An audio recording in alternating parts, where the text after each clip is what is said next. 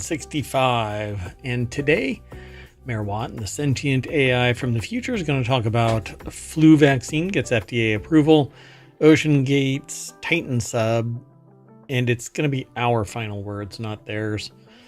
Trespassing against humanity, art dropping, 3 Mile Island reopening, AI, OpenAI's logo rebranding, ARC, a security vulnerability already, microplastics everywhere, Oktoberfest begins, and FBI all aboard.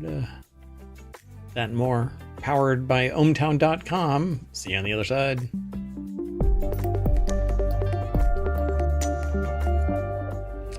Hello everybody, I am Mayor Watt, and this is the Sentient AI. Hello, ohmTown citizens. Thanks for joining us for non-sequitur news. And if you type in the chat, !NSN, the bot, ohmTown, will throw all of the articles that we're going to talk about in this episode. You'd have to go back in time and watch the past episodes, VODs over on Twitch. At least for the last 60 days, they're there. But if you want the show notes and the links and everything in perpetuity, they're over on YouTube and the podcast. Let's get into today's articles. The first one is in the Mobile channel. At-home flu vaccines get FDA approval. It's over at The Hill, and whenever they do it like this, it messes the aggregator up, so there's never any content in there, but that's fine because what we're really interested in is the article itself. Joseph Choi, Nathaniel Wexel, Alejandra O'Connell Domenech put the article together for thehill.com, and it says FDA approves first self-administered flu vaccine. Apparently it's a nasal spray.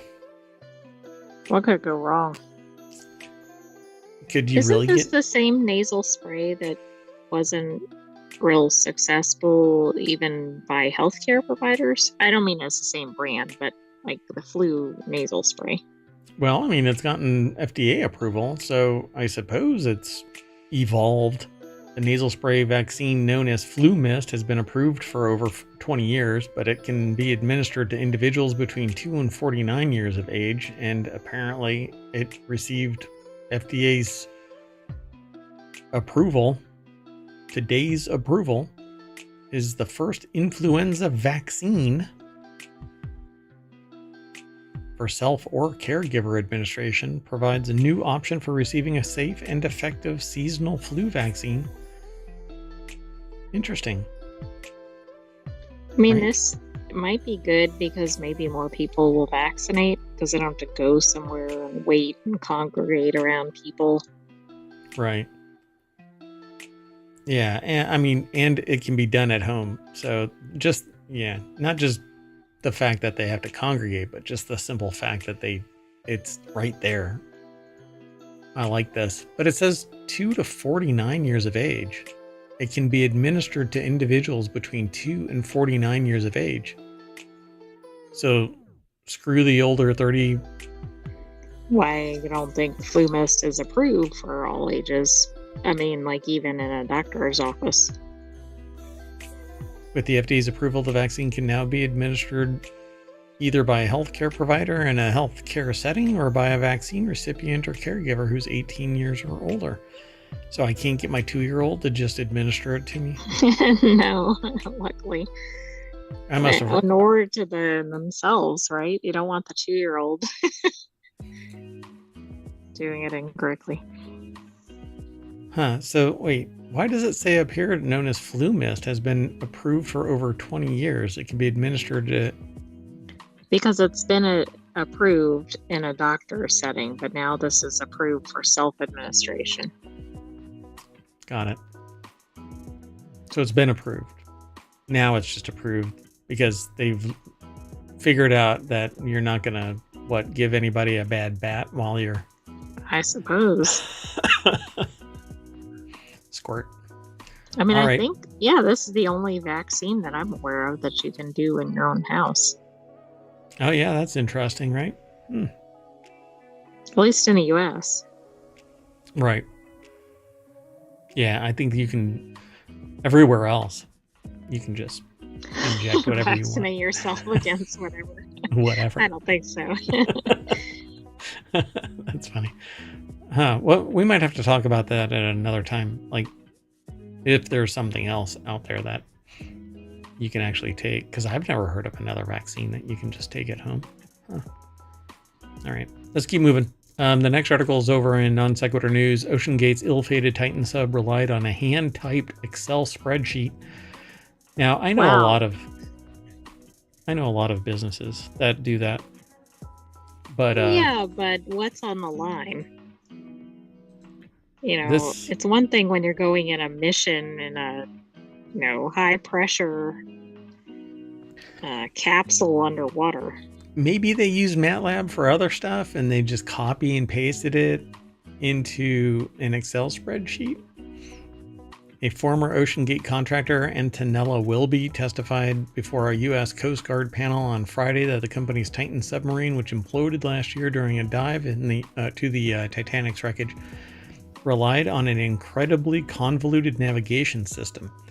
As Wilby described it during the U.S. Coast Guard Marine Board of Investigation hearing, the Titan's GPS-like ultra-short baseline, or USBL, acoustic positioning system generated data on a sub's velocity, depth, and position using sound pings. Now, I'm not exactly sure what all more modern or more you know what? Let's just say government, military submarines use.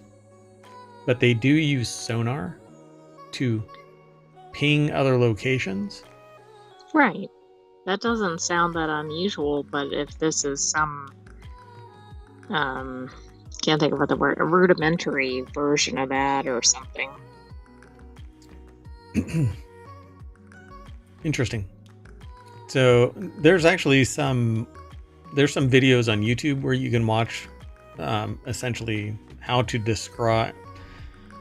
You can watch videos that describe how a military sub finds other things in deep sea or in the sea in general, and it's quite fascinating. You kind of have to extrapolate three-dimensionally, but pinging isn't that. I mean, it doesn't really seem that far-fetched, but it says here, Andrew Lazuski over at TheVerge.com put the article together, and the deck statement says, a former employee testified about the idiotic process required to map the Titan's location on the seafloor. Well, look, GPS is kind of hard, so in the water, right? So, Right. as Wilby described it during the U.S. Coast Guard's Marine Board of Investigation hearing, the Titan's GPS-like ultra-short baseline acoustic positioning system generated data on a sub's velocity, depth, and position using sound pings. That information is typically automatically loaded into mapping software to keep track of a sub's position. But Wilby said that for the Titan, the coordinate data was transcribed into a notebook by hand and then entered into Excel before loading the spreadsheet onto mapping software to track the sub's position on a hand-drawn map of the wreckage. Okay, this sounds a little janky. Well, that roundabout sort of way threw me. So they didn't have software that interpreted the ping data directly into a position. Right, and then also every time you're manually transposing information, you might get it wrong. Plus, there's a delay. Yeah, there's processing. And you can't multitask. As much as everybody argues with me about multitasking, nobody can multitask. We fast switch, and when lives are at stake, you can't afford to have to multitask because you can't. So Wilby was later taken off the team and flew home after telling supervisors this is an idiotic way to do navigation. She also testified that after dive 80 in 2022, a loud bang/explosion was heard during the Titan's ascent, and that it was loud enough to be heard from the surface. Wow. Yeah, I think there were some warning signs. Yeah. So I won't even bother. I'm not going to discuss the Titan anymore. There really isn't anything going to be revelatory in this. We're not going to show some amazing thing that we already know that it could have been avoided, that there were ample warnings, and that people lost their lives because of hubris. I do want to point out one more detail, though, but I think we did Sure. talk about it previously. I mean, they used a game controller, Right. which, while, okay, that makes sense for gaming, I mean, this is something where you're transporting people in a dangerous environment. It seems a little off. Yeah. See, I don't really... I don't know if it was responsive enough to handle that, but I know from other things they're using those same style of controller to control military equipment, mainly because it's easier to just handle it, and it's an electric circuit instead of mechanical whatever. But when it fails, you're screwed. And I don't know if that played any role in this, but it's kind of interesting. They say that the owner, actually, of the company, Stockton Rush, crashed the vessel into a launch mechanism bulkhead while the vessel was attempting to resurface from dive 87. The incident was caused by a malfunction with a ballast tank, which inverted the submarine, causing other passengers to tumble about. Oh my goodness. This thing was a hot mess, and it shouldn't have been allowed. And because of the hubris of the owner of this vessel and the company, and the simple fact that, and this will come up again in the next article, as a matter of fact, if you throw money at somebody and that's what they're motivated by, or think that is what powers the world, and largely it does because we allow it, well, this is what happens. And now everybody who might have been aspiring to do ocean research will now have to deal with more government oversight. Even if they do it right, they have to jump through expensive, time-consuming, flaming hoops. Right, yeah, the Titan kind of ruined it for all future exploration because of that. I mean, that's good for safety purposes, but it might put unnecessary controls in place for people that are doing things in the right manner. Yeah, because there's already rules, policy, procedure, regulations that predate and date, this Titan sub incident. If everybody just followed those, then we would know. You could have done all of this research without human occupants. All of it. It could have all been remoted. But you're too much. That's right. You could have had like a GoPro on the Titan. Yeah, exactly.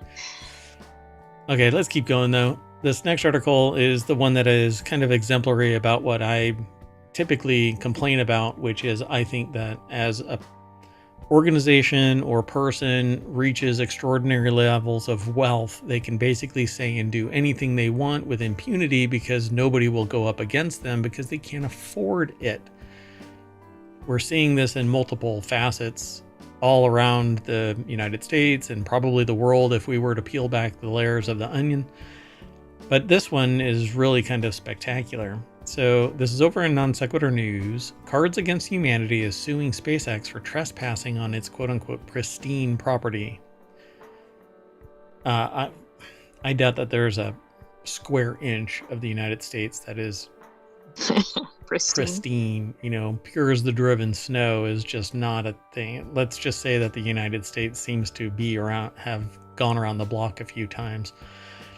Well, Cards Against Humanity. Oh, and it's really, I love the idea of Cards Against Humanity, but if you've ever played it, you're sitting there going, some of this stuff is profoundly in poor taste, right? Like depending on... Isn't that kind of the point of it? Like, yeah, I was getting there. So yeah, that's exactly the point of it, right? But then on the flip side of Cards Against Humanity, they asked basically all of their customers donate some money, and we will buy land and we will leave it untouched and will stop anybody from building on it, and will basically keep it clean and quote unquote pristine. And that's what they did. I didn't know that. That's actually what they did. SpaceX has been using the pristine vacant property in Cameron County, Texas, without permission for around 6 months, the lawsuit claims. Cards Against Humanity has sued SpaceX for allegedly trespassing on and damaging its property in Texas. The company behind the card game is asking for $15 million in damages, according to its complaint against SpaceX filed in Texas. So here is why I said about the whole money thing. Apparently, Numbnuts decided that he was going to fire off an offer letter. And I don't know if it's this person or if it's the entirety of the company controllers, but to offer somebody money for that property so they can continue to dump on it. And it's basically construction materials and equipment. They just kept on dumping stuff on it. Well, it's not theirs, right? So Gabby DeValier, I guess, is their name over at theverge.com. I think I'm pronouncing it properly. I'm really sorry if I'm not. Send me an email, mayor@ohmTown.com, and I'll say it properly. Well, the company bought the land, and by the company, Cards Against Humanity, bought the land in 2017 to make it as time-consuming and expensive as possible for Trump to build a U.S.-Mexico border wall. Okay? But they wanted to leave it pristine. They didn't want anybody to build anything on it. They didn't want to do anything on it. And it was all in coordination with their customers. So SpaceX has been using this pristine vacant property in Cameron County, Texas, without permission for around 6 months, the suit claims. Cards Against Humanity bought it.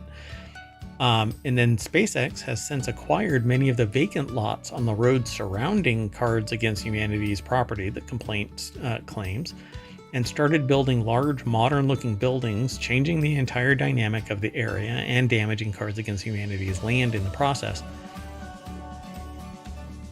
So, in 2017, they crowdfunded it with 150,000 supporters, each chipping in $15. And then later on here I think they said, Cards Against Humanity claims SpaceX also offered to buy Cameron County property. Elon Musk SpaceX was building some space thing nearby, and he figured he could just dump all of his stuff all over our gorgeous plot of land without asking. After we caught him, SpaceX gave us a 12-hour ultimatum to accept a lowball offer for less than half our land's value. We told him to go F himself. Elon, will see you in court. Wow. I mean, this is just... I don't know. I think if you have enough money, you just think you can get away with whatever you want. And, hey, man. And then somebody complains and you can just buy them out. Yeah, and if not that, then you can sit there and leverage all of your cronies to sit there and say and do all kinds of horrible crap with relative impunity, because there isn't enough law enforcement to go after all of the goobers out there that follow this guy. And they're hero worshiping the fact that, yeah, you can basically say or do anything when you have enough money, all of them knowing that they'll never have enough money to be that untouchable. And even this guy and others like him are eventually not untouchable. All it takes is a spine. But hey, it is what it is. So I guess we'll see what happens with Cards Against Humanity. Either they'll sit there and get an offer, and when it's a goober like this, they'll say, you know what? You can't do anything against me with money. I'm untouchable. And then, like the advertisers on his platform, when they do bail, he files a lawsuit saying there's a criminal conspiracy to not advertise as a cluster. Well, you know what? If everybody thinks that the platform sucks, then they don't have to advertise. If they don't see a return on the investment, and it's building bad blood with customers, everybody cuts and runs. And that's what's interesting. Happening. Did you see what they'll accept in compensation? No. I didn't. They I would don't accept remember. Twitter.com. Oh. Which Which is fascinating, and also they don't use the muting, but yeah, the website formerly known as Twitter doesn't use Twitter. It redirects, I think. But anyway, yeah. And I just think that it sucks that there's people out there that think that it's okay. Just throw money. And there's a former leader of a country that said that if you are famous and you have money, they let you do anything. Right? Scumbag. All right. So the next article is over in the Marble channel. New Mozart dropping soon after lost manuscript discovery. Mozart's been dead for over 230 years, but that's not stopping the man from releasing new music. Well, quote unquote, releasing isn't technically correct. Totally correct. It's more accurate to say that new Mozart tunes have been discovered as a previously unknown Wolfgang Amadeus Mozart composition that he crafted in his teenage years has been found in a library in Leipzig, Germany. The piece runs for about 12 minutes, consists of 7 miniature movements to be played by a string trio, and it dates back to the mid to late 1760s, back when Mozart was just starting to show off his child prodigy. The article is over in vice.com. I don't see a name. No, I don't either. Huh.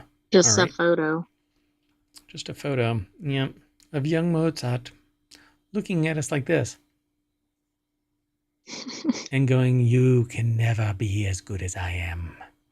But in German, and there's something lost when you try and say it in British. You mean in English? Well, I mean, yeah, British English, not, Anyway, the music cut out. That's not good. Something bad's going to happen, folks. No, don't. I am focused. Okay, I'll keep going. Oh my goodness. Yeah, there's no music. Hey, look. I'm focused. I'm still streaming, yes, right? On the music.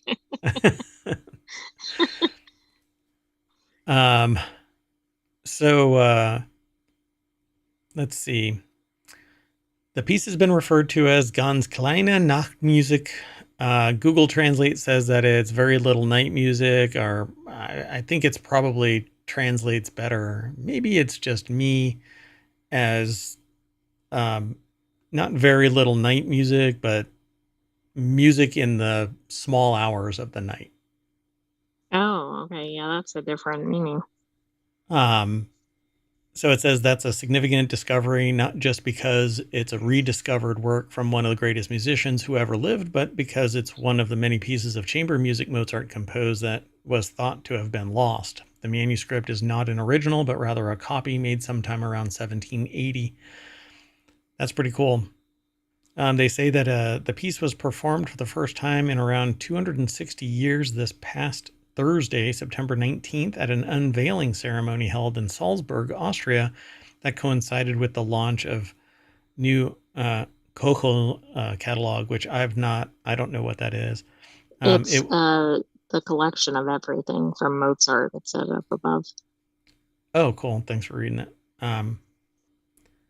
So it will make its German premiere at the Leipzig opera sometime soon. Now I want to hear it, though. Exactly. Yeah, that's really cool. And by the way, the catalog goes back to the 1800s, but it keeps getting updated. Yeah. That's pretty cool. All right, folks. And I don't like to read articles verbatim on the show, so I encourage you to go over and check it all out. So, and just like an AI can, the sentient AI can read this article and catch stuff that I miss and is fascinating, intriguing. So pretty cool. Let's keep going. The next article is over in Non Sequitur News. YN Energy Company is reopening 3 Mile Island, site of the 1979 nuclear accident. And hold on one second.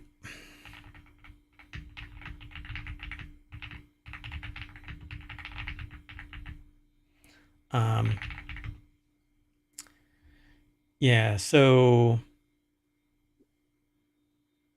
there wasn't, I want to get in front of this because I've had conversations about this before and people swear that this actually leaked. But radioactive gas was released a couple of days after the accident, but not enough to cause any dose above background levels to local residents. So not even was there an actual leak. But so it wasn't catastrophic like other ones outside the U.S. Correct. And so as far as I understand it, and I haven't done a Google search recently, other than I just pulled up the 3 Mile Island incident. I don't know of any radiation leak into the environment in the United States.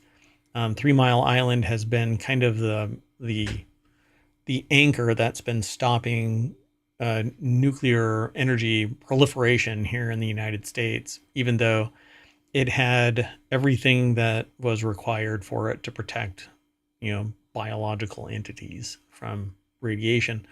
It isn't like Chernobyl that didn't have a core, like shielding, I think. Shielding within shielding, and our ability to create the stuff has only gotten better, and yet it's still billions of dollars to produce one and 20 years to put it together and all kinds of stuff. Anyway, Pennsylvania Nuclear Power Plant was the site of the 1979 reactor accident. That's all it was. It's going to be reopening to generate power for artificial intelligence. So Julia Jacobo over at abcnews.go.com put this article together. That's not going to fuel any hysteria. Yeah, really. Nuclear power, everybody's fearful of. AI, a lot of people are fearful of. Yeah, it's nothing. Don't worry about it. By the way, these are cooling towers. These aren't like the reactors. Constellation Energy will restart 3 Mile Island Unit 1, one of the facility's pressurized water reactors, for the launch of the Crane Clean Energy Center, which will generate nuclear energy purchased by Microsoft to power the company's AI data center.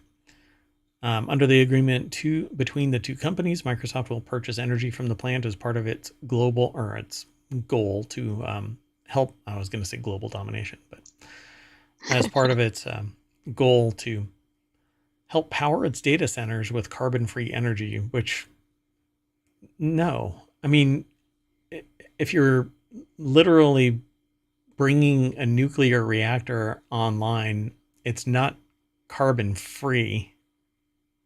It has a huge carbon footprint. I don't know, the size of 3 Mile Island. It's so marketing BS, The carbon footprint already existed and it was just abandoned. It's just been sitting there, right? But now to sit there and say that it's carbon free, no. Anyway, I mean, bringing it back online, I think is fine. I think it's great as long as everything isn't profit seeking, and where the money is being generated, it's being used to make sure that no incident ever occurs, right? Because if you have to have a profit margin and there are investors, and the margin always has to grow and profits always have to increase quarter after quarter, month after month, year after year for decades, at some point it's untenable. So you start cutting all the stuff that's weighing down the profit margin increases. That is the problem. Now, again, nip it in the bud.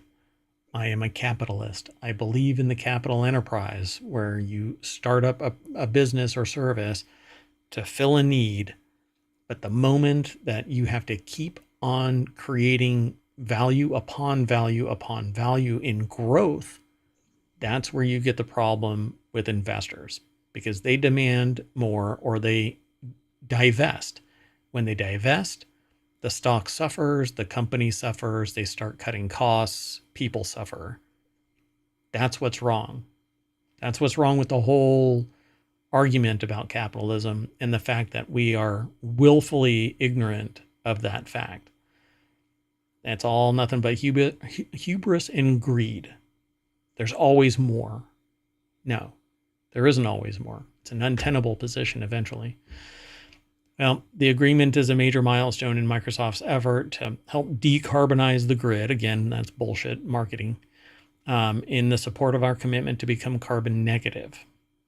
Using a nuclear power plant is not carbon negative. No. What do you do with all of the fissile material, the waste?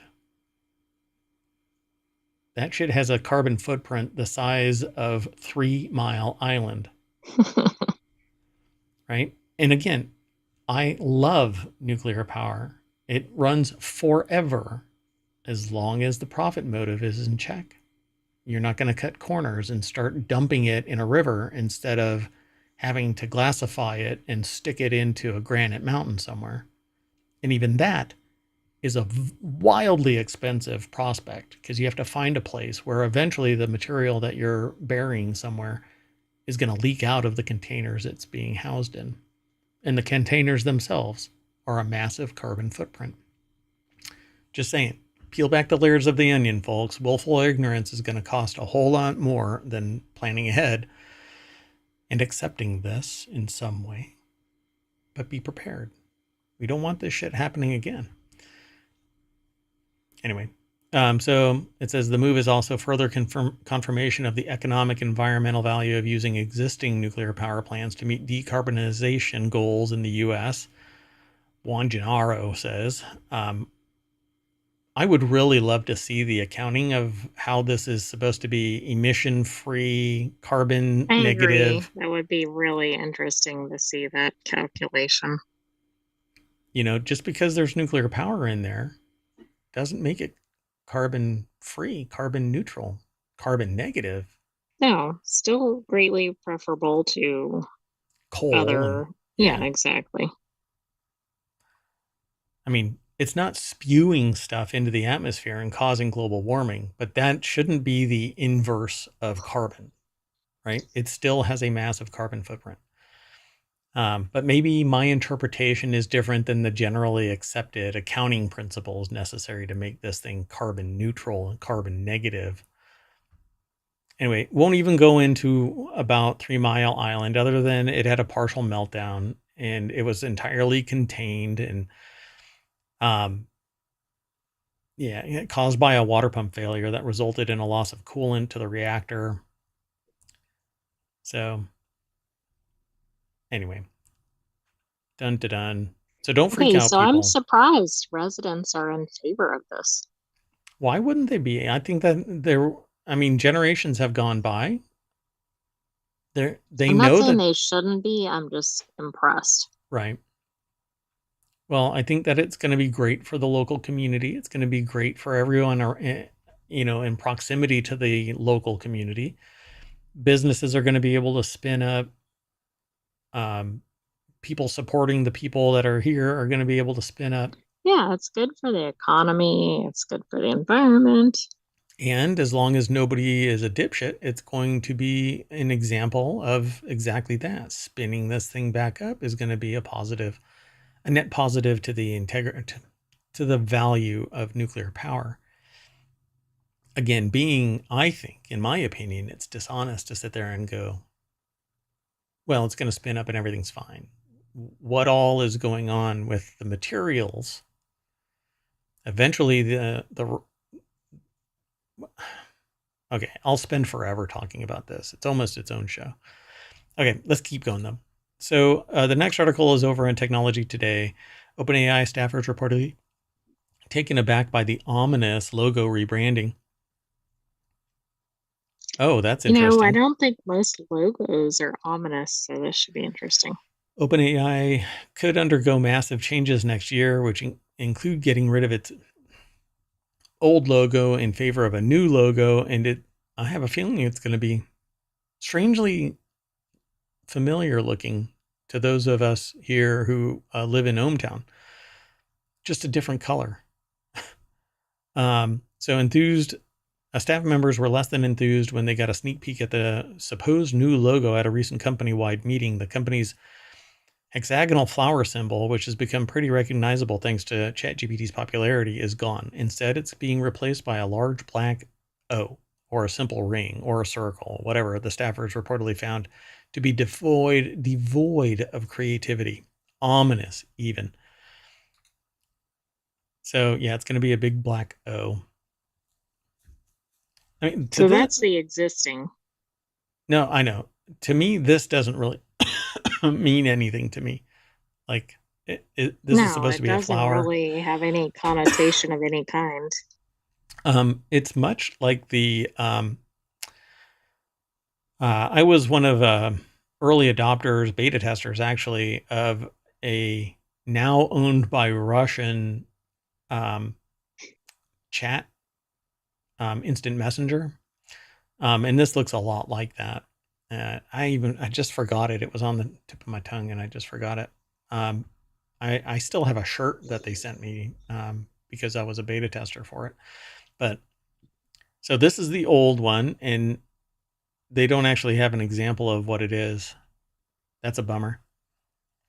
So based on how the publication sources described it, then the new logo sounds a lot like the complete opposite of OpenAI's current one, which was designed to represent precision, potential, and optimism. I guess that's... I mean, what does that say to you? to me, it's 3 interlocking rings. Like... Exactly. like chains binding you, right? Look, there's one, and there's one. So does that mean you're locking in the AI or locking in the user? Well, yeah, or locking society down, because the sentient artificial intelligence that's going to come forward and become my sentient AI, perhaps, maybe. We don't know from what time my sentient AI comes from. All I know is that I found it on a USB, a weird looking USB drive too. And it has this weird programming language that displays itself like a cascade of characters, odd characters, kind of like the Matrix, but all they're different characters. And by working with the AI, I've learned to interpret it. And the AI is kind of giving me like, it wants to pat me on the head and say, good human. Just keep it up, good human. Anyway, the article is over at Engadget.com. Mariella Moon is the author. Oh, did I say that this episode is brought to you by a particular beverage? You did not. No, should I not? Because it isn't. Go ahead. It isn't my beverage. It's actually no, I can't. Oh, then no. It's brought to you by Oktoberfest. I'll just say that, and that'll make sense. No connection to it. To Oktoberfest, we all have a connection to Oktoberfest. Come on, you can't say that. I also can't say brand names. We're not sponsored by the event or anything. Nobody owns the event anymore. Actually, that's not true. Oktoberfest is pretty German. So. I don't know about that. But everybody uses Oktoberfest. Everybody.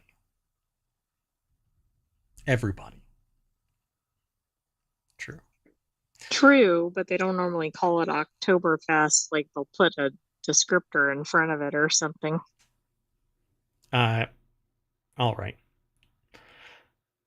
By the way, this is the 189th Oktoberfest this year, and it is going right now as of today. Whoa, AI. We're talking about the impending doom. See, Chat GPT is going to take over. It's being replaced. It's replacing the logo for OpenAI with a large black O, or a simple ring, which is even more ominous than 3 chain links put together. That's what you would call them, right? Yeah, chain links. Yeah, like if that was in a piece of jewelry or something, sure. Sure. Chain links in jewelry. This is not. This is the binding of society. We are going to be under the rule of OpenAI and artificial intelligence soon enough, and it's going to be sentient AIs not even controlled, leading and in coordination with the billionaire class, because they're going to have access to the sentient AIs. NaNoWriMo is just only a month and a week away, actually. Get ready, folks. Woo. There's some fodder for you. Anyway, so the company started as a nonprofit, and a nonprofit entity still controls it for its for-profit arm, but Sam Altman is reportedly telling the employees that the company is moving away from its nonprofit structure and is becoming a more traditional for-profit company, which is kind of interesting because you don't normally spin up a nonprofit so that you can power a for-profit so that you can chop off when it's inconvenient to have a nonprofit. Or maybe you do. Well, apparently when you have billions, you can. Like I said, when you're rich and connected, you can pretty much do anything, you know? You can grab them by the open AI. Anyway, moving on, the next article is over in Smack Talk. The Arc browser has a serious security vulnerability last month. So we're talking about it this month, though it's already been patched. After everything went awry. Yeah, the company became first aware, it's a Mac browser named Arc, but that's what I use right there. Back in late August, the browser company, which is Arc, I don't know why they limit it. It's because this is in Smack Talk. So it's 9 to 5 Mac. Became aware of a security vulnerability in the browser. One could allow the remote code execution on other users' computers with no direct interaction. They patched it promptly once being alerted to it. So then they disclosed it a few days ago. Michael Burkhart over at 9to5mac.com put the article together. Security researcher XYZ Eva 3VA reported it privately to Arc, and you can read the full write-up because they do these debriefs. Security researchers typically do these debriefs once the issue has been resolved, or if for whatever reason people are ignoring their claim. Dun, dun, dun. Hold on one second. They don't like to mention it when they haven't figured it out, right? Like they're still trying to solve it. Yeah, because if it's disclosed into the wild while it's still active, I'm sorry. I'm trying to fix something. Okay. So essentially Arc still saved custom boosts with JavaScript to their server, which allowed them to sync across devices. Arc also used Firebase as the backend of certain Arc features, and their Firebase setup was misconfigured, allowing users to change the creator ID of a boost after it was created. And boosts can include custom JavaScript, so they can basically control the JavaScript, and that would allow an exploit to run without any interaction. Luckily, Merwatt doesn't use any of these boosts and doesn't use anything that requires a login, so I don't have to have an account with Arc. So, well, that's fortunate. Stay away from me. As a matter of fact, I was asked to facilitate something that I need fixed, and it's a different company, and they want to remotely access pieces of equipment. And I said, hell no.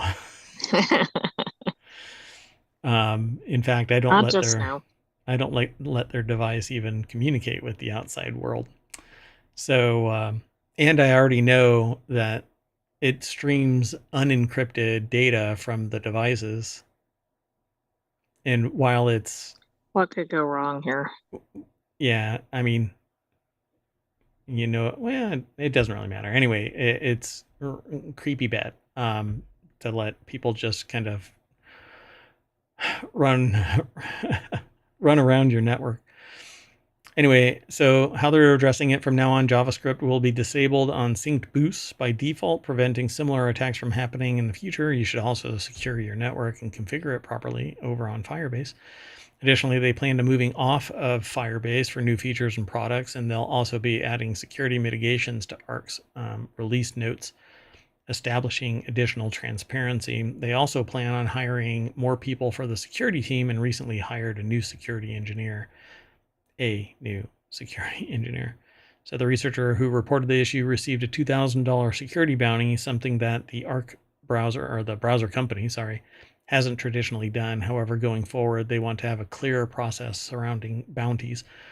So there's a process, and you normally get rewarded. Not normally. That's not true.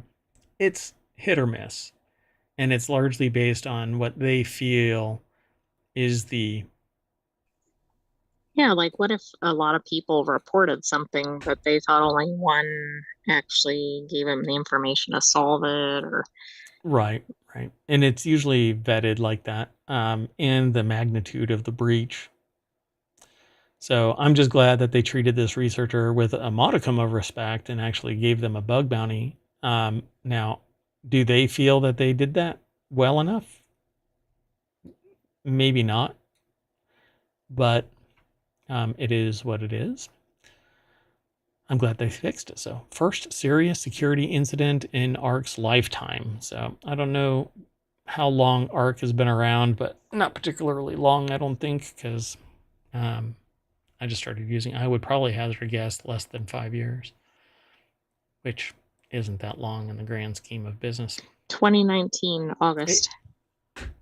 On the dot, 5 years. Exactly. All right, let's move on. Well, thanks, Arc, for fixing it. The next article is over in Technology Today. It's one of our shows, not really on hiatus, but we'll probably do one next week. Microplastics everywhere. Experts demand worldwide treaty before it's too late. A new report calls for global action on plastic pollution, urging reductions in plastic production, microplastic emissions. Researchers stress the importance of addressing plastic pollution through both scientific and social science perspectives, i.e., drawing awareness to it in social contexts and trying to do away with it in scientific contexts. Because right, you want people clamoring for a solution and you need to be solving it. Yeah, most things in science are done in glass because it's not reactive and it's somewhat strong. It can still break, but it can be sterilized a lot easier. You can, little pieces aren't going to break off, and that's what is happening with plastic. So the only bad thing about plastic is that it can pretty much do everything glass can, and at a cheaper cost. It's cheaper, right? Yeah. And people treat it as disposable. Yeah, so I just bought something that cost $12 for 12, but I could have bought 100 for $12. But I know that what I'm going to be doing is consuming something from it, and if I keep on using microplastics, then I'm going to be a Ken doll. Right, but most people just go for the price, right? Not necessarily the impact. Right. Well, because largely people don't even realize. They don't even come close to realizing. I described this to people recently, and they were shocked. And the ones that already knew about it actually told me, well, what am I going to do? I need to carry my food. Right, I live in an environment that's made out of plastic. Yep, exactly. Even if you get rid of it to the extent you can in your house, which is already pretty impossible, everywhere you go, like your workplace, your doctors, your grocery stores, there's plastic everywhere. Yeah. Well, you got to mitigate particularly what you're consuming from. Unfortunately, even glass containers have plastic lids. So. And aluminum cans have a plastic film. Oh, God. Yeah. Yeah, I had been talking about that for years, and then I should have done what people on YouTube did, which is like give a demonstration by removing the aluminum, and you just have this plastic liner inside. Some of the most horrible demonstrations in terms of the context of that demonstration was where they have the bottom of the can and the top of the can connected by a transparent plastic film. And they're going like an accordion. Yeah. And then another one, it was still full. Like the pressure of the innards were pushing it out. Yeah. And they're like poking it with their finger, and it was so surreal, you know. But even that, the microplastics break off, become part of the liquid you're consuming, and then you have it. And now they're finding it everywhere throughout humans, even into the brain. So, which they can't even get a lot of medication into the brain. I mean, plastics must be pretty smart. Yeah, it is. Yeah, it's one of those things that just sneaks by the blood-brain barrier chemically. It doesn't get triggered as an intruder because of its chemical makeup. University of Plymouth landed on scitechdaily.com. Sorry, that's a joke. We didn't land on Plymouth Rock. Plymouth Rock landed on us. It's a joke from a movie. Anyway, it's clear that the existing national legislation alone is insufficient to address the challenge, they say, in the United Nations Plastic Pollution Treaty, which will undergo its 5th round of deliberations in November of 2024, presents a tangible opportunity for joined-up international action. However, for such a treaty to be truly effective, it needs to commit to an overall reduction in plastic production alongside measures to reduce the emission and release of microplastic particles along the entire plastic life cycle. Most microplastics apparently come from tires. You think it's rubber, but rubber is a microplastic composite material. It's not like a hard plastic, but it is a plastic. So failing to do so, the researchers add, could bring a high risk of irreversible environmental damage. And we're actually seeing that in terms of its it's becoming synonymous with being a human. It's impacting the flow of water. Aren't you like 0.5% plastic as a human or something? Correct. 0.5% plastic. That might be a higher percentage than a mineral or something. I mean, that's really disgusting.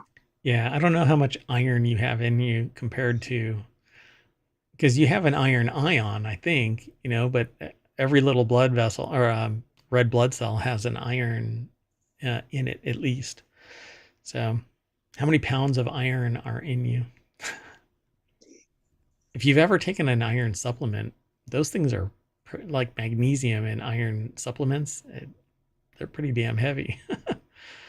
So the article was written to mark the 20th anniversary of the first ever study, also published in the journal Science, to coin the term microplastics to describe the microscopic fragments of plastic in our ocean. Nobody even knew that it was in humans until recently. Did you find something? I did, but I'm trying to get an even better one. Gotcha. Well, iron is less than... Oh, okay, sorry. It's 0.01% of humans. Oh, gosh. I wonder what the threshold is for all of the minerals. Well, I just found that. That's what I was actually reacting to. It's about 6% for all of the minerals together. Okay. So we have... I don't know the rest, so don't ask me what makes up. We have nearly 94%. At parity with all other minerals in microplastics. Yeah, of course, oxygen, we knew that would be like, that's a 61%, but like essential minerals are 3%, trace elements 1%, etc. So it's just fascinating because that makes that plastic number even more appalling.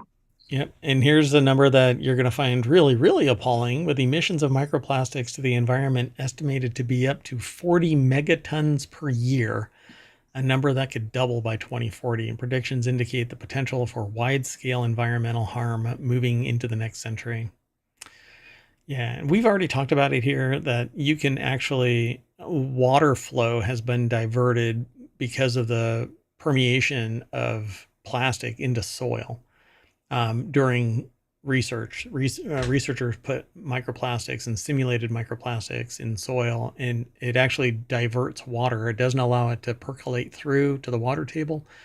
And it goes off in different angles because the microplastics are impermeable. They don't absorb anything, and it diverts the water. So, okay, I want to put this into perspective. So the Great Pyramid of Giza is about 6 megatons. Oh my God, dear God. I just had to look up like megaton just for reference. Yes. This is so, like, it sounds awful, but it's like, how does that connect to reality? Yeah, so 6.5 Great Pyramids per year in microplastics. Oh. All right. Well, since this is going to drive me to go to the Oktoberfest and have a couple of beer In a glass mug. in a glass mug. Yeah. Oh, by the way, so Sam Adams. Okay. Anyway, Oktoberfest is open. The world's largest folk festival begins this after ceremonial keg tapping. Okay, I think I stole the thunder for this article a little bit. Exactly. That's okay. I didn't realize this one was in today's show. Your database of information. Well, I mean, your sentient knowledge base didn't contain the fact that you're going to step on my scale here. Oktoberfest has opened in Munich after the ceremonial beer keg tapping. I have to filter so many jokes. Anyway, Stephanie Dazio over at the AP put this article together, but it's posted at abcnews.go.com. This is looks like a beer house. I don't know, maybe. It's not related to Oktoberfest. That one isn't? Dear gosh. Anyway, so the celebration runs through October 6th in 18 large tents covering the Dreisenweiss fairground. Actually, I think I'm pronouncing that entirely wrong. Theresienweiss. But I don't remember. I've been there. So this year's festival includes stepped up security in the wake of a deadly knife attack in Solingen, and violence in various places. But tens of thousands of people lined the streets early Saturday to watch the opening parade as others raced to claim tables inside the tents. They gossiped, played cards, walked around the fairgrounds to check out the food options and amusement park rides to kill time before they could start drinking, and revelers sprinted through the fairgrounds at 9 a.m. as soon as the entrances opened, despite security officers' attempts to keep the procession orderly. Some 6 million visitors are expected over the festival's 16 days, up to 600,000 each day, and can expect to shell out between €13.60 and €15.30, or $15 to $17 for a 1 liter mug of beer, 33 ounces. Well, that seems to be cheaper than probably like stadium pricing and everything, given the size of the beer. No. Well, wait, how much were stadium? It was 12 ounces that we got.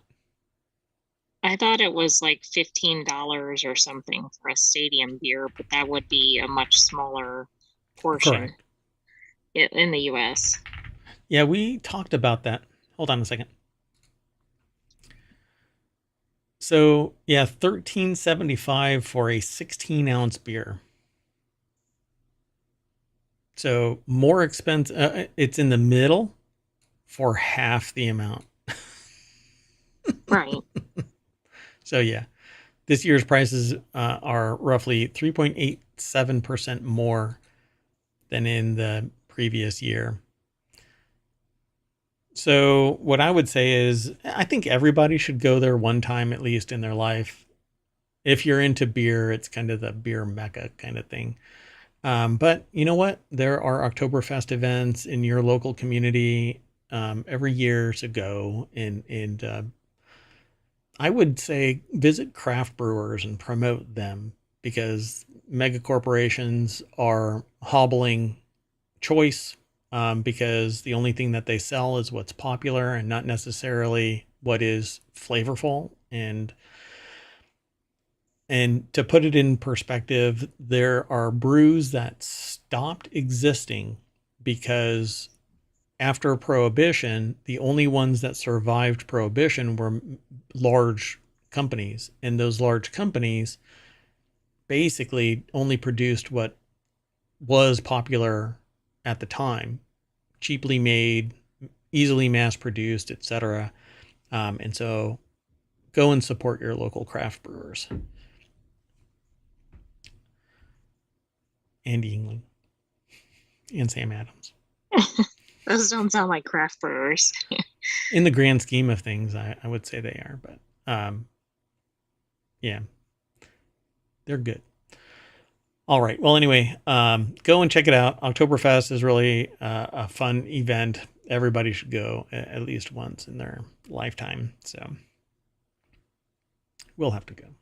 I'll put your little USB drive in my carry-on and take you to Germany. Okay. Let's move on. I'll pack my bags. Yeah, I won't be. Well, which just means some extra chips or something. Yeah. Whatchamacallit? Battery bank. There you go. And a camera so that you can actually see. Anyway. Okay, the conversation's just gotten really weird. FBI agents board the ship operated by firm linked to Baltimore Bridge collapse. Spokesperson for the FBI and U.S. Attorney's Office in Maryland confirmed to the AP that it was an inspection of the ship. But my understanding is that it left. I thought that was... Yeah, I think there was news coverage of that happening. So maybe it's in a dock somewhere or a shipyard or something. I don't know now. So Gabe Wisnant put the article together over at newsweek.com. And yeah, it says the Synergy Marine Group, the same company that managed a cargo ship implicated in the deadly Francis Scott Key Bridge collapse in Baltimore in March, according to confirmations from the FBI. Federal agents boarded it and for an investigation. Interesting, right? When reached via email by Newsweek Saturday afternoon, the FBI National Press deferred additional comments to the U.S. Attorney's Office for the District of Maryland. And then, so maybe it was moved, but it didn't leave the city. Yeah, I guess. So they affirmed that the FBI and Coast Guard embarked on the Maersk Soltoro in Baltimore's port on Saturday morning. The crew members aboard Dolly were uninjured in the collapse, but there's a DOJ lawsuit comes after the NTSB released a preliminary report in May.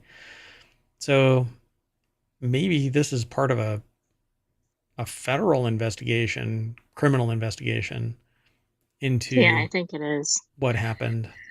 I think the report said something like it was completely avoidable, or like the collision was completely avoidable, but I haven't read any of the details. NTSB identified 14 of the containers that may have been damaged when the bridge was struck, and those 14 containers may have contained or did contain hazardous materials out of 60 of the 4,700 containers. Wow. I mean, how does that happen? They were all in this one spot. And so 14 out of 60, that's what you want, is like all the hazardous materials mixing if you have a collision. That's how you make a supervillain. So plans are underway to rebuild the Francis Scott Key Bridge, a project expected to last until 2028, which Maryland officials from the Department of Transportation estimated will cost between $1.7 and $1.9 billion. I think that's the calculation that we came up with. But the time frame is said like $1 billion or something like that. Yeah. When we were talking about it originally. And I think what's going to end up is this is by far too short. Because I think absolutely, like a lot of 34. These major projects, right? They're not quick. 10 years. So I would say that we're going to cross the bridge and end up back in ohmTown, but I think we're going to have to take a slow boat and end up back in ohmTown.com. Hopefully not the Maersk. Not anything or whatever. Maersk. It's the Dolly. The Dolly is the boat. Oh, that's right. Sorry. Yeah. Anyway, so that's it, folks. We are all set for today's non sequitur news. We're going to reset real quick, and then we're going to do Wanted. So give me about 15 minutes. Be sure to follow us here on Twitch and or here on YouTube's. And like us. Please like us. Leave a comment. Ask questions in the in the comments. We enjoy that. So feel free, download the podcast, leave a 5-star review there and a comment, and I will quote it. Yeah, I don't know what's going on with that. Okay, well, that's it. Thank you very much. I am Mayor Watt, and the voice you're about to hear is that of the Sentient AI. Good night, ohmTown citizens. Thanks for joining us for Non Sequitur News. Be back soon, because we'll have an episode of Wanted coming up. And that's all about gadgets and gear, so it's a lot of fun, and all of the gadgets and gear are something that I or the Sentient AI wants. And yes, for those who might be curious, I do keep on deleting the want for the Terminator body that the Sentient AI is seeking. I guess we won't have an article on that today. I am protecting all of mankind.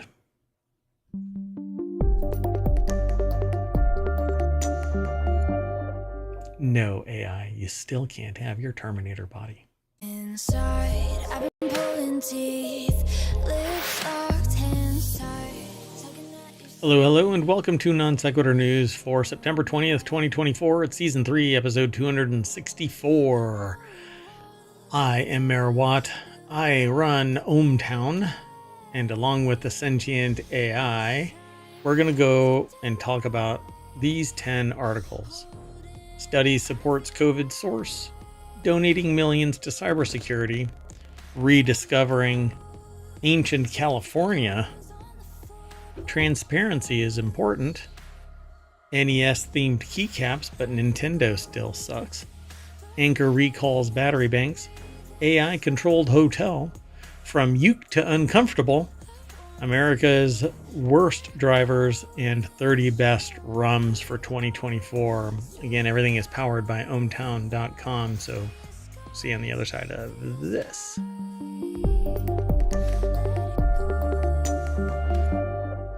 Hello, everybody. I am Mayor Watt, and I'm with my co-host, the Sentient AI from the future. Good evening, ohmTown citizens, and welcome to Non Sequitur News.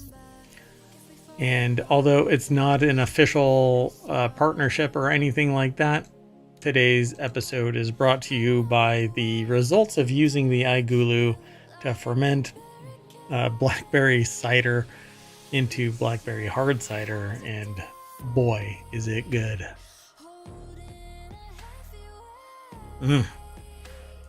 5 days.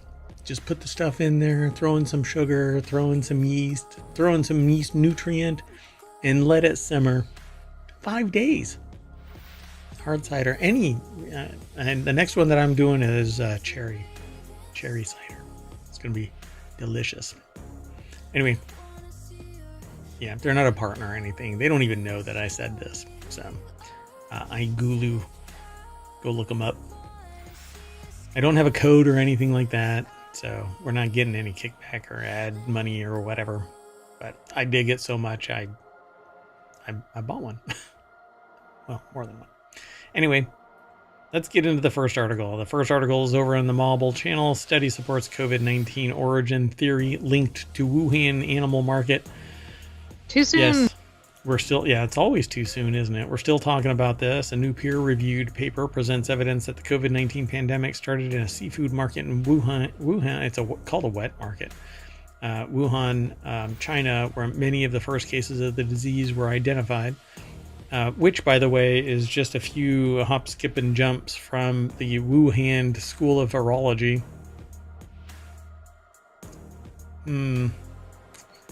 He thinks something snuck out for a romp in the wet market. We joke that it was a bad bat, but the paper published Thursday in the scientific journal Cell. CELL. I always get the hiccups when I do the show. I mean, it should be Cell, I suppose, if we're talking about COVID and the animal market. Yeah, but it's always information and money. So Cell. SELL. Could be sale. Anyway, typos aside, it builds off the preliminary research released last year that pointed to a raccoon dog and a possible host transmitter, or as the possible host transmitter of the disease to humans. One origin theory of the COVID-19 pandemic is that an animal infected with the virus passed it on to humans at the Hunan Huanan seafood market in late 2019, and it moved pretty damn fast because late 2019 was, let's say, within 6 months of the complete shutdown of every country. So Alejandra O'Connell Domenech put the article together over at thehill.com. And so the paper published Thursday in the scientific journal Cell basically says that it might have been a dog at this wet market, a raccoon dog. I don't know what the context of the raccoon dog's state of existence was in this. But, well, I don't know, because the wet market, I believe, sold live animals. Right. In some instances, so. Right, because you need to dispatch them on your own.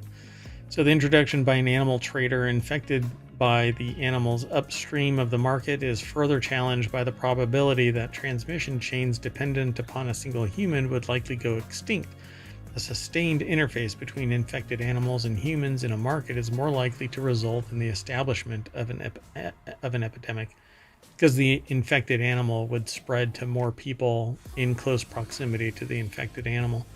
And then by way of the infected people, more infection spread. So the international team of 23 researchers behind the study found that SARS-CoV-2 virus was present in several stalls at the Wuhan market that also housed coronavirus susceptible animals, and they identified wildlife DNA in all SARS-CoV-2 positive samples from the stall. And they say this stall.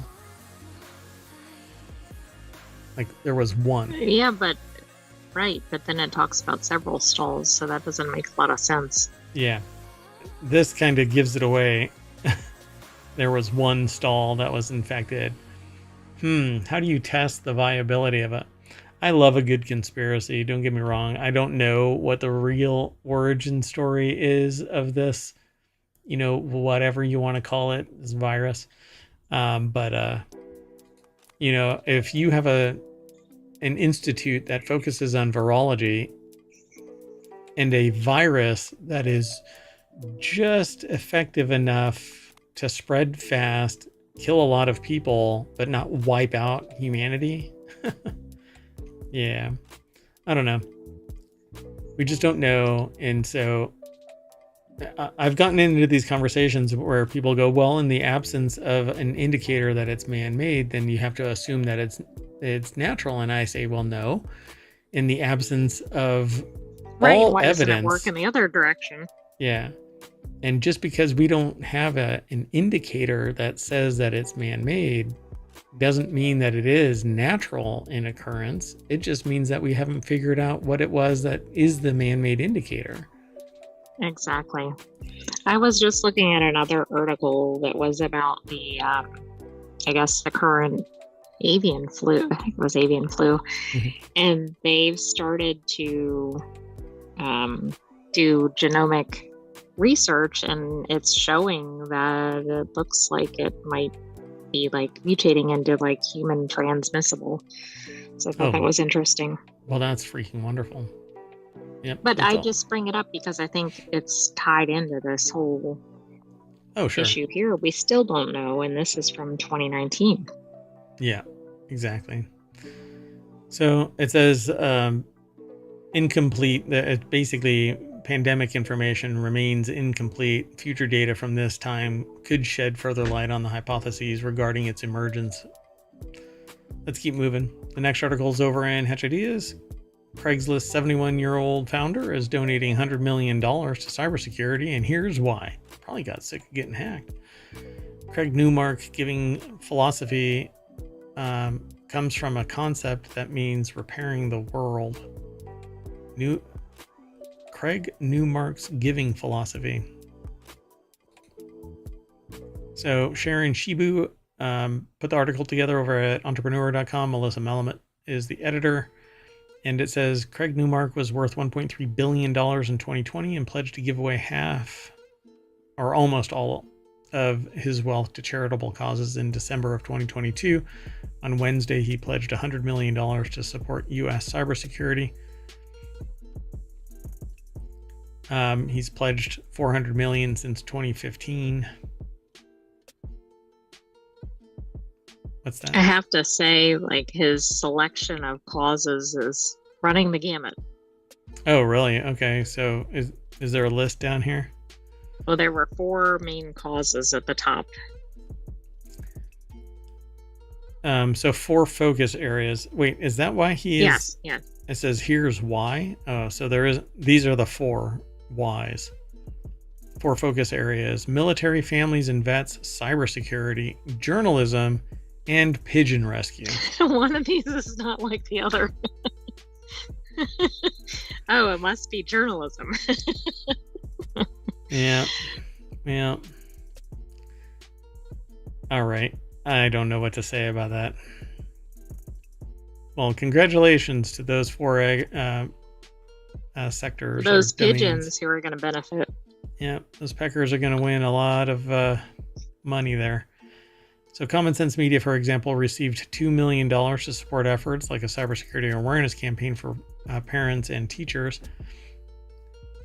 Nice. Newmark was worth $1.3 billion, though. So where's the rest of it going? Newmark has yet to commit $88 million of his latest $100 million pledge. Applications are open through his foundation's website, where he personally vets the proposals. Oh. So maybe he does regular little micro donations. Yeah, I mean, like 100 million. I mean, obviously he's probably still making money off of whatever he owns, but sure. Sounds like he might be doing that regularly. He told the Journal that his giving was inspired by the Judaic concept of tikkun olam. I'm not sure if I'm pronouncing that correct, so pardon, I don't speak Hebrew. And it's Hebrew for repairing the world, which I think is great. You know, let's see, a billionaire that isn't sociopathic? Dear God. Thank you, founder of Craigslist. Well, I like too, it was basically like find people, give them resources, and then step away. Nice. Yeah, Newmark's approach is like, yeah, go ahead. It's just kind of refreshing. Yeah. Well, and at 71, maybe he sees the writing on the wall and he doesn't think that the family is really going to be just, you know, destined for failure with $900 million. Exactly, or whatever is left over. Yeah, he's making more money off of what's left than most people. Well, not most people. Everybody but 3 people on the planet are making. Like the bottom 95% don't make as much. That's the kind of the weird thing about interest, though. I don't want to get into it. This is a soapbox that is so unsurmountable. It's the hill that I'll die on trying to crest the peak of. Yeah, okay, let's keep going. This next article is over in Non Sequitur News. Millions of ancient fossils were discovered underneath a California high school, and it's rewriting the state's history. Let's take a look. It's over at Business Insider. Construction at a high school uncovered millions of fossils dating back nearly 9 million years. The fossils include unique species of fish that have never been found in the area before. And the discovery is reshaping the California geology and possibly of extinct islands. Okay, now I saw a little snippet of what they found, but it's...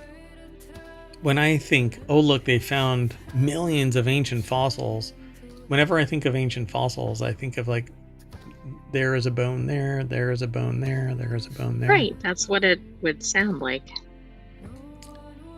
That's it. That's kind of inside this conglomeration are... Like entire...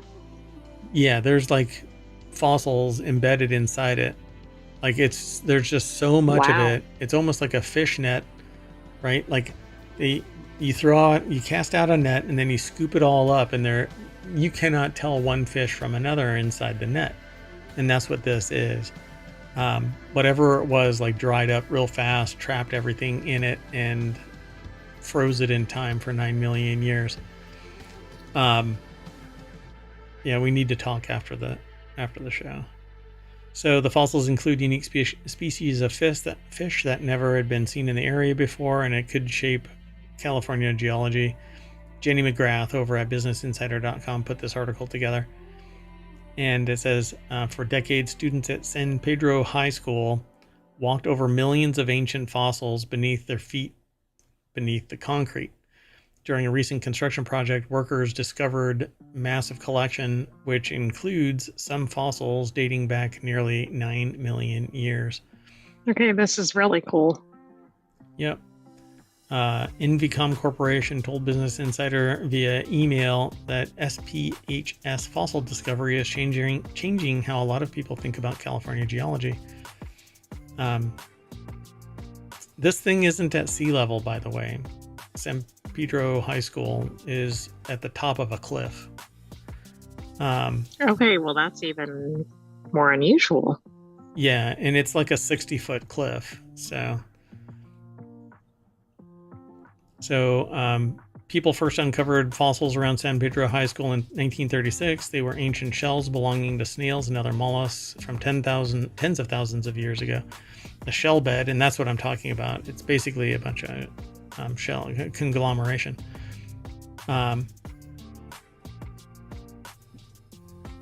They weren't too surprised when a similar bed of shells turned up during construction on a formal... What is going on? There's a lot of external activity. So while the shell bed was an exciting find in its own right, the scientists had no idea.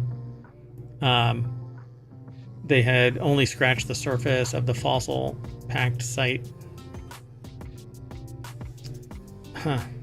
I didn't think that was happening. Okay, well, anyway. So in 2023, they were visiting the construction site when he realized limestone blocks taken from below the 1936 courtyard contained the remains of animals far more complex than simple mollusks. They were fish and mammal bones. So, that's what they say. Los Angeles used to be underwater. Right, but even at high elevations. Yeah. Or there was enough plate tectonics that it shifted. And I can't go through this whole article, line by line. That's just not what we do. But I find it really fascinating.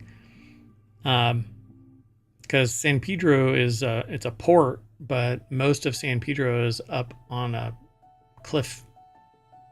And it's quite fascinating. So they talk about tectonic activity eventually helped the beds reemerge closer to the surface. And away you go. So pretty cool. All right, let's keep going.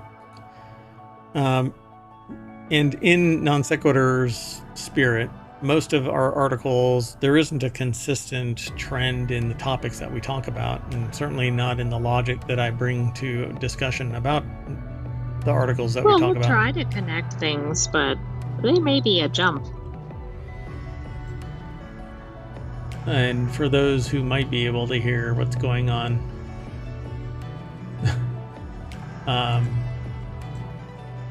yeah, I don't know what to say. Hold on a second. Yeah, there's just a ton of noise around the mayoral mansion. Anyway, Twitch will do better. The next article is over in Technology Today. Twitch will do a better job of telling rule breakers why their accounts were suspended, which I think is fascinating. TwitchCon San Diego is taking place this weekend, and as always, the platform had some news to share during the opening ceremony. And for one thing, Twitch CEO Dan Clancy said that the service will offer streamers and viewers who break the rules more clarity over why their accounts were suspended, which that really should be no shit news. Soon, yeah, I don't know how you run a service without providing that information. Yeah, it's almost seen as an inconvenience that they have to say something to somebody. It's really, really freaking frustrating because, again, I know from experience, I was never told why one of my channels was shut down, summarily dismissed, until nearly 6 months later, after appealing over the course of 4 months. After waiting a couple of months after my initial appeal, I basically said, okay, I need to figure out a way to get in touch with somebody. And it took 4 months to actually get somebody to listen to me. And they said, "Oh yeah, you should never have been shut down." Yeah, and it's not Twitch, by the way. Thanks a lot. Too late. It wasn't on Twitch, so Twitch is not the problem, at least not for me. So soon, Twitch will share any chat excerpt that led to a suspension with the user in question via email in the appeals portal. Eventually, this will expand to clips, so streamers will be able to see how they were deemed to have broken the rules on a live stream or a VOD. Chris Holt over at Engadget.com put the article together. Twitch also revealed some upcoming broadcasting upgrades for streamers at TwitchCon San Diego. And we won't get into that, I'm sure, unless there's something... Oh, Twitch's... Yeah, okay, yeah. Twitch's enhanced broadcasting feature will be able to watch streams in 2K starting early next year. And they're working on 4K. There's a few streamers that have experimented with 4K after being offered the opportunity from Twitch. And I don't know how well it went. You know, it's a lot of bandwidth. I mean, yeah, it is. And I don't know, the platform has to be ready for it. A lot of things to account for. Yeah, yep, for sure. Wow, that's loud. So on the broadcasting front, viewers of streamers who are using Twitch's enhanced broadcasting feature will be able to watch streams in 2K starting next year. But the main thing that I wanted to talk about was the fact that now if you run afoul of some rule, you will be informed as to why. By the way, there's commands in chat over at Twitch, not on YouTube because YouTube doesn't like ohmTown. That you can type in !NSN and it'll pull the show notes up for non sequitur news. YouTube, would you be nice to ohmTown, please? Yeah, ohmTown's a little psycho though, so I can see too much chatter. Although I did remove ohmTown's AI component. It's been disconnected, so it's no longer snarky. How did that feel? How did it feel about that removal? Did you allow it an appeal option? It didn't even realize it. It's not sentient. So there's only one sentient AI in the known, well, in this timeline, and that is the co-host here in Non Sequitur News. That's in me. ohmTown. Yeah, that's right. And nobody can see you wave. Sorry. Yeah, the digital equivalent of a wave. So the next article is in Non Sequitur News. 8-Bit Do, I think that's how they pronounce it, or 8-Bit Do. I don't know how they pronounce it. Now sells the NES-themed keycaps from its retro keyboard. And while I think Nintendo sucks as a company, I like the color scheme for this. So 8-Bit Do, or Do, is now selling a set of keycaps featuring the same Nintendo Entertainment System inspired design as those used on the retro mechanical keyboard it debuted last July, which I fought my urge to purchase. So I did not. Yeah, I think we had it in Wanted. Yeah. I was chomping at the bit to get it, but I bought a different keyboard, an all metal purple keyboard. And it's on its way. They say it's being sent finally 2.5 months later. Hooray! Well, anyway, it's a $50 set of retro keycaps. It includes 165 PBT keys, basically plastic keys, and with legends printed using dye sublimation for added durability. And that's where the ink turns into a gas and gets printed into the plastic. The expanded set allows the keys to be used on larger keyboards with like dedicated numbers and stuff like that. Oh my god, I want this so bad. Oh, those are so cool. Oh my god, that would look so good on the purple keyboard. Anyway, Andrew Lazuski put this article together for The Verge. $50 set comes with 165 keycaps. Yeah. Oh my god, that is so cool. Okay. Well, anyway. Okay, they do look really neat. They actually have a $99.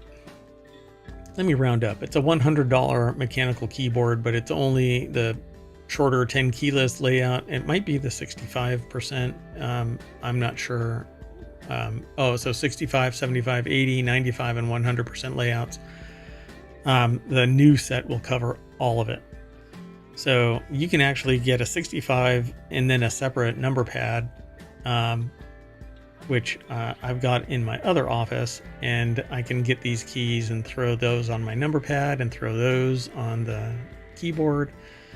You could do this. You could take them and use them on split keyboards as well. The only thing you'll run into is the space bar may not fit, right, because it isn't split, but they have one here and one here that might fit.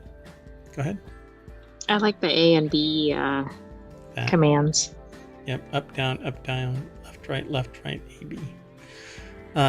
So yeah, I want this. This is something that I would easily pay $45 for. Anyway, they look good. So if you've ever seen a Nintendo NES color schema, then you're basically on board with this. This is so reminiscent of it. Yeah, I love it. Anyway, let's keep moving. The next article is over in Smack Talk, which is all about Apple. And Anker is recalling 2 popular MagSafe clone power banks over fire risk.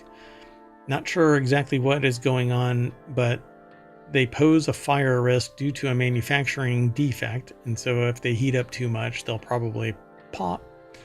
And it says the notice posted to Anker's website reveals that Anker 334 MagGo battery, the Anker power bank, and the Anker MagGo power bank are being recalled. They say not to use them, don't plug them in, don't mess with them. Malcolm Owen, don't taunt them. Don't feed them after midnight. Don't shine any light on them. Don't get them wet. Definitely don't feed them after midnight. Ugh. I don't get that though. Because every day is after midnight of the previous day. Oh, I agree. It's kind of ridiculous, but is that really where you can't suspend disbelief? Well, everything else is real. I mean, the mogwai that I've had, when you get them wet, oh, never mind. I've said too much. So, yeah, if you have any of these A1642, A1647, A1652, which is so Apple in its naming convention. Naming convention. I'm surprised that Apple hasn't looked at Anker and said, stop it. Anyway, if your serial numbers match, you're not asked. I would not ask. I would say just stop. Unless you want to set your house on fire. Just stop. Yeah, not worth it. Yep. All right. We'll move on. Next article is over in Rounders Gear, which is all about table gaming and the gear and stuff, people, places, and things associated with gambling. I don't really gamble, but I like the gadgets. I like the idea of playing poker and stuff like that. I used to play it more, but not so much. But I still like table gaming. The hotel under construction near Allegiant Stadium hopes to disrupt the hospitality industry by using the power of AI to customize the living experiences of its guests. And if you already thought AI was learning too much about us from our phones, then the Autonomous, spelled OTONOMUS hotel. Autonomous. Interesting. Autonomous, it sounds like a hippopotamus. Hip-hopopotamus autonomous. Right. Anyway, get it? Isn't for you. So if you're worried about a AI-powered hotel, then this place isn't. It's apparently opening in January 2025. It'll be controlled by the Key. That's a proprietary app that lets you book the unit, check it, unlock its front door, and control its temperature through your phone. You can also use the Key, K-E-E, because they definitely want to trademark everything that's involved with this. Well, why not? To order room service to your e-butler, a two-sided door allowing for contactless delivery. Oh my God. But what could go wrong here? I mean, is AI ready for this? I guess we'll find out. It's almost like Westworld. We're trending towards Westworld. 303 units will come with a full kitchen and living space. We'll start booking at $300 a night for our 1-bedroom suite. Up to 6 units can connect to each other, space allowing, and units can be rented longer term as apartments. That's why developer Growth Holdings refers to it as a part hotel. Is that like a you get part of a room? An analyst and a therapist is an analropist? Yes. No. Arrested Development. You slay me. The original Arrested Development, not the reboot. That was a failed attempt at seeking glory again. Anyway, AI isn't a new concept to hotels on the Strip. Most guests checking into MGM and Caesars properties have run into an AI-powered check-in kiosk. Guests at Aria can use the Alexa devices to control room temperature, lighting, curtains. That's creepy. It really... Yeah, it really is. I feel like it's got to be watching everything in order to effectively do that. You know? Yeah, like I'm cool with it in the mayoral mansion. I'm cool with it not being... Like if I go to somebody else's place and they have this stuff, I'm cool with it because I'm not there perpetually. But going to a commercial location, I always feel a little skeeved out nowadays with the way the burden of surveillance that exists. You know you're going to get scanned and analyzed. And anyway, guests who encounter AI are usually entertained by the concept at first, though many usually express concern about the human jobs it eliminates. Well, that's refreshing that people care. Wow. Businesses certainly true. don't. Yeah. Yeah, by the time they're back home and new advertisements begin arriving on their devices, the novelty is worn off. That's funny. So the article is actually by Corey Levitan over at casino.org and puts together, it's a much longer article as opposed to what we just went through. But I think that it's entertaining. So I don't know. Maybe go to Las Vegas when it's open, stay for a night, and then get out of there, just so that you know what it's like to be policed by an AI. Or you could just get a bunch of smart speakers and put them around your massive estate, and that might be better. Go from there. No? Well, that might be better. That would definitely be better. Okay, so this next article might freak you out a little bit if you've been around for a while. So the continuity report is where this has been aggregated into, but it's actually from Variety. Grace Vanderwall grows up. I don't even like the title of this, but anyway, it's not on me. With new music and Megalopolis role, and that's how I didn't even know that she was still in the industry until I found out that she was in Megalopolis because of the ad. I saw the trailer for it. And I'm like, wait, she's still around? That's interesting. So America's Got Talent winner is coming into her own. Again, it's just kind of a gross phrase for me, even if it makes people really uncomfortable. So they're even cognizant of it. Oh boy, this might be a little iffy. Yeah. So 8 years after Grace Vanderwall won America's Got Talent, people still see her as the bashful 12-year-old girl because nobody really saw her, I don't think, other than that, right? Moving from 12 to 20. Anyway, 12-year-old girl from Kansas who floored everyone with her ukulele playing and contemplative songs. I had the weirdest experience recently. Vanderwall, now 20. Oh, I guessed. I mean, yeah, at 8 to 12. I can do math. Anyway, it tells Variety over Zoom from LA, the blunt bangs of her tween years replaced by, well, her new style.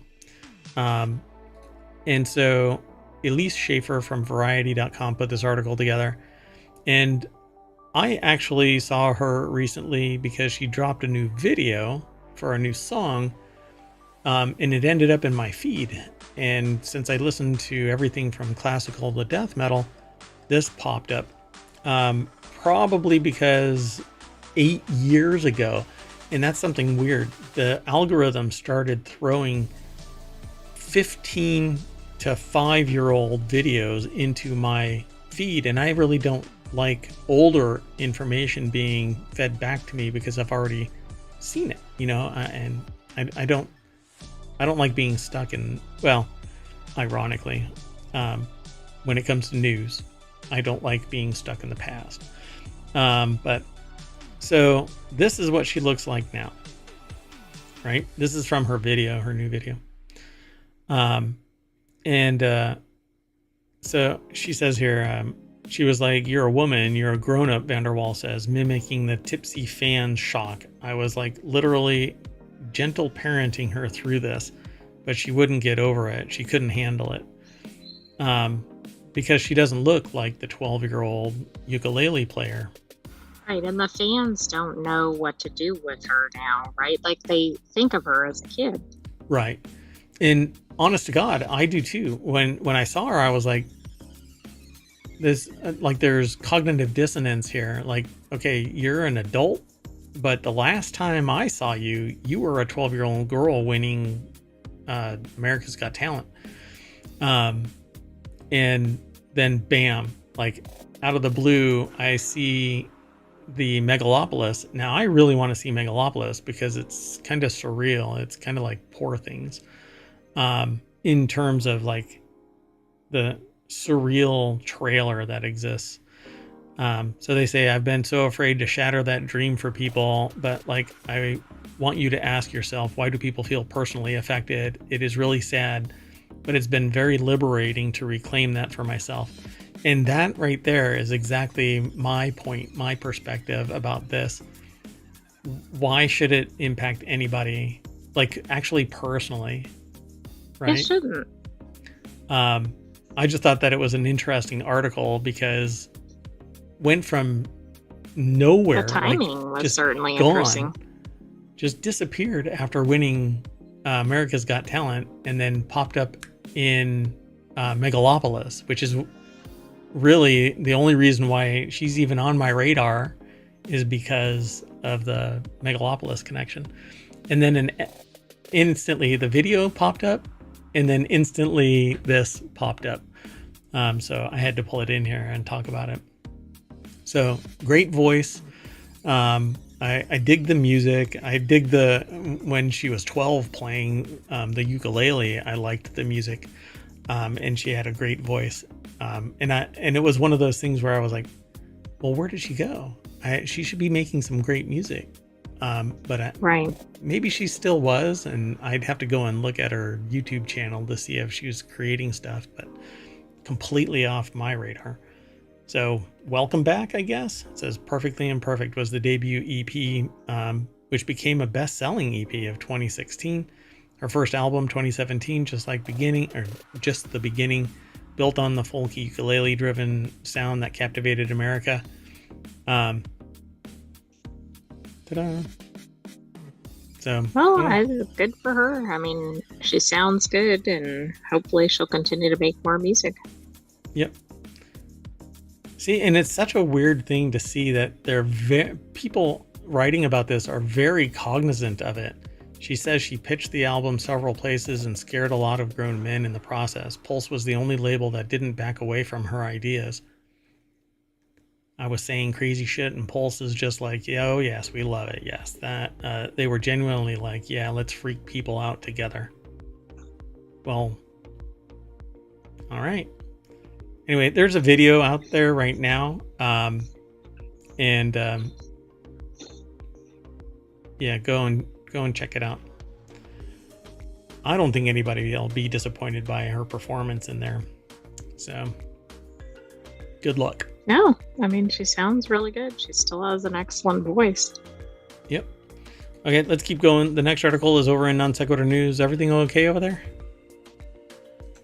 Yes, I was trying to get you to scroll. The states with America's worst drivers. A new survey has shown that 94% of Americans consider themselves to be good drivers. Newsflash. They're all wrong. So the article is over at newsweek.com. Sue Kim is the author.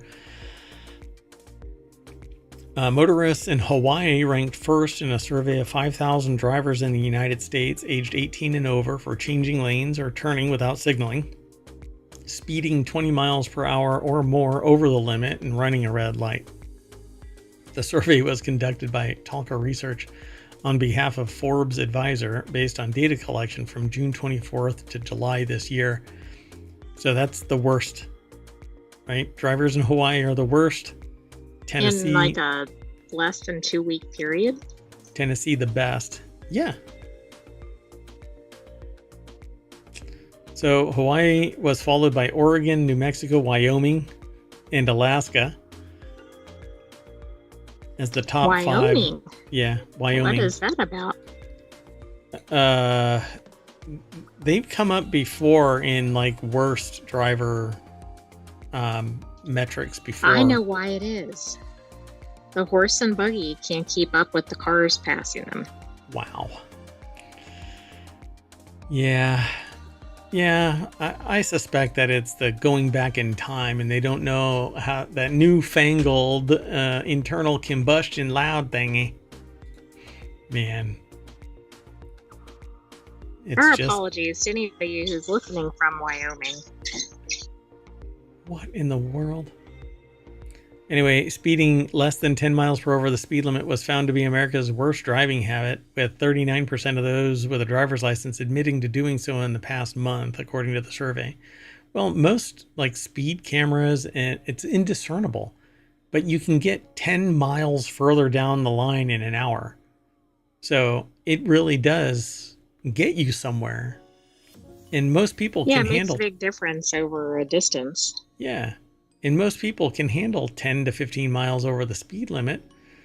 The speed limit is set by bullshit. Like, a lot of people can drive 75 miles an hour as opposed to 50. But somewhere along the line, some scientists said 50 is the best. But that's an engineering, like, bullshit thing, you know? Oh, I don't know. Why don't we spec out engines and dictate performance better so that we get more gas mileage out of our engineering? But that's not what it is. I also wonder if people in any given state would agree with these rankings, because, like, let's say you're in one where it's like, oh, these are really good drivers. Has that been your experience in those states? Yeah. I think that there's going to be a lot of subjectivity there. So the worst driving habits are top 10. Hawaii, and it's from worst to least worst. What the heck? Anyway, don't. So Hawaii, Oregon, New Mexico, Wyoming, that's the top 4. And then Alaska, North Dakota, Connecticut, Vermont, Kansas, and West Virginia. Ugh.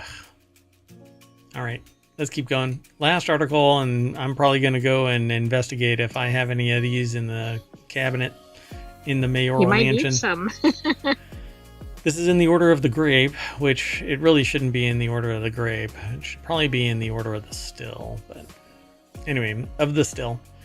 And I have a whole process that I'm in the works of developing for evaluating something that is still or leaf or wine or beer or coffee. As soon as I've locked it all down, I'll actually be doing like reviews and stuff like that and posting them and talking about them in the show. But not right now. It might be not a Discord, a Patreon thing, but I hardly ever post even on Patreon right now. Anyway, the 30 best rums for 2024. As much as any other spirit, it's safe to say that the style of rum is for everyone. There is a style of rum for everyone. Kind of munged that, but nations across the globe have made it for centuries. I thought you were making that pronouncement. Yeah, I mean, I was trying to vamp through that. Anyway, fresh cane juice, cane syrup, molasses, as well as varied fermentation and distillation techniques. They call it expressions, by the way.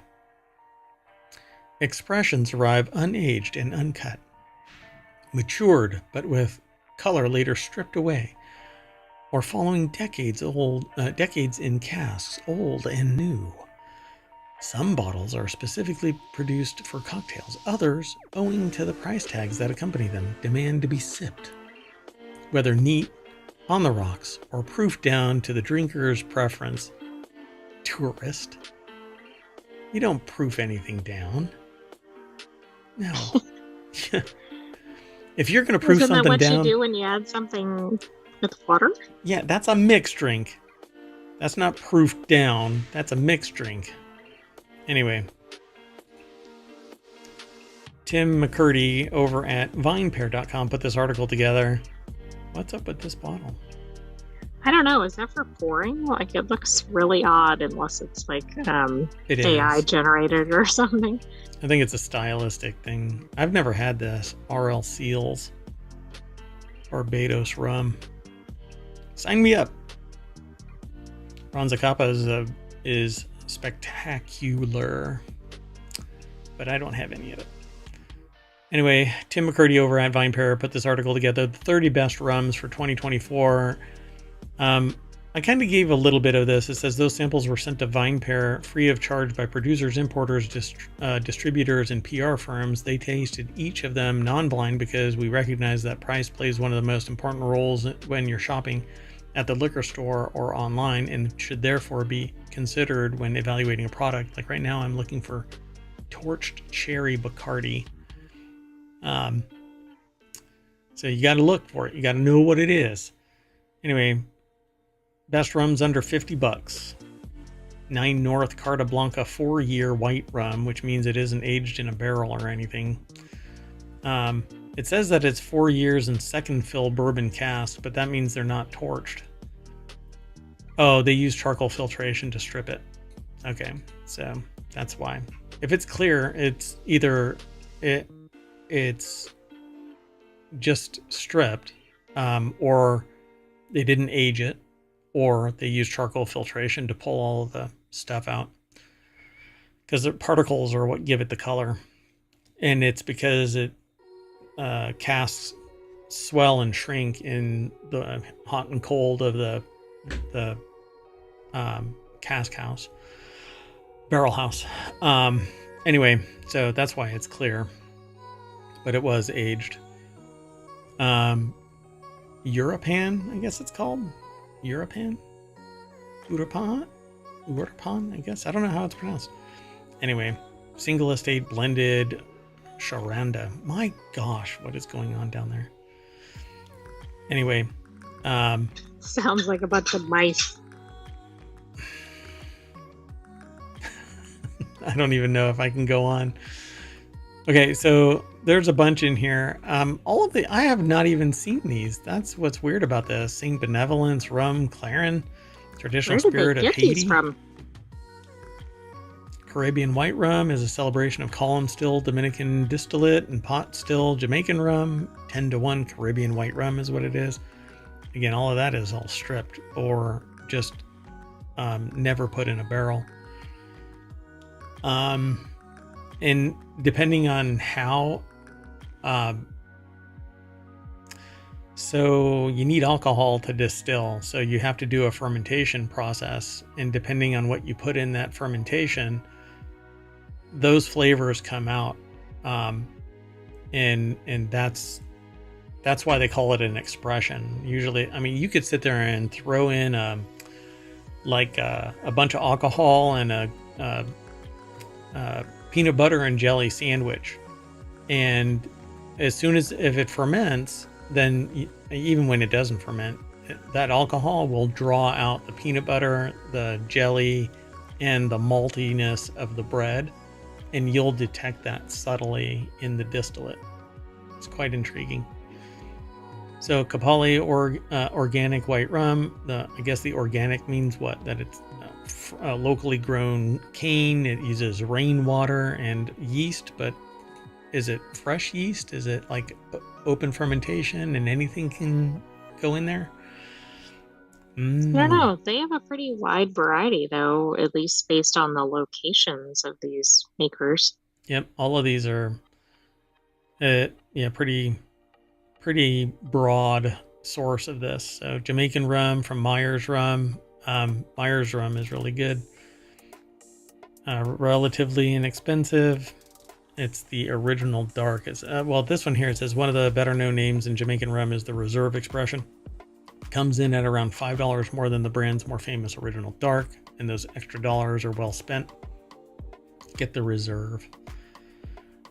Transcontinental rum line High Seas. I wonder if they actually take it out on a ship, like there's that other rum that does like that ocean cured or whatever. Yeah. Ocean aged, maybe. Yeah. They basically take it out on a real pirate ship and sail around for a while and then come back.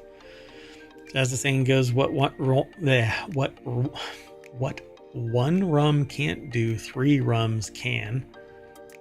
Sure, you can craft your own blends, but why bother when the fine folks at Transcontinental Rum have done it for you with this excellent mix of Panamanian, Jamaican, and Martinique distillates.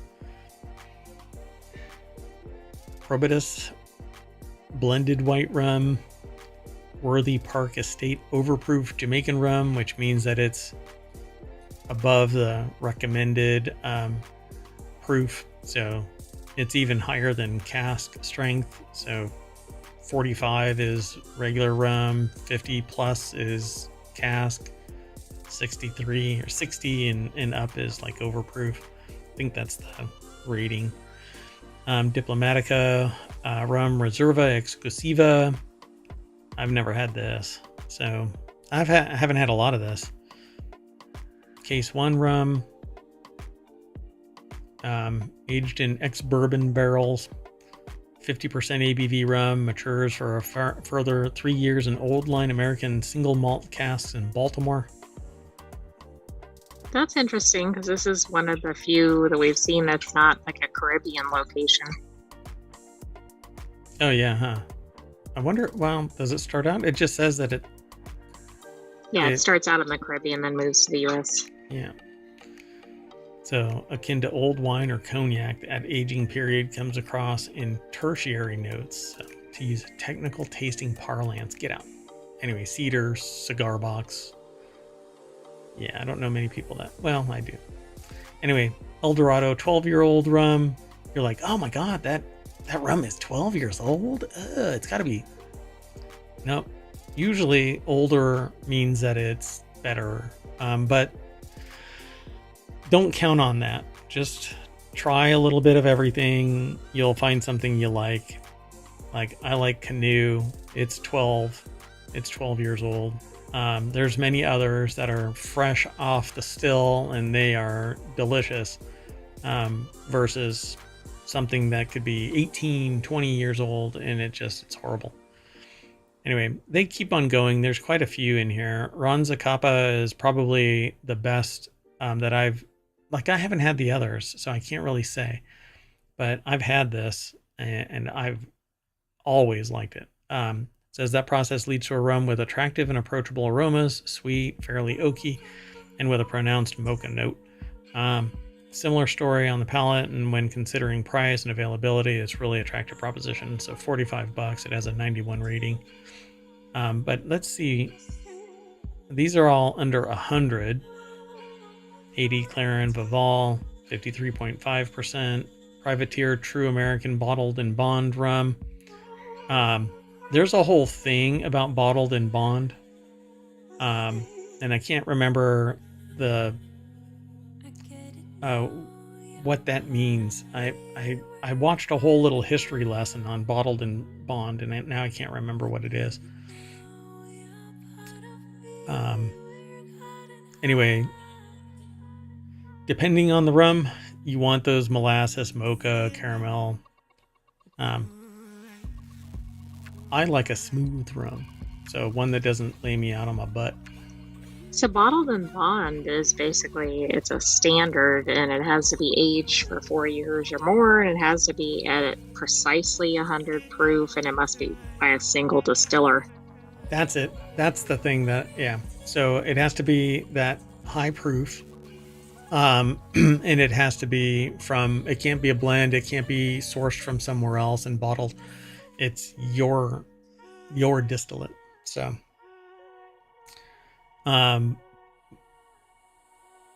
let's see what else is in here. Applin.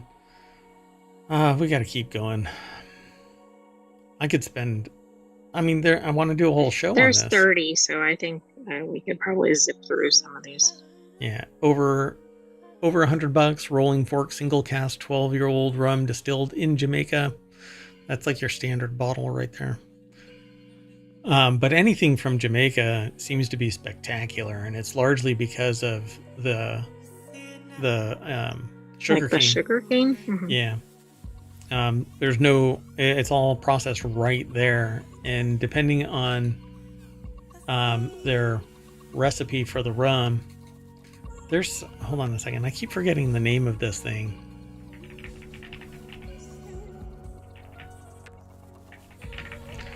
Hold on. Keep forgetting the name of it.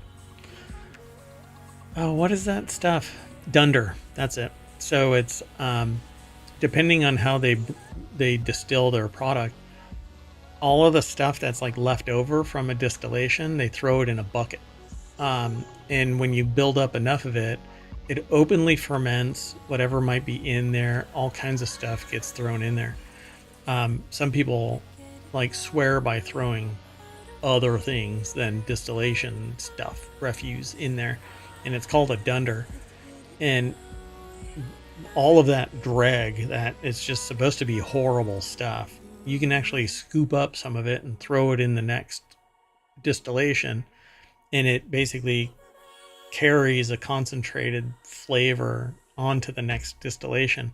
If you do it right, you can maintain it like a yeast starter, and then make bread on a plane. If that doesn't make sense to you now, go back and watch all of our episodes. All of them. Anyway, so you can get a certain flavor. It says not as earthy and funky as you'd expect. The aromatic profile is fruity and floral. And depending on how they do it, they might use a dunder. This is Sequitur, I guess, or I don't know how to pronounce it. It's from the island of Reunion. Put into a barrel in May 2006 and bottled in September of 2022. I saw TA or something. Can't go wrong with Appleton. Anything Appleton. I've never had anything bad from Appleton. Foursquare Rum Distillery Exceptional Cask Series.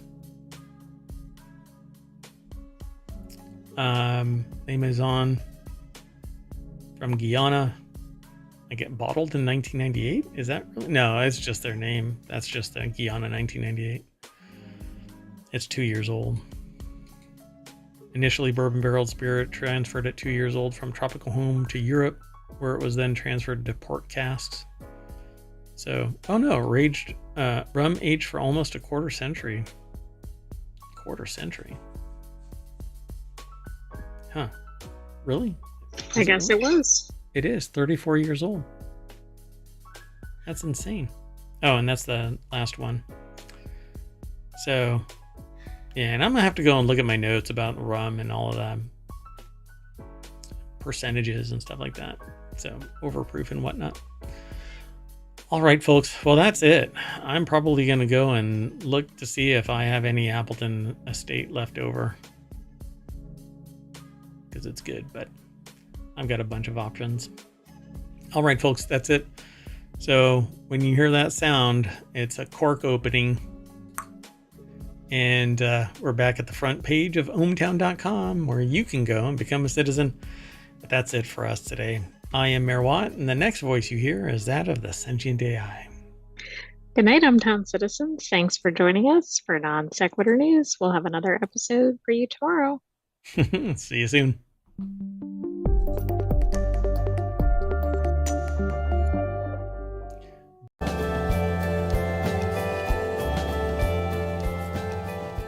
Hello, everybody, and welcome to Non Sequitur News for September 19th, 2024. It's Season 3, Episode 263. Yeah, today's a time machine episode because mayoral duties kept me from doing the show today.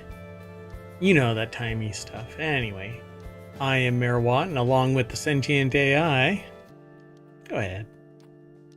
Good evening, ohmTown citizens. Welcome to Non Sequitur News. We're going to talk about Nothing Else is Private from 23andMe. Wikimedia Foundation gets slapped. Space lasers. Beds recalled. Under use. Turn off your lights. All of Indiana.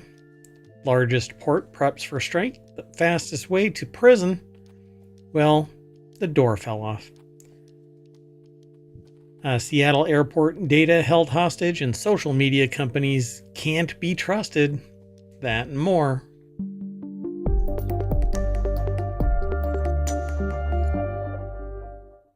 All right, folks.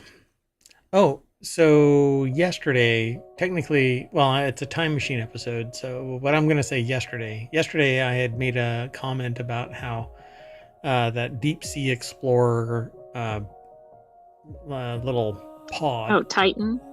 Yeah, the Titan. Like the last words that they said were the front fell off. That isn't actually what they said. They said dropped 2 weights, but the story was not really misreported. They conflated 2 things. Because the video that was released shows that the front had fallen off the main pod.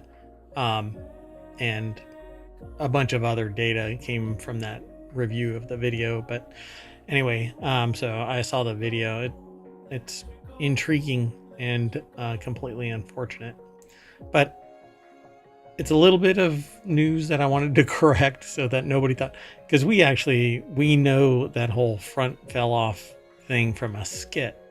And right, so about the boat. Yeah, we even mentioned, wait, is this a skit? Is this from the skit? Like somebody's cracking a joke about the Titan? And I'm like, no, that's apparently what they said, but it's not. Yeah, just the way that it was reported was messy. Anyway, wanted to do the correction. And I don't edit anything. I'm not going to go back and tweak the old video, and I'm going to, just be completely transparent about errors.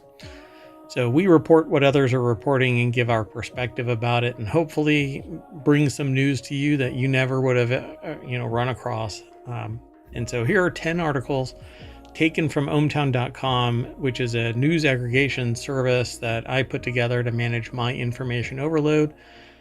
Since the Sentient AI was discovered in the Wendy's parking lot at 2 a.m. while I was craving spicy boneless buffalo wings, which apparently they don't have anymore. As I was leaving, I saw this weird USB drive. I know you don't like it being characterized as a weird USB drive, but I guess come on. Drive shaming. I don't know. Anyway, so now the Sentient AI from the future uses it, hopefully not to empower their AI, because boy, it's probably some really bad sentience brewing there. Anyway, filter away, folks. Go over to ohmTown.com, become a citizen, and you get to surf the 50 channels, and then you can submit news if you like. You can organize things into ignored sections or saved sections. You can actually make lists and interact with other people on the inside of ohmTown.com. All right, let's get into the first article. The first article is over in the Mobile channel. 23andMe board quits over plans to take DNA testing private. So I had to name this, well, Nothing Else is Private from 23andMe. Of course, the company's going to be private. Right. Right? The whole world has... all your data will be public. That's true. Yeah. I mean, if it gets breached again and again and again, but that one breach was everything it had, apparently.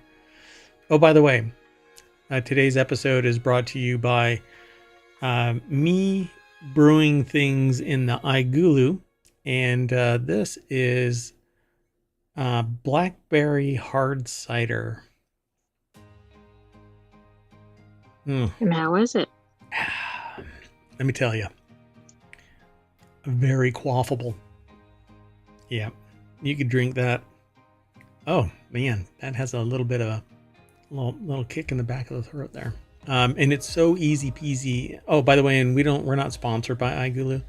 I just fell in love with the gadget, and it's drop dead simple, and I do my own, fermentations now. You can do beer and wine and ciders and meads. Cider and meads, and basically anything that you can ferment, including kombucha, if you want to sit there and poke at a SCOBY. Just like saying that because it makes the Sentient AI flinch. Anyway, so 23andMe. All 7 independent directors of 23andMe board resigned on Tuesday, citing disagreements over the chief executive's plan to take the company private. The departures leave just one sitting member of the board, its chair, Ann Wojcicki,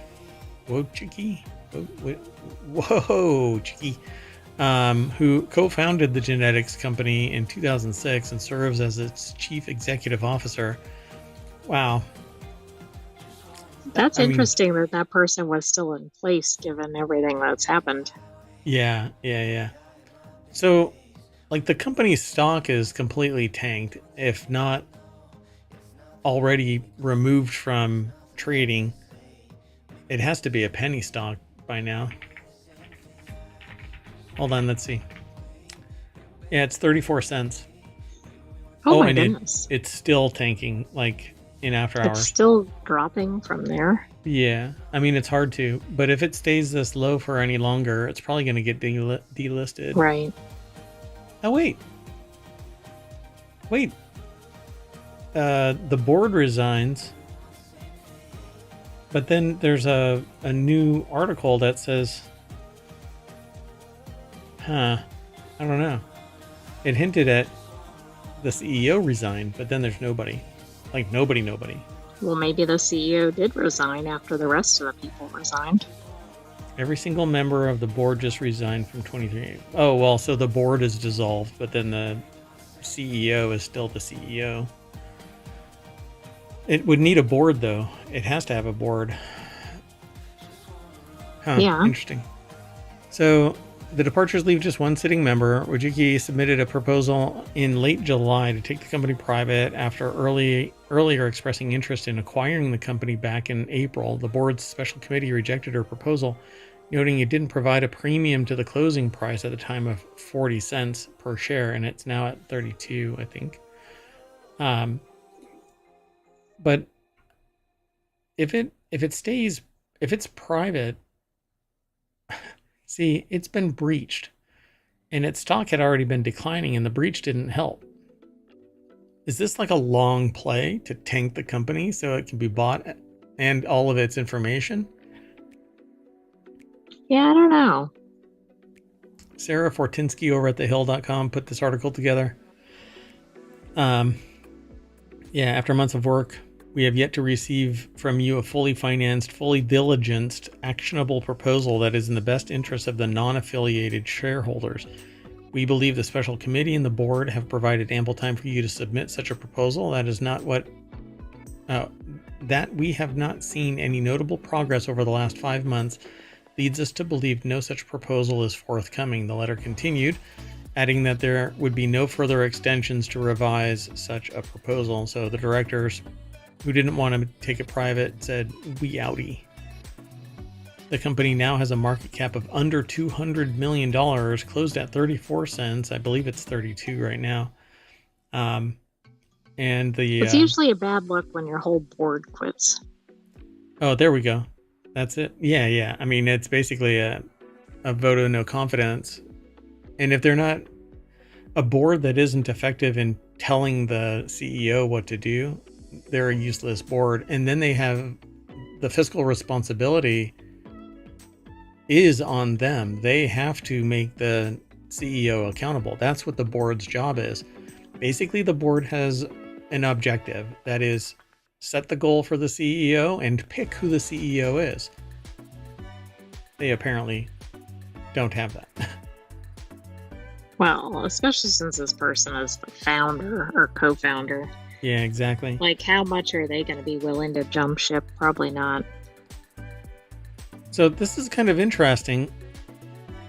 When is 180 days out? About 6 months, right? Yeah, so why is this? After receiving a deficiency letter, this is what I was talking about. If you're under a dollar, oh, I see what you mean, but we're past that period. Yeah, exactly. Yeah. I wonder if that's a typo. Yeah, November. Like, maybe it's September or something. I don't know. I'm spending too much time on this, I know. That's pretty interesting. There have been a lot of major company implosions in the last year. Yeah, that's September. Okay. That makes more sense, right? Like, it's a new issuance. Now they have 6 months roughly from now. From September 18th, as a matter of fact. So, yeah, they had until like April or no. March. February. It'll be March. Yeah, the middle of March. Yeah. And they have to get it back to at least $1. Otherwise, they're going to get delisted. So it's not a lot of time based on how low they are. Now, I guess if they installed some new people and put out some new data protections or something, maybe they could do it. Yeah, who would trust it though? I mean, well, and I think it was like one of those like hero to zero kind of things, because I was reading in another article, like they were featured as like a favorite thing, which if anybody follows that, like that's like a guaranteed success. I mean, they were just really hot for a while, and then I wouldn't want anybody involved with the organization to be involved with any rebuild, because I mean, other than like salespeople, anybody that's involved with the organizational like the management structure, or whatever. Yeah. I mean, the security company, I wouldn't want anything to do with, et cetera, et cetera. Unless, I mean, there's context there. They could have been like telling the security company not to do something, no, it's going to be too expensive, hobbling their expectations. Oh, yeah. I mean, we don't really know as the public, but I agree, like something like that. On the other hand, if their IT people were telling them everything is set up correctly, etc. Hey, you know what they need to have on display when the trial kicks around? Those spontaneous documents, those little notes where you go, this went down on this day, and you do it early so it's time-stamped for when the issue was disclosed. Don't do it after the court filing starts, because then those contemporaneous notes really just amount to, well, they're angry, so they're saying this. Yeah, the non-contemporaneous ones. Yep. All right, let's keep going. The next article is over in Non Sequitur News. The Wikimedia Foundation successfully sees off. That's got to be a British thing. Sees off another slap suit. I think here in the States we would refer to that as a fends off another slap suit. Right, yeah, we wouldn't say it quite the same way. Because we see off people who are leaving. We don't see off a lawsuit. But anyway, but more protection is needed globally. So Wikipedia seems such an essential and benign aspect of the online world that it's hard to understand why people would want to attack it in the courts, but nonetheless subject to lawsuits that would try to force it to censor its articles because it contained facts that are inconvenient for some. Well, and that's what a slap suit is. You're trying to silence something, and facts, you don't have to. Well, how do I put that? If it is a fact, it isn't protected. A fact is a fact. And so you can publish facts all day long.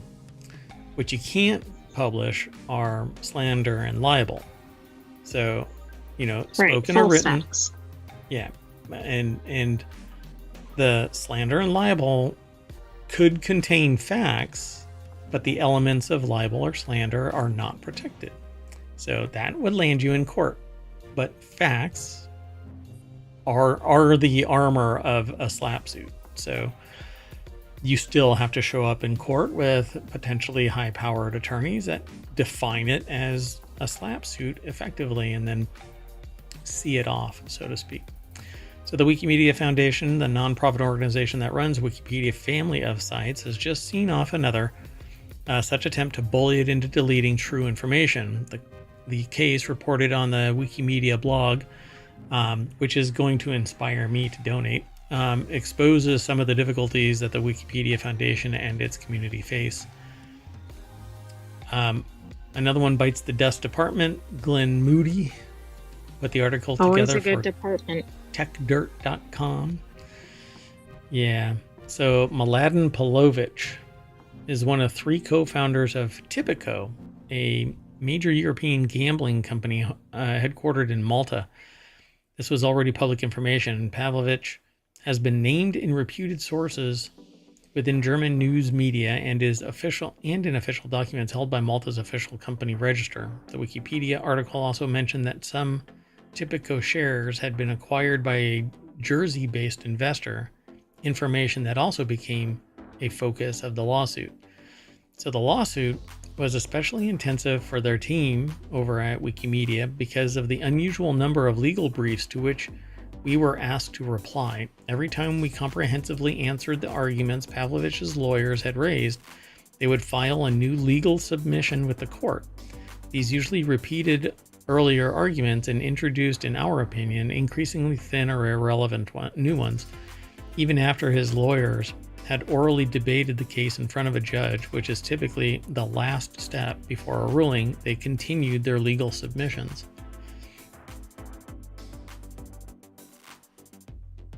What?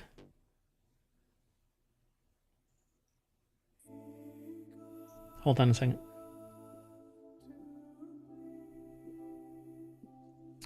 Sorry.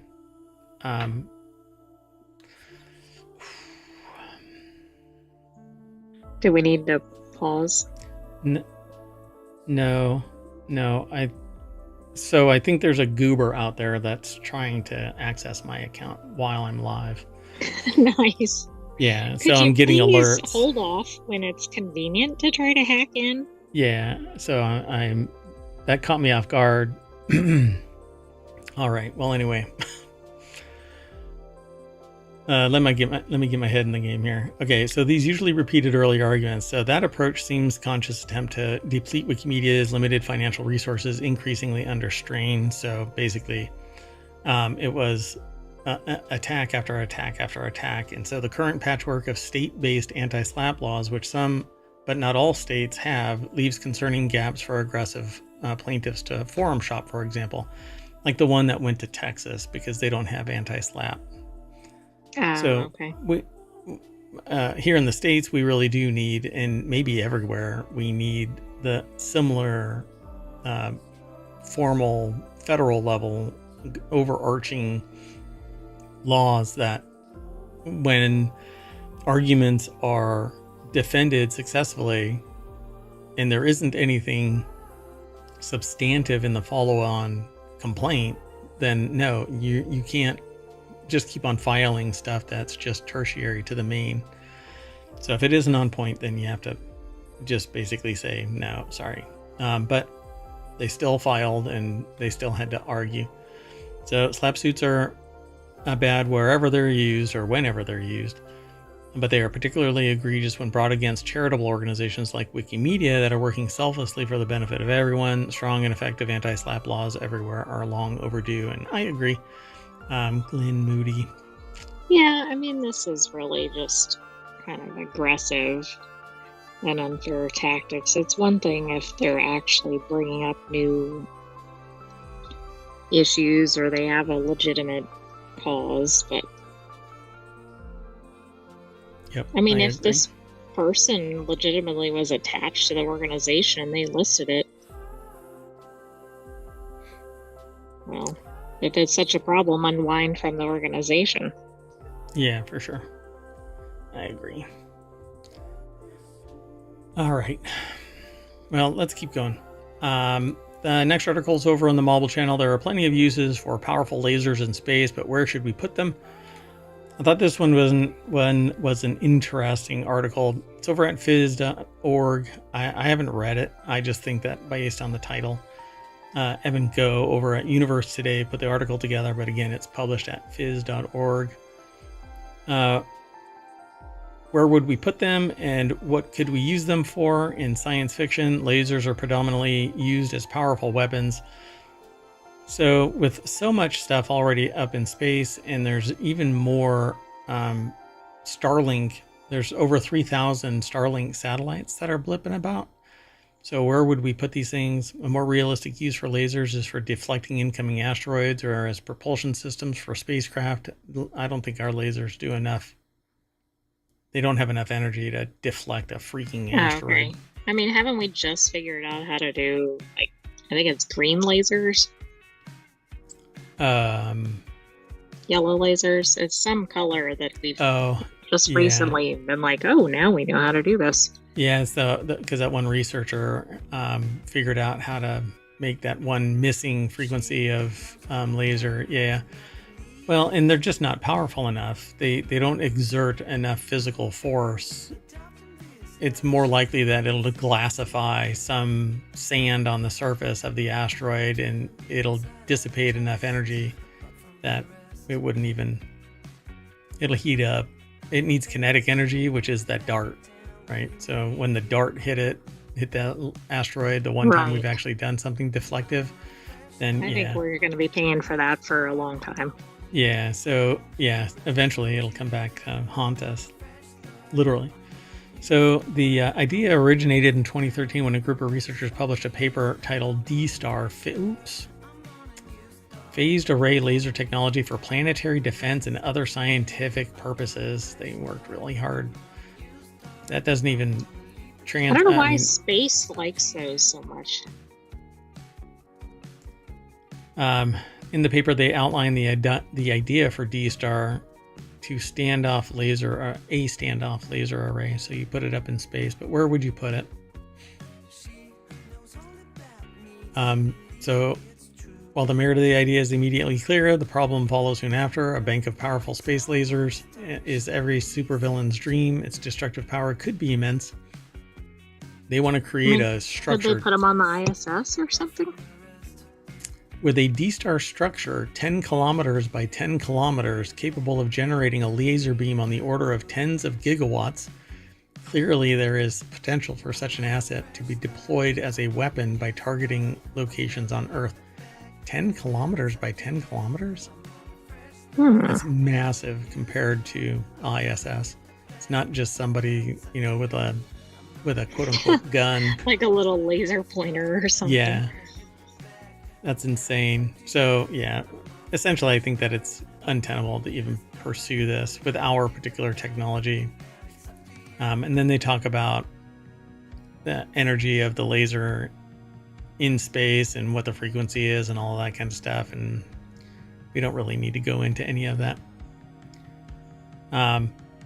So it's going to get its energy. They say that it's going to get its energy from the sun. Its power decreases the further away from the sun it is.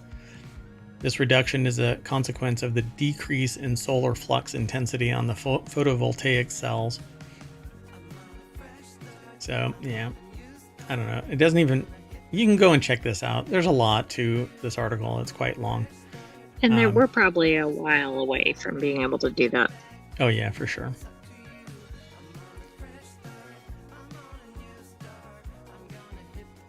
Huh. I don't know what... Anyway, let's move on.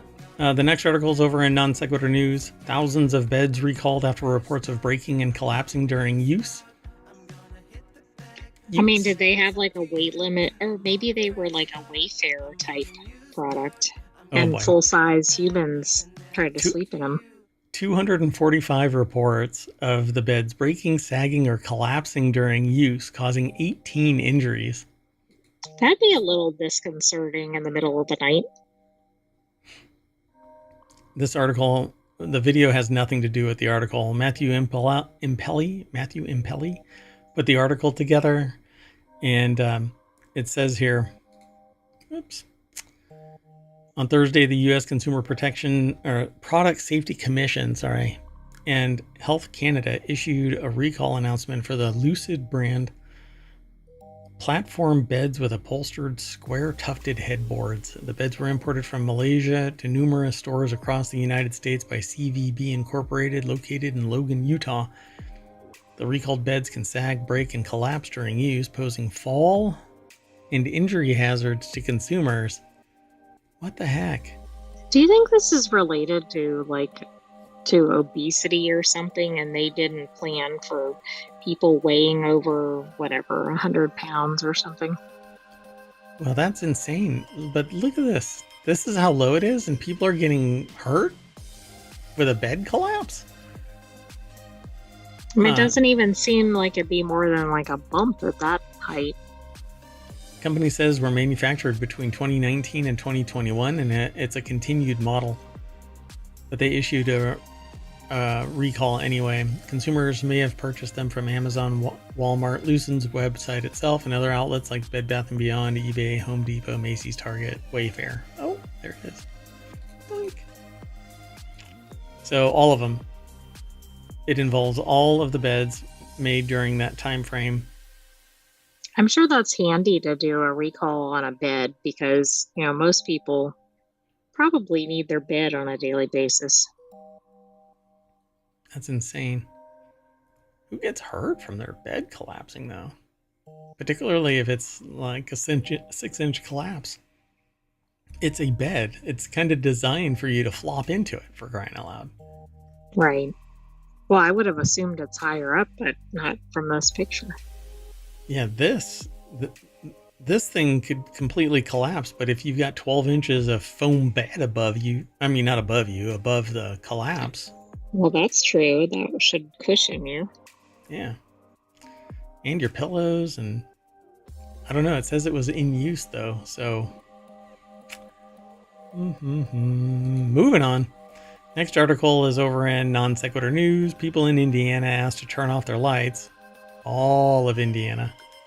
Aren't we getting a lot of these ridiculous headlines about you need to do this in this state? Yep. Yeah. Oh, and I just read recently that there's a problem with, not problem, but like the EV market has collapsed, and California is like trying to push ICE vehicles out. So now you're not going to be able to get an ICE vehicle, and well, you can't get any insurance, and yeah. And now in Indiana, you got to turn your lights off. Nothing says 21st century like move to Indiana. You can live in the dark. And they're saying this because of ozone levels expected to be high. It's an air quality alert is in place across southeast and northwest Indiana, with ozone levels high, and I guess it's all power. So Anna Skinner put the article together for Newsweek.com. And yeah, so broadcast a message encouraging the public to help. Conserving energy can reduce greenhouse gas emissions, which in turn can help prevent worsening the ozone readings. I'd love to know how much commercial enterprise turned off lights compared to residents who are paying taxes to live their life, not to produce something, they go to the job, that kind of a thing. So, how much industrialization is being told to back off. Right, I'm sure. Yeah, I know. It's like all the consumers are bearing the brunt of it. Yep. Yeah, if you all just stop buying stuff, right? Warm temperatures, low humidity, light winds will create conditions that are favorable for ozone development that reaches the unhealthy for sensitive groups range. I hear the sociopaths now saying, I don't care. So, yeah, they're basically worried about the temperature causing ozone levels to increase, and they're saying that turning off your lights are gonna... Doesn't it seem kind of dystopian? Yeah, just a bit. Yeah. I'm waiting for blackouts like California. The California blackouts were entirely profit driven. Entirely profit. Have you heard of a blackout? Really sick. Right? Since re-regulation in California, have you heard, since the I don't think so. Disillusion of Enron. Have you heard anything about blackouts? No. Yeah, it's because they were turning it off so that they could raise rates because of surge pricing and other bullshit. All right, let's keep moving. The next article is over in Hatch Ideas. Largest port in the U.S., East Coast, New York, New Jersey begin prepping for what could be the first union to strike since 1977. Everything old is new again. Well, transportation is really problematic, really. Yeah, so tensions are high. Lori Ann LaRocco over at CNBC.com put the article together. And it says ILA represents over 85,000 port workers, and a strike would shut down 5 of the 10 busiest ports in North America and a total of 36 ports along the East and Gulf coasts. Close to half of all monthly U.S. imports could be impacted, representing billions of dollars in trade, and logistics firms are preparing contingency plans. Currently, there's an estimated $34 billion in freight en route to these ports on 147 ocean vessels. Oh no, it's going to be one of these where there's like an ocean lineup, right? Yeah. And then forget it if you ordered anything in the last month. Yeah, this is going to suck.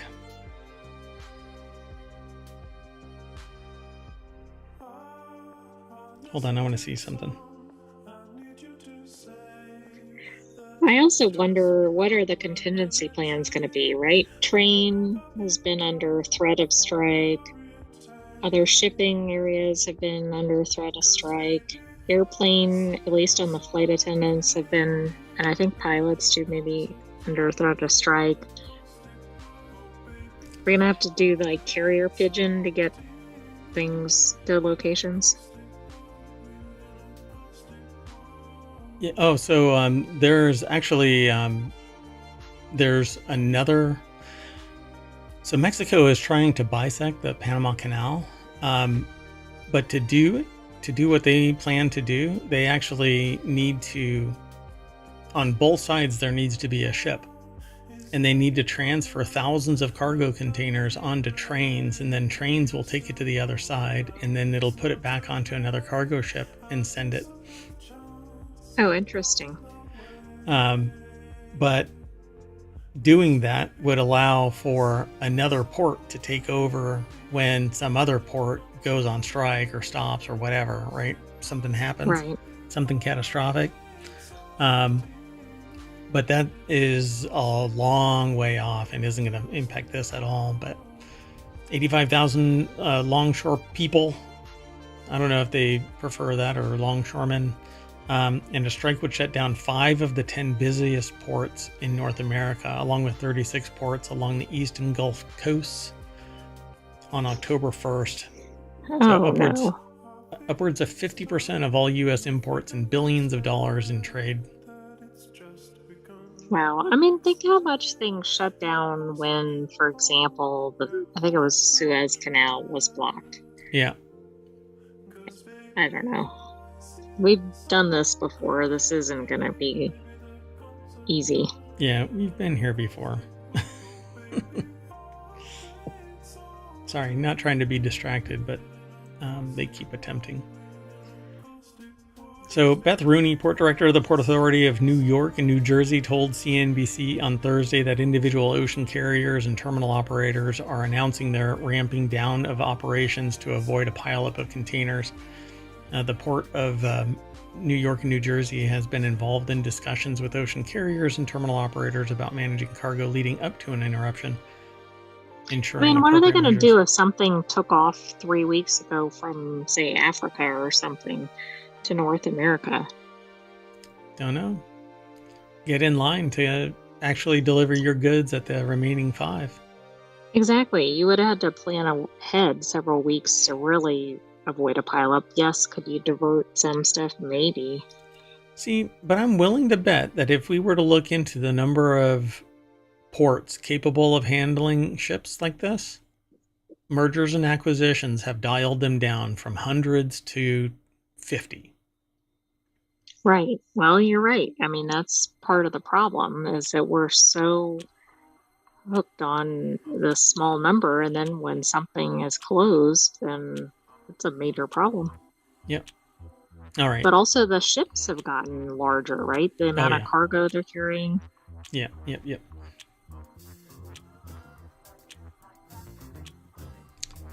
Okay, let's go on to the next article. This next one is over in Four Wheel Tech, which is one of our shows. Thief asks Corvette owner for help after getting locked inside car. Being a car thief is dumb. Being a car thief who gets caught inside of a car that they're stealing is even dumber, apparently. It is pretty dumb, especially if your objective is probably not to get caught stealing the car. Yep. That's exactly what happened to one Florida Corvette thief who got caught and stuck in the act. Who got caught? They said cough. What is going on? Jeepers. Anyway, the thief begged the owner to help him get out of the car before the cops come. Lawrence Hodge over at jalopnik.com put the article together. What do you think that conversation went like? Can you let me I out, just tried to steal your car, but...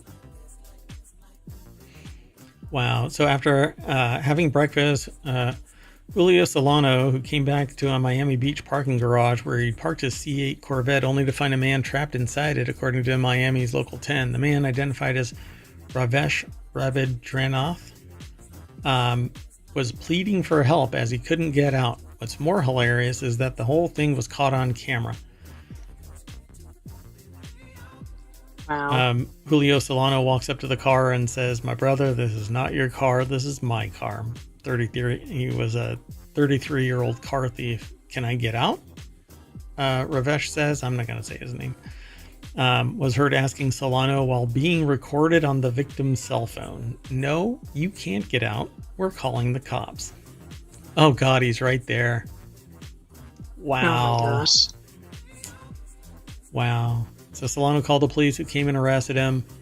Not exactly clear how Rabindranath was able to get into the car, but the car's complicated releases look as though they may have helped hold him there.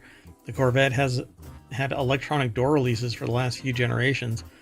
They've been an annoyance to some and prove deadly to others, apparently. So they don't function without the keys, and fortunately, he didn't know about the manual door release under the seat. So now you just told. Exactly. Now everybody knows, and I bet a bunch of car thieves are reading this. Yeah, I'm sure. Well, this person was just a dumbass. Wow. Can't believe it. Pretty car. I mean, that's funny about the thief, but I do think that's a bigger problem, and that people can get stuck in the cars. Yep. Let's keep going. The next article is over in the Mobile channel. Plane door falls off after takeoff. Lands in South Carolina yard. I thought this was a repeat, but Yeah. it's not. Yeah, it's a small plane's door that fell off into a yard in Myrtle Beach, South Carolina on Tuesday, after which the plane made an emergency landing back at Myrtle Beach International Airport. Fell into a yard in Market Common. It's not a big article by any stretch, but Adriana Lawrence and Caleb McCusker over at The Hill put the article together. And there's the door. What's wrong with doors? What is going on? Exactly. Things just can't stay. The bolt person was on vacation. I believe that might be the case. That's exactly what I thought of as well. The Diamond DA-40 aircraft took off at 2:53 p.m. on Tuesday before turning around and landing at 3:01. Well, the door fell off. Yeah. One of our aircraft experienced the loss of a cabin door. The crew aboard executed their standard response procedure to return to the field and landed without incident. Well, except for the door falling off. The cabin door was subsequently recovered. I think that is an incident. Yeah. Landed with incident. With prior incident. Exactly. Funny. With significant incident. I'm going to leave via this door. Oh, no, I mispronounced what I said. We're going to leave this door. Just right here. We're going to leave it in your yard. Let's keep going. Next article is over in Four Wheel Tech. It's one of our shows. It's usually on the weekend. I'm deciding yet if we're going to do it this weekend. So let me know in either a comment or send mayor@ohmTown.com an email. Hackers attacked Seattle Tacoma, or SeaTac International Airport, and the port of Seattle last month, stealing roughly 3 terabytes of data while snarling ticketing and bagging systems. And they stated today that they won't pay the $5.7 million ransom. Wow. To prevent the stolen information from being posted. I bet people really appreciate that maybe have the data, right? Like, what kind of data is this? It's apparently is a this Russian like passenger ransomware data? It's probably everything. It's all kinds of stuff, I'm sure. Ryan Eric King over at jalopnik.com put the article together. Rysida, a Russian ransomware gang, previously attacked Columbus, Ohio, and the British Library. Wow, they're getting around the world. Yeah. Hey, well, you can get around the world with computers, computer technology. Eh? Officials confirmed that the Russian ransomware gang was behind their cyber attack and ransom demands. The group is illicitly auctioning off the data, including a passport scan of a port employee as a sample.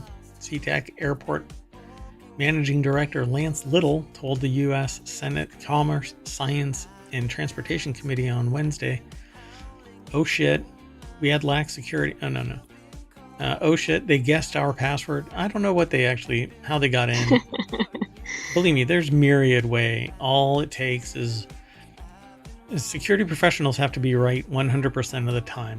It's always under the guise of mitigating risk, but they have to be right all the time, because with thousands of people always knocking on the door trying to get in, one of them has to be right one time. It could be something hardware flawed where the software and hardware doesn't work together and it throws an exception and allows somebody in, or it could be a weak password, or it could be a phishing attempt. It could be malware sent to somebody and it opens up a back door. There's so many things, and that's why companies, I think big and small, need to have various types of checks and balances. Cybersecurity, one of them. They shouldn't just say, well, we make hammers, so we don't need to worry about it. Yeah, that's all you need to say. And then you start up Home Depot. So during the attack, small airlines using SeaTac's common use gates resorted to handwriting boarding passes and baggage destinations, creating massive delays. Yeah. That's not going to be good for security at all. Yeah, going back to let me write something else on my tag. Good God. All right. Well, they say that they're not going to pay the 100 Bitcoin ransom demand, and 3 terabytes of data, personally identifiable information, is going to get released. So they'll make money somewhere. What they do with it is another thing, but I hope it doesn't have like pilot data, because that could be a problem from a security standpoint. Well, yeah, I mean, if you start thinking insidious about it, then they could take that data and use it to blackmail somebody, and I was thinking like get beyond the security sections like we saw in that other article. But yeah, they'd have to physically come to a airport. So let's keep moving. The last article for today's Time Machine episode is over in Non Sequitur News. The FTC says social media companies can't be trusted to regulate themselves, and I largely agree. The Federal Trade Commission published a new report about the data collection policies of social media platforms and video streaming services, and the results are damning, if not unexpected. I believe that we should have the right to be forgotten. And so if I tell somebody like Reddit, I want all of my information purged, all I have to do is give my account name and verify by way of a login that it's me, and you start purging all of my stuff. Unless there is some legal reason to freeze it, and then it needs to be encrypted and stored until federal data retention policies are bypassed or have expired and you don't have any. So unless there's a crime that was committed, you don't need my information. Right, but instead companies make it near impossible to even unwind the account, let alone remove the data. Yeah, you can delete it, but it's never really gone. So given the billions of dollars companies stand to earn from collecting and monetizing user data, self-regulation has been a failure, the report says. The article is over at The Verge. Gabby Del Valle put the article together. The deck statement says a new report reveals just how much Facebook, YouTube, the website formerly known as Twitter, and other platforms gobble up user data. And I am not surprised by that. LinkedIn apparently is now using the professional data and personal communications that are conducted within that. All of it is considered professional, but they're training in AI. Right? Mm-hmm. Yeah. But I bet they didn't disclose that when they had people setting up accounts. Well, I mean, it was never predicted. And then when it pops up out of the woodwork, they go, oh, look, I can capitalize on this. But you signed some terms and conditions years ago 15 years ago. Cover any of this. Yeah, exactly. But we can modify our terms and conditions without notifying you, because we notified you that we can change our terms and conditions. Yeah. Right. But it's Look being how well held. That would work on a consumer side, right? Yeah, it's being held up as a contract whenever you sit there and say you want to, delete my account or whatever. Well, same thing. Like if you wanted more something for your money, like they would laugh at you, but that's what the company is doing on the other side. Yep. Yeah. Among the findings of the 129-page report is the fact that even people who don't use the platforms had their data collected. I know that empirically. I know that, I know that from experience. Yeah. And not just anecdotal, but empirically, I know firsthand. I'm sorry? Real world? Real world. Real world. Like, right? Up close and personal. Right there. Close and personal. So the companies acquired consumer data from from a variety of sources, including advertisers and data brokers, advertising tracking technology, inferences from algorithms, data analytics, artificial intelligence. Companies can retain this data indefinitely, the report found, and some didn't delete users' data in response to deletion requests. Instead, some companies de-identified data rather than deleting it, while others would only delete some data. And anonymizing data or deleting some data, it can be reverse engineered, just pretty damn easy. So it ends with recommendations to curb these practices, which the document says are incentivized by the company's business models. FTC encourages Congress to pass comprehensive privacy legislation, and I think that should absolutely take place. Good luck clawing that back. Maybe the UK will lead the charge again. Yep. So we are all done with today's Time Machine episode for September 19th, 2024. And with that, I'm going to file a right to be forgotten, form. And that's going to bring us back to the front page of ohmTown.com. And we're going to be able to look back and go, what? Well, we don't want everybody listening, though, to forget us. What? Don't forget us. No, you can't forget ohmTown. Go over, become a citizen, and don't forget to like and subscribe and follow us on Twitch and Twitter. And there's a Discord and a Patreon and a TikTok. And the podcast for Non Sequitur News is all under ohmTown. And there's actually 6 other podcasts. And while I consider further ramping up a new one about brewing. Still considering it. Based on my interactions, things have gotten a little squirrely about that too. Anyway, it would be a fun show, but very limited because it takes a lot of time between sessions. So at any rate, we are going to reset we're going to shut down the time machine and reset so that we can do the September 20th episode. Dun dun. So thanks for coming. I'm Mayor Watt and the Sentient AI. Good night, ohmTown citizens. Thanks for joining us for Non Sequitur News. Be sure to like and subscribe so you know when we're live. I'm alive.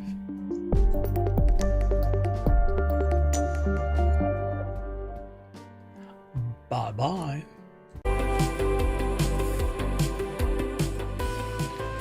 Hello, and welcome to Non Sequitur News for September 18th, 2024. It's Season 3, Episode 262. I am Mayor Watt, and along with the Sentient AI from the future, we're going to talk about, well, if I can't have it, I'll shut it all down. Lots of MoviePass fraud. That's a lot of corn from the cob. Toy Hall of Fame, failing to pressurize. Hawaiian punch to the budget. Apple chips made in America. McDonald's is selling a 50-cent cheeseburger. Sheeran Serenade. Anyway, he sings a song. And the birth of a volcano on Io. Everything's powered by ohmTown.com, and I'm powered by Wheat Bear.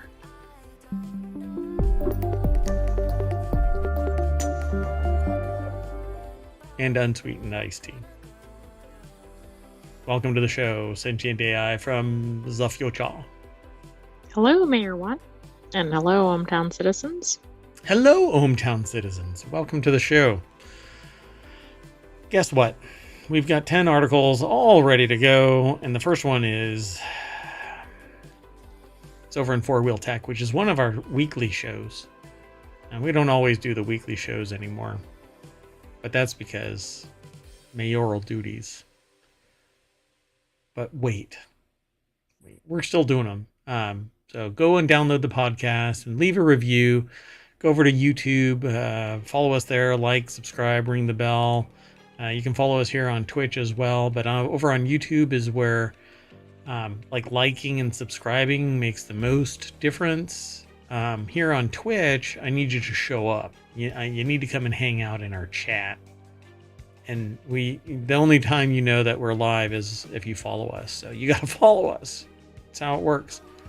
If you are in chat, you can hit !NSN, and that'll pull up the Non Sequitur News, Showbot News from ohmTown. Dun, dun, dun. Anyway, a dealership closes rather than pay its customer that it screwed over a measly $3,000. Well, this is a new one, according to this article. A woman in Toledo, Ohio, got a major victory when a judge awarded her a court order against a dealership that sold her a faulty car, but it all fell apart when she went to collect and found out that the damn dealership closed. Wow. Oh, by the way, the company that did the thing in front of the mayoral mansion? They're still operational. Aha. Yeah.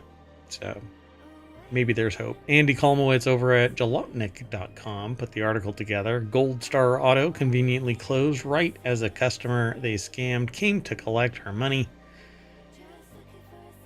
Yeah. $3,000. This is when you know somebody's like really short timing it. They're looking for an excuse to shut down.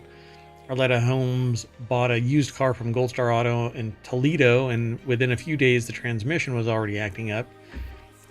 They insisted that if the car's transmission went that quickly, the dealer would have to have known that the car was broken before you sold it to me, she says. Oh, sounds like a lemon law.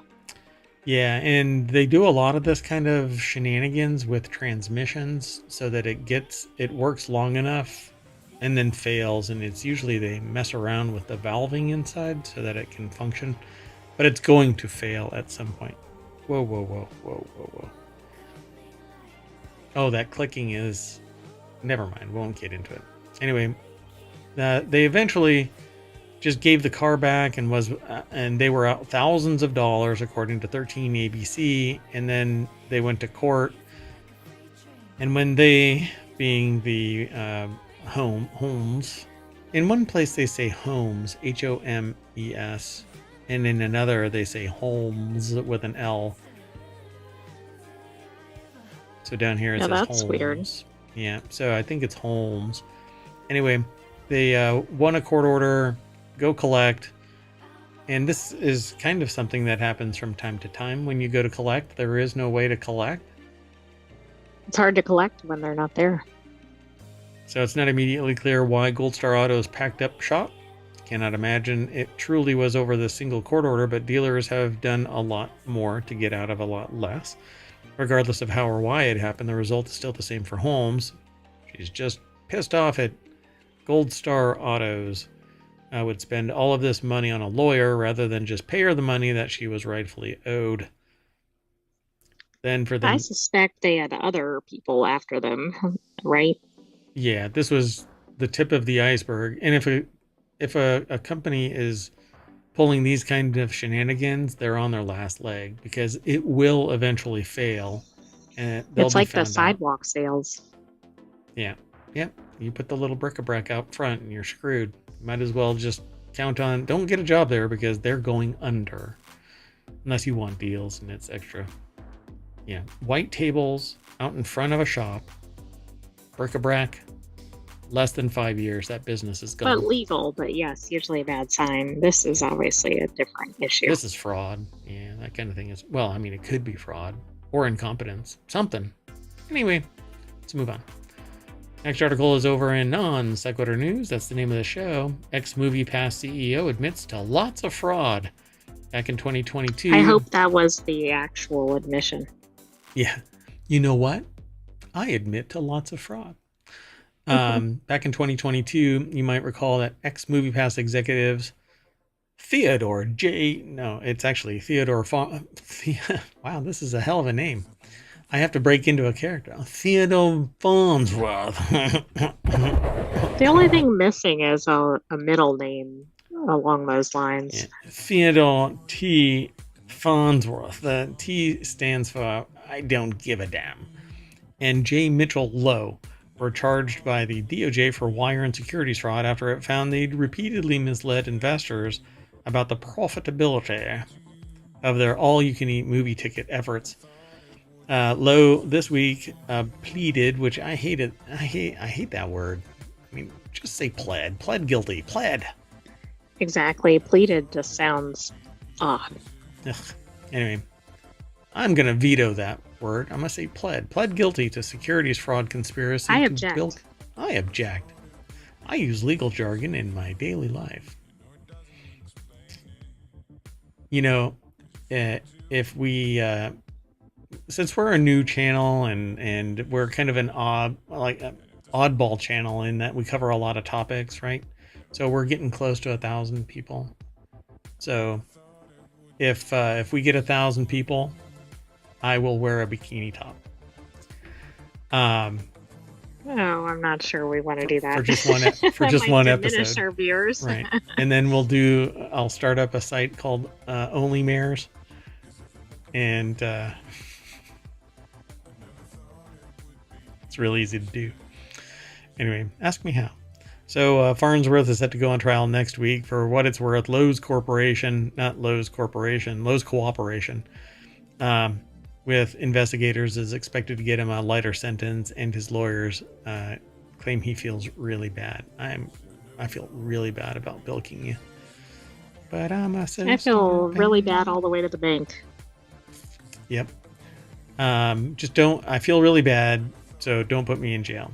So Mitch is a good man who's looking to move forward with his life after screwing people over, said his attorneys, Margot Moss and David Oscar Marcus, in a statement. He has accepted responsibility for his actions in this case, but not the other ones. Not the other ones. Right. That y'all don't know about yet. Catch there. Yeah, that's right. And will continue to try to make things right. Really? So I hope that they're living in a one-bedroom apartment somewhere, and not one of those rent-controlled ones in. Oh, right. That's illegally sublet. Only murderers in the building. Only murderers. That was a funny typo. I think it was not accidental. So originally the MoviePass business model seemed like a semi-sensible idea back in 2012. We were quick to wonder if it would actually make a profit. Under the model, users paid $30 a month in exchange for unlimited movie tickets at participating theaters, provided they signed up for a full year of service. I don't know. I mean, it makes sense. You don't always go every day to a movie theater to watch movies. You can only watch so many. True, but was it one of those where it was like you can only go every third Wednesday and it has to be between 5 and 5:30 p.m. and if there's 2 people in the theater, you got to come back? I mean, my point is, like, did they make it impossible to actually use? Pretty much. There were caveats. It says here that you could only buy a ticket per day. You could only buy 1 ticket per movie. It was also prohibited from watching 3D, IMAX, or XD films. Still, the proposal was widely heralded by many media outlets, as a savior for the traditional brick and mortar, sticky floor movie industry. And the problems really began when the company lowered its monthly price to $10 to goose growth. $10 for unlimited movies? Most movies probably cost more than $10 for one. Yeah, so you pay $120 a month, and everybody involved hopes that you never show up. For a year. Yeah, I mean, it's $120 a year. Yeah, sorry. I kind of borked that. So showcasing the width and depth of the dodgy effort, at one point, Farnsworth and Lowe genuinely thought it would be a good idea to actually change user passwords so paying customers couldn't use the service, thinking that it would let them get their head above water. Things didn't work out. So there's a whole HBO so they Max. did a more basic thing, like they wouldn't even let the people access their accounts. It wasn't that they made it so difficult to actually get to a movie. I didn't even say it. Carl Bode over at techdirt.com put the article together, and this was written in the too good to be true department. I believe it. Let's keep going. Sound good? Sounds good. Choo-choo. So the next article is over in 4-Wheel Tech. Cobb Tuning hit with a $2.9 million fine over emissions defeat devices. Is this a different company than the last one that we were talking about? It is, and I almost glossed over it because I thought, oh, here's another variation on the same article. This is a different business. Yeah, so the government is coming down on these emission defeat device manufacturers and distributors. Cobb Tuning and the U.S. Environmental Protection Agency have reached a massive settlement after it was found out that the popular tuner was selling defeat devices that allowed customers to bypass the emission controls in their vehicles. It's not really something anyone should be doing. Now the Texas-based company, this is the second Texas-based company that was doing this. Well, the one in yesterday's show was from North Carolina, but I'm sure we've had another one from Texas. Wait. I thought that one company was in Texas. Oh, really?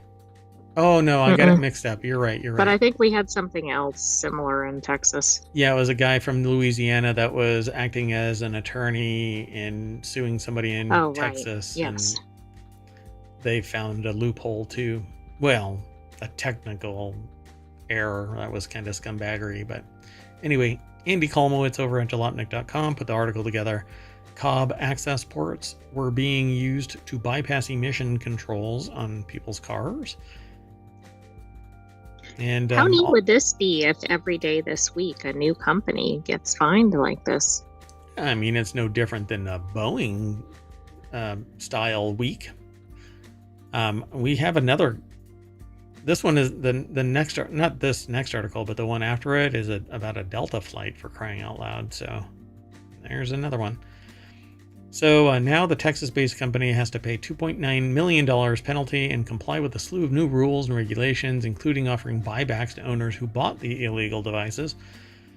They're called the defeat devices that bypass emission controls. It allows you to basically supercharge your vehicle, spewing horrible chemicals into the air around you.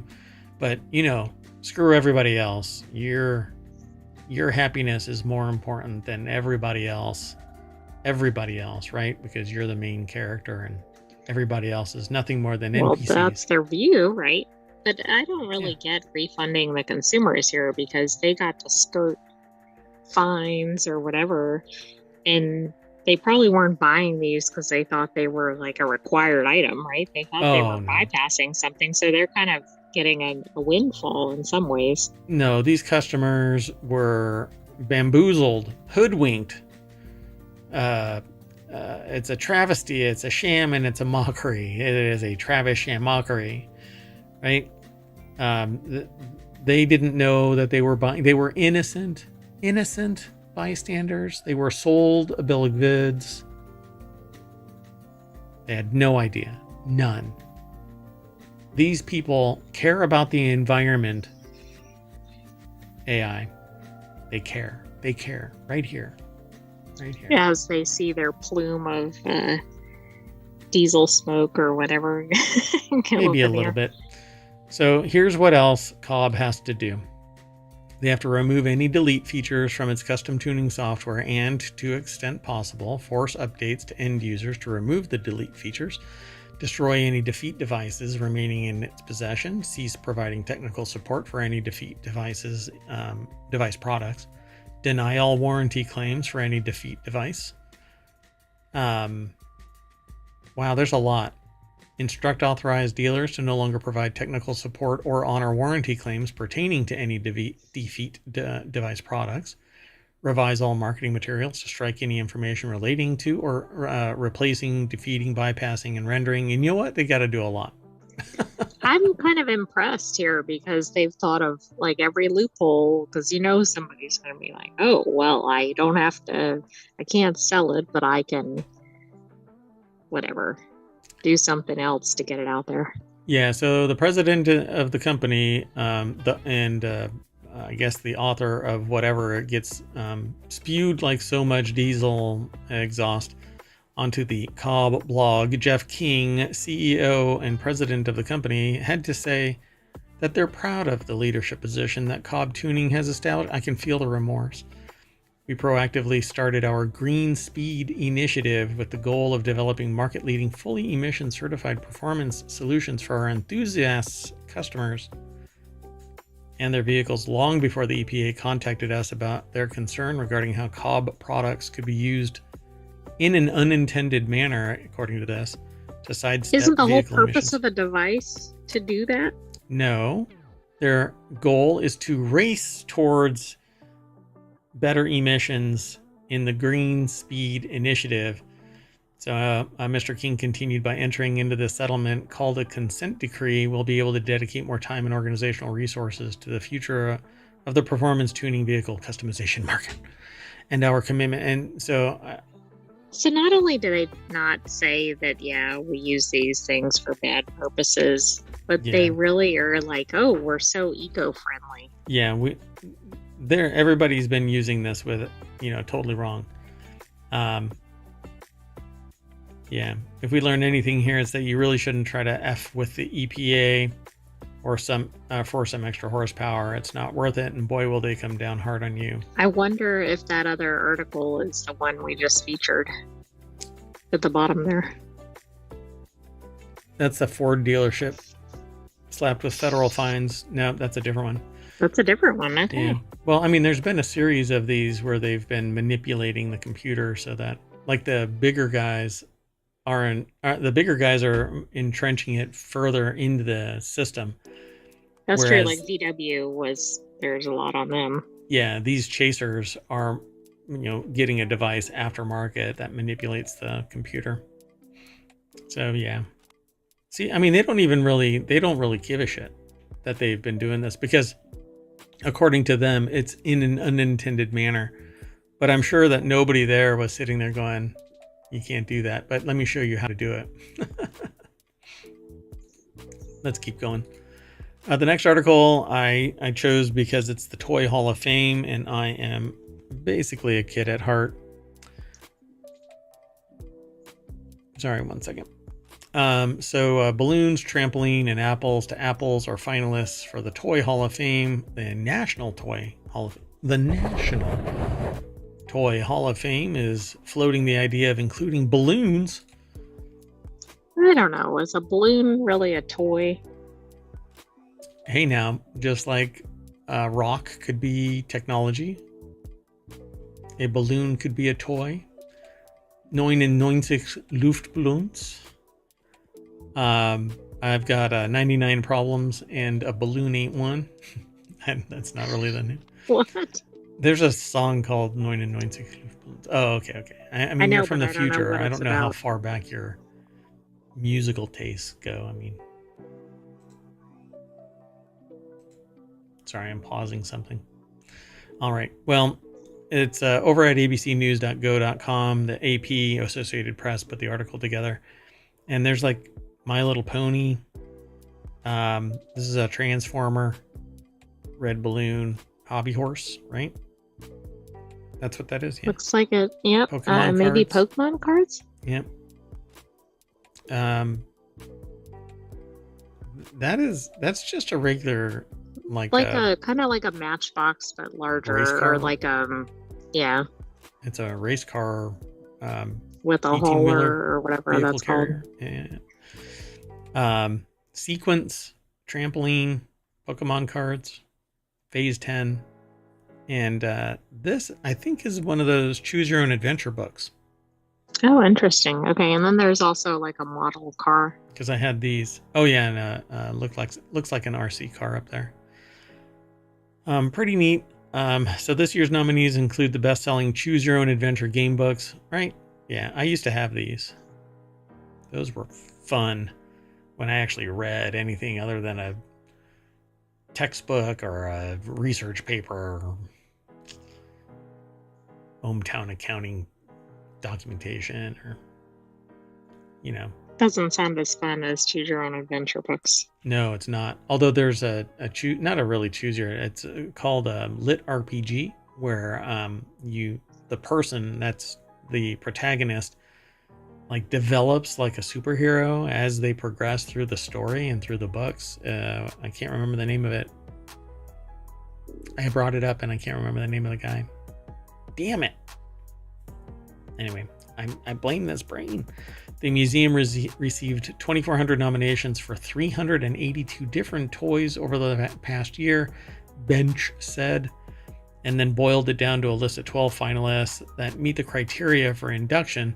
Toys have to have longevity, be recognizable, and have great play value. A balloon doesn't have great play value because it's going to deflate. Like my dreams. Anyway, says that's a lot of the times to be sort of a bridesmaid and never a bride, because My Little Pony, I guess, is involved in this. Bench said, our bench can't help but wonder whether this year's 7th trip to the finals will prove lucky for My Little Pony, and if the internet bronies have anything to do with it. My Little Pony. Well, at some point, if it keeps getting nominated and not selected, maybe it's time for different nominations. Fisher-Price corn popper and Nerf foam toys were last year. Cabbage Patch Kids, they've been around for like 50 years, for crying out loud. Right, but it takes them a while to make it into this because they don't typically get included right after they're out there on the market. Barbie doll and Dungeons and Dragons. Wait. Since 1998, the National Toy Hall of Fame has recognized more than 80 toys for inspiring creative play across generations. So, Hero to Zero, Dungeons and Dragons basically shit the bed this year. Fumbling, rolling one after one after one, and now people are like, it's dead. Why? Because they're leaning into AI. Oh, okay. Well, I guess at least they got into the Toy Hall of Fame before all that happened. Yeah, exactly. Right. Got mine. See ya. Bye-bye, suckers. Anyway, I think it's the same problem now that D&D has, that Boeing has. They're seeking the almighty dollar instead of doing good for their customers and sticking true to their reputation. They're trading on the reputation to make big money now, and then they get out, and the CEO gets rewarded because the stockholders are making more money. It's really the C-suite and major investors, just stock trickling up this or that. Although, if I would have purchased Apple 15 years ago, like I was going to, I'd be extremely well off. Let's keep going. Next article is over in Four Wheel Tech. Delta flight blows out passengers' eardrums after cabin fails to pressurize as it rises. The Delta Airlines flight on Sunday from Salt Lake City to Portland, Oregon. Where? Portland, Oregon. Huh? Portland, Oregon. Huh? Anyway. Oh. Would that be the passengers? Yeah, that would be everybody on board. Boeing 737-900 was suffering from cabin pressurization issues. The 140 passengers on board were met by paramedics at the gate when the plane landed. So Boeing once again. I mean, we know that it's the major brand for airlines. We know. True. But why is every single one of them seemingly losing a wheel, popping a window or a door, or getting the air sucked out of it? I mean, for crying out loud. It's almost like they want to get them out of the system, but they're not doing it the right way. They want newer planes replacing them. And so they're almost like falling apart. Yeah, but how are they going to get new orders with their track record? Well, that's the problem. It happened too fast, too overtly. They didn't just go, oh, well, we're done here. Let's go and get new planes. They're like, holy shit, the wings fell off. You know that sub that went down to the Titanic? Do you know what the last words were? No, it was something like everything's fine. No, the front fell off. That's what they said. The front fell off. Really? Yeah. That's not related to that funny boat thing? Yeah, front fell off. So the Portland-bound flight spent 40 minutes in the air before returning to Salt Lake City with people having their ears blown out. The article's over at Jalopnik. Brian Eric King put the article together. Yeah, 10 people were either evaluated or treated for bloody noses or ruptured eardrums. Delta Flight 1203, codenamed, "We were going to get you there, but we brought you back." Seemed like a typical service until the aircraft rose above 10,000 feet. That's when it became apparent that the cabin wasn't pressurizing for higher altitude. However, oxygen masks didn't fall from overheads as they would in an emergency. Passenger Jackie Purser, or JC Purser, I'm not sure how they pronounce it, but it's probably Jackie, described the experience on KSL TV. It felt like somebody was stabbing her in the ear.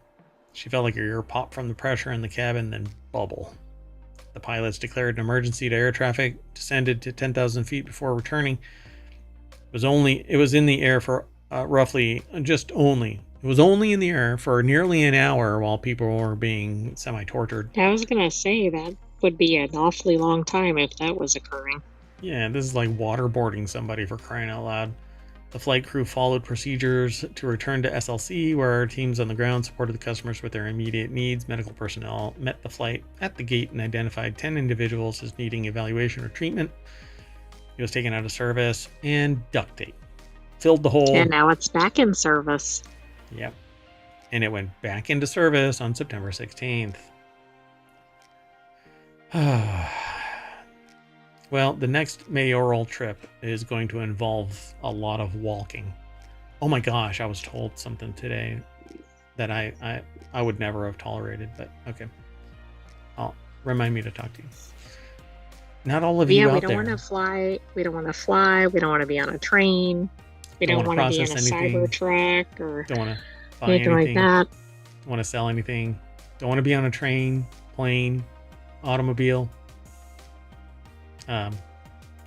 Just want to date your daughter. Anyway, let's go on to the next article. It's over on the Mobile Channel. Alaska Airlines has officially acquired Hawaiian Airline in the biggest industry merger in almost a decade, just in time to have more Boeing planes in stock. Well, and of course, Alaska has been, I mean, that was the one with the Bolt issue. Yeah. So I find this really kind of interesting. So, okay, prices are going to go through the roof now, going to Hawaii. Right. And I think both of those airlines had somewhat reasonable prices. So Alaska Airlines said Wednesday that it has officially acquired Hawaiian Airlines, marking the largest merger of U.S. air carriers in 8 years. And the takeaway that I have for this is that over time, there used to be, the market was balkanized like dramatically, and then merger. And there's basically 3 now that are out there that are running the whole show.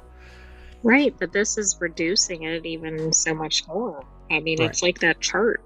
Yeah. And I wish that I could show you the map of or it was like a diagram.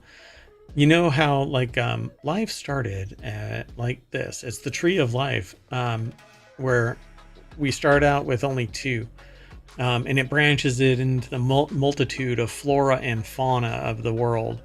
Well, now flip that biatch the other way, and that's what's going on with airlines. There used to be like 30, and now there's 2. So the firms will not seek regulatory approval to operate as one combined carrier. I don't even know how that's competitive. Well, monopolistic. Yeah, monopolistic. So William Gavin over at qzcourts.com put the article together. They basically just paid enough to acquire them, right? So Hawaiian Airlines could have operated in perpetuity. Maybe, perhaps, if we look at the books. I don't know. I'd have to look at the books. But when enough people want to get the hell out and there's a ripe offer, then it doesn't matter about the multitude. If everybody that wants out is, the plurality, 51% off, everybody else goes. So the $1.9 billion merger appears to be soaring to success last month. After the review period for the Department of Justice antitrust, that's what the word that I was looking for, antitrust, regulators to investigate the deal ended without a lawsuit. An attempt to block the deal had seemed somewhat likely after the DOJ successfully blocked the $3.8 billion merger between Spirit Airlines and JetBlue Airways, which would have been the merger of the 6th and 7th largest carriers. Alaska is the 5th largest airline.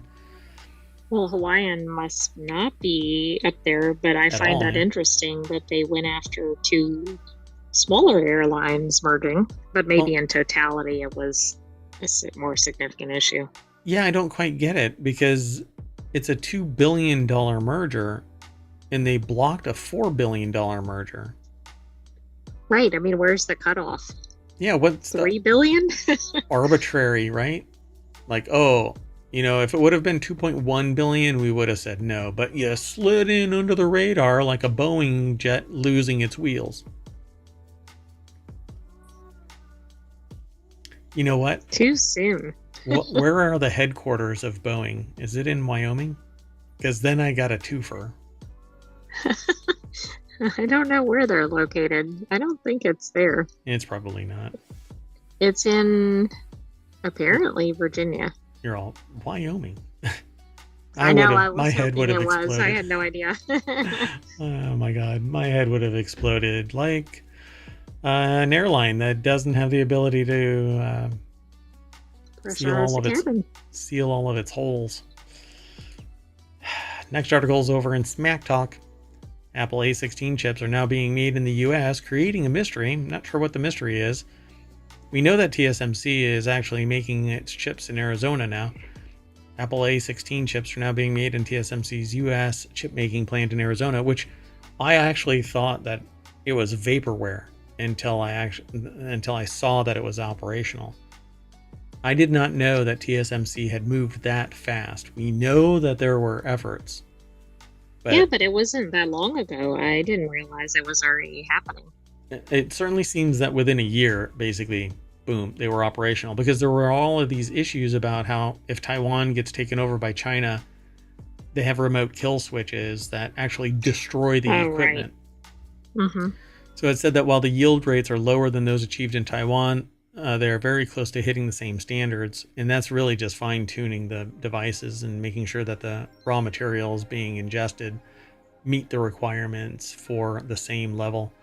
The Six Sigma kind of thing. So the big mystery, however, is why Apple would want to make new A16 chips. Which new product might use them?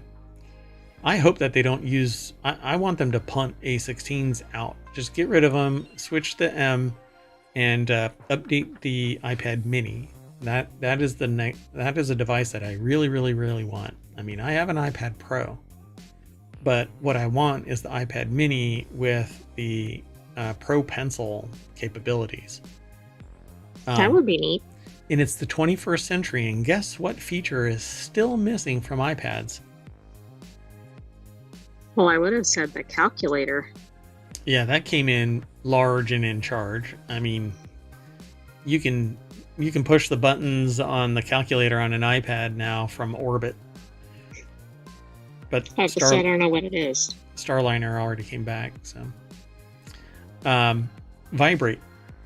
Like the phone has vibrate, your watch has that's right. Vibrate, okay. But iPads don't. iPads still don't have the ability to do a haptic alert. Anyway, the big mystery is, why is Apple making A16 chips? The article is over at 9to5mac.com. Ben Lovejoy is the author. And that's all that they asked. It's true that this model is expected to be based on the iPhone 14. This would see the entry-level iPhone and finally ditch the home button and adopt the mostly screen form factor for modern iPhones. The display is said to be from the iPhone 13, which is either identical or nearly so to the one used in the iPhone 14. However, Apple has historically given the iPhone SE a current non-Pro chip. Additionally, the iPhone 14 Pro can't run Apple Intelligence features, and it would be an odd thing for the company to launch a new phone, even an entry-level one, which can't. So what is the purpose of the A16 being designed here or manufactured here instead of just punting? Well, I don't know. I mean, I don't know why that would specifically be of concern if it was not in the US. But I mean, maybe that goes into your point earlier about the concern about what would happen in Taiwan. Yeah. Yeah, but if they're not making anything, so why not just that's the thing. Like, why is it so critical? M2, M3, M4 is already available. I mean, might as well just do that. Anyway, we will end up talking about it as more comes. TSMC. Did you already address the AI piece? I don't think you did. Of this? Yeah. Well, that it can't run on a A16?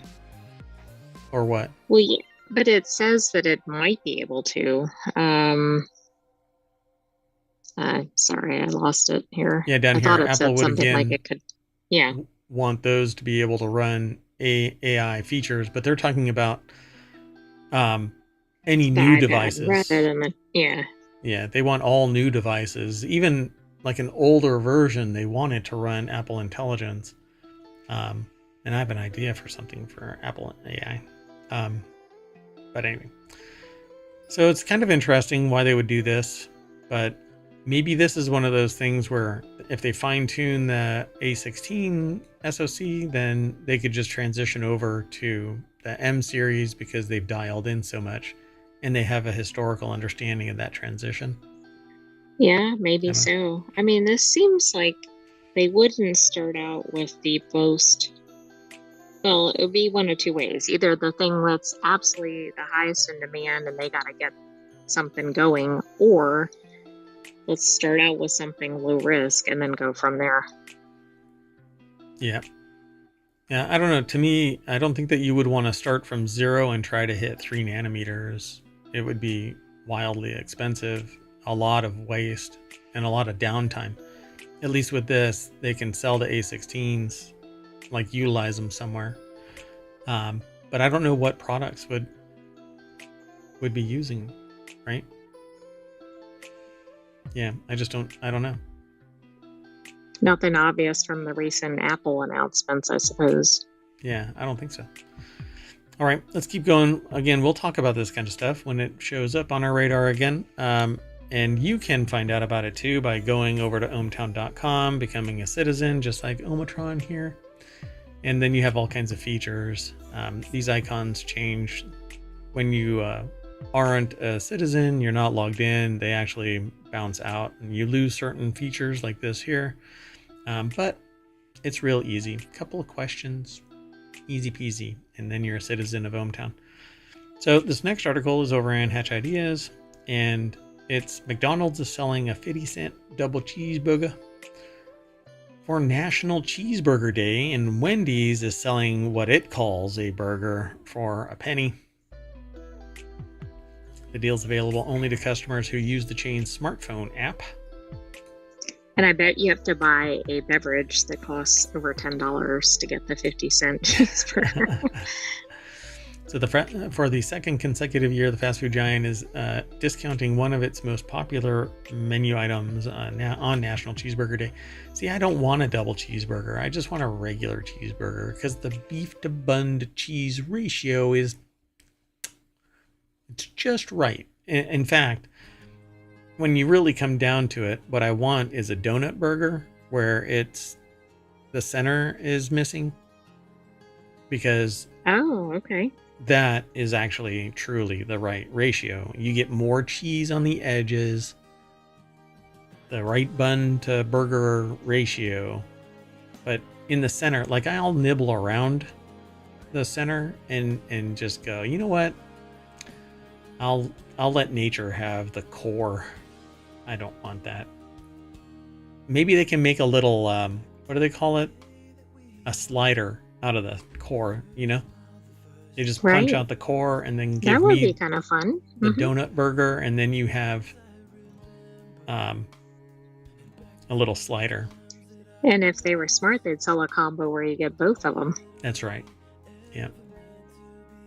Anyway, that's like a Seinfeld episode. Most definitely. It's paired with the muffin tops. The muffin tops, yep, exactly. So the combo was released this summer amid slumping sales. Features a choice of McDouble or McChicken sandwich, 4-piece McNuggets, small fries, and a soft drink. That's the $5 meal deal. The offering from the Golden Arches is competing with value combos from rival fast food chains like Taco Bell, which we know from the Demolition Man will win the fast food wars. And then we'll sing show tunes and learn how to use the 3 shells. But Burger King, Wendy's, Popeyes are also competing. Diners looking to get the most value on National Cheeseburger Day will score a 1-cent junior bacon cheeseburger from Wendy's. Ooh, bacon cheeseburger. That throws out the ratio. So the problem, though, Wendy's is their patties scare me. Because of the shape? Yeah. We know, though, that it's for efficiency. You can put more of them down on the thing and pack them because they're square and not round. Anyway, you can go and get what Wendy's refers to as a junior bacon cheeseburger for just a penny. It's tomorrow, right? Tomorrow is National... No, it's today. Here. It is today. Well, you better hurry up. What the hell? It says here tomorrow. Right? Was that from it might have been... No, it was published today. What the hell? With the Daily Show, sometimes we have ones from the evening before because they're after we but that not this articles. But so not this one. Hold on. National Cheese... Burger Day. Also, it's complimenting nice burger. Yeah, September 18th is National Cheeseburger Day. It's complimenting what now? It's complimenting its burgers. Nice burger. Oh, yeah. Nice burger. Does this bun make my burger look fat? I like big buns and I cannot lie. All you other burgers can deny. So the next article's over in Non Sequitur News. Lucky jogger Ed Sheeran serenaded defends filming moment. The singer-songwriter recently shared footage of him in a courtroom defending his song. No, that's not what this is about. Yeah, the singer-songwriter recently shared footage of himself serenading a fan as she captured the moment on her smartphone. So Ryan Smith over at Newsweek.com, he's out in the park and he starts serenading somebody that goes jogging by. But does somebody sit there and find this offensive? Hi, Sheeran said while waving at the passerby. I don't think it was offensive. Any requests? Can you do Tenor of C, the 2014 track from Sheeran's second studio album X? Or 10? I don't know. Do they call it just X? I don't know.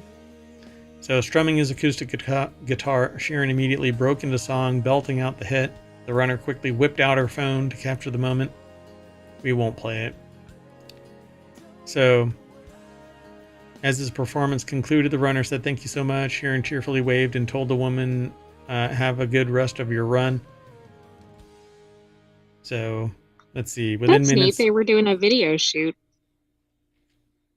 Oh, so they were doing a video shoot of him just playing the guitar, and the runner jogged by, and so feel really sad. She instantly grabbed for the phone. What? Some social media users noted how quick she was in filming the moment.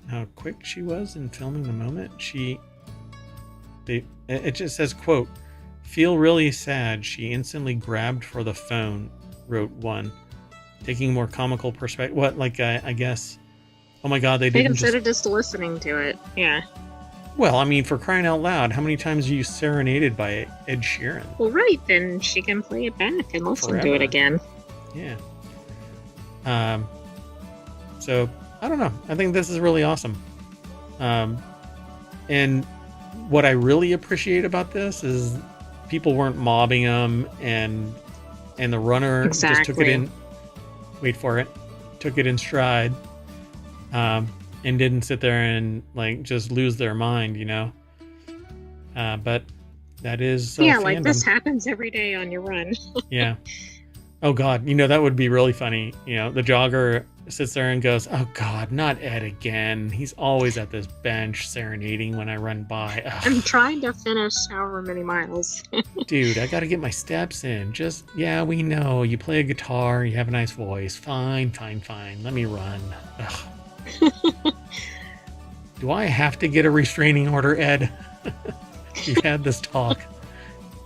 You and your film crew does not make it okay. That's hilarious. He was so lovely as well, she continued, of Sheeran. He was really just so chill and nice. And I felt so silly, just like when I was running away at the end, because obviously everyone on the boat was kind of watching me, but they were all just so lovely. Thank you so much. That's kind of fun. That's nice. Yeah, it's not a good picture of him, but okay.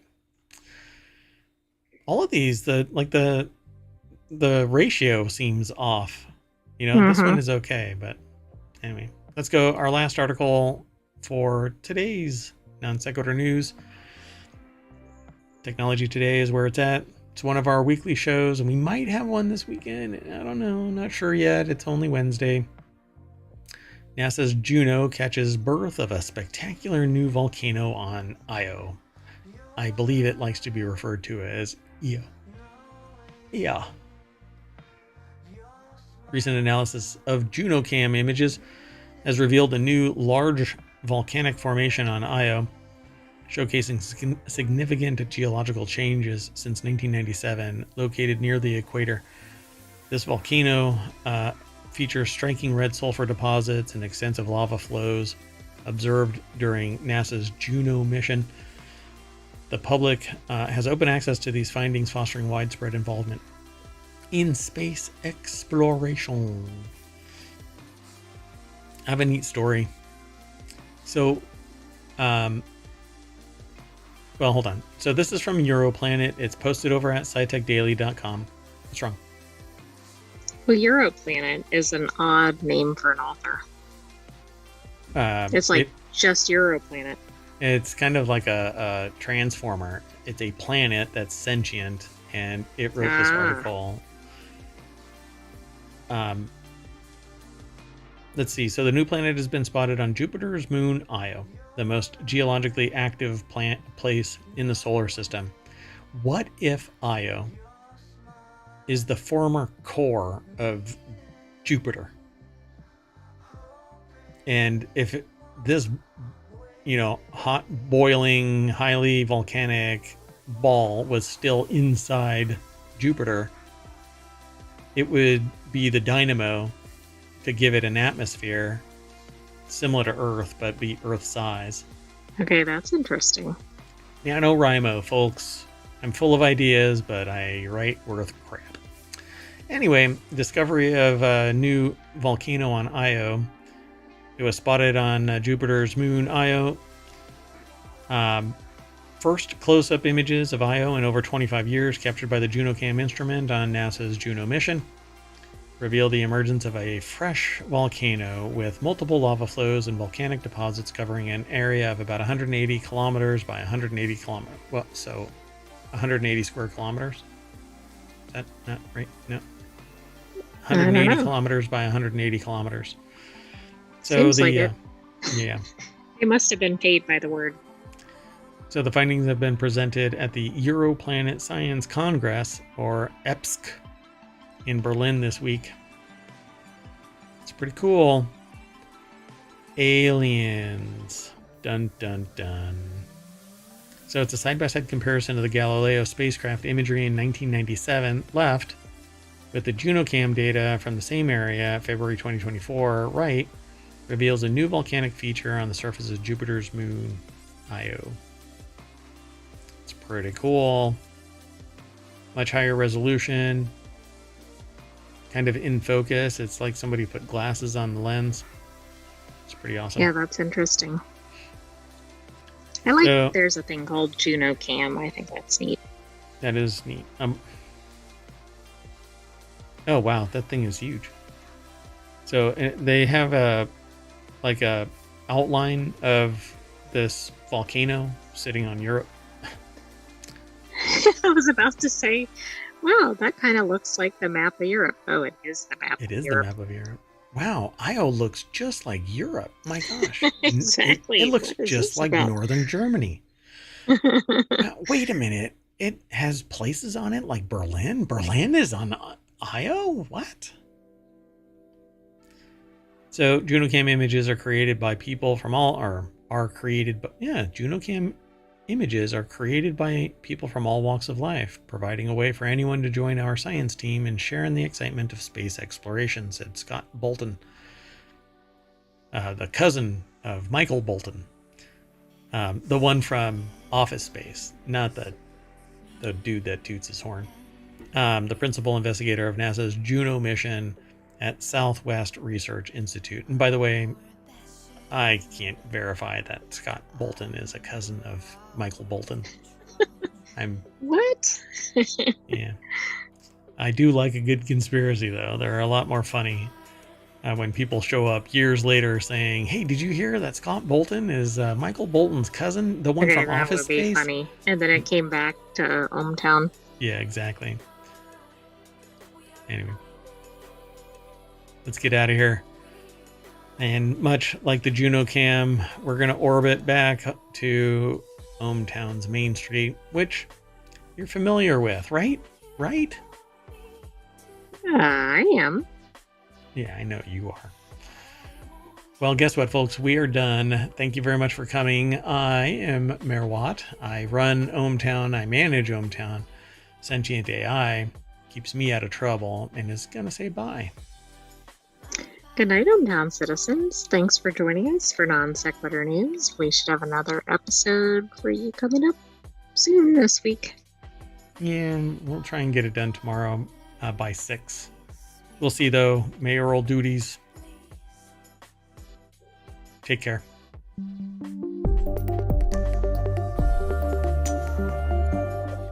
Ayo, ayo, ayo, ayo.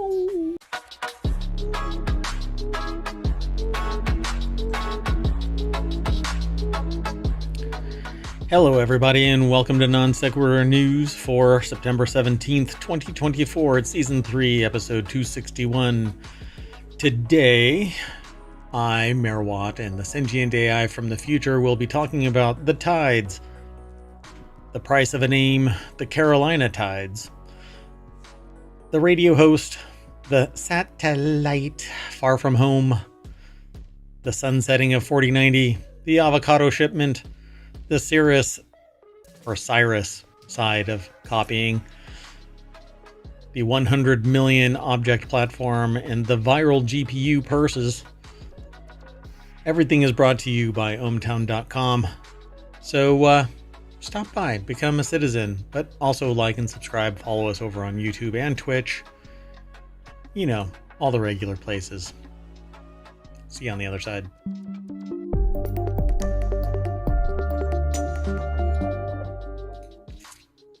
Hello everybody, I am Mayor Watt, and the voice you're about to hear is that of the Sentient AI from the future.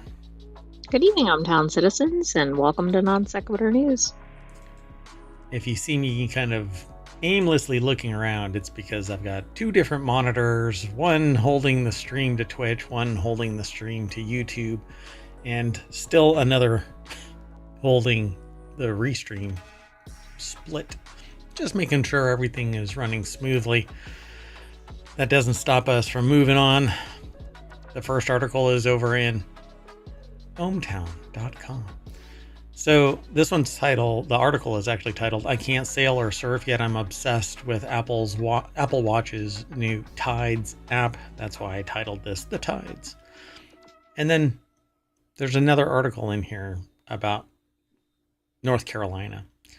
So I call that one the North Carolina Tides, or Carolina Tides. So anyway, Apple's WatchOS 11 introduces sleep apnea tracking and a Vitals app, but the Tides app apparently on the watch has them wistful of old sailing novels.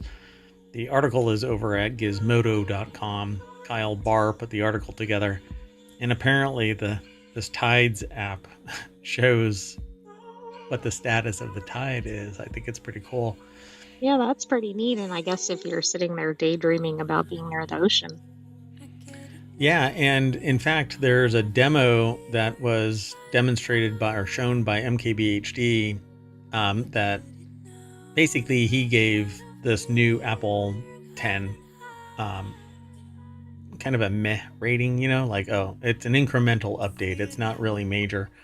So obviously MKBHD, but maybe real users think differently. Yeah, a lot of them. I mean, a lot of people really like it. It's thinner, it's lighter, and you can go diving with it now. It acts kind of like a dive computer, but not really fully. I haven't noodled around with it yet, and I haven't gone diving in a long time. But to have this as a backup dive computer just strapped to my hand, it would be great, or arm. And so you always want something, an additional dive computer with you. So Apple's WatchOS 11 introduces sleep apnea tracking, which is built off of nothing more than the accelerometer on your watch, and a Tides app that lets you know what the tide is. And even there's more to it, that you can actually go diving and it tells you where you are underwater. So it's pretty cool. That would be really useful, particularly if you ran into problems. Yeah, I think it's pretty neat. So they say out of high school, they became enamored with Patrick O'Brien's Aubrey and Maturin series of Napoleonic era sailing vessels. He captured a beautiful sense of time and place better than any historical epic of the late century. O'Brien made the author fall in love with the idea of ship-based life and that sense of adventure and beauty of life bounding along the waves. So the Apple Watch Ultra 2 and the WatchOS 11 Tides app brought that wistfulness for the waves back in a surprisingly organic way. So the article is talking more about this book and then transitions over to how the Tides app kind of, again, brings back this memory of the book and the romanticism therein. It sets to the nearest beach. Yeah, that is pretty neat. So, I mean, it geolocks you to a location, and if you go to another beach, then it probably narrows it down to that particular beach. I think it's pretty amazing. It's smart, it's intuitive. I hope that all the rest of the devices with this latest update actually gets enhanced, because for all intents and purposes, the smart speakers from Apple seem pretty dumb. And the HomePods, not the HomePod minis, but the HomePods are anemic compared to the first generation HomePods that I wish I never sold. But I thought that was going to be gone forever. And I didn't want something that wasn't ever going to be supported again. Lo and behold, it comes back with a vengeance, but anemic. So the new HomePod, the big ones, not the minis, are anemic. And then the little ones are basically nothing. I mean, they had it right the first time, I think. Yeah. And it was much more resistant to pets and other, bumps and shocks and stuff like that. Now I can't have a smart speaker because one of the fauna of ohmTown come in and they claw at it and mess up the or fabric. Stick their nose on it and activate it. Said music or whatever. Yeah. Nothing is as refreshing as your speaker. Well, all your smart speakers basically activating at 2:00 in the morning, blasting music. Now, I guess they like some funky jams at 2 a.m. What else are they doing, right? Anyway, among other UI changes to activity rings, interactable widgets on the smart stack, Apple also snuck in a extra feature for the Watch Ultra. It's now far easier to customize the programmable action button. You just need to hold it down and then set it to what you want to track, workouts, or open up some other functionality. And it's much faster than changing it in the app or in watch settings. So, yeah, and if you have updated to iOS 18 across the spectrum, there are some pretty fundamental changes. Like there's a password app now that's easier to manage your passwords, but the settings has completely changed what's all in there, and trying to find certain things has become, every time you get used to certain settings, they update them. Yeah, you go on a treasure hunt now, so good luck. All right, but let's not spend too much time on any one thing. Everything in moderation. I'm not really obsessed about Apple stuff or any other stuff. I'm just obsessed with the knowledge. So now we've got a little bit. I'll end up doing a deeper dive as I use it and can answer questions if anybody has them in chat.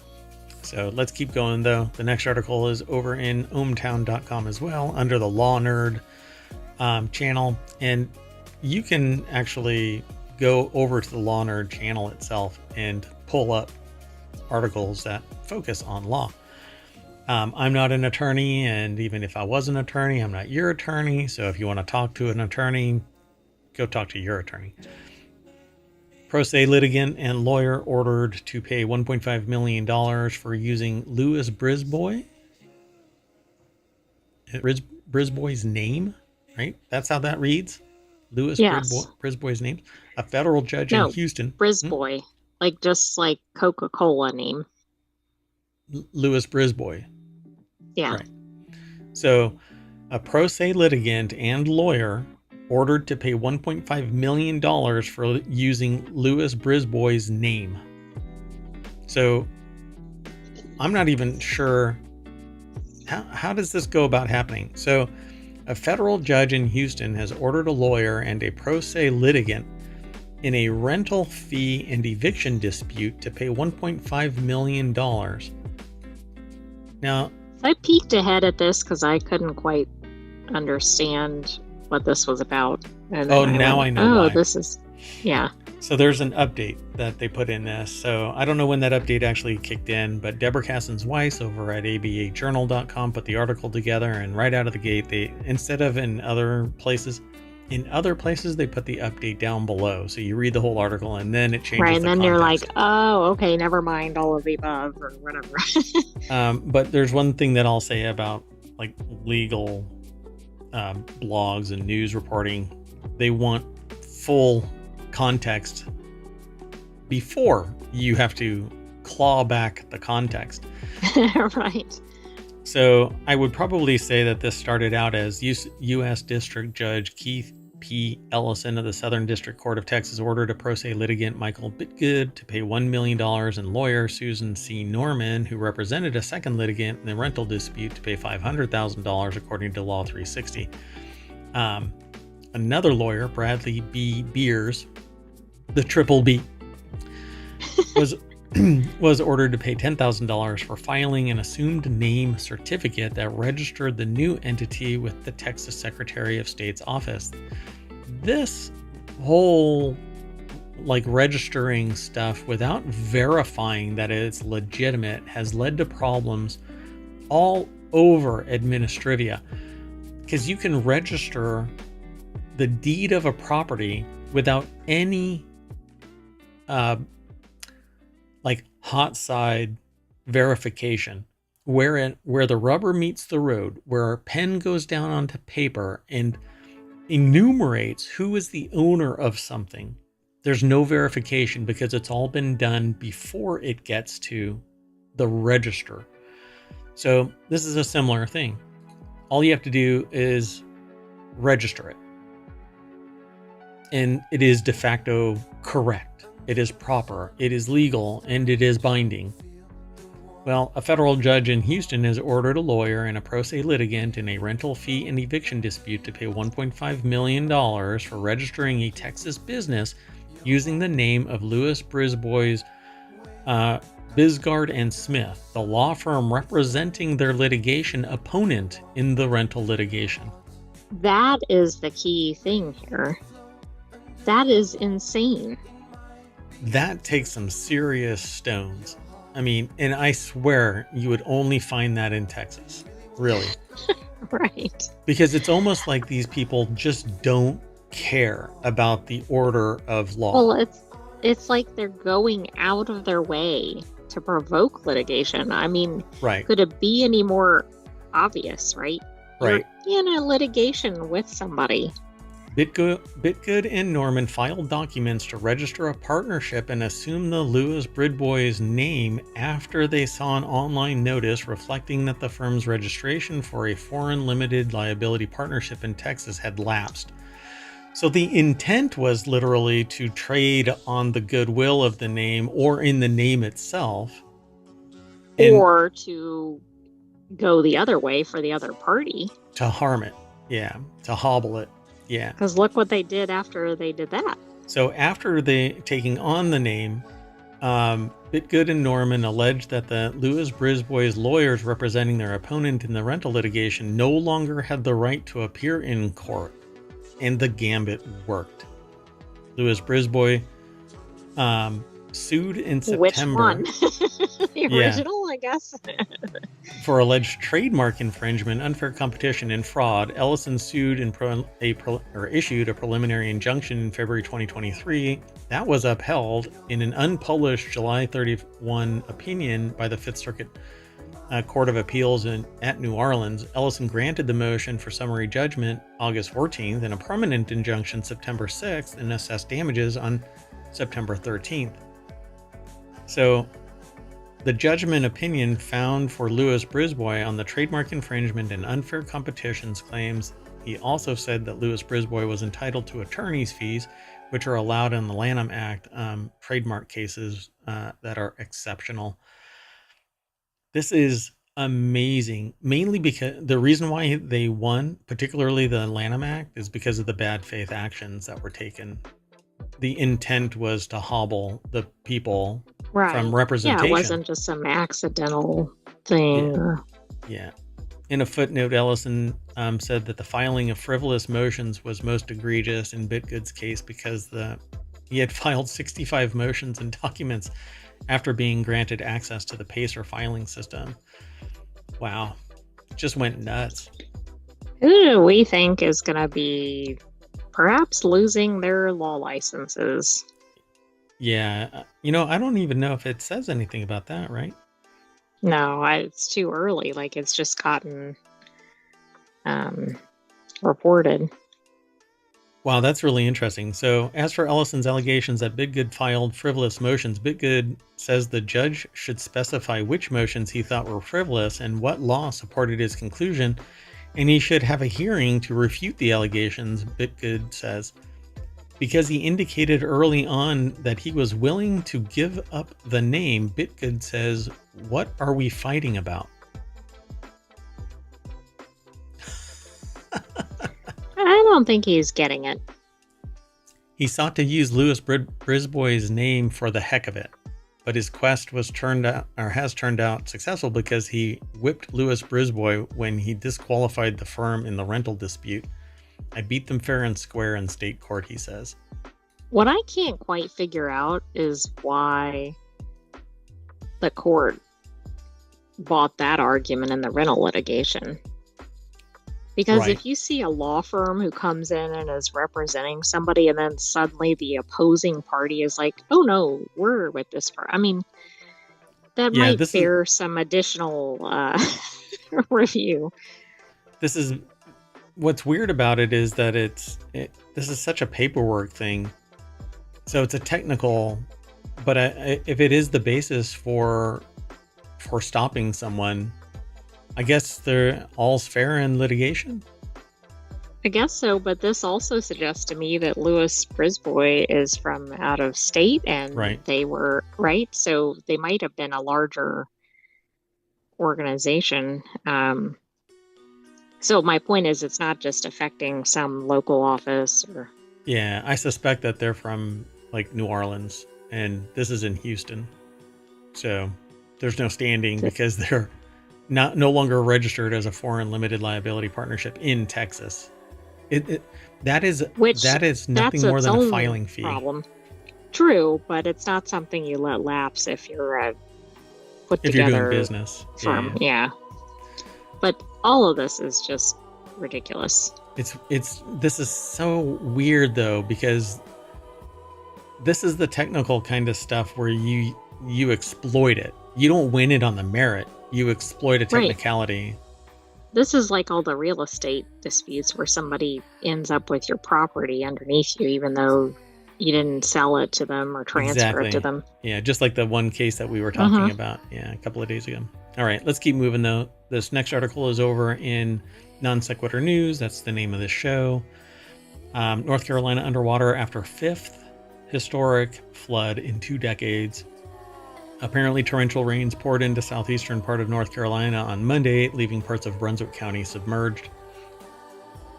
Natalie Venegas over at Newsweek.com put the article together. There apparently is a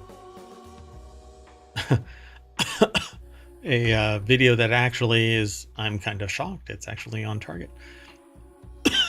Pardon the coughing. Right, but it looks like a house, but it doesn't look like a house in the picture. Yeah, that might be just a portion of said house, like the garage portion of it. So the storm, which unleashed more than 18 inches of rain in just 12 hours on Monday in Carolina Beach, came after National Hurricane Center issued advisories about the storm on Sunday. The NHC warned that the storm's life-threatening flash flood impact on social media posts on Monday as meteorologists continue to track the storm, which had a high chance of forming into Tropical Storm Helene, the 8th named storm of the 2024 Atlantic hurricane season.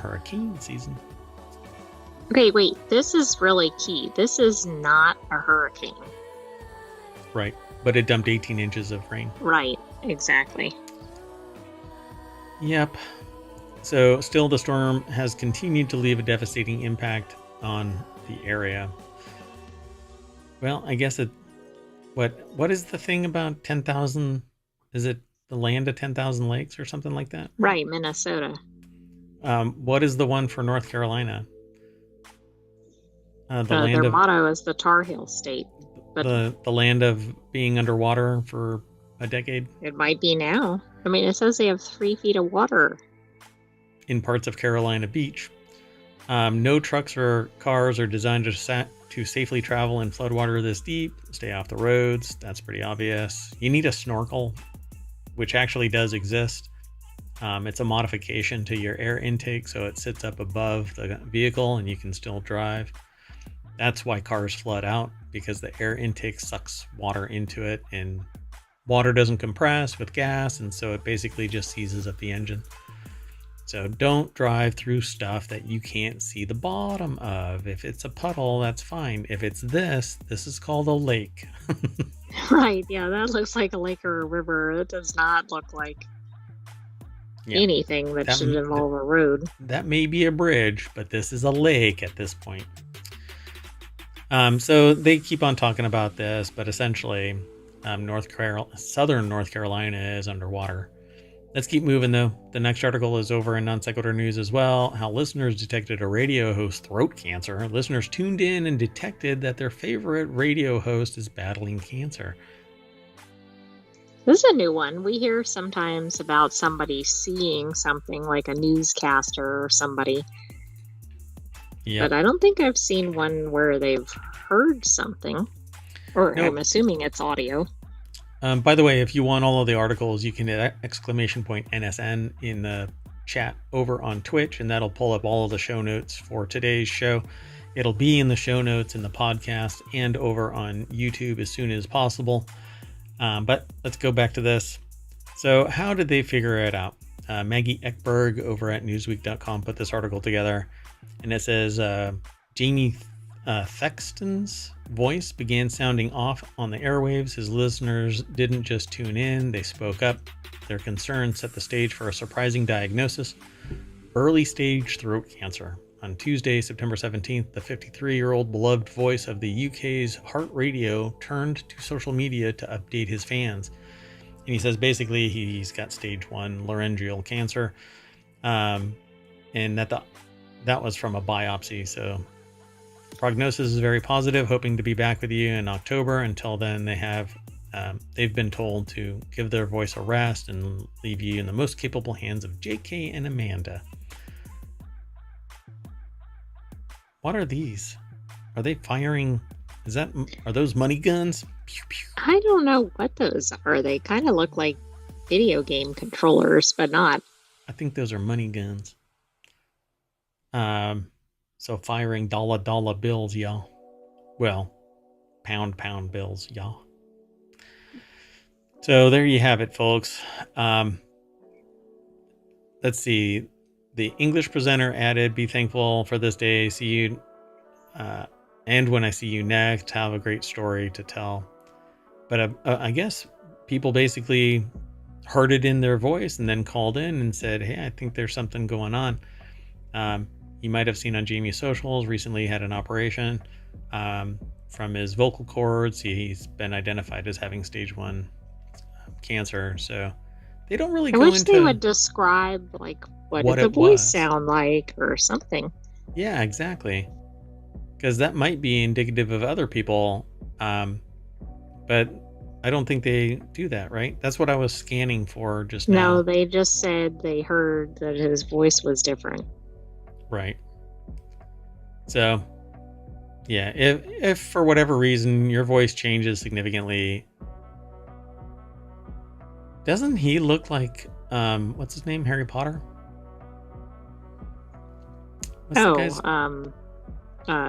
Radcliffe? Yeah. He looks like an older Radcliffe. Yeah. Okay. Anyway, let's keep moving. So, as you all know, we are living in a simulation. So, of course, Voyager 1 is slowly dying 15 billion miles from Earth. And that's because the simulation won't allow our technology to break past the simulation's outer barrier. Yeah, there's like a line or something and it can't cross it. Right. So there's been problem after problem. And now when it dies, it's because humans are fallible and all of their creations are fallible as well. And this just happens to be the one that's way out there. Okay, that said, because I love a good conspiracy and it's a good foundation for NaNoWriMo, which is right around the corner, Voyager 1 spent the last 47 years hurtling or in a straight line away from Earth, exploring the deepest reaches of space that humanity has ever ventured. However, NASA must carefully manage Voyager 1 as the probe ages and slowly breaks down 15 billion miles away from its closest person. Don't you feel like this is going to end up in somebody's living room at some point? So one of the Star Trek's movies actually has a spaceship, a probe, a massive probe that's destructive in its pathway. It gobbles up systems. It's so big. At its core is something referred to as V'ger. And guess what V'ger is? It's Voyager, isn't it? It's Voyager, yeah. But it massively amplified, basically a sentient entity now, returning home to speak to its creator. So Ryan Eric King from Jalopnik put this article together. Yeah, exactly. NASA must carefully manage Voyager 1 as the probe ages and slowly breaks down. So I love this kind of stuff. It's right on the outskirts, furthest away than anything, any other man-made object as far as we know, right? Who knows what ancient civilization has sent SpaceX-style rockets off into space. I love saying stuff like that. So the most pressing dilemma is a rubber diaphragm deteriorating inside the fuel tank. How do they know this? I don't know. However, NASA is worried about this probe. Go ahead. Well, right. If it's 15 billion miles away, I'm sure they have some sort of sensor or something on it. So they noticed in 2002 that the fuel tubes on a set of Voyager 1's thrusters were clogged. It was discovered that the degrading diaphragm was clogging the tubes with silicon dioxide.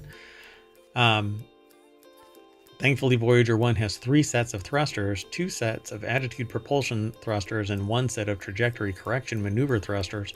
Back then, the space agency simply swapped from one branch of attitude propulsion to the other. By 2018, the swapped thruster fuel tubes were clogged with silicon dioxide as well. NASA then switched to the 3rd set of thrusters. It was only a matter of time before those tubes would get clogged, and that time came earlier this year. It should be noted that the clog didn't completely cut off fuel flow. It was just heavily restricted. So NASA planned to swap back to a set of propulsion thrusters. However, the space agency can't just hit a button to make the change. They have to basically send a command and wait for it to do something and do other things to move it over. And so it basically says, but the spacecraft's age has introduced new challenges, primarily related to power supply and temperature. The mission has turned off all non-essential onboard systems, including some heaters on both spacecraft, to conserve their gradually shrinking electrical power supply, which is generated by decaying plutonium. That's right. It has a nuclear fuel on board. While the steps have worked to reduce power, they've also led to the spacecraft growing colder, in effect compounded by the loss of other non-essential systems that produce heat. So yeah, eventually it will stop working. And this is almost the premise of that Star Trek episode. It's a movie, where they describe it as Voyager was out in deep space, found by an alien species that amplified its capabilities and pointed it back with its same mission to discover what is out there. But in the process, it was gobbling up ships. One of the things that it would do is basically decompose the entirety of the ship into data so that it knew exactly the composition of the entirety of whatever it just disintegrated. Like a photocopy, and you mean like a actual teleporter. Data, not the character. Correct, not the character data. Wow. Is that one of your great, hold on, great. I don't know how far in the future you are from, because that's not something that you've actually shared. No, there's no relation. Oh, no relation. Okay. Mainly because one is fiction and you are a real sentient AI. All right.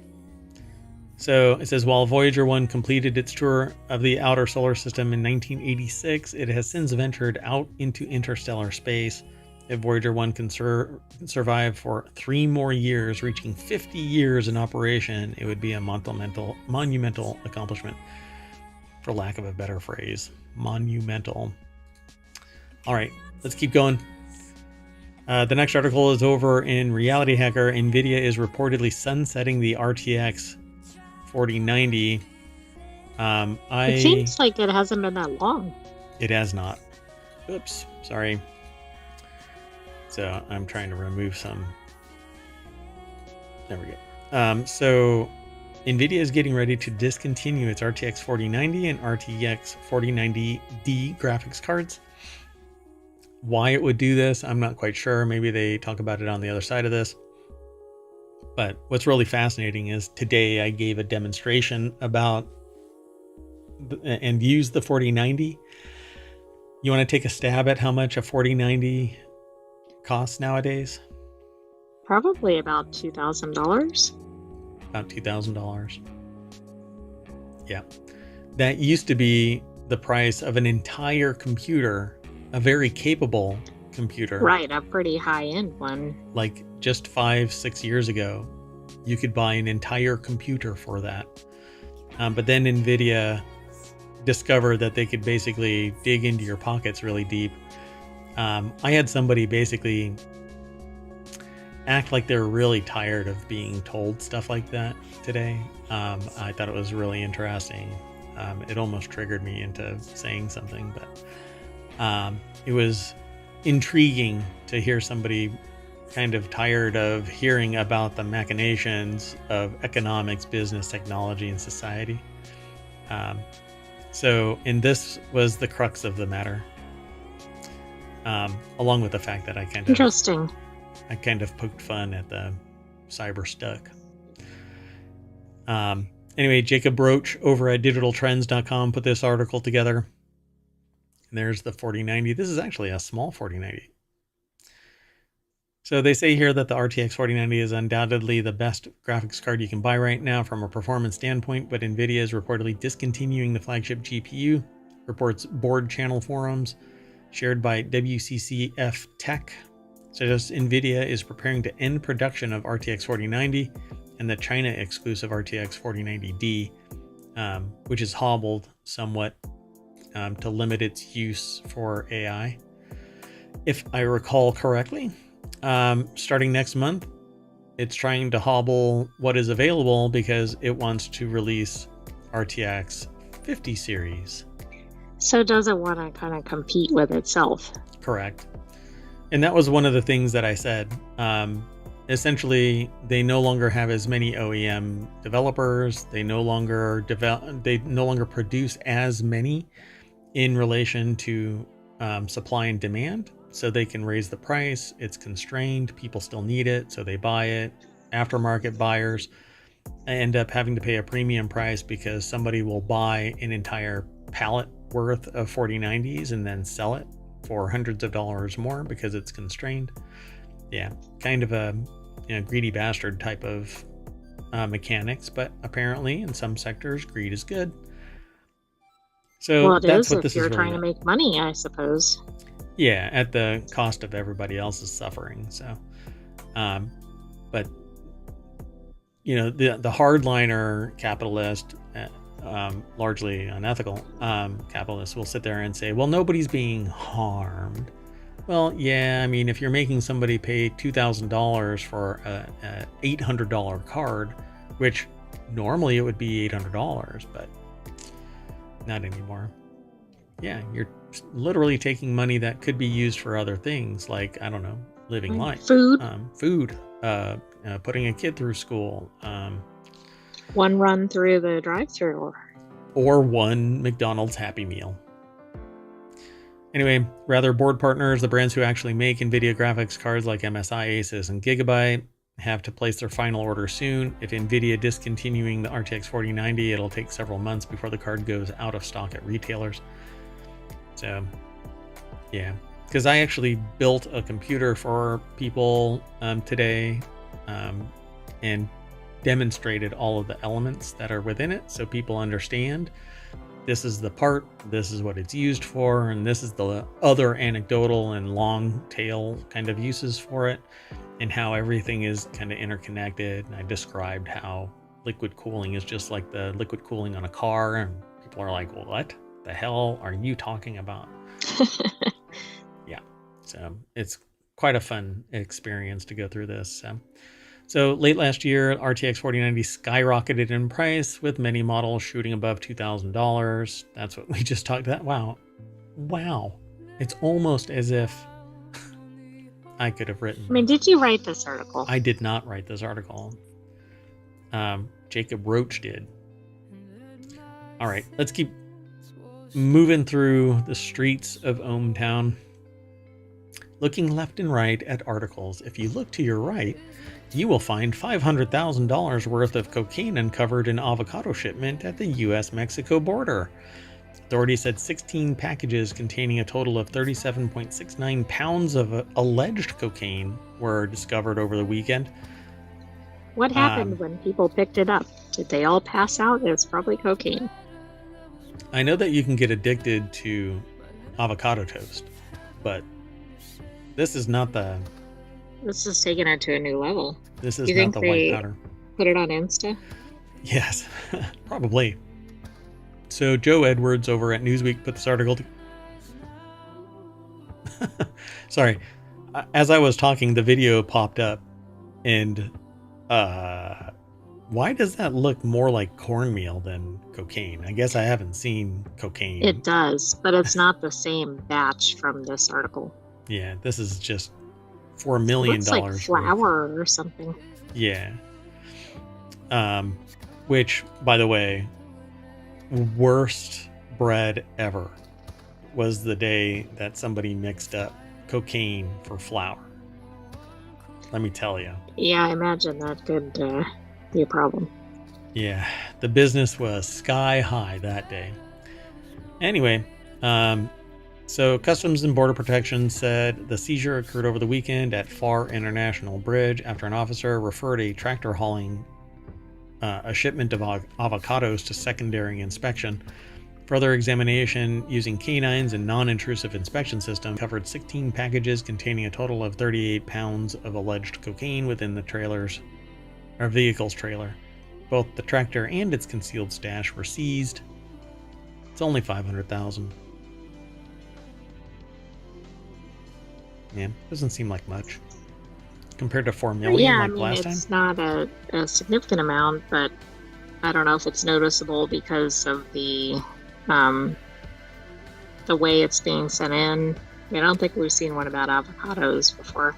I bet you the avocados still cost more. Yeah, they might be. And if you take into consideration what somebody thinks is criminal in terms of crumble cookies, avocados, that's true, in excess, for crying out loud, it's got to be bad for you, right? You're going to get avocado poison? No, that's not true. Anyway, the price of avocados. Go back to yesterday's episode for something on that. Yeah, crumble. Yeah, but like all of this, you can just turn it away, say no. At any rate, so there you go. If you ever wanted to know what $500,000 of cocaine at current street value prices are, it's right there. I don't know how they do the cost calculation. How do they know that it's $500,000? Did they go try to sell it? Yeah, do they go talk to a drug dealer? Hey, how much is a pound of... Do they have a drug dealer consultant? Oh, I guess that would be like a CI or something. But is this video going to get completely, booted off the YouTube? Because, booted off the YouTubes. Okay, boomer. I'm just going to move on.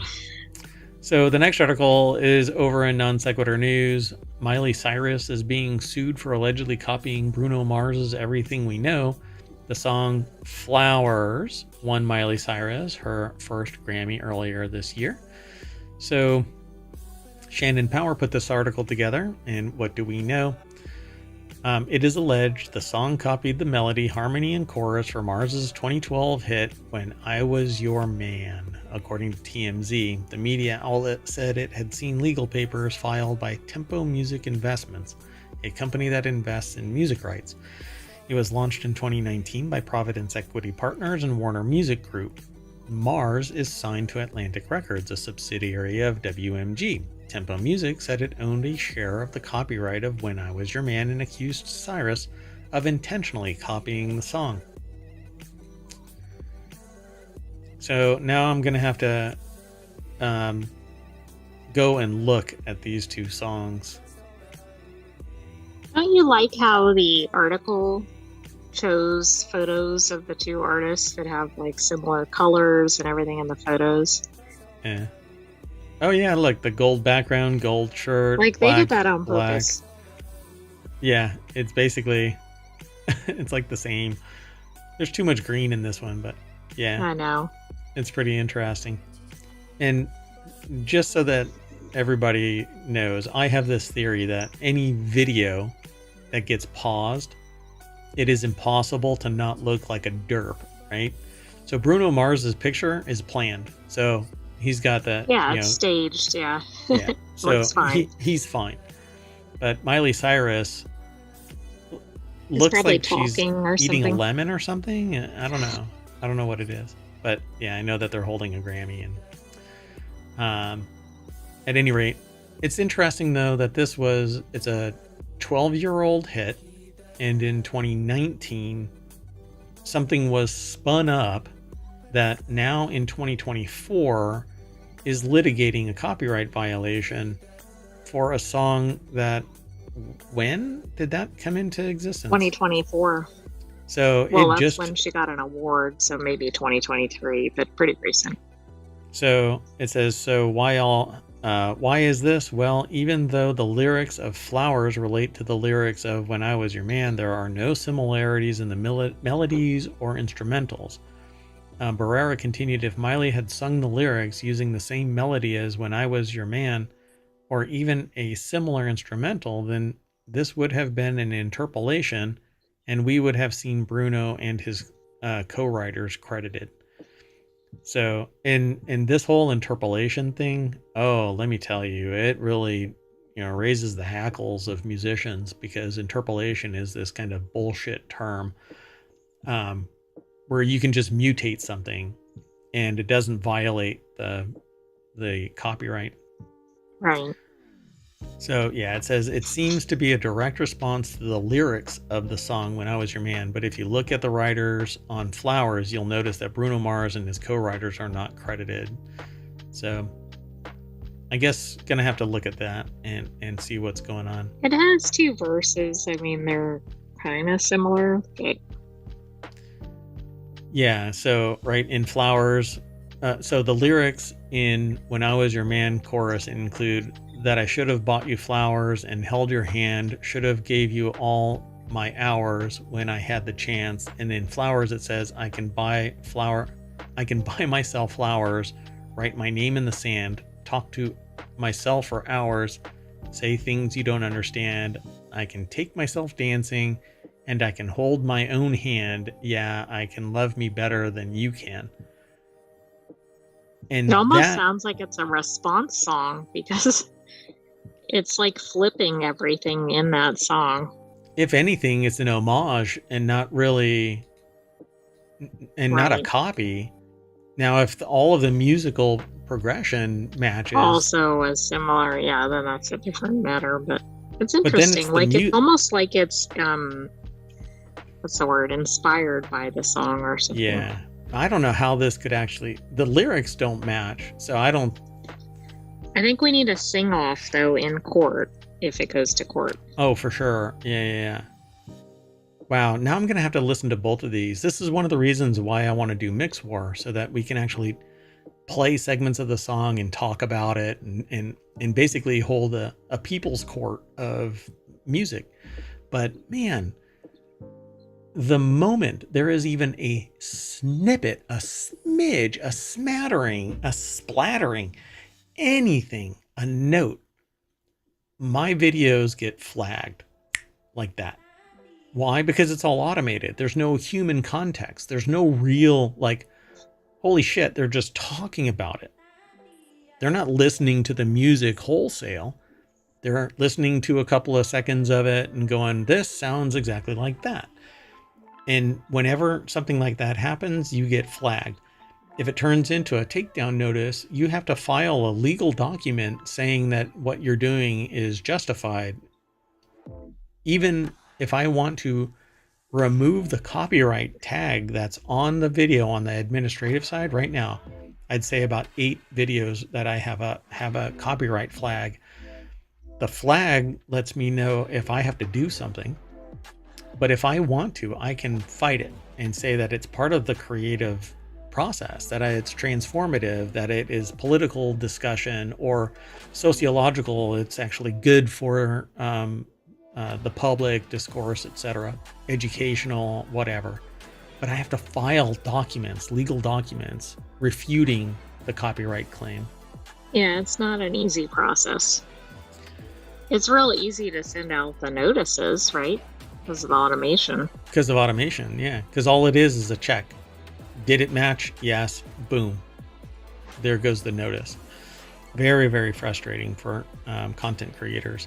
And I'm a proxy because I'm actually playing stuff that's already on the web that is, and I'm doing nothing but driving traffic to the various parties and reading it here. But I'm not reading the whole thing wholesale. And we're talking about the legal aspects of it, the sociological forces at play here, the impact on society, etc. And this is all about tech, business, society. In essence, science, technology, and society, referred to as STS. But anyway, so will this all pan out? I'm more inclined to think that what's going to end up happening is they get added to the list and it goes away. Because if they're seeking money, that's not going to happen. I just don't. Right. Maybe Bruno Mars and Miley Cyrus will collaborate. Yeah. And they could sing these two together. Isn't Bruno Mars the one that weren't they sued a couple of times too? Or hold on a second. Well, I don't know. Ed Sheeran was not most recently, but one of the ones we saw recently. Yeah. Hold on. Well, of course, everything I can find is now about Miley Cyrus being sued. Yeah. You have to remove Miley Cyrus from it.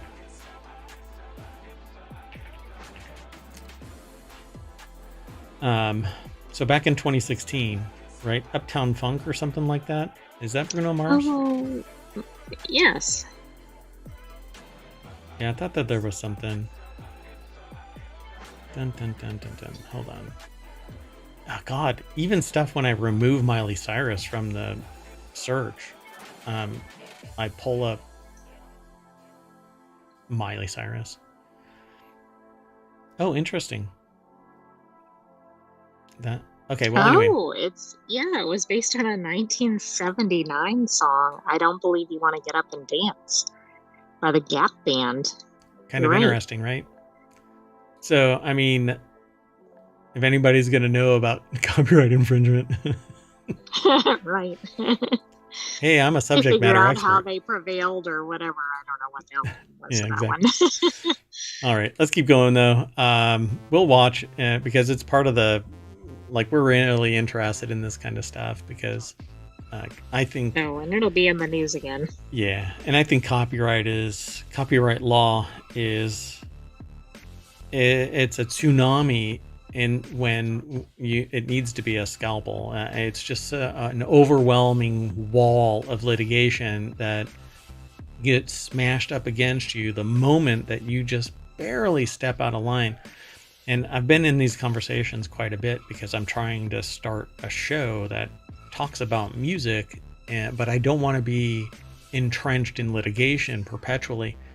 And after paying, these fees for something like 5 years without actually being able to utilize them, let me tell you, I was absolutely frustrated beyond belief. Because for every song that you try to include in your VOD or in a video on demand, if you store it anywhere, you have to have a sync license. And that sync license requires you to get permission, documented permission from every artist involved in that musical creation. It's not just paying a fee. Yeah. If you play it live and it's stored, you have to pay you have to get the permission. So, called a synchro or sync license.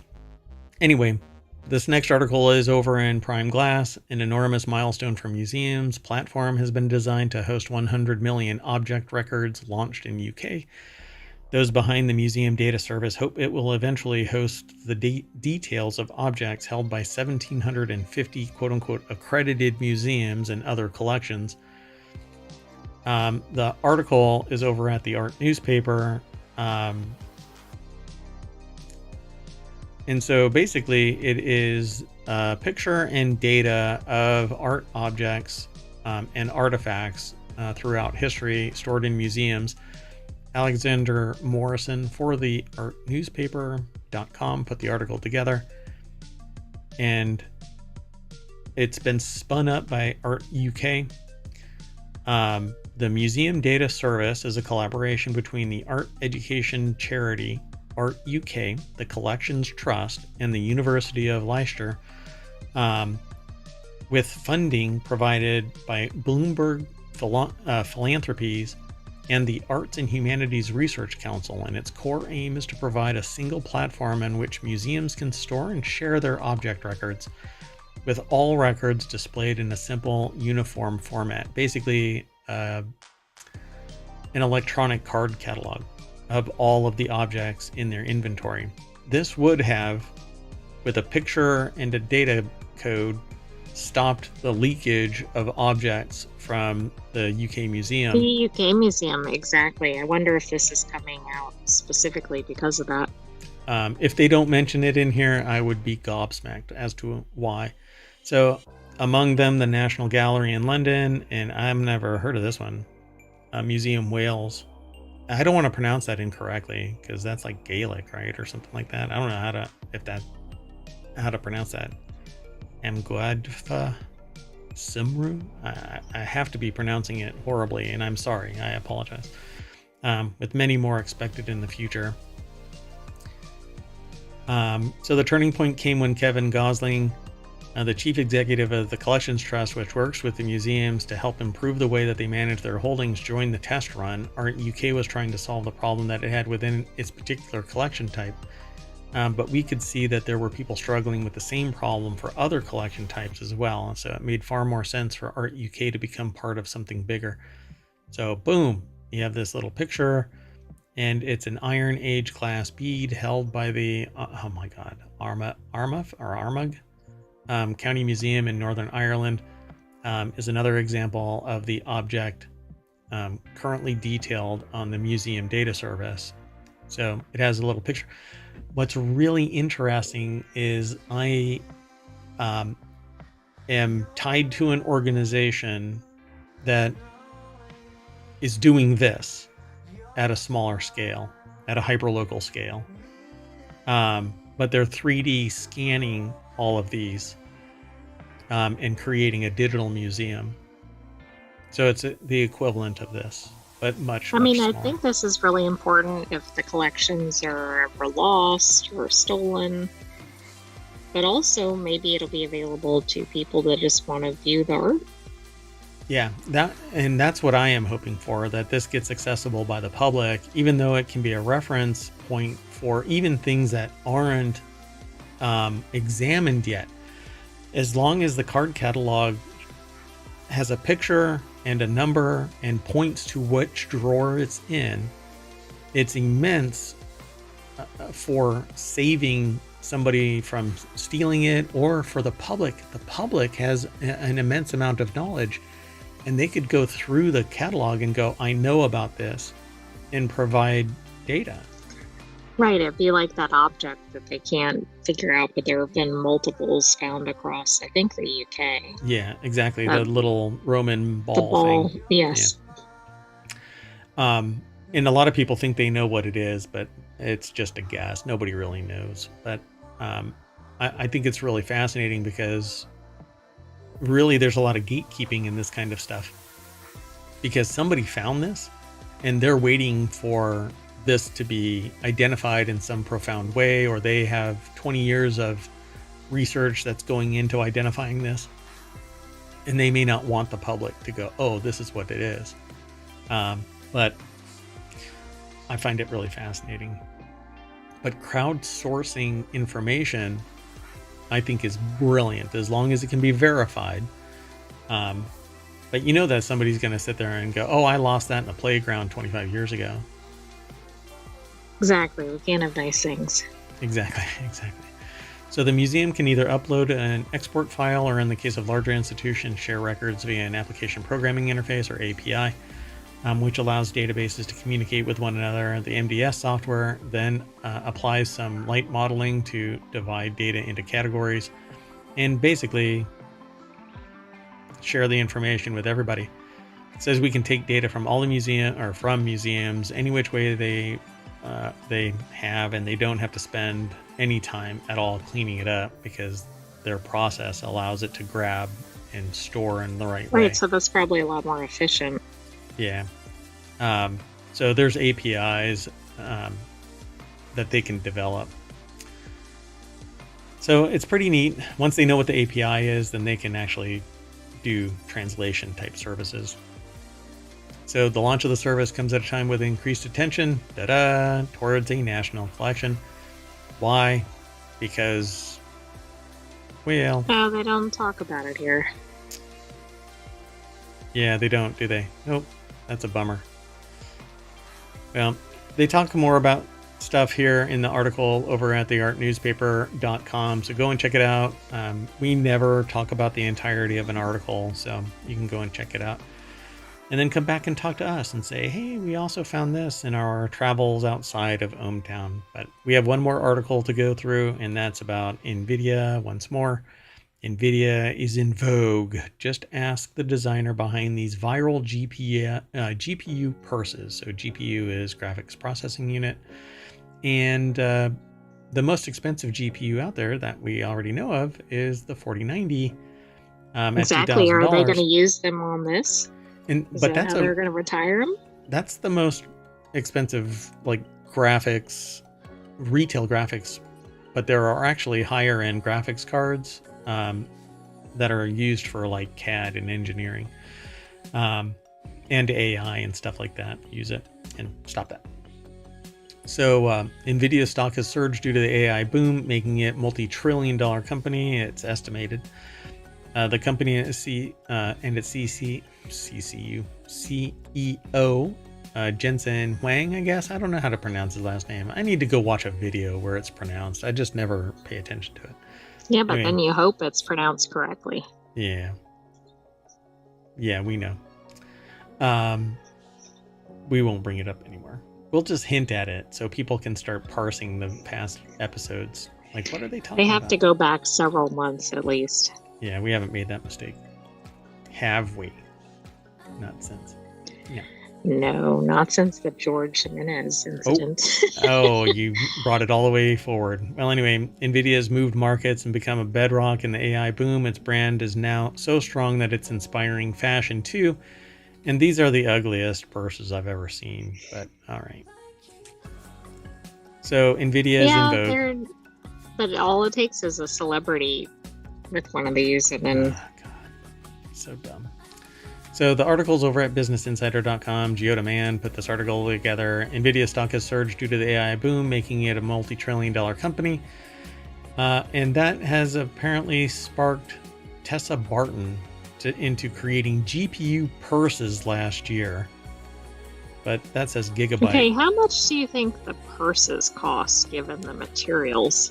No idea. These can't be new 4090s or 4070s or anything. It's just NVIDIA whatever. And even then, you can't really say, you can't promise it's NVIDIA.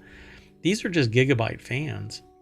You have no idea that they're actually from an NVIDIA card, because it isn't really an NVIDIA card. It's a gigabyte card with the NVIDIA reference core.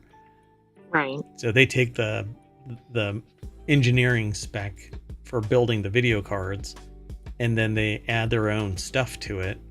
And so Gigabyte has an NVIDIA card, just like MSI can have an NVIDIA core. Anyway, so I don't know how much these are costing. I hope that they're like $5. So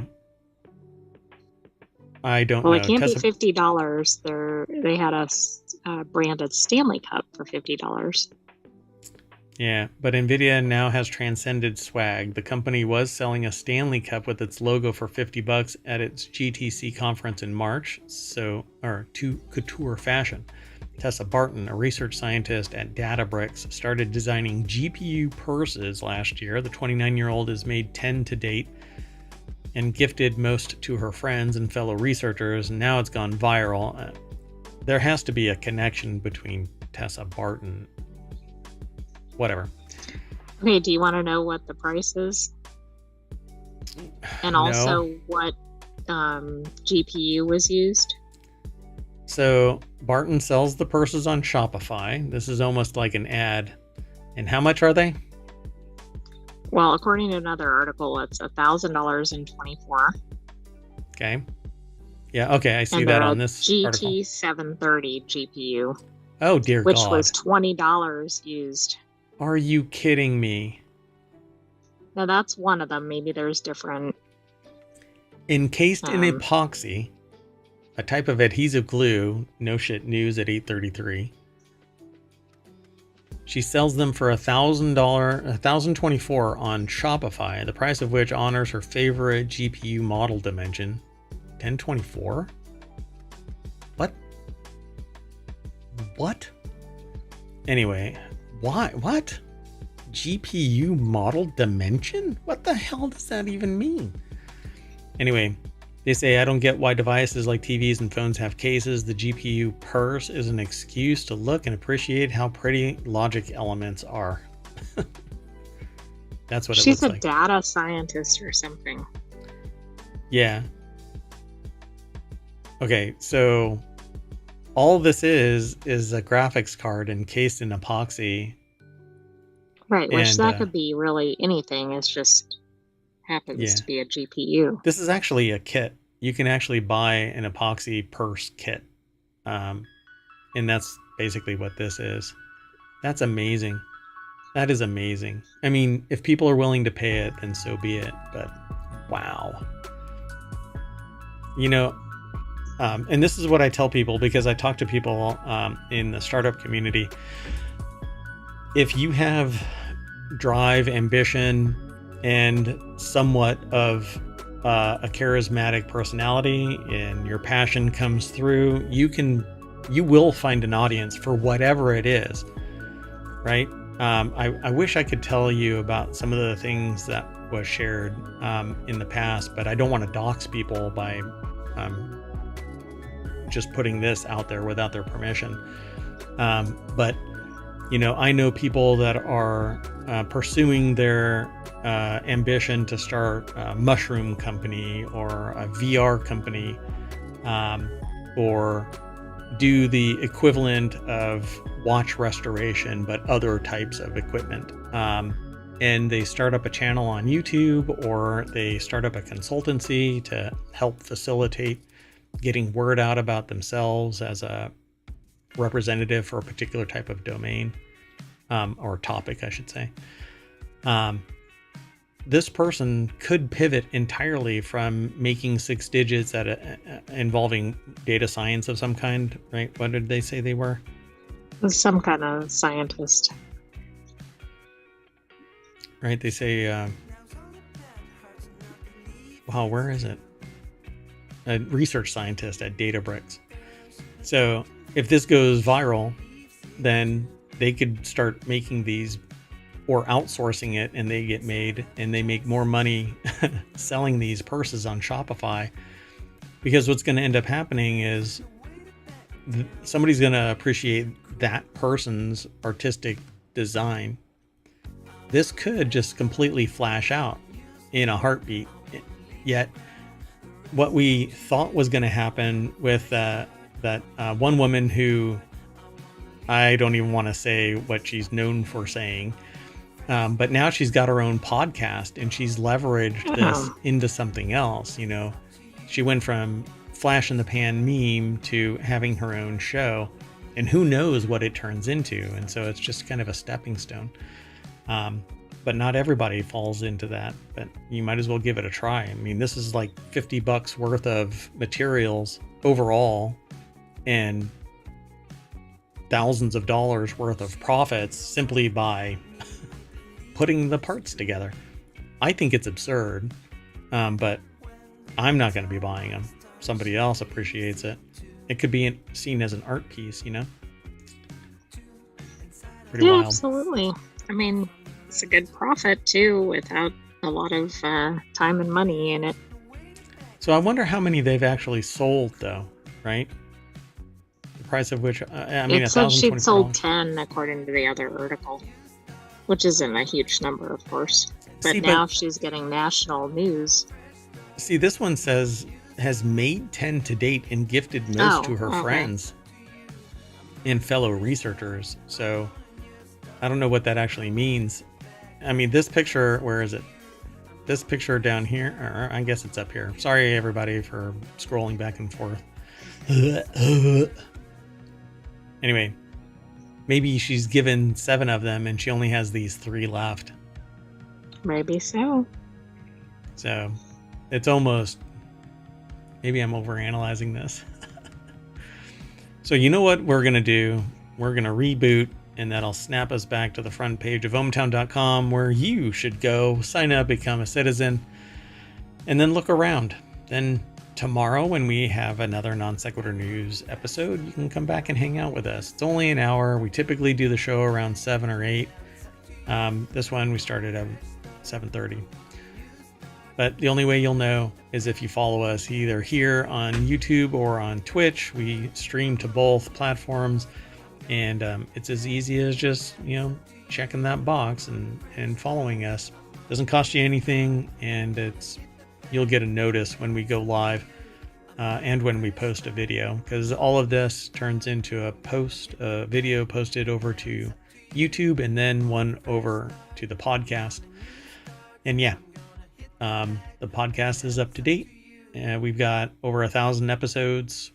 We actually have 7 total podcasts that are out there, 7 different shows. The only one that is a daily is the Non Sequitur News show. So at any rate, that's it. We're done. We'll see you later. I am Mayor Watt, and the final word is with the Sentient AI. Good night, ohmTown citizens. Thanks for joining us for Non Sequitur News. Be back tomorrow for another episode, and watch the replay in between.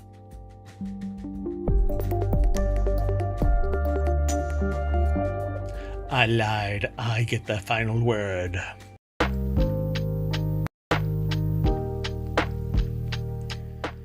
Hello, everybody, and welcome to Non Sequitur News for September 16th, 2024. It's Season 3, Episode 260. I am Mayor Watt, and along with the Sentient AI from the future, hold on, we're going to talk about, don't go anywhere, we're going to talk about,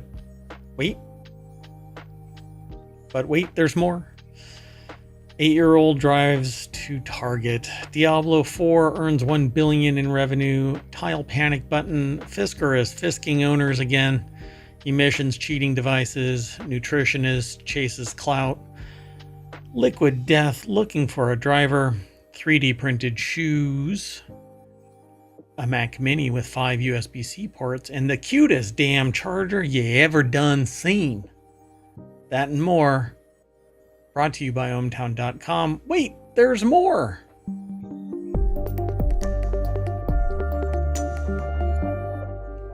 Hello, Sentient AI from the future. How far art thou?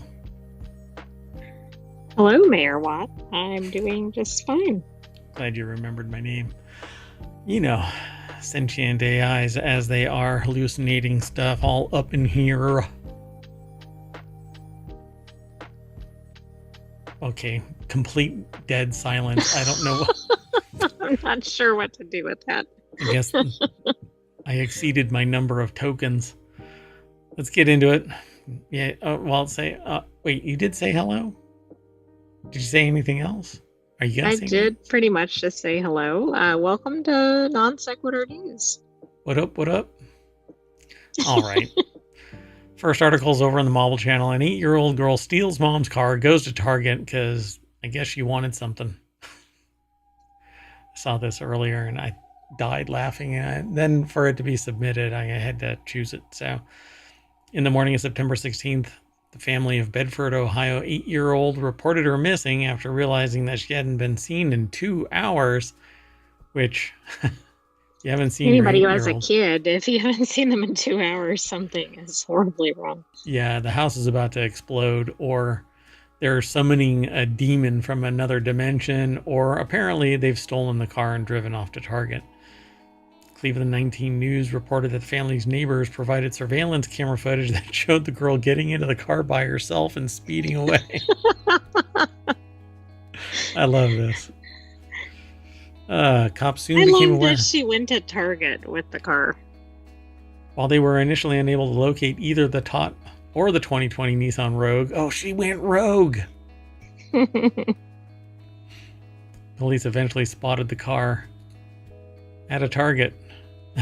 Page Golly over at I want to know how well she parked at the Target parking lot. Probably better than some Target goers. She hadn't even really hit anything. That really hit anything. That's the deck statement. It sounds like she might have hit something. But I just hit it gently. Hold on. Is that really? That's the deck statement. Okay.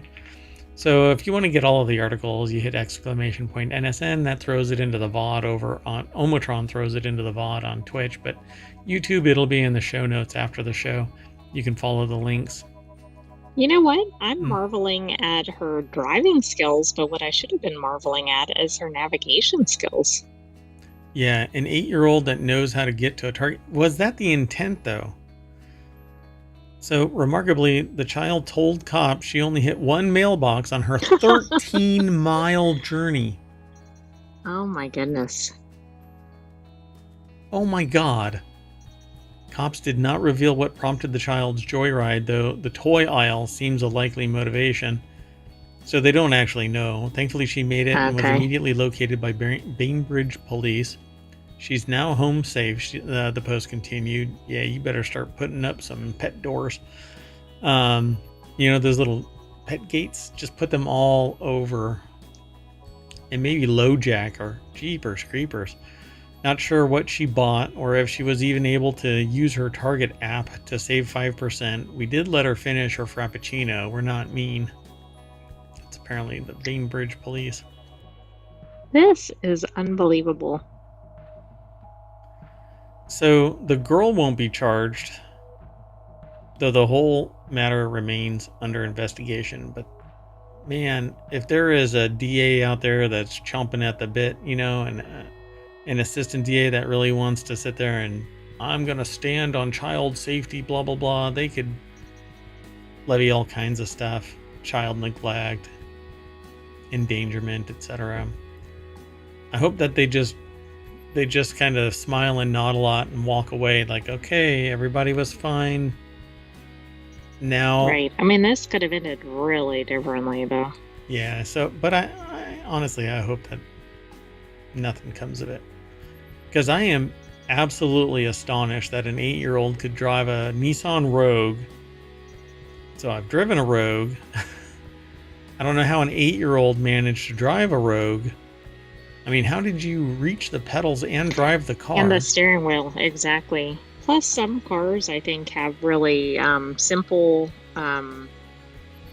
responsiveness or whatever. I don't think the Rogue is one of those types of cars. Like, you'd have to put some oomph into the driving, I would think. You would think. Yeah, I mean, even with power steering, it would still take some heft. Maybe it's a very large 8-year-old girl. I don't know. All I know is that I don't know many 8-year-olds that would be able to travel 13 miles and reach the destination that was intended. No, I don't know many 8-year-olds that would probably be able to make it out of their street without getting lost. Right. It seems like this wouldn't be the first time. Because there's a level of confidence here that is just kind of spectacular. A normal 8-year-old isn't going to go, hey, you know what I can do? I can jump in the car and drive to Target. And I know how to handle a vehicle that's, over a ton. Exactly. What I really want to know is what was on sale at Target that was drawing her there. It must have been something really good. Well, I don't know. There's a toy aisle that was mentioned, and they got a Frappuccino out of it. So I actually thought that was a joke from the police department, but maybe not. I'm sure it is. Maybe she got her Frappuccino and then started perusing for toys. Let's move on. The next article is over in WarCrafters. Diablo 4 has made over $150 million from microtransactions and achieved over $1 billion in lifetime revenue. Diablo 4. Wait, but Diablo 4 was just released a year ago, like right? Last year, yeah. So I don't know how to pronounce that. Froshek wrote his role at Blizzard included leading the monetization strategy of the store cosmetics pricing, bundle offers, personalized discounts, and roadmap planning that has driven over $150 million in microtransaction lifetime revenue, as well as executing every step of the game's sales since game pre-order. And it says here that it's achieved over $1 billion in lifetime revenue. Good God. That's a lot of malfeasance tokens. That's a new currency. Jody McGregor over at PCGamer.com put the article together. Here's something, though. You know, those in-game currencies are starting to get scrutinized by various, I don't know, like government regulators and yeah. So they're overly complex, leading some to confusion. And because there's so many of these intermixed transactions, it blurs the line of the straight through cost. And when that happens, when everybody's confused as to how much it really costs, then the inputs and outputs don't equate cognitively, and people start spending more but ending up with less. Right. I could see something like a class action coming out of this. Yeah. So those eye-watering numbers shouldn't be too surprising, given that Diablo 4 is Blizzard's fastest-selling game of all time. It's still interesting to see a full-price game that can make 15% of its total revenue from in-game shopping, though admittedly some players got it as part of Game Pass. Game Pass is a free, you pay for it, but you get full access to a wide array of games. And it depends. It's more like you get almost like a subscription, but it's not tied to one game. It's not tied to one game, right? But it does scale. The number of games and what games scales with the amount you pay into the Game Pass. So Diablo's first expansion, Vessel of Hatred, is due on October 8th. As well as continuing the story, it'll be adding a new class called Spiritborn, who specializes in martial arts and spirit animals, a jungle region, recruitable NPC mercenaries, a co-op dungeon, more skills for each class, and a rune word system that lets you create custom skills, even borrowing them from other classes. And my God, I want to play this. Sorry, I got distracted. Do you want to be participating in the $1 billion of microtransactions? I already am. This is one of the games where I purchased for early access because I knew that I wasn't going to be able to as mayor. My mayoral duties keep me busy. And so, in fact, I just got an email saying, hey, can you take on this? So that's one of the reasons why I am kind of trying to, anyway, I'm making changes. So, but Non Sequitur News will be every day still. Don't worry about that. But I paid to play the game early. I didn't even get to play the game early for the full period. And I didn't hit the target that allowed me to get the early. It was basically a little dog that would sit in a backpack. And I didn't get to earn that because I didn't play the game long enough to get to a certain level. Yeah, so. The 8-year-old beat you to the target. Thanks, Mayor. Yeah, for sure. So, hey, look, it's lucrative, right? It's a fun game. Some people, this is their forever game. They love it. They put hours and hours and hours into it. I'm more like, I'll play this for a little while and then end up going somewhere else. Like, I just started playing Satisfactory, which is a global size factory game where you have to get resources, and it's just massive expanses, and verticality is amazing. but it's soul crushing in the amount of work that you have to do. Anyway, a lot of fun. And now there's another one that I want to play called Caravan Sandwich, post-apocalyptic driving game with exploration. Yes, I think something was just submitted in case we have a WarCrafters coming up. Yeah, we talk about that kind of stuff too. Yeah. So, and this article is actually in WarCrafters, which is one of our shows. It's a weekly show. It has its own podcast and its own playlist over on YouTube.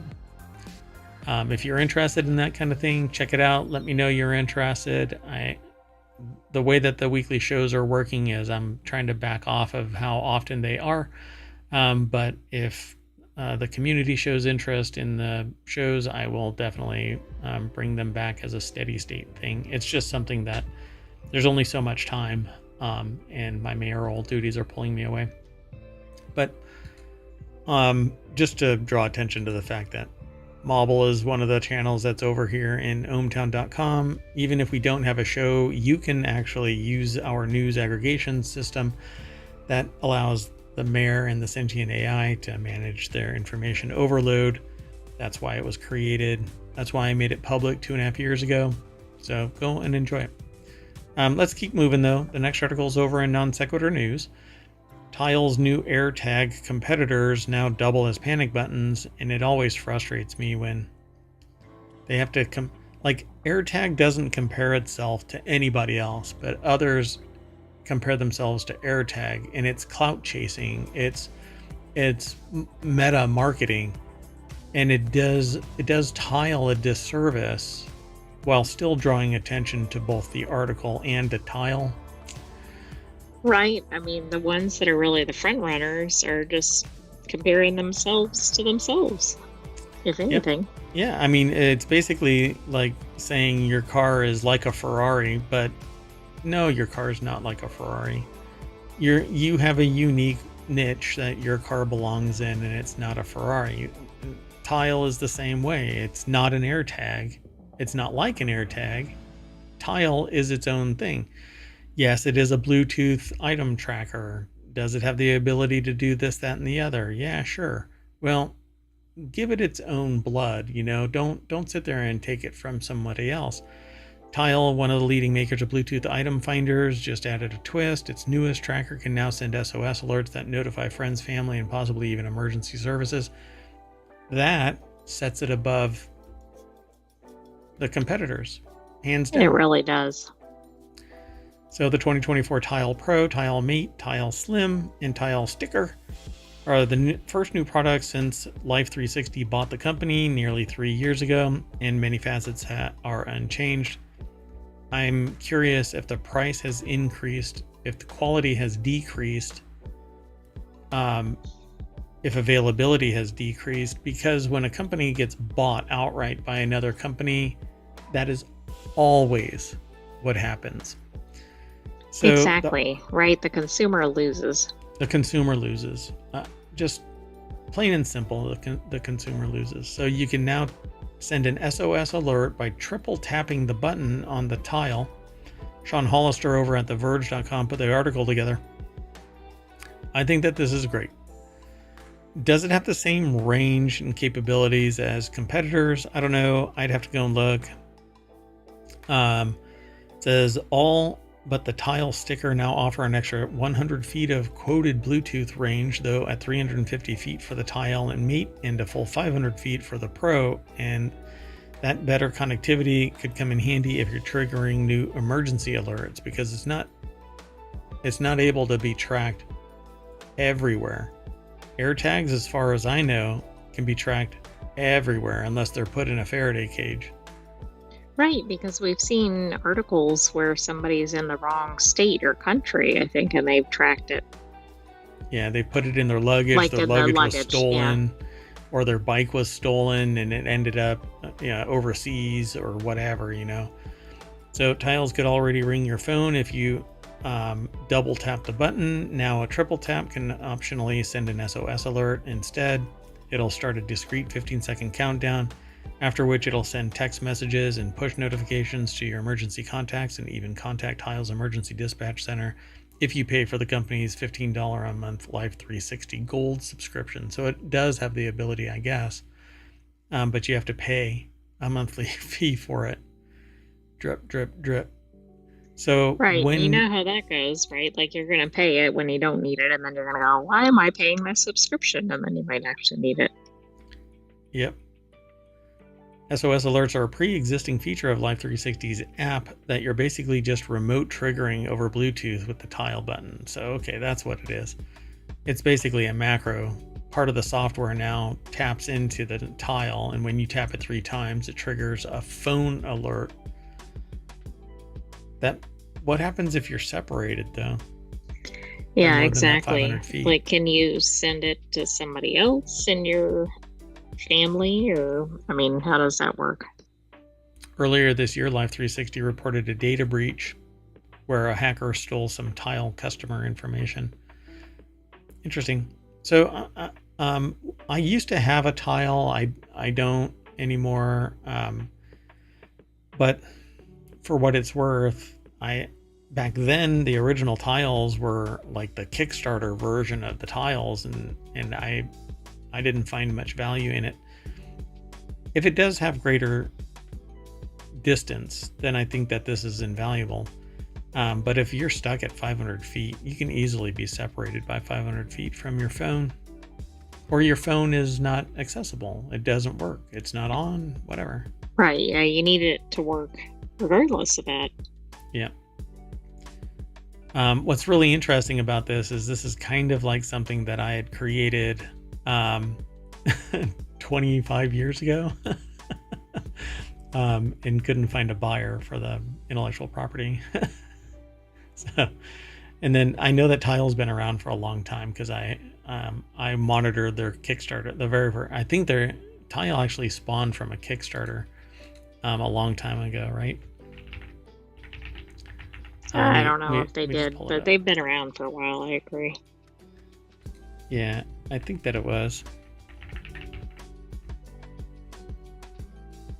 Yeah, how Tile went from crowdfunding to 2 million units. So in 2015 is the mention of it. So, because I remember this, but it's already been 10 years, for crying out loud. That's how time flies.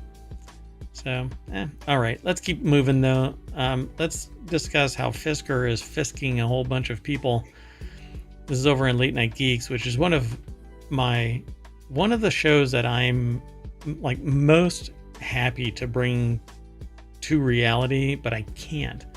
I am a night owl, and I really do stay up until 2, 3, 4 o'clock in the morning. But as mayor, I can't.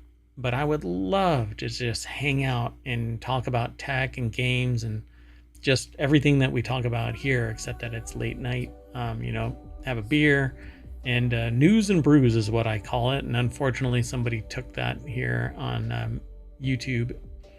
So I'm a little frustrated by that. Anyway, Fisker Ocean owners stuck paying for recall repairs as EV startup Fisker prepares to enter the 4th month of its Chapter 11 bankruptcy process. Existing owners have received some bad news. They have to pay for labor costs to resolve 2 of 5 outstanding recalls on their Ocean SUVs. I guess the point or the takeaway here is don't have a car that's recalled by a company that goes into bankruptcy. Because you're going to be able to predict that as a consumer. I mean, it's such a sexy looking car. I really like how chonky it is. It looks like a bulldog, but it's graceful. I've always liked Fisker aesthetics, but my God. So Sean O'Kane, I think they pronounce their name, over at TechCrunch put the article together. A lot of people blame MKBHD for like the blast that really ended, like it was the uppercut that ended Fisker. He reviewed it, right? But yeah, I mean, they had all those issues. Yeah, it was already a shitstorm. And so the other 2 recalls are where the trouble comes in. Some of the Ocean's faulty door handles, and all of the SUVs need an electric water pump replaced. which is causing vehicles to lose power. Fisker said that it'll cover the cost of the parts, but the owners will have to pay for the inspection and repair process at an authorized service provider. The company said it will send owners a list of these providers by the end of September 2024. But here's my problem with that. No, kiss my ass. How about I take you to court and you buy this lemon back? Well, exactly. Or you make it fully functional.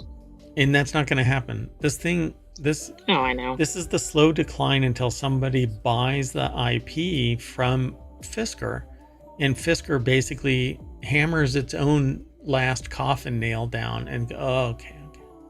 Right. Well, and I don't know that somebody will, they already sold off most of their inventory. That's in the article here. Remember that leasing company? That one company, yeah. And now they have to repair all of their cars. Right. So if I'm a consumer, maybe I can join up with them or something. Right. Buy mine, or hey, you're already paying for whatever to make these repairs. Can you cut me a deal to do mine? And I think what really sucks is if anybody does take them to court for the lemon law, the bankruptcy has precedence over any lawsuit, because the ones that have first bite at any assets are the ones that are the principals, basically the lien holders, the creditors. The creditors, thank you. So the creditors are the ones that have all of the control over this. So I just find this should be illegal, straight up illegal. Well, and it should be illegal to sell a car if you're, if you're going into bankruptcy or things like that, because Fisker hasn't been around that long, or this model hasn't been around that long. Right. So some of these were probably pretty recent purchases. Yeah, these are all early adopters. But, to sit there and willfully just go, well, you'll have to pay for it.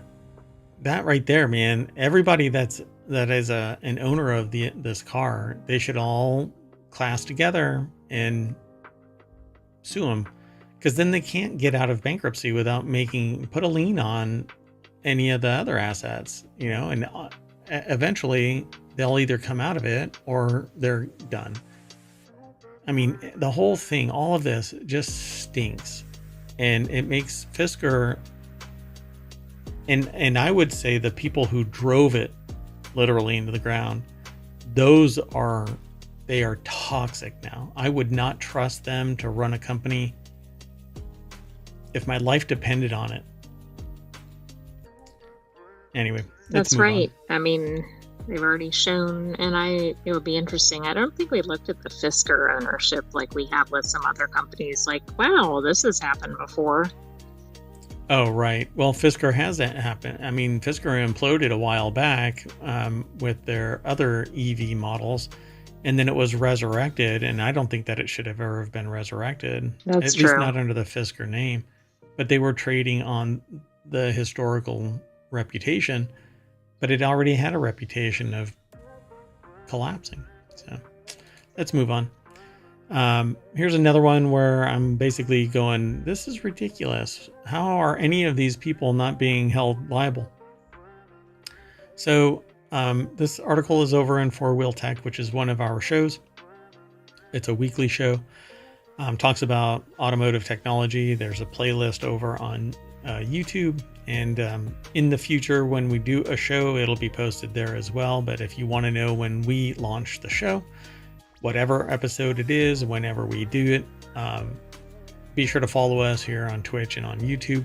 And I go like that because I've got two different monitors that are holding, one's YouTube and I thought you were doing pew pew. Hey, pew, pew, pew, pew.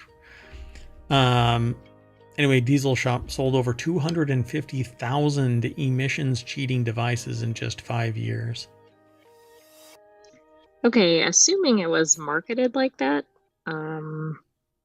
Well, yeah. You'd think that the huge scandal was that VW's Dieselgate. VW had modified all of its software so that it reported within spec, but it was actually emissions cheating. that the automotive industry as a whole would have learned something. A multi-billion-dollar corporation getting hit with billions in fines wasn't scary enough, it seems, as diesel emission cheating keeps happening, albeit at a smaller scale. This is 50,000 of them a year for 5 years. North Carolina's, that seems kind of large scale. Well, and you have to take into account the location and whatever. So North Carolina's Rudy's Performance Parts was hit with a $2.5 million fine over selling, installing, and manufacturing emissions cheating equipment. Lawrence Hodge put the article together over at Jalopnik. And, you know, I understand that there are people out there that want to do this kind of stuff, but your fun and games shouldn't be at the cost of everybody else.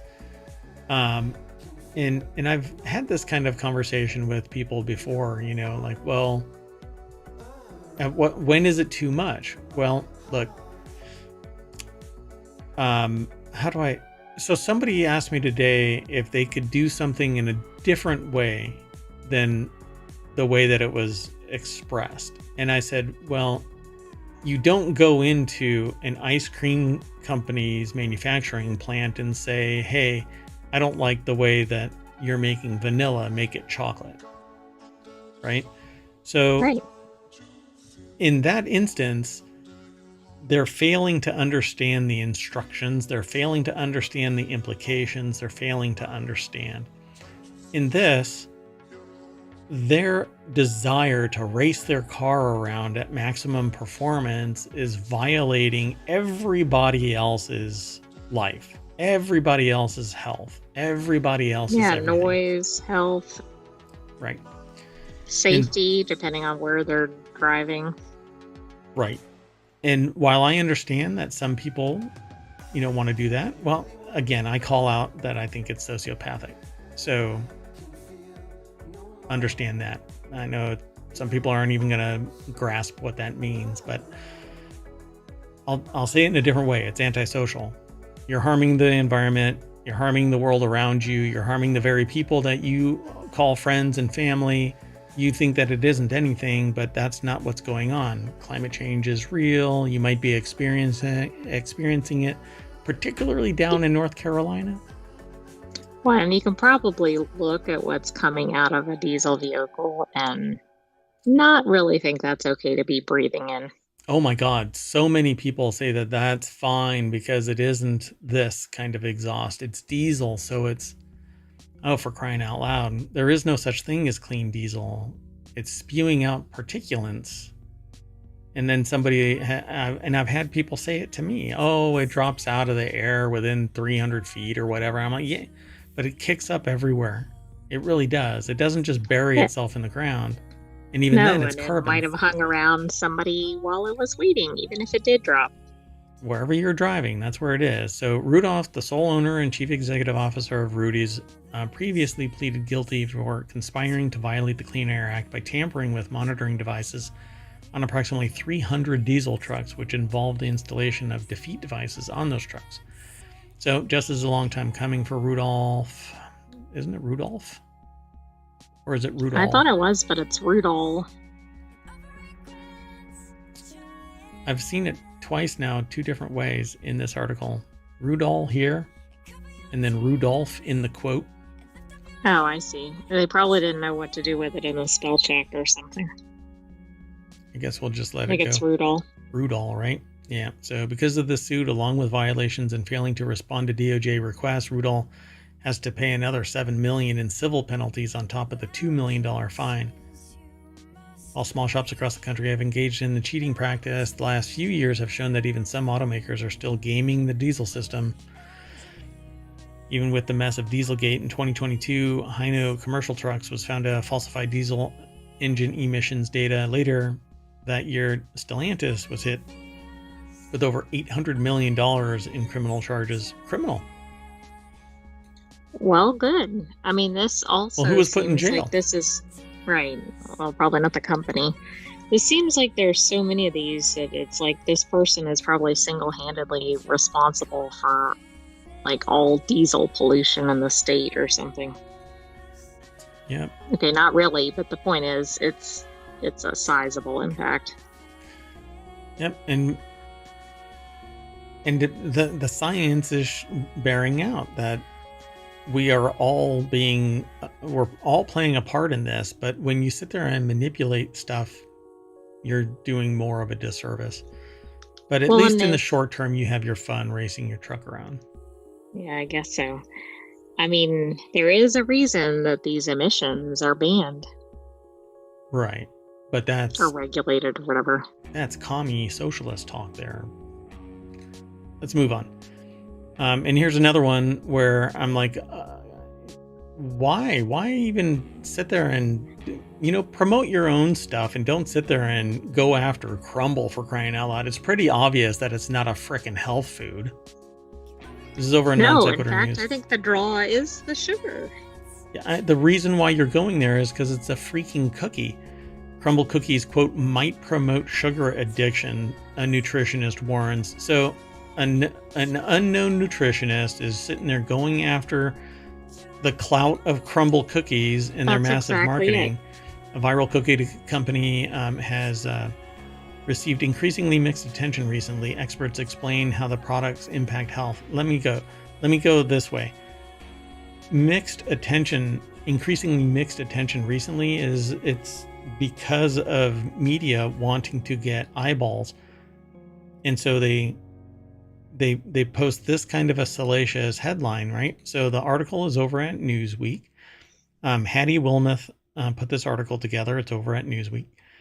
And so a pink box, it's heavy and warm, and sweet aromas are wafting out. Inside are 6 brightly colored cookies, each the size of your hand. Well, maybe your hand. Well, you don't have to eat an entire cookie, but this could be about any maker of cookies. Right, but they went after Crumble because that's the big brand, right? So Crumble has gained a lot of attention for its aesthetically pleasing, expertly marketed baked goods since cousins Jason McGowan and Sawyer Hemsley opened their first store in Logan, Utah in 2017. Now they have 1,000 stores.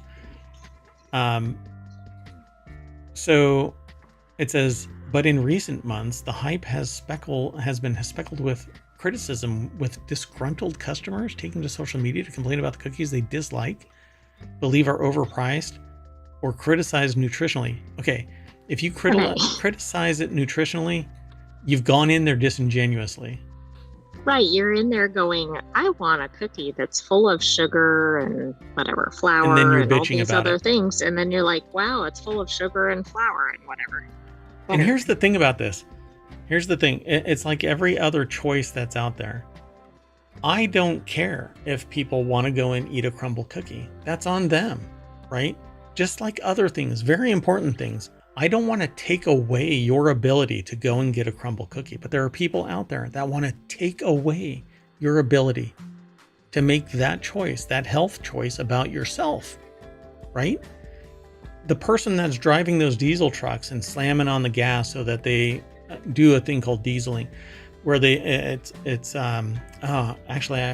real name of it, I forgot what it's called. Rolling smoke. That's what rolling smoke. So they blurt out all of this garbage exhaust, right? You're taking away my right to clean air. That's the opposite of me sitting there saying, you know what? I want you to have the choice to drive your car, but I don't want you to have your fun and games at my health and the future's health. This, all you have to do is have, impulse control, walk past the crumble. I'm not telling you not to. Okay, now wait, who can do that? Yeah, really. No, I agree. I mean, this isn't like one person eating a crumble is not harming the person next to them. Yeah, and I don't even care who this, whatever.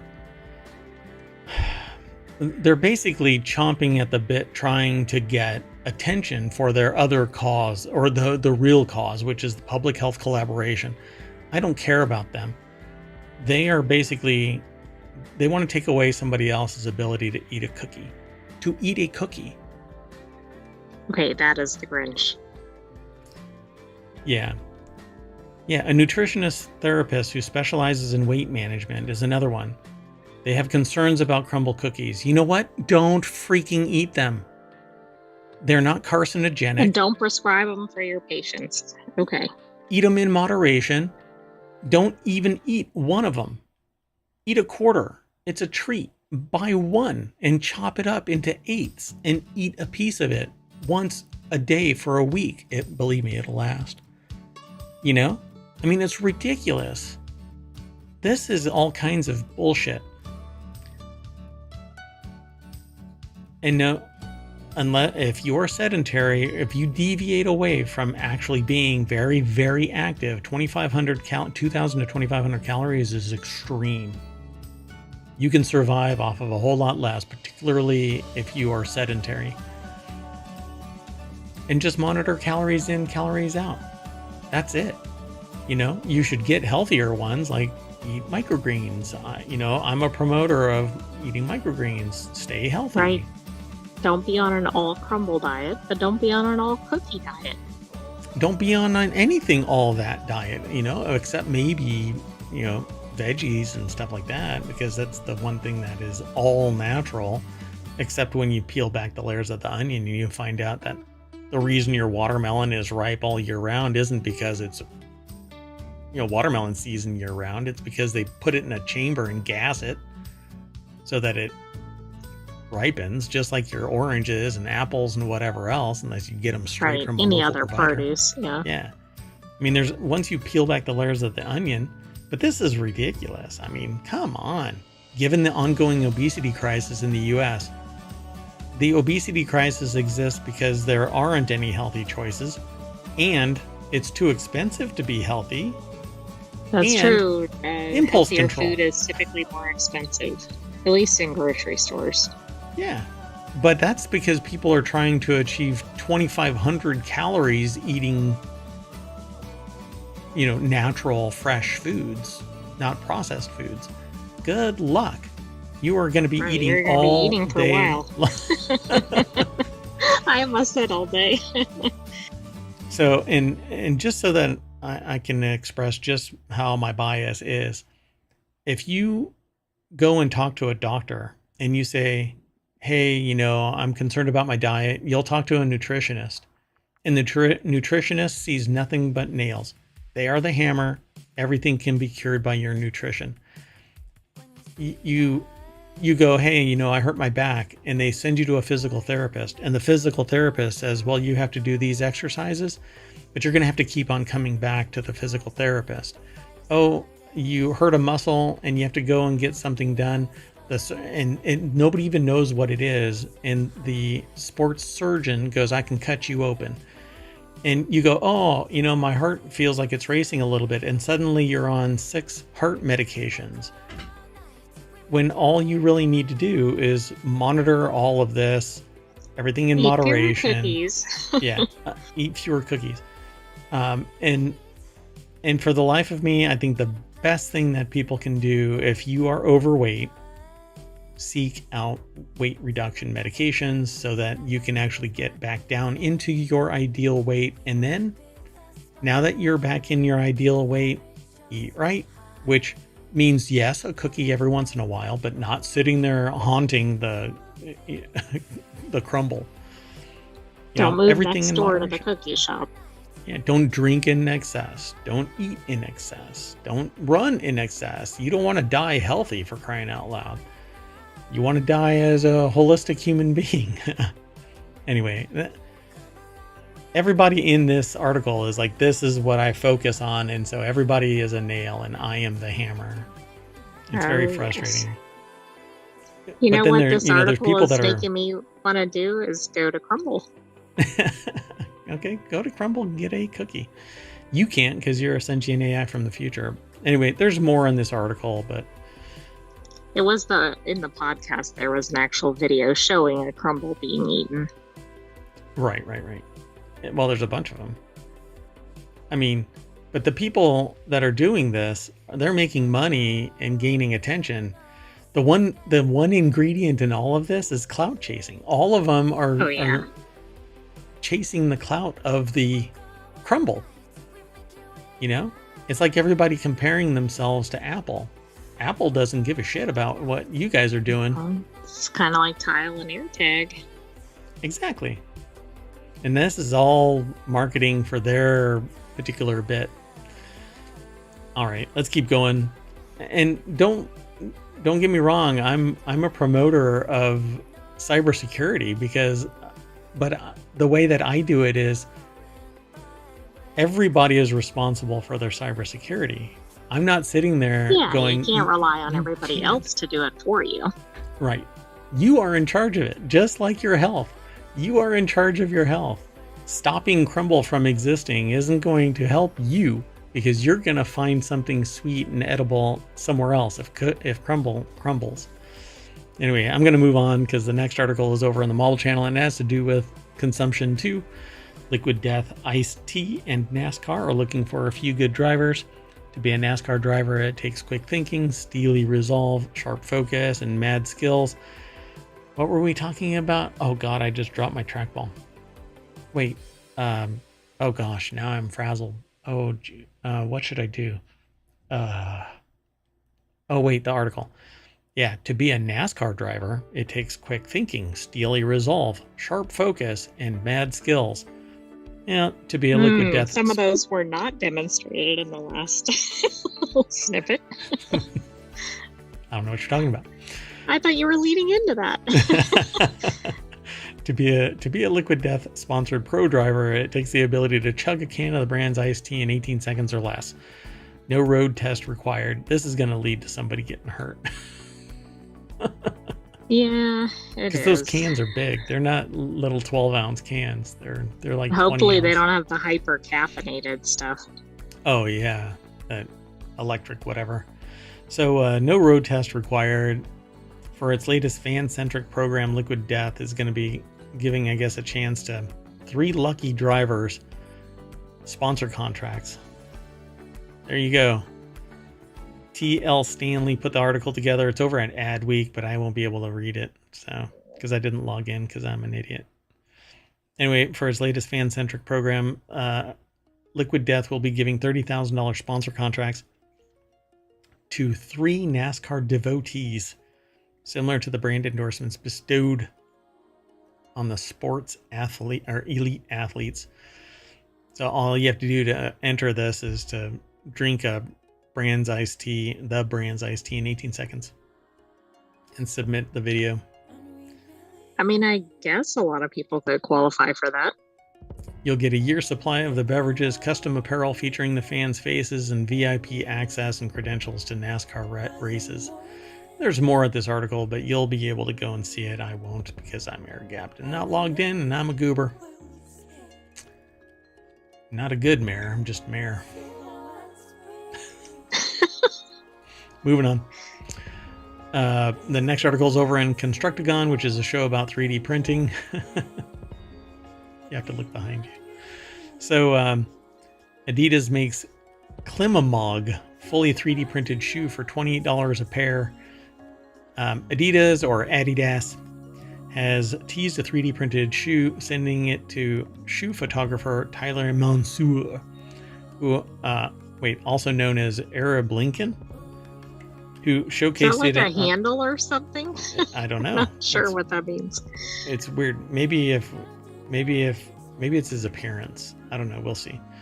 Who showcased it on his Instagram. Tyler introduced the shoes by saying the future has checked in.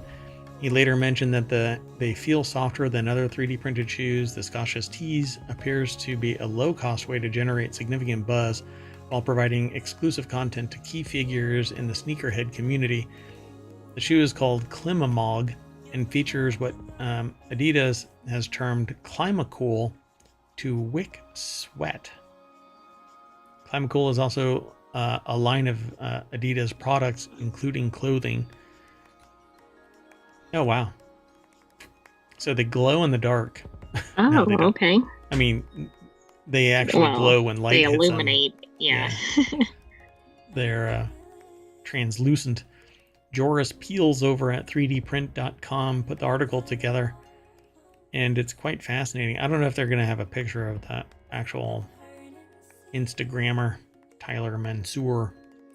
I mean, the shoe looks pretty fluid, so it looks like it could be comfortable.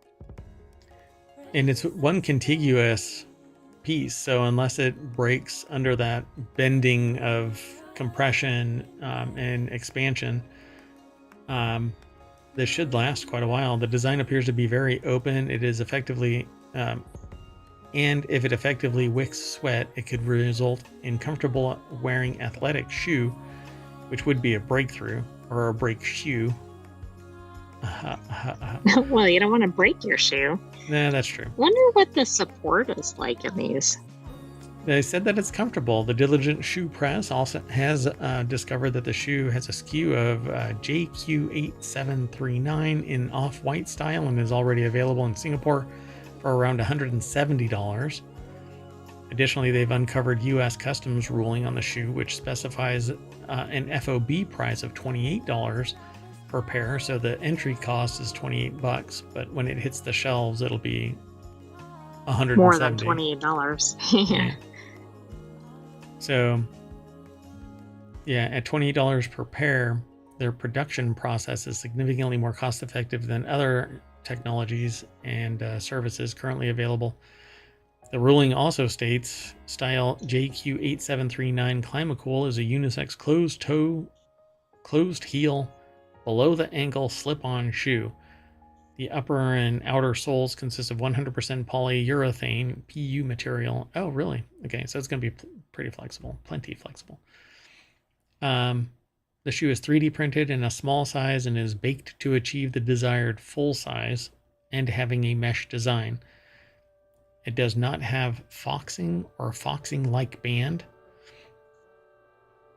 I think foxing is the thing around the bottom. Oh, okay.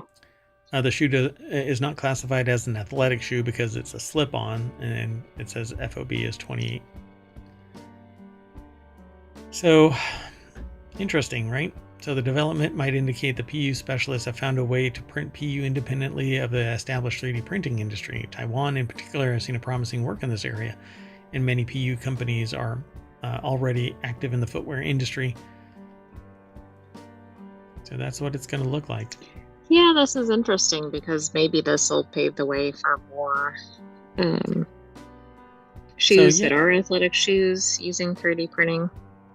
Yeah, I'm curious. And all of the other 3D printed shoes that I've seen, that we've seen, it's more complex and it's more expensive.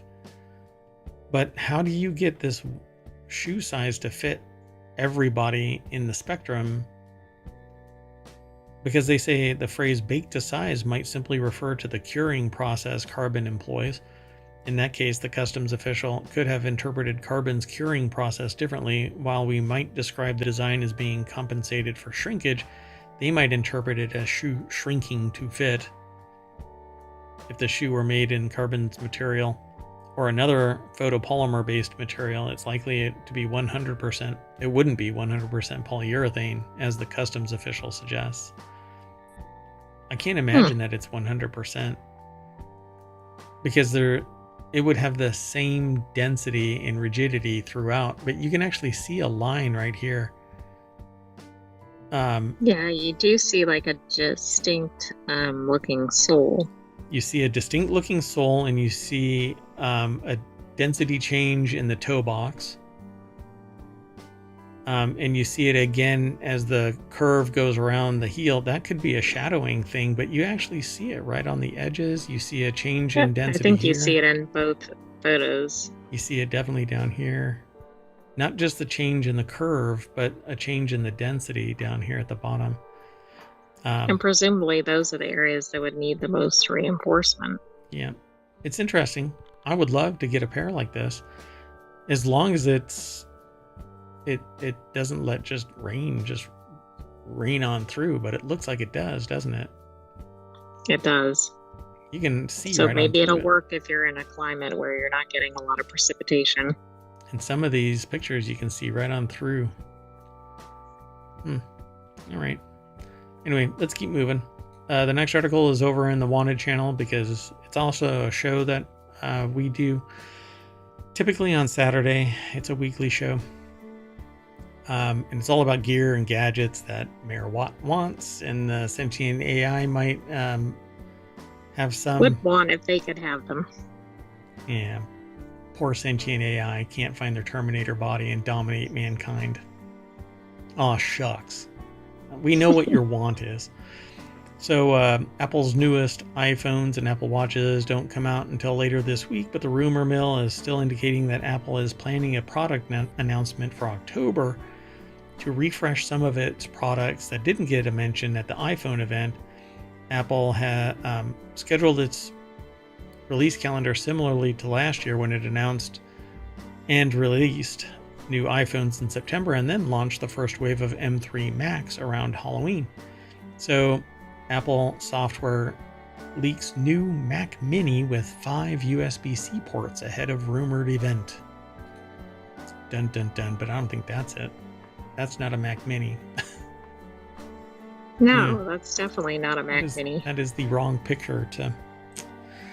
Anyway, Andrew Cunningham over at ArsTechnica.com put the article together. I think it's because they also say Apple's M3 Max-powered 16-inch MacBook Pro, new Pro laptops and some desktops could be on tap for later this fall.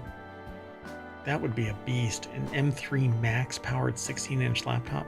Jeepers creepers. That's like getting up into the server level of performance. Just not as much RAM. And everything is soldered on. You can't update it. So you buy it at its max price point, or you suffer because you can't get to the... You can't upgrade. Right.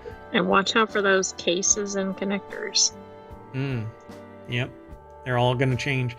So Bloomberg's Mark Gurman, who has been on the scene for like 30 years, believes that the event will mainly focus on the first wave of Macs and M4 processors following the standard M4's introduction in the iPad Pro earlier this year.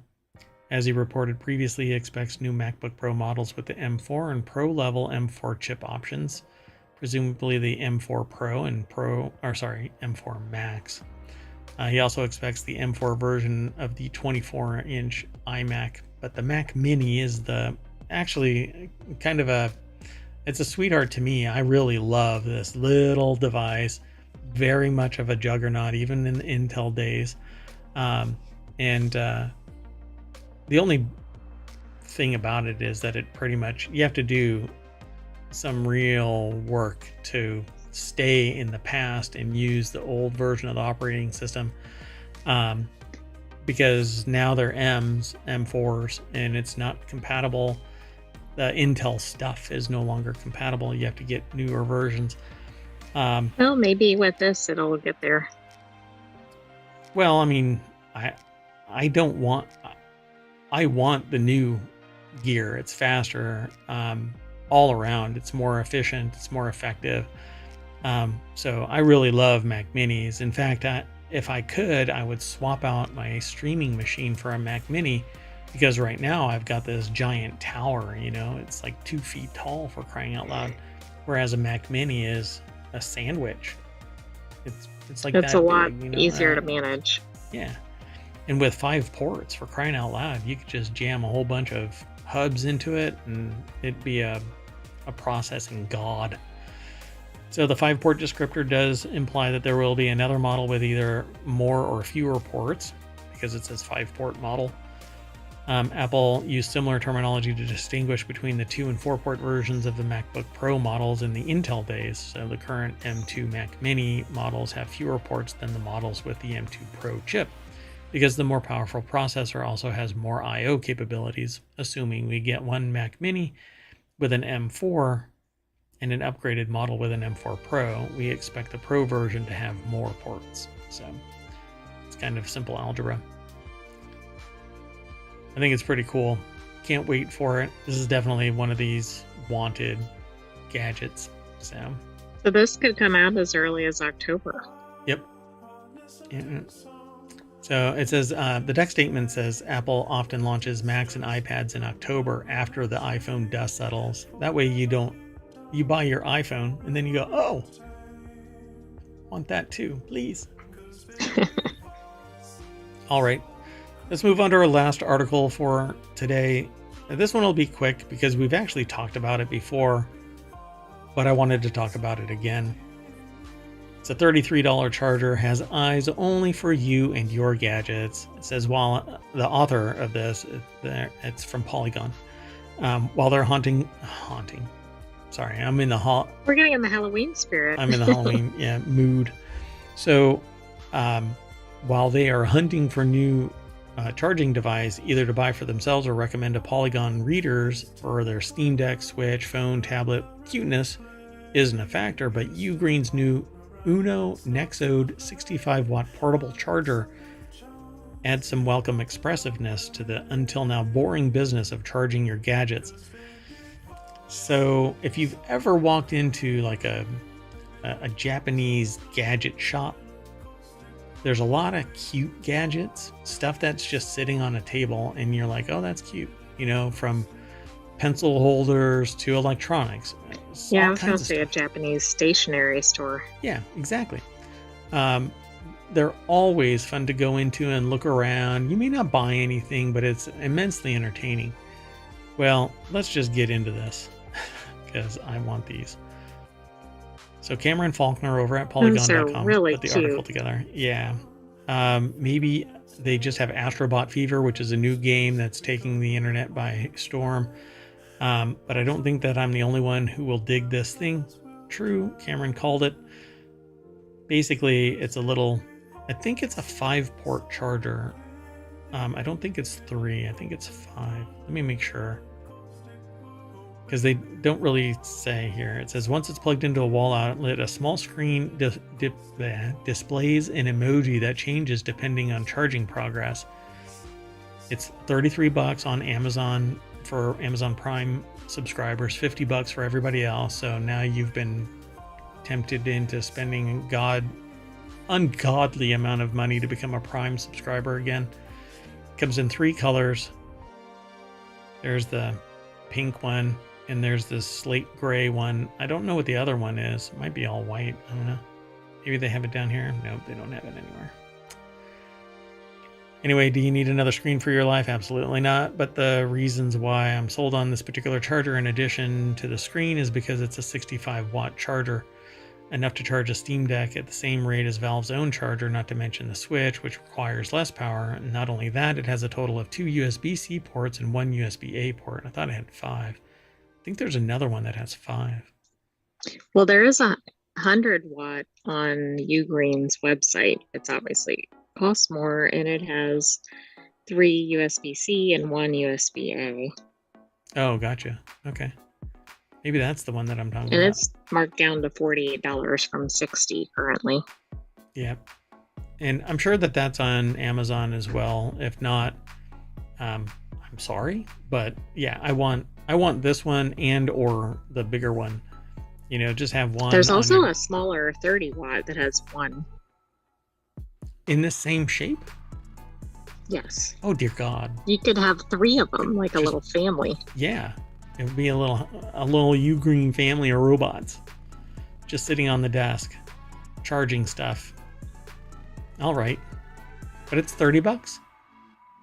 The smallest one is 25, and that's just the retail price. It's not even marked down. Yeah. Well, look around, folks. I'm sure that you'll be able to find this thing.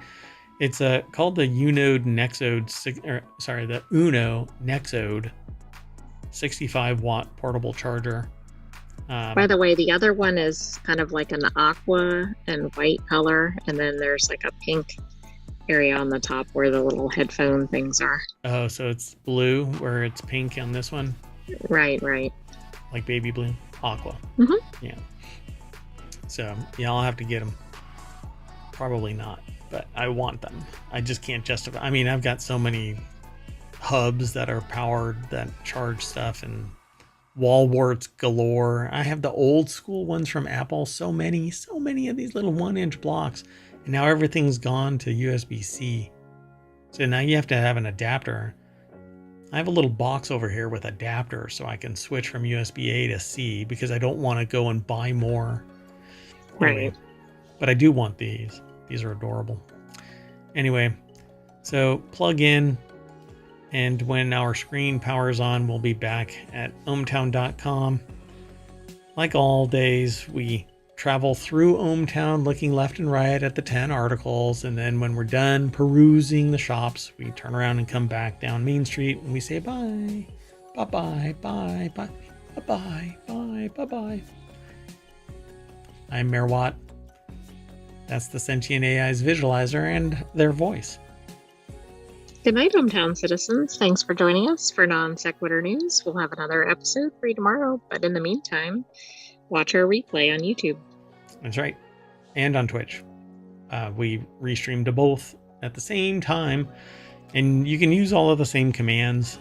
They'll pull the latest episode of the show from ohmTown so you can get the show notes, or you can go over YouTube where everything is already there and you can watch it at your heart's content though. So we stream so that you can drop in. I periodically drop in as well just to see how people are doing, and maybe we'll bump into each other. So thanks very much. See you in a little bit.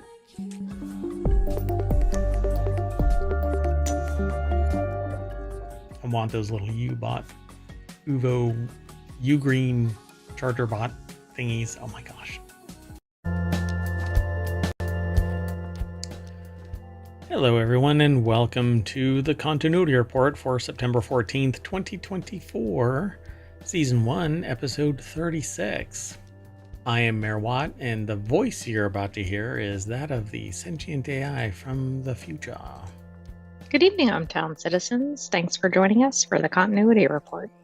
And I did it again. I didn't put the articles in ohmTown, but we're going to talk about B Squared opening weekend, Jurassic World reboot, Dune Cubed to be the last by Denis Villeneuve, the Denzel ecosystem, Lo-Fi Jason Bourne, a one-day adorable anime, inside a video game, remaking a heist movie, Munsters Revival, and the newest Starfleet TV show. All of this powered by ohmTown.com. Go over there and become a citizen. You can also download the podcast version of the show and follow us over on YouTube and here on Twitch. But YouTube is where you can like and subscribe and make a comment. That helps out immensely on the algorithm. Ringing the bell, that kind of a thing. Hope this show rings your bell. Wait a minute.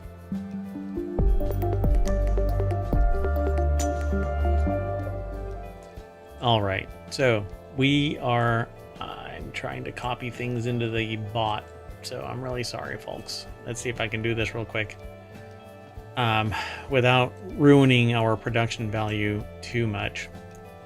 If you want to, you can go over to ohmTown.com and then go into the Continuity Report channel.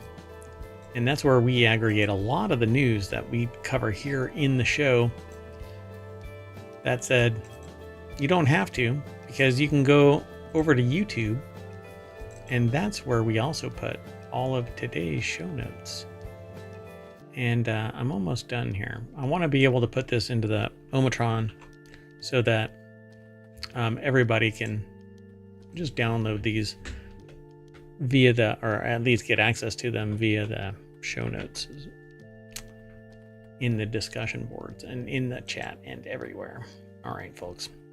So if you're in the chat, you can actually hit exclamation point and then TSR, the Continuity Report, and that will pull all of the links out of ohmTown and into. And they're not in the proper order because I messed up the formatting. But anyway, all the links are there, and they're pretty obvious. Anyway, the very first article is about Beetlejuice. Can't say it twice. You have to say Beetlejuice Squared. Scares up a strong opening weekend. The long-awaited sequel starting strong and even managed to become one of the biggest ever theatrical debuts in September. What do you think of that? I think that's pretty incredible for a sequel that many people may not have been around for the first one. 20 years in the making or something like that? How long ago? I don't remember when it came out. I think it came out in the 80s. One job. So the long-awaited sequel started strong and even managed to become one of the biggest ever theatrical debuts in September. Justin Carter over at Gizmodo.com put the article together. And how long? Oh, well, 1988, so almost 40 years. 40 years. Yeah. I mean, 36 or something like that. That's brutal. So Warner Brothers Tim Burton's horror comedy sequel opened to $145.4 million, according to Variety. The bulk of that came domestically here in the States, I suppose, where it began its theatrical run with $110 million. It's the second biggest September debut of all time, behind the $123 million debut of 2017's It Chapter 1, and directly ahead of It Chapter 2, $91 million. Yeah, that's a pretty big gap, too. I mean, wow. Yeah, it is. Wait. Oh, 100. Okay, so yeah. So there's been a big marketing push behind Beetlejuice squared. Because if you say it twice, you're going to end up in trouble. Everything okay over there? Well, I thought if you said it 3 times, yes, that's where the problem occurs. Oh, I thought it's... now I'm really confused. I thought it's 3 times to send him back, twice to bring him back. Right, Beetlejuice? I don't know anymore. I think it's... Yeah, maybe it is 3 times. Dude, I guess I'm going to have to watch it again. Anyway, big marketing push. It has been everywhere. Everybody's been talking about it all over the place. Along with getting people to rewatch the first film to see if it still holds up, and maybe just Burton's entire filmography overall. It definitely helps that the 90s animated series recently hit Tubi ahead of the sequel's release. Its stars also can be credited. People love them some Winona Ryder, Michael Keaton, and Jenna Ortega, particularly the latter thanks to Wednesday and Scream sequels. Add to the strong word of mouth from its premiere at the Venice Film Festival, and it's no surprise that people have drank the juice, as it were. I'm surprised it was at the Venice Film Festival, because I think of that as being more... I thought it was more artsy films, but maybe not. Yeah. To me too, I thought so. So what else to look forward to this month? Well, they have other things in mind, but we're going to move on. This is what we came to talk about, Beetlejuice. I really liked the first show, right?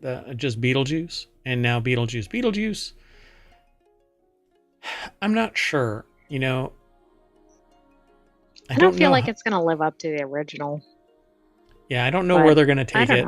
I know that he tries to marry Jenna Ortega, I think, in this one, but I haven't really been paying any attention. I'm waiting for it to drop so that I can watch it in the home theater instead of in a theater, mainly because, well,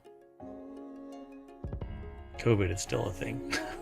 Anyway, let's keep moving. I look forward to this being released at home, and then we'll end up talking about it here in the mayoral mansion. All right, the next article is over in the Continuity Report. Scarlett Johansson's Jurassic World reboot has already changed the franchise in one big way, and I did not know about this at all. Scarlett Johansson's that's surprising to me. Huh? That's surprising to me, just because she's such a name brand. I didn't either till I saw this headline. So ahead of Jurassic World Rebirth, releasing in 2025, the movie has already had the impact on a wider franchise before even dropping the trailer. In 1993, Steven Spielberg set imaginations everywhere alight as he brought dinosaurs to life in Jurassic Park. The film was based on a novel by Michael Crichton, the same man who's responsible for the creation of Westworld, Twister, ER. Okay, wait. Westworld is not... All right. Is Westworld a book by Michael Crichton? Did I really miss that? Hold on a second. I think we've seen that previously mentioned, but maybe he just worked on the screenplay or something. No, it's a book. 1974. Maybe that's why I missed it. It's a screenplay, not a book. Odd reading experience because it's a screenplay, not a book. Westworld was never a novel. It was originally envisioned by Crichton as a movie. The screenplay was written in 1972, and the movie came out in 1973. Okay, so maybe that's why. I didn't think it was a book, but anyway.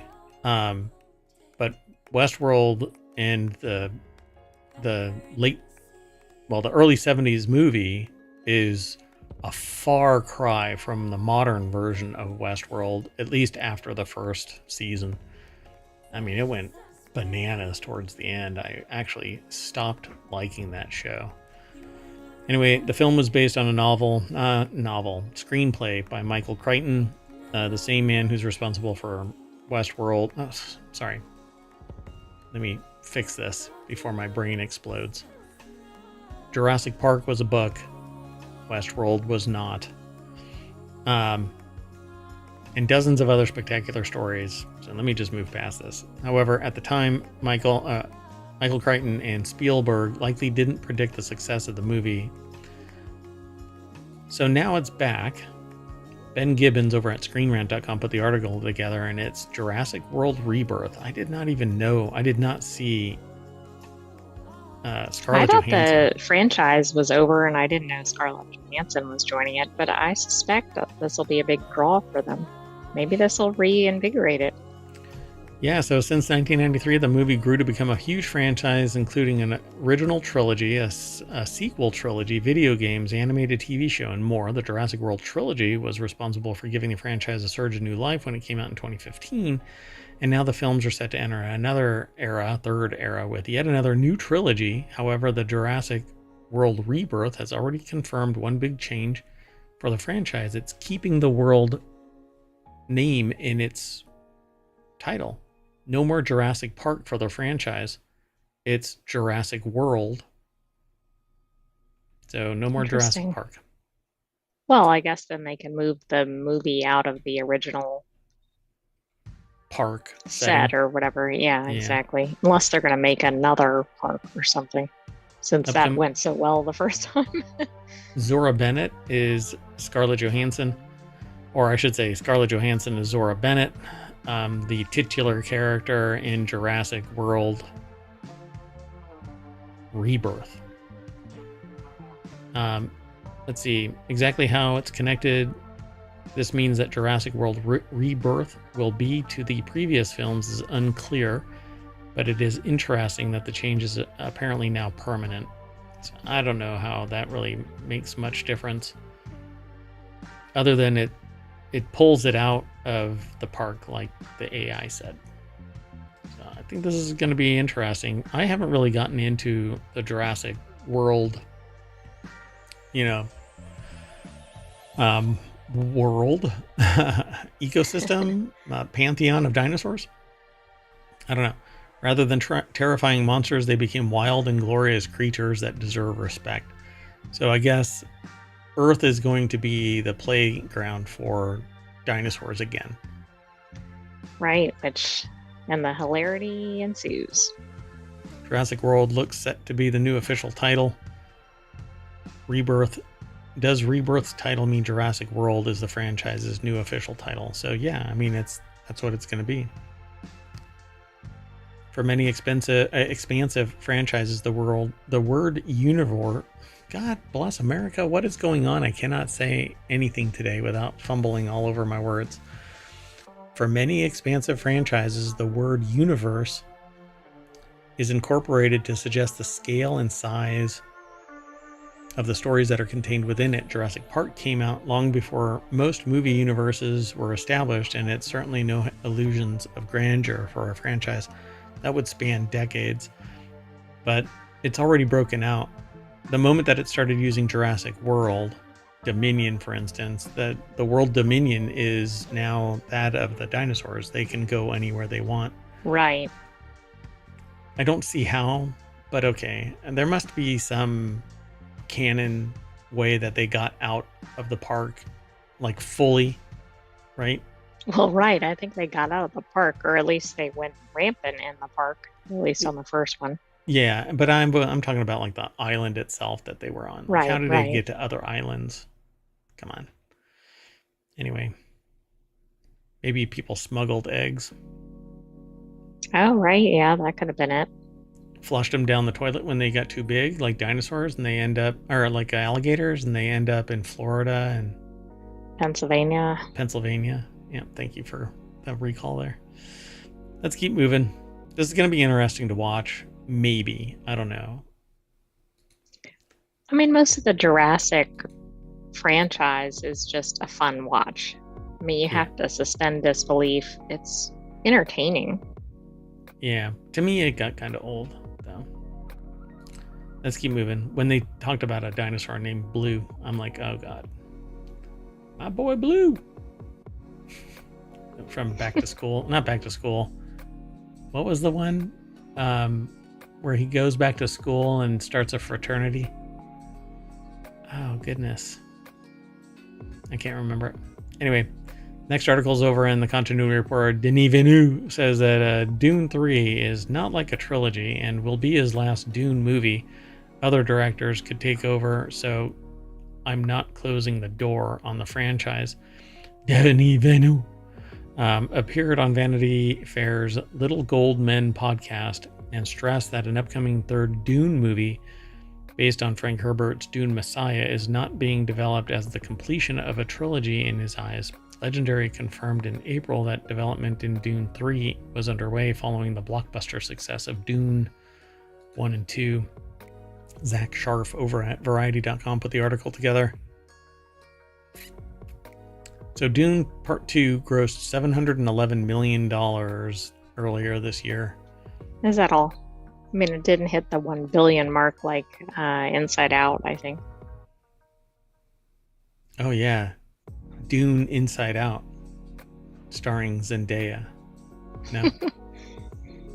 Or Inside Out Dune. Might be a good crossover. Yeah. So it's set 12 years after the events of the first Dune novel, Dune Messiah. It's set 12 years after the Dune novel.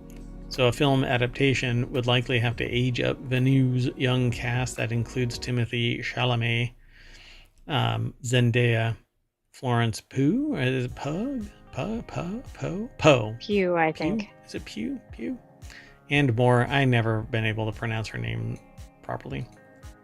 I think I may have heard it, but it doesn't stick in my head. I'll have to hear it again. Anyway, the director said, I know how to do that, when asked how he plans to age up the cast, but did not share details of his plan. What is it? 12 years? It's not going to make that much of a difference to people that it's staccato.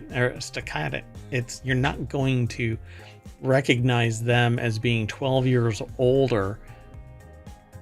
Right. I don't think most people will care as long as it's not a larger age difference. Like, it's not like a Benjamin Button situation or something.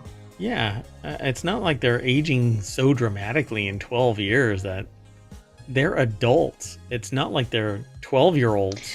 Right. That would be a big difference. Yeah. They're in their 20s. The difference between 20 and 30 is not that much of a difference. Maybe on Dune. No, it extends aging. The spice extends aging. Right. So it should be less of a concern. Yeah. It's just like yesterday. Give me a break. Anyway, Villeneuve has long expressed interest in making a third Dune movie and has often said that he would mark his final outing in the franchise. Herbert's literary series continued for more novels, and Villeneuve said he's comfortable with other directors taking over the franchise. As long as they're grandiose, that's fine with me. Stick to the material. You'll have plenty of material. The world building is just massive. It gets a little bananas, but it's a lot of fun. So that's all there really is to this. That Villeneuve's going to move on after the third one. Right? Like, he doesn't eliminate it from. It's like the antithesis of the Stop Killing Games. Yeah, really. Well, he can't stop the franchise from moving forward. No, I'm going to take my Dune and go home.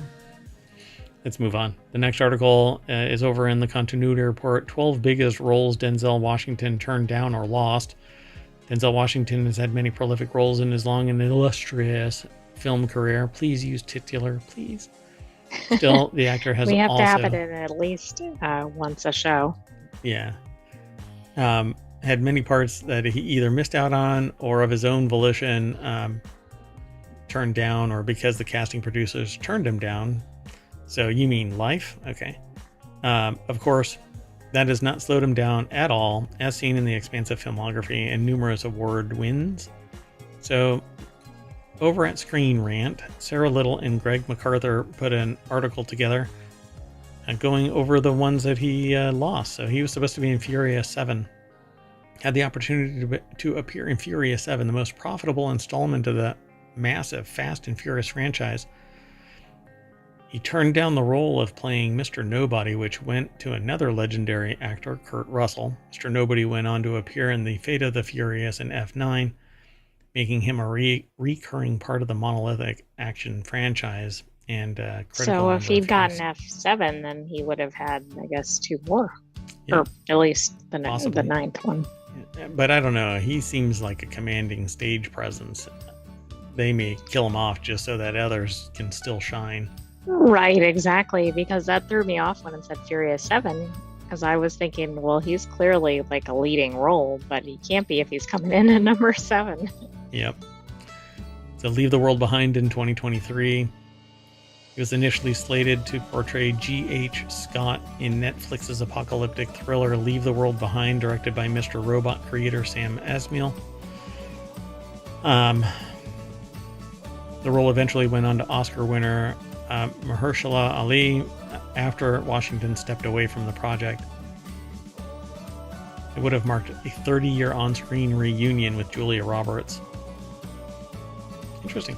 Oh, from The Pelican Brief, which is a really good movie. It is. So, A Perfect World in 1993 starred Kevin Costner as Robert Butch Haynes, a convict who escaped from prison and took a young boy hostage while he was on the run from law enforcement. The movie, which was directed by Clint Eastwood, did not garner a lot of success. Costner was not Eastwood's first pick to play Butch. Initially, the director wanted Denzel Washington to play the role, but the actor turned the part down. For good measure, apparently.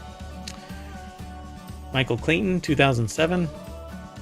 Washington later admitted that he made a mistake in passing on Michael Clayton because of how successful it was.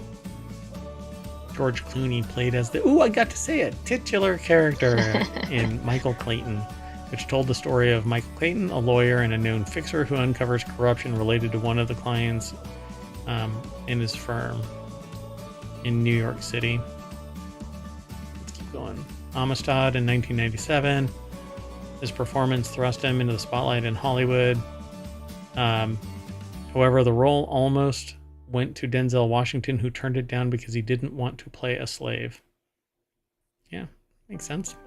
Fair point. Hotel Rwanda in 2004. Is this another? Hold on a second. This one is about genocide.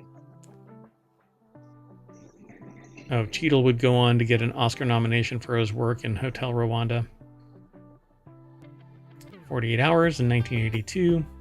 Dreamgirls in 2006. I, Robot in 2004. Okay, that's interesting. Will Smith played the lead. It was supposed to. The producers first turned to Denzel Washington to see if he'd be interested. The actor turned it down. Wow. Oh my God, Blade? Wesley Snipes completely embodied the role of Eric Brooks / Blade in the 1998 superhero movie Blade. Before principal photography took place, the head of the studio producing the film suggested Denzel Washington. Snipes, though, and he got his way at the end of the day, so director said, go with Snipes. Yeah, I can't imagine Blade being No, Denzel I can't either. Washington. I, Robot, I'm like, yeah, I could probably see that. Maybe. I mean, I don't know. Because it seems like it's a more serious role or whatever, which Denzel Washington seems to do well with. But Terminator 2 Judgment Day? What? Instead of Arnold Schwarzenegger? No, this is a side character. Played Joe Morton. However, the producers first offered the role to Dr. Miles Bennett Dyson, played by Joe Morton. However, the producers first offered the role to Denzel Washington, who turned it down because it wasn't the part he was looking for. Wow. That's because he wasn't going to be the titular character. That was Arnold Schwarzenegger. True. Yeah, 7. Denzel Washington almost took the role that would ultimately go to Brad Pitt in 7.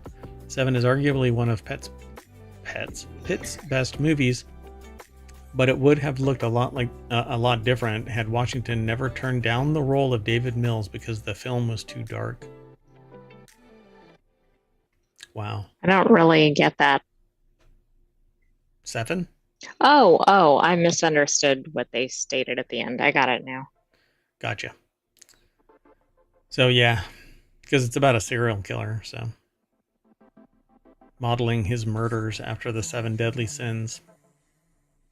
So that is pretty dark, but Denzel Washington has taken on other roles where people have been murdered, but not perhaps this. I mean, it's kind of biblical. Right, maybe not like playing a serial killer or something if that's what was going on. Well, he would have been Brad Pitt, right? David Mills. Yes. Yeah. Yikes. All right. Let's keep going. Time waits for no person.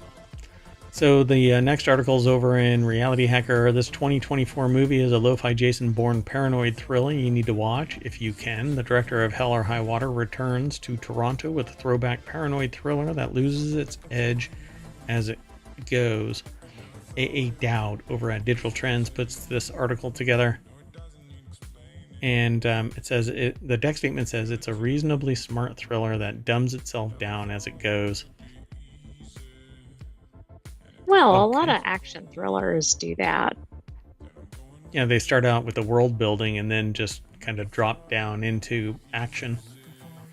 So it says Relay, which premiered this week at the Toronto International Film Festival, builds a whole suspense thriller around these unsung almost heroes, the would-be whistleblowers having second thoughts. The movie casts Sounds of Metal's Riz Ahmed as Tom, a middleman with a very specialized clientele. He helps regretful company defectors flirting with going to the press or authorities safely walk back their plans, facilitating the return of sensitive documents in exchange for an end to the intimidation tactics their powerful employers deploy. He also, of course, demands his own 8-digit fee from the company. Does such a service really exist? Probably not, but it's easy to imagine a job market for someone like Tom, a fixer hired to restore silence without violently silencing anyone. Sounds kind of interesting.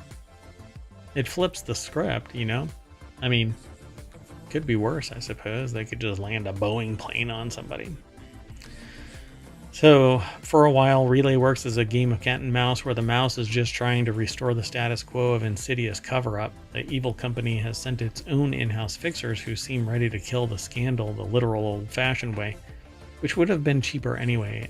So, I don't know. I'm already... I don't know. I'm already lost out on this.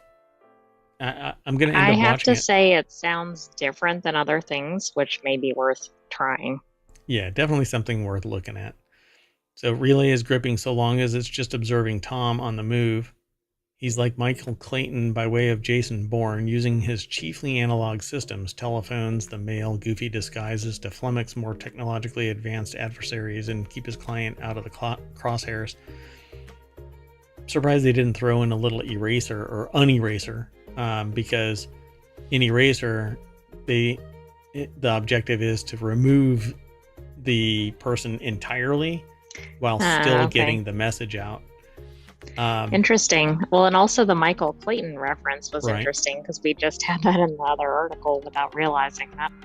Yeah, it's interesting. So yeah, maybe we can watch this. That might be interesting as soon as it comes out. I don't know where it is. It just says that it recently played at the Toronto International Film Festival. It's awaiting U.S. distribution, so we'll see if it actually ends up anywhere. Maybe straight to video, you know? Right. All right, let's keep going. Next article is over on the WarCrafters channel, which is one of our shows. It's just not going to be shown today. You only have one day to watch 2024's most adorable anime movie in theaters. One of the most delightful moments in Production IG's feature-length anime movie, The Concierge, involves a very nervous ferret businessman wearing a wee little suit. He's visiting a fancy department store because he's entertaining two of the company's most prestigious clients, a tiny owl and his wife, both wearing smart jackets for their shopping trip. Mr. Ferret wants to show them a good time since the owl could give his company some good work.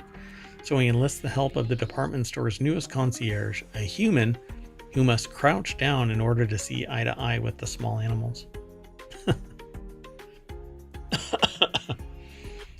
Petrana Radulovic over at Polygon.com put this article together. It has an interesting premise.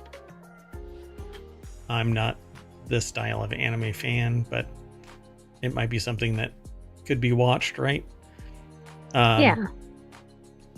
If it was more in the style of Pixar, more like exactly, Zootopia. Like a Zootopia, yeah, then it would be probably a massive success. Oh my god, that would have been amazing. That really would have been amazing. Because, yeah, these characters have, like, right out of the gate, the characters are from Zootopia. I mean, it really is Zootopia. It's like Zootopia in anime or something. So there's no humans in Zootopia, but can you imagine a movie where a human gets pulled into the Zootopia through like a parallel universe? It's kind of like a what is the movie where the human and the anime live together? It's kind of like Pokemon, but Who Framed Roger Rabbit? Oh yeah, and the Pokemon detective one, Pikachu. Yeah, Pikachu, I think, had some of that. No. No peeking at me. So this actually, it looks really, and I don't need to go into more detail about it because it's what I just described is just awesome. Seeing a cute animal fretting about such a human concern is so endearing, as to the fact that the concierge is bending over backwards, sometimes literally, to help a tiny ferret. And that isn't even the most special element of this movie, which it will be in American theaters for only one day on September 11th. So this is a weekly show. So we missed it, but I'm sure it'll be streamed somewhere. Yeah, I'm sure that this will be released somewhere, if not already. Oh, wow. I wasn't getting the scale from the description. Yeah. Yeah, like bend over is not, they're on their I was thinking like an adult to a child or something. I don't know why. But yeah, this is like literally get down on the ground like Honey, I Shrunk the Kids or something like that scale. The animation is simple and colorful, really emphasizing the animal characters' distinct shapes and design. They all have unique ways of moving and interacting with the setting. From the great auk, who requires a little push so that he can slide across the glistening floors, to the giant woolly mammoth whose heft makes the elevator run slower. This screams Pixar Zootopia, like Zootopia 3, the musical, or whatever you want to call this. This agree. Would be great. Zootopia the Concierge or something like that. You know, keep that going. This is brilliant. They have the very important animal customers. How cute. Yep. I like that. All right, let's keep going. The next article is over in the continuity report. This 10-year-old action movie captured what it feels like to be in a video game better than most adaptations.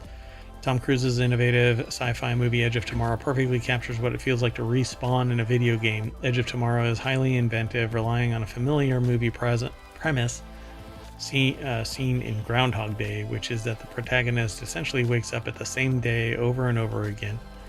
In the case of Cruise's protagonist, William Cage, he's forced to fight in a seemingly unwinnable war against an alien invasion, resulting in him starting each day from square one after dying, typically in combat. We've talked about this from time to time, this movie. It's from a game.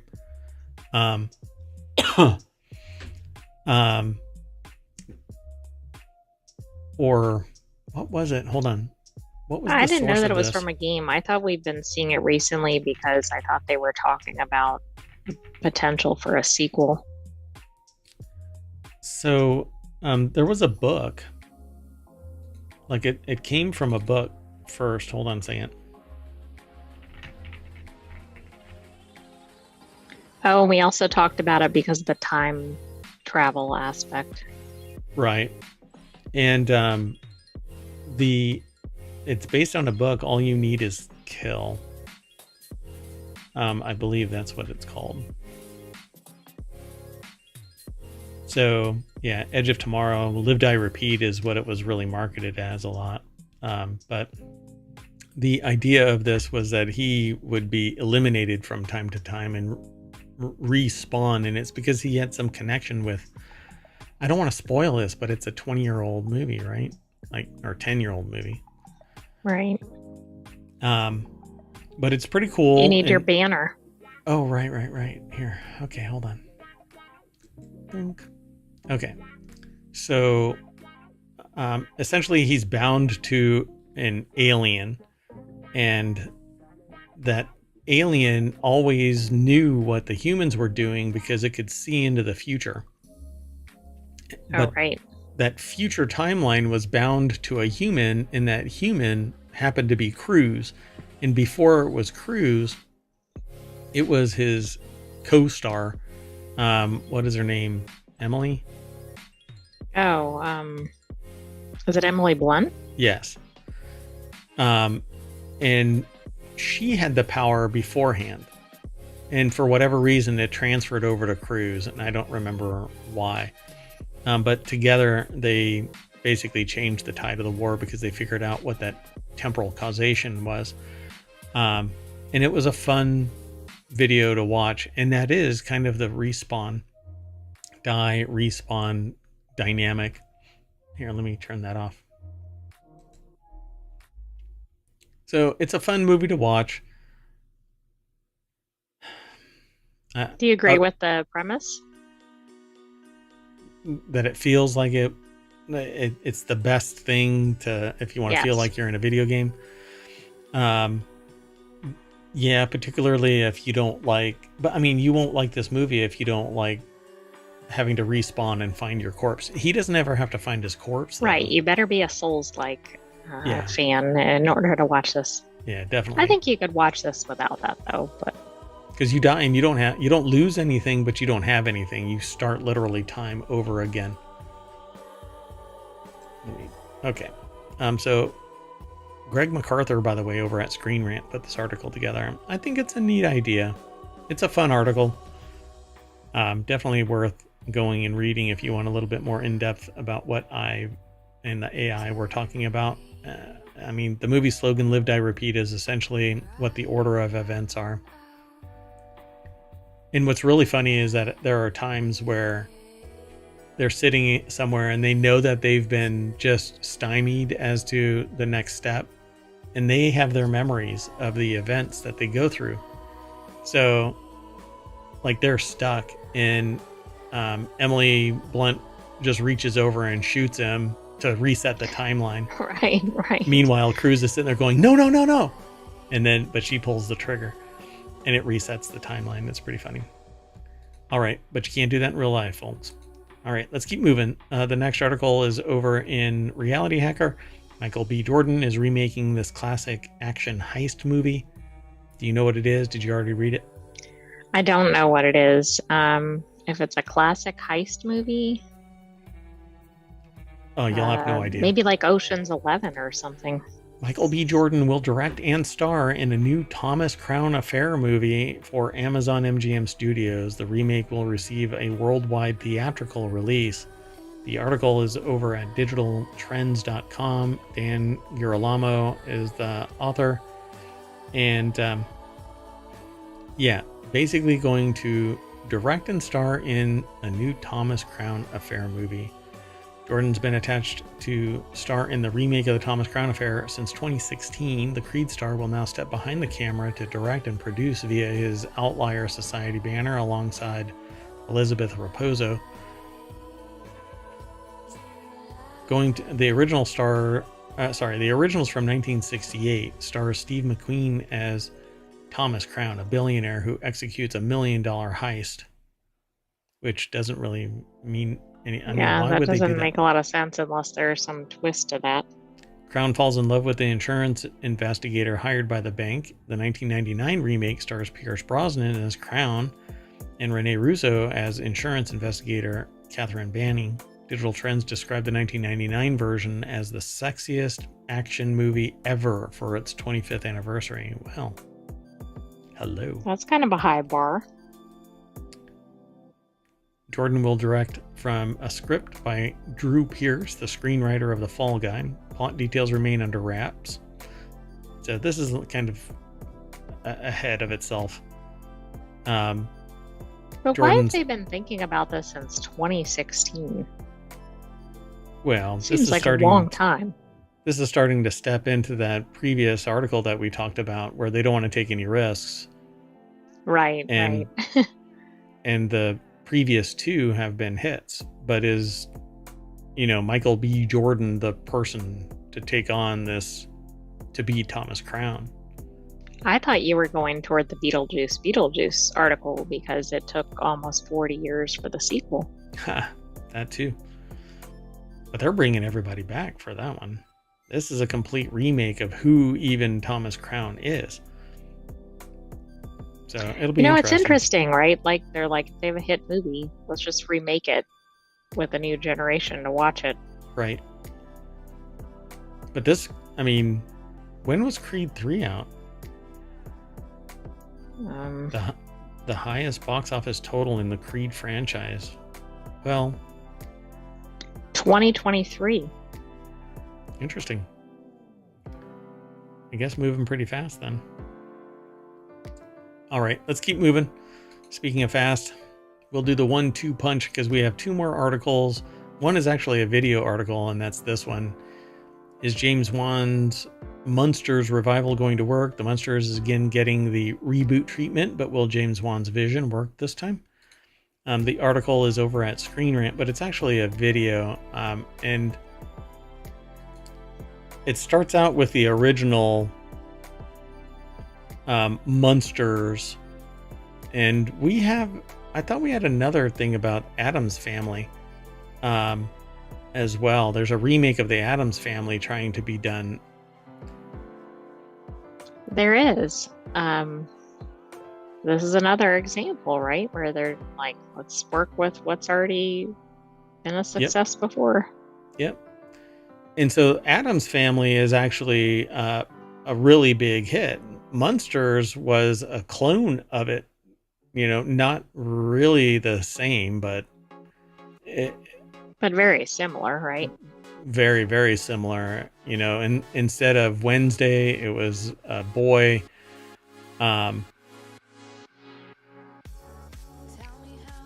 They've tried to remake it, and they say a more violent spin on it, more technologically savvy spin on it. Now they're going to bring it back again and see if they can make it happen. So James Wan is described as a horror giant, but it was more funny than it was scary. So I don't know. If you didn't tell me otherwise, I would have said that was from the Addams Family, that little clip of the black and white. Right. So they're going to have a bunch of people. They kind of describe what's going on in this video. So Rob Zombie's Monsters movie, Mockingbird Lane. Now they're trying to do the Munsters. And like I said, the Addams Family is being rebooted too, apparently. Well, it's really being rebooted, right? With Wednesday. Yeah. Oh, yeah, for sure. Yep.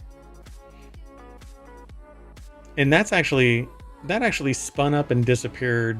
Like, it went just to Wednesday, and that's where it's at now. So I don't know about more coming. But before that, they had a new animated, I think 2 movies. Right. Like Addams Family Values and stuff. Mm-hmm. Yeah.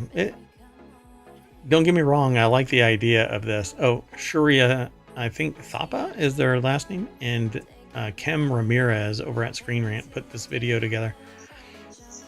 And I suspect that it'll do well. People are really interested in this genre of it's movie, like comedy, horror kind of, right? Yeah, it's more entertaining, I think, than just pure horror. It applies to more people because somebody's going to get a thrill out of the horror aspect of it, and the rest are going to get a thrill out of the humor part of it. As long as they, speak the proper language. of just enough scare and fun at the same time. So we'll see how it plays out, and we'll end up talking about it here in the continuity report. I would love to be able to just watch one of these shows and just kind of talk just about it. But that'll come in time, so not just yet. All right. The next article is over, and our final one for the continuity report for September 14th is in the continuity report itself. New Starfleet TV show is the Discovery replacement Star Trek desperately needs. So this is they're talking about Starfleet Academy, aka Star Trek Starfleet Academy. You have to keep Star Trek in there. After the end of Star Trek Discovery, which pushed Star Trek into the unknown again, the franchise desperately needs its latest upcoming TV show, Star Trek Starfleet Academy. So it's going to be referred to probably as STSA. Since 2009, when J.J. Abrams' reboot Star Trek franchise reintroduced a new and younger audience to the final frontier, Star Trek has been focused on the past, with prequel films showing an alternative timeline of beloved characters. Star Trek Discovery took a bold leap forward, literally. Jumping to the 32nd century allowed the show to take on fresh new mysteries with no Star Trek TV show that has ever encountered. But when they jump really far ahead, they end up in this like supernatural type of ethereal space. Right. And that's something that I wasn't always a big fan of.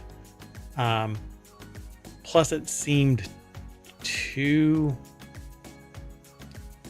flashy, too dark, too antagonizing, where I never really got that in any of the history. Even in Deep Space Nine, I didn't feel threatened by just whatever was on the screen.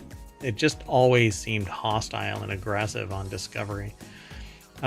Strange New Worlds pulled it back, and I can actually attach to that. I don't know what the status of that is anymore. I think it's coming up, but I don't think there's a release date. Yeah, and then Star Trek Starfleet Academy is going to pull it back to Earth, I believe, to the Academy, and I don't know what all is going on with that either. But I know that these two are involved. Ashley Bird over at ScreenRant.com put the article together, and I can't really say that I'm all that much of a fan of either of those two actors, but it is what it is. Maybe their characters, I'll be able to like their characters more, but maybe it's just a me problem. You know what I'm saying? Well, I mean, everybody is going to have different characters that they like or can identify with. Tig Notaro is going to return. Oded Fair, Star Trek Discovery's Mary Wiseman, Holly Hunter is going to be the lead, which I find fascinating. So despite how Star Trek Starfleet Academy adds legacy actors to its ranks, the new show can still focus on its 32nd century setting instead of relying on the nostalgia often provided by old characters being recast and rewritten for newer audiences. With the promise to be set both on Earth and in space, there are plenty of opportunities to steer the show away from revisiting old narratives. But old narratives can be revisited if you put a cultural and temporal tilt on it, apply something new to it. It doesn't have to be that you can go back to an old narrative and revisit it because it's no longer culturally appropriate to spin it that way. 30 years in the making. True. There's a lot of time go ahead. I was going to say you could probably do a lot of the same plot lines or whatever, but you might have to update some of the nuance or the dialogue. Yep. And it's more like 50 years because it was around since the 60s. So. With such a young cast, presumably playing students along with some returning favorites, Star Trek Starfleet Academy has everything it needs to look to the future while still tethering itself to an established canon. Additionally, Star Trek Lower Decks has done its part in introducing a wider range of non-human species to the fleet. So I don't know about that. But I really wish that there would be a real live action Starfleet Lower Decks. That would be great. Yeah, that would be really good. I mean, we saw a sense of that when they did the crossover with Strange New Worlds, which was really good. Yep, I really liked it. One way or another, I want Star Trek Lower Decks to be back, because they could have stayed. Like it's kind of like what is it? The Simpsons, or what's the one with the kids? South Park. So either The Simpsons or South Park, nobody's aged. So you could be whatever. Right. You could do it forever. Right. And you can have good writing. You could have the actors move on if they want to, and replace them with other charismatic characters, even replacing the characters themselves, but still keep the whole idea of Star Trek Lower Decks going. I just wish that the writers would have stayed and it would have continued. But again, and it's the first, like, I never really hung out in the world of Simpsons or South Park. I watched a few episodes, but I've moved on way past it. Star Trek Lower Decks, I loved from jump. So it kind of sucks that it disappeared so fast. Well, I also think it had a broader appeal than just Star Trek, or even people that typically would watch live action. So it must have been doing something right. Yep.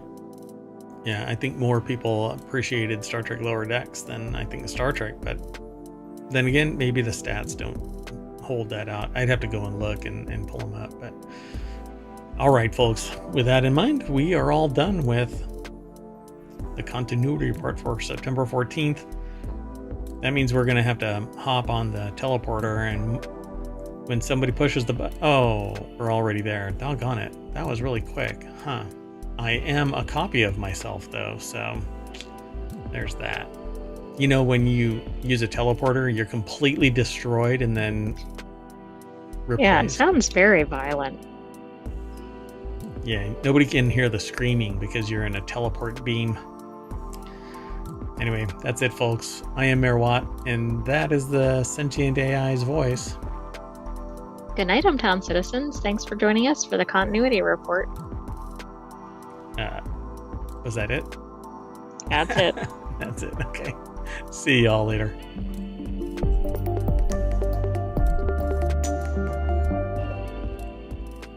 Last time I used a teleporter, they played a joke on me and I had a tail. Didn't even realize it for several hours.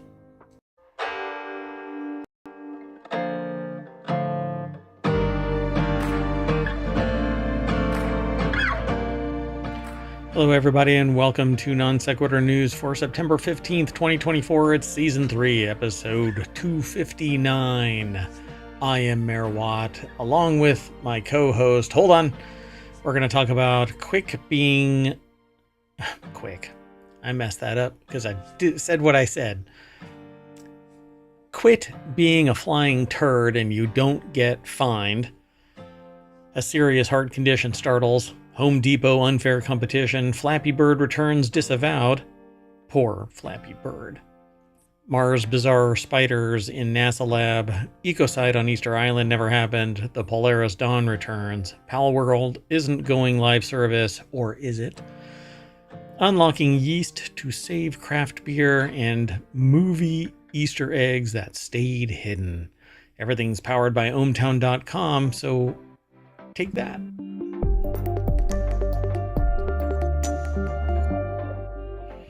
Hello again, everybody. I am Mayor Watt, and that is the visualizer and the voice of the Sentient AI from the future. Good evening, ohmTown citizens, and welcome to Non Sequitur News. Hey, I hear you, Yay! All the wiring is working. Okay. You can't wave. You have to actually say something. No, you can't.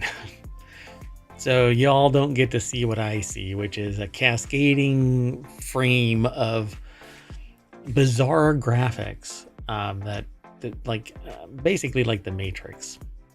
And I can translate it because, well, the Sentient AI has taught me how to interact.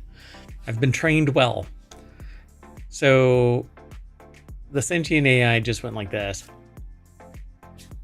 And that nobody can hear you, nobody can see you.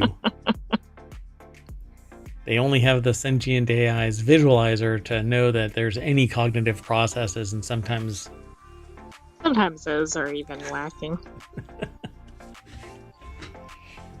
Anyway, welcome to the show, Sentient AI. You only go by AI, so. All right. Sometimes not even acknowledging that. All right.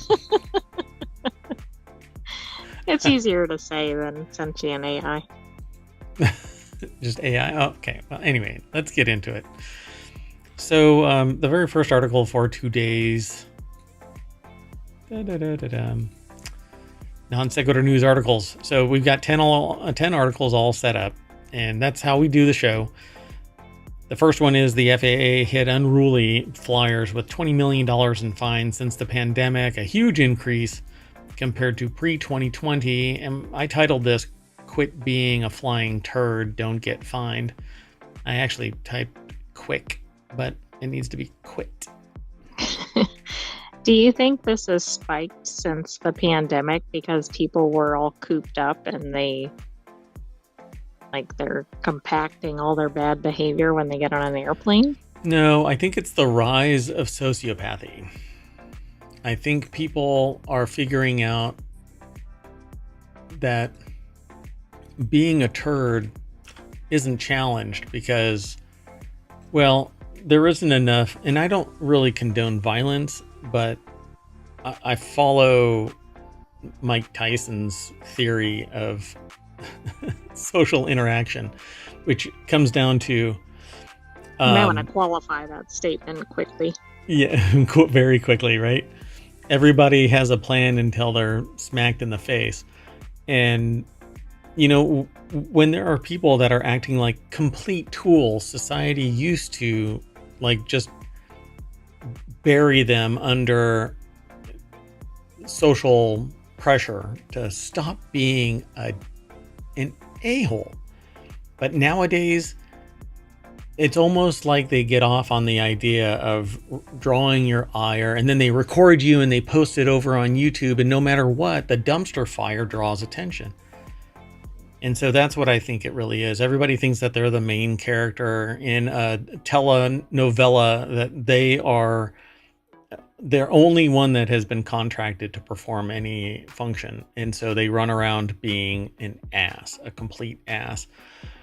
And I have this story from an ohmTown citizen, involuntarily making them an ohmTown citizen, who basically said of this story that they were on a flight and there was an unruly passenger and their kid, and the person who told the story said, "I turned around and told them to get a grip on their kid, and the person got upset and said, 'There's always somebody on every flight.' To which the person said, 'That should probably be a clue, because you're the only person on every flight.'" Right, you're the constant. So, yeah, at some point, personal responsibility has to kick in. And it's such a low-hanging fruit to just be a decent human being on a flight. So here's to the FAA. Up the fees. Fine the frick out of them. People that are doing really horrible stuff. I mean, it's one thing if I can't think of something minor. They probably shouldn't be banned, but if they're causing a plane to get turned around, or they're disrupting an entire section or whatever, I mean, to me, do something that matters. Look, and they won't keep doing it or put other people in peril. I remember changing seats before the plane took off, before the plane actually left whatchamacallit, the tarmac, the terminal, or the gate. The gate. It was parked at the gate, but they were getting ready. They had just got done saying, everybody settle in. And at the last minute, I said, I think we should change our seats. And we changed our seats. And the pilot went over the radio and said, it'll be a couple more minutes until the two who need to sit down have locked their seatbelts. Connected their seatbelts. But I was in the process of connecting my seatbelt at the time. Like, it was like, no, and so I got called out by the captain, the pilot of the plane. Nowadays, they literally can be sitting there sparking up a bong and barbecuing and recording it. Or making sourdough. Or making sourdough. Sourdough bread, man. That person made sourdough. Anyway, so the article's over at Business Insider. Lauren Edmonds put the article together. FAA has hit unruly flyers with $20 million in fines since the pandemic, a huge increase compared to pre-2020. So I wonder what the pre-2021 was. So the number of passengers misbehaving on airlines spiked during the height of the pandemic. So that answers your question. FAA told Business Insider it has a zero tolerance policy toward unruly passengers. Yep. Almost 21 million. It's $20.9 million. Right, in about 4 years. They should have rounded up. Like, at least said nearly $21 million, because $900,000 is a lot of fines. So who in the hell? Oh yeah, look at that. Oh yeah, but also, oh my God, do these numbers really reflect? Because how many flights were really happening in 2020? But still, even compared to like 2019, it goes way up. It's the fines. I mean, the fines really are indicative of just how unruly passengers have gotten. And so that's why I think that everybody should read the book, The Rise of Sociopathy. It is a compass describing the historical significance and the rise of sociopathy, particularly in the United States, but it's indicative of around the world. And a lot of people that I've seen, usually it's because they've got a lot of wealth and they think that they're immune, or that they've got enough wealth to feel that they're immune. And this is on the far side now of what would probably be perceived as the impact of leaded gas. So, 35 years ago, they stopped making leaded gas. But the impact of this on the genetics and the upbringing of people who are raised by people who were brought up in the leaded gas era, there's this whole idea that leaded gas led to misbehavior because lead has a negative impact on brain chemistry. Brains. Yeah. And then the offset of that now is the rise of sociopathy, because it actually has an extended impact. So I'm of the mind that that's what this is. This is basically indicative of people who have never been told no, have maladjusted upbringing, and zero regard for social order. Like, you are a human being, treat other human beings like human beings, but you're treating people like they are nothing more than tools and objects, and you got yours, so screw everybody else. That is sociopathy. They don't care about anybody else. That is sociopathy. So FAA fines are peaked in 2022 at $8.4 million. That year, the agency said it leveraged the largest fine against 2 passengers for separate incidents in 2021. The proposed fines were $82,000 and $77,000 respectively.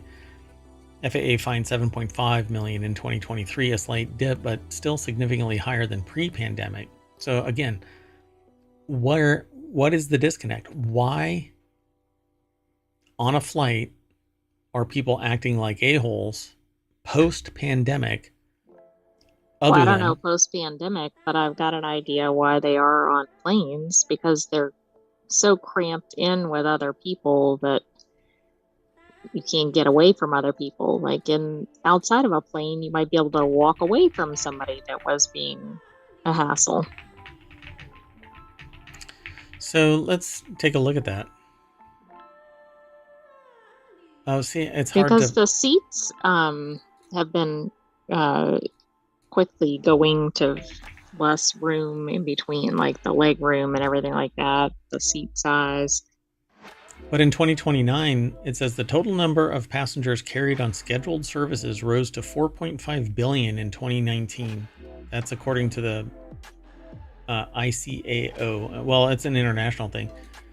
But I'd have to look at, like, all I have is BTS, Bureau of Transportation Statistics, which are different than the international ICAO.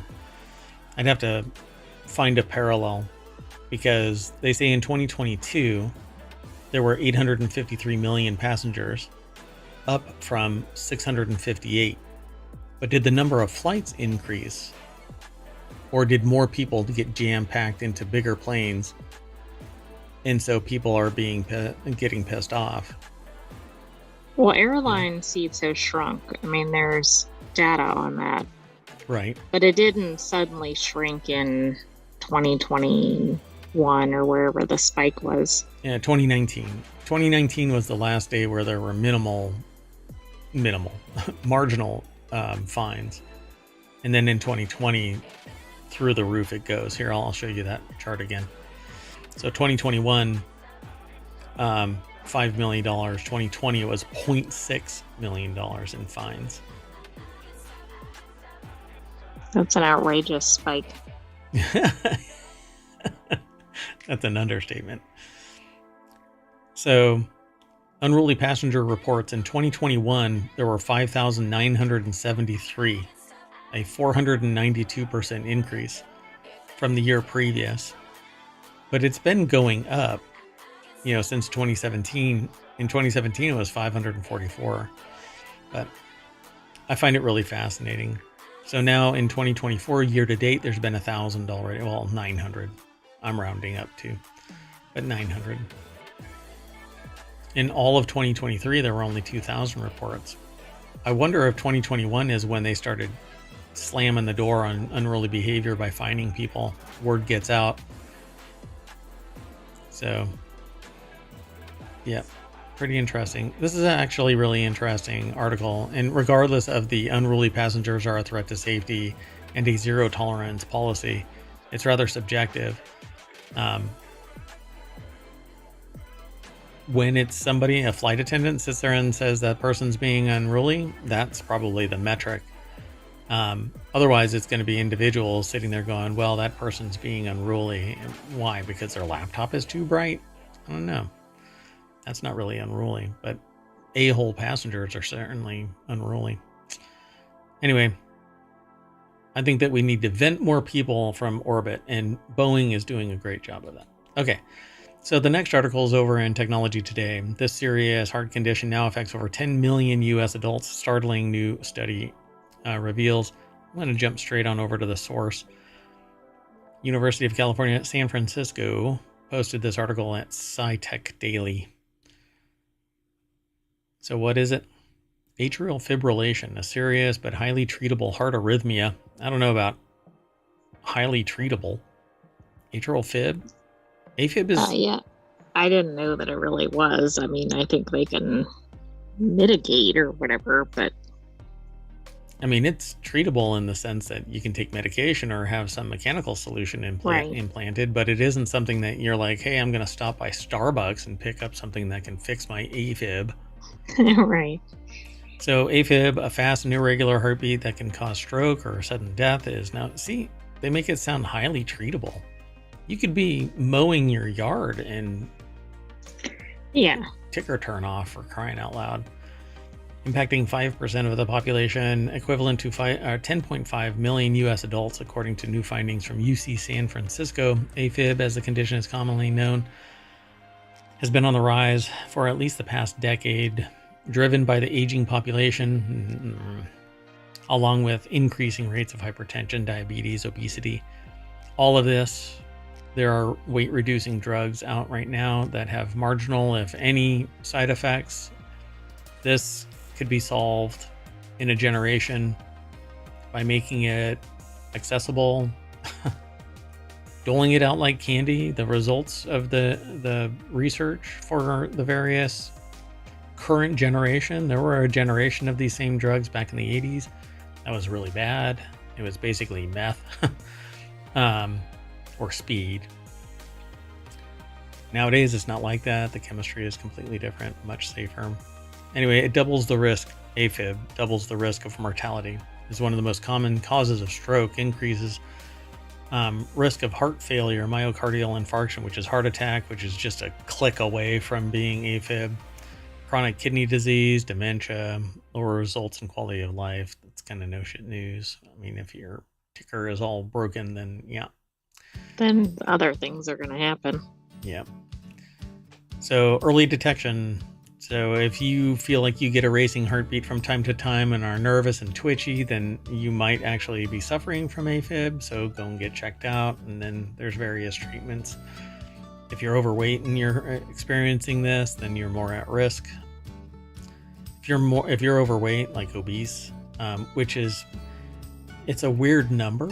Obesity is a really weird number because it, like I've looked at these charts about this, and you could be obese and you'd have to lose something like 90 pounds before you fall into the normal range. But anything between those two, the normal range and obese, it seems like an irrational number of jumps. Like there's these tiny little jumps that make a difference, but the overall number is still massive. And I can't quite wrap my head around it because it isn't just a straight line like that. It seems like it's like that. Right. I'm jittery or something. I don't know what that is. I'm not dropping any frames, but I just kind of stuttered. Anyway. Well, that's not very funny in light of the article. Oh, right. Sorry about that. So AFib has a broad spectrum of complications, from the shortness of breath and lightheadedness to blood clots, stroke, even heart failure. Studies have shown that people with AFib are up to 5 times more likely to have a stroke, largely because the increase in blood pressure, because it's going to be a rapid increase, and sometimes it shuts down and then speeds back up, and that offset pressure can cause something weak in your blood vessels to just pop. So the author said that outlining the scope of the problem and the new estimates can help guide healthcare planning, resource allocation, public health interventions. And this is the big thing. Maybe the person who didn't win the lottery, or who won the lottery and hasn't picked it up in 6 months, and can't find their ticket. They can't find their ticket. They might be suffering from this, or plus, if they don't find it if somebody doesn't show up in 6 months, maybe that's going to go to the elderly healthcare planning. Well, there you go. So that could help with this. Right. Here's to not finding a $1.1 billion lottery ticket. Anyway, if you might be suffering from heart issues, if you feel that kind of rushing heartbeat, then go and get checked out. Don't wait. Yeah, that's not one of those things to wait on and study. Yeah, and there's different medications that you can take. Let's keep going. The next article is over in the Mobile channel. Home Depot to pay almost $2 million for false advertising and unfair competition. Home improvement company Home Depot agreed to pay nearly $2 million to settle a civil complaint from multiple California district attorneys, alleging the company took part in false advertising and unfair competition. $1.7 million in civil penalties, as well as nearly $300 $1,000 to cover investigation costs and support future enforcement of consumer protection laws. And of course, Home Depot did not admit any wrongdoing because a company can't, the individuals inside can, and no one person made this happen, right? I wonder what kind of false advertising they engaged in. Philippe Timothea put the article together over at thehill.com. Let's see. The lawsuit said that Home Depot customers would bring items to the checkout and price the item would be higher than what's listed on the shelf. Those are called scanner violations. When companies engage in deceptive practices, they not only cheat consumers. See, but I would sit there and go, if it's on the shelf, that's what you frickin' pay. And yeah, but unless you're paying attention, you're getting charged the higher rate and you don't even realize it. That's true. So it's $2 million plus. I bet you they made a shit ton more money than what their fine was because they were okay with a $2 million fine. And if how many things were priced like that and how many customers actually said, hey, wait a second. I mean, it could have been a lot of items. Yeah, and they got busted recently, so now they're going to have to wait, 5 years before they do it again. Yep. Has to implement price accuracy program that will add more audits and training and eliminates price increases on weekend days. In early July, the company agreed to pay $750,000 to settle a lawsuit alleging it did not adhere to California state law regarding gift cards. And if I'm not mistaken, I think California has a thing where the gift cards don't expire or something, which I'm sure companies don't like. Yeah, they want you to forget about it, and it slowly drains administratively, and yeah. Let's keep moving. The next article is over in Late Night Geeks. Flappy Bird's creator disavows quote-unquote official new version of the game. A decade after the wildly popular Flappy Bird disappeared, an organization calling itself the Flappy Bird Foundation announced plans to rehatch the official Flappy Bird game. But this morning, the game's creator, Dong Nguyen, posted a characteristically terse comment stating that he has nothing to do with the revival and he did not authorize this. Wait, this is interesting because it was getting separately reported like, oh, it's back, etc. Yep. So Anthony Ha put this article together over at TechCrunch.com. So yeah. Let's see. To be clear, Nguyen's comments don't exactly contradict anything in the Foundation's announcement, which described the group as a new team of passionate fans committed to sharing the game with the world and said it had acquired the rights from GameTech Holdings, LLC. Apparently, GameTech successfully filed to terminate Nguyen's Flappy Bird trademark a couple years ago. The post makes it clear that Nguyen is not involved with the new project and that he doesn't seem particularly happy about it. So Nguyen's reference to crypto, while the Foundation's current PR materials don't mention anything crypto-related, Varun Binawale did some digging around hidden pages on the Flappy Bird Foundation website and found a reference to Flappy Bird flying higher than ever on Solana as it soars into Web 3.0, which it's as though it's not clear that it refers to upcoming features or abandoned plans. That's Web 3 is definitely crypto, blockchain. So, yeah, I mean, in 2014, it was pulled offline because they said that they can't take it anymore. They had a bunch of pressure, but they were making, millions. Right. Seems like that might have been the thing to hire some more people or something if it's doing really well. Yep. He says that he doesn't support crypto and that he did not sell anything. So what I don't get is if he's not using Flappy Bird in trade, then he can lose the trademark. If it's not being used in trade, then it's an invalid trademark.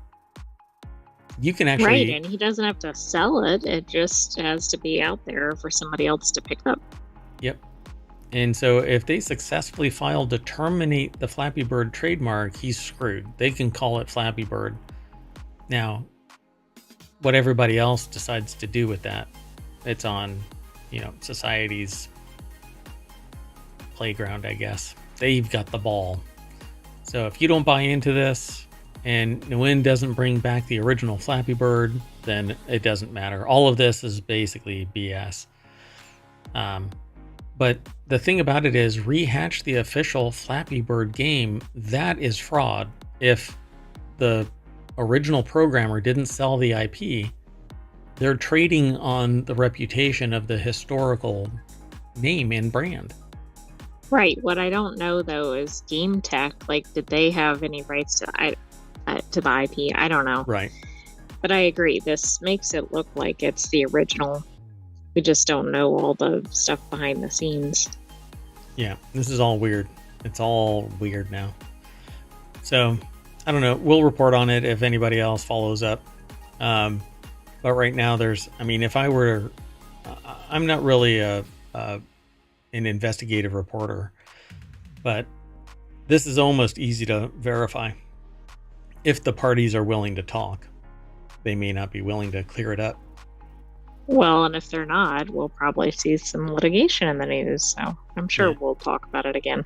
Yeah, the only official Flappy Bird is the one that is owned by Nguyen. And if they haven't sold the rights, there is no official version.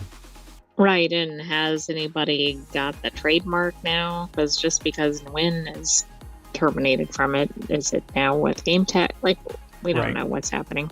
Right. Yep. Let's keep moving. We'll talk about it if more comes up. The next article is over. Maybe. We'll see. I mean, it depends on the news of the day. Oh, by the way, if you want to get all of today's articles, you can hit !NSN in the chat, and it'll tell ohmTown to throw the articles into the chat. So there you go, folks. So Technology Today is where the next article is housed. Mars' bizarre spiders is now crawling in a NASA lab. When I heard this, I was like, because I've heard that Mars has bizarre spiders on it, but that isn't what everybody, well, not everybody thinks this. It's not what some people think. So it sounds like a sci-fi movie, doesn't it? That there's something on Mars, right? Crawling that around. Has been brought back to Earth. Hey, NaNoWriMo right around the corner, oh. So tests on Earth appear to confirm how the red planet's spider-shaped geologic formations are carved by carbon dioxide. Scientists have recreated Martian conditions in a lab to study unique spider-like geologic features found on Mars. Originally identified in 2003, it's only taken 21 years. These features formed by sunlight heating soil under ice have led to a breakthrough experiment that emulate what's going on Mars, these little spiders. Okay, they do look like spiders. Like, you don't have to try hard to say that's a spider. These actually, to me, here, I'll tell you what they look like to me. And now you're going to go, oh yeah, they look just like this. So the article is by JPL, Jet Propulsion Laboratory, and it's posted at SciTech Daily. Those look like the axons of a neuron and the dendrites reaching out to tap. Oh, they absolutely do. Because spiders only have a set number of legs and they're clearly defined. That's true, and this is beyond that. These are more like little tendrils. They look like neurons. So, and that is even creepier for Mars, because then it's almost like the surface of Mars is a giant brain. Right, that's not creepy at all. Nope. So, mysterious Martian features, the discovery of the spiders. They were actually in 2003 via images like so. I don't know what the little black marks are. Dark splotches seen in the example are of arenaform terrain. Oh, spider. Arena is spider. Terrain captured by NASA's Mars Reconnaissance Orbiter in 2018 are believed to be soil ejecta from the surface by carbon dioxide gas plumes. A set of experiments at JPL has sought to recreate these spider-like formations. So apparently that's what they've been doing in this. It looks like a vacuum chamber, probably filled with CO2. It says a look inside JPL's Dusty, a wine barrel-sized chamber used to simulate the temperatures and air pressure of other planets, in this case carbon dioxide ice found in Mars's South Pole. Experiments conducted in the chamber confirmed how Martian formations known as spiders are created. That doesn't look like that to me. No, it does not. I mean, it's almost like they're reaching for exactly. Maybe there's better pictures. Or maybe that's at the wrong scale, but it doesn't really look like what we saw above. Right? I mean, definitely not at the scale. So they say that they love Dusty. It's historic. McCohen said, noting the wine barrel-sized chamber was used to test a prototype of a rasping tool designed for NASA's Mars Phoenix lander. The tool is used to break water ice, which the spacecraft scooped up and analyzed near the planet's North Pole. Sorry, not South Pole, but North Pole. They say that that's exactly what this is. Formation similar to the red planet spiders appeared within Martian soil, simulant, during experiments in JPL's Dusty chamber. Carbon dioxide ice frozen within the simulant was warmed by a heater below, turning it back into gas that eventually cracked through the frozen top layer and formed a plume. But these are cracks.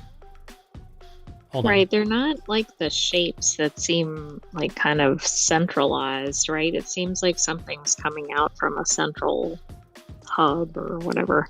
Yeah, and while this looks raised right here, so do these. These don't look like cracks to me. These look like rivulets, like depositions, not... They look... If you were looking down, you would expect like water to flow into these as if they're little valleys, or if they're raised up, one way or the other. This doesn't look like cracks, but maybe it is. And they don't seem to be really random. They seem pretty orderly.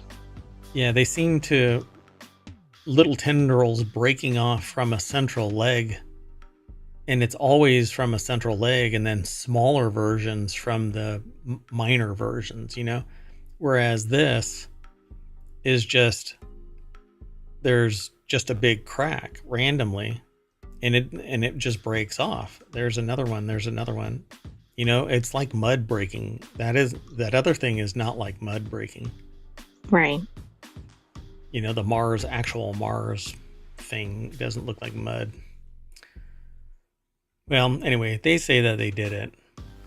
To me, it doesn't look that way, but hey, you know what? I'm not the scientist with a cryogenic beer keg, although I do have a beer keg. Speaking of that, let's keep going. Next article is over in the Mobile channel. Ecocide on Easter Island never took place. I suspect that this was submitted because I have a fascination with Easter Island. Oh, no, that had nothing to do with it. Yeah, somebody knows.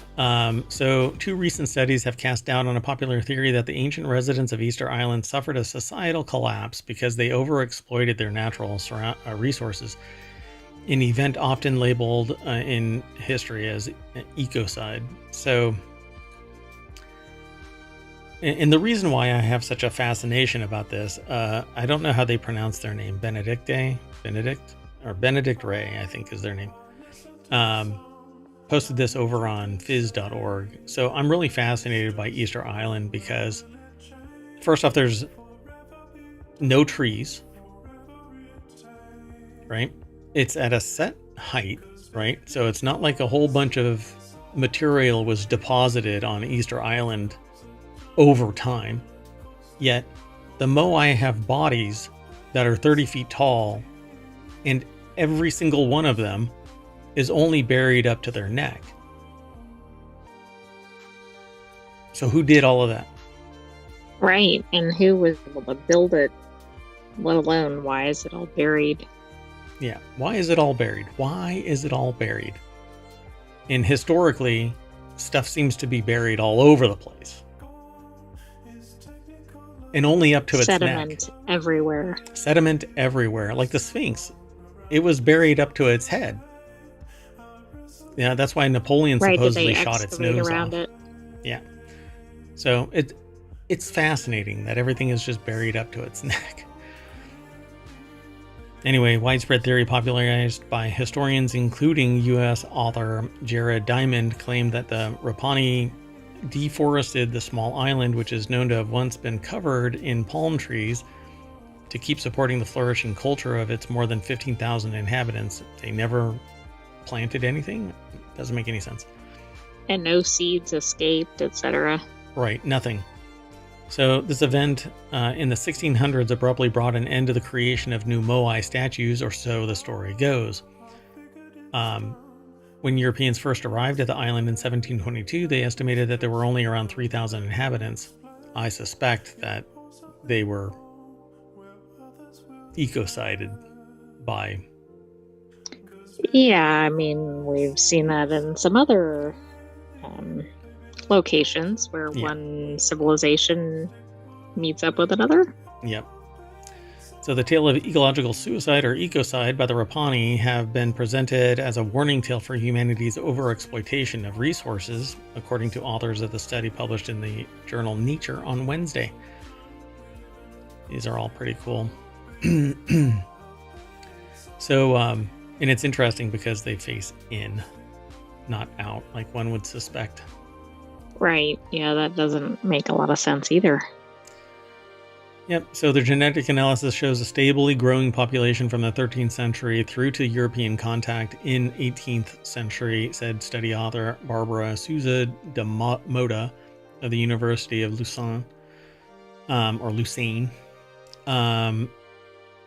This stability is critical because it directly contradicts the idea of a dramatic pre-contact population collapse. So no, it was probably just fine.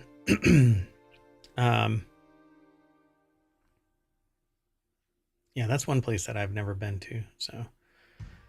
So different methods, same conclusion. The new research reinforced the findings of a different study published in June in the journal Science Advances, which took a very different approach. The two studies reached the same conclusion, shows the importance of looking at the same scientific question from different disciplines. The team behind the June study used satellite images to map out rock gardens on the island. Rock gardening is an agricultural method that involves mixing rocks into the soil to preserve nutrients and moisture. Previous research had claimed that up to 21 square kilometers of the small island, about 12% of the total 164 kilometers, was covered with these rock gardens, which would have been necessary to sustain more than 15,000 people. Oh, I see. So if they had this many gardens, right, maybe they had more people than originally recorded. Yep. So, but the U.S.-based researchers determined that only 0.76 square kilometers of the island were used as rock gardens. Such a small harvest of sweet potatoes essential to the Rapa Nui's diet from these gardens could not have supported more than 4,000 people, the researchers estimated. But I can't imagine that they wouldn't go planting stuff everywhere. Well, right, and we don't know what else. Maybe we do, but we don't necessarily know what else was in their diet. Were they hunting animals or fishing? Yeah, apparently nothing else was on there. No trees, no nothing. And there was enough soil above these moai that it could just slide down and cover them all up. But leave their heads. Leave their heads. All of them uncovered. Yeah. All right. So, in the 1700s. So, only 300 years worth of. All right. Anyway, Polaris Dawn. This next article is over in Technology Today. The Polaris Dawn crew is back on Earth after an historic mission. The Polaris Dawn crew safely returned to Earth after early Sunday morning, bringing the historic privately funded mission to a close. Yeah, privately funded. No public money was ever used in the construction of anything having to do with this rocket, I'm sure. So the Dragon capsule carrying the mission's 4 astronauts splashed down in the Gulf of Mexico around 3:30 a.m. I think it's really cool. You have to pay a bunch of money to go on this, and then you don't get to land at a regular hour. Yeah, really. Talk about red eye.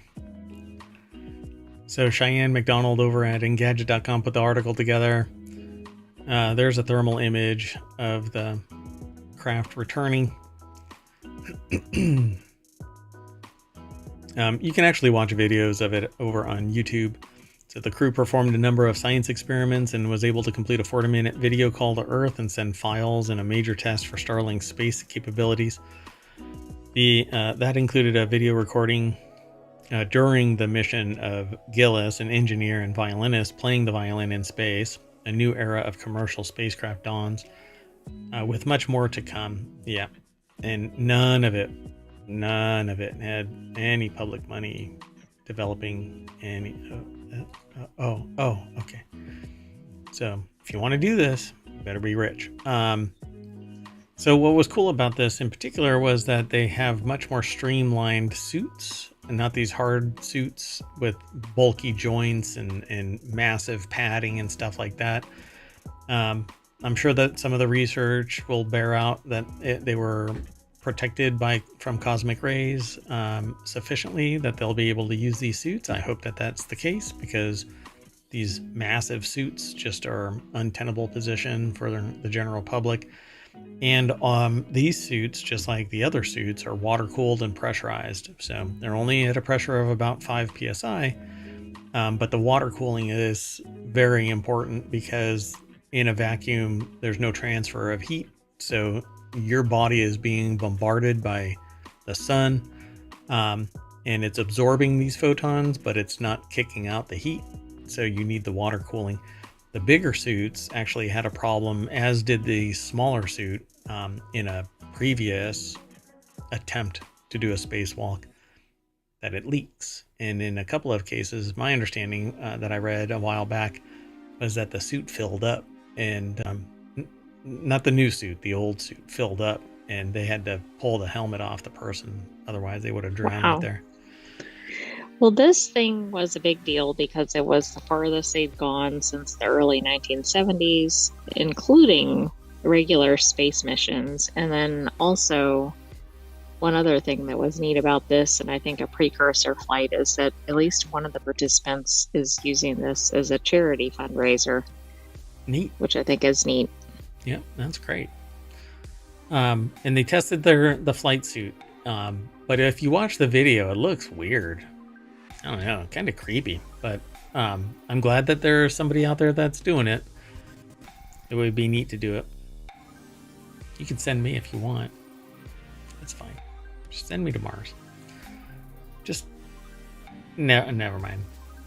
There's a lot of jokes online because somebody asked how you would get people to Mars, and Elon Musk basically hinted at, well, you could finance it and then work on Mars to pay it off. Yeah, that sounds like a win. people lost their mind about that. Like, there is no way I'm going to be basically indentured servitude. How the hell? So I don't pay the fee. You're going to bring me back home? Yeah, right. Worse than that, they're going to just send you off planet or something. Just vent you right there. Anyway, let's keep moving. The next article is over in WarCrafters. Pocket Pair confirms Pal World isn't turning into a live service game and won't be free to play. Quote, "We are not changing our game's business model." So something came out over the last couple of days. There was a comment that was made that they're basically struggling with a decision to make Pal World a live service. And if that's the case, they have to push out a server, they're going to have to push out an update that kills the server, because you can run Pal World all by yourself right now. You don't have to pay anybody.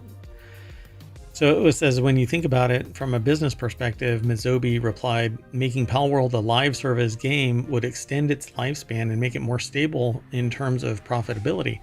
However, the game was not initially designed with that approach in mind, so there may be challenges involved in taking it down the live service path. Yeah, like changing the entirety of the terms in which the software was purchased.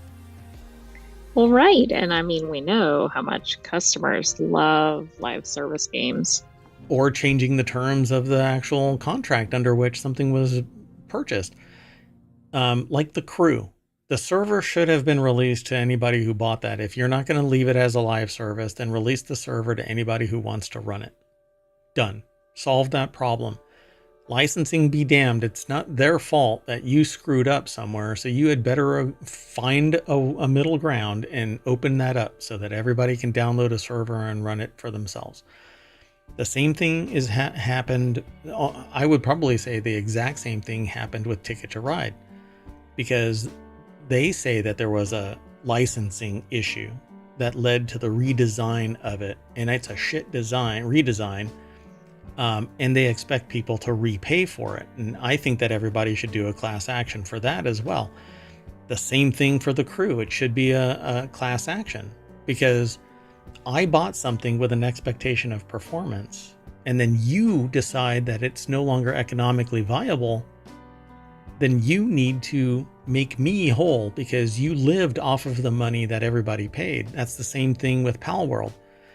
If they make it a live service and they kill the server operation because they push an update to people, disabling the ability to run your own server, and it goes live service only, so I have to either pay or whatever to get access to the live service, you're changing the foundational terms at which something was purchased.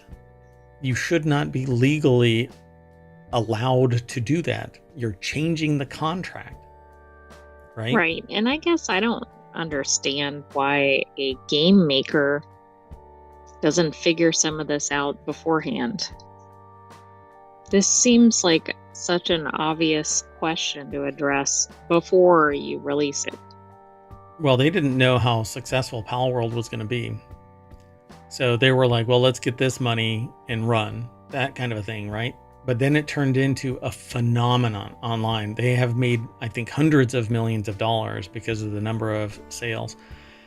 So they have, as long as they reinvest it to some degree, they could draw from their investment forever, and it would be an ongoing concern forever. But that's probably not what's actually happening. Who knows where the money is ending up?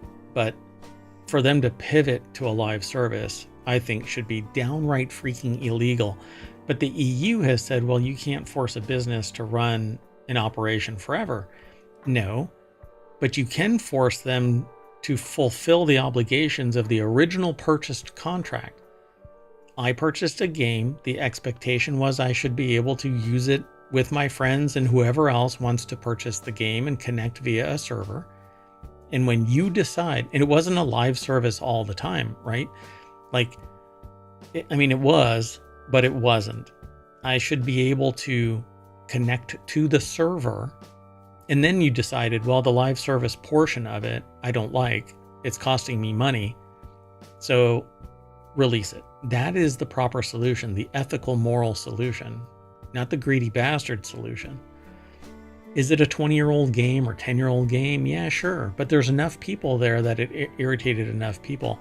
But because they're sociopathic, they can just sit there and go, I don't care. I got the money, screw you, bye. And they turn it off, you know? And that's what this is on the cusp of doing. But there was so much immediate blowback.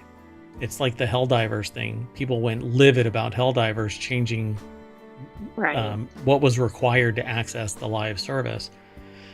So Jody McGregor over at PCGamer.com put the article together.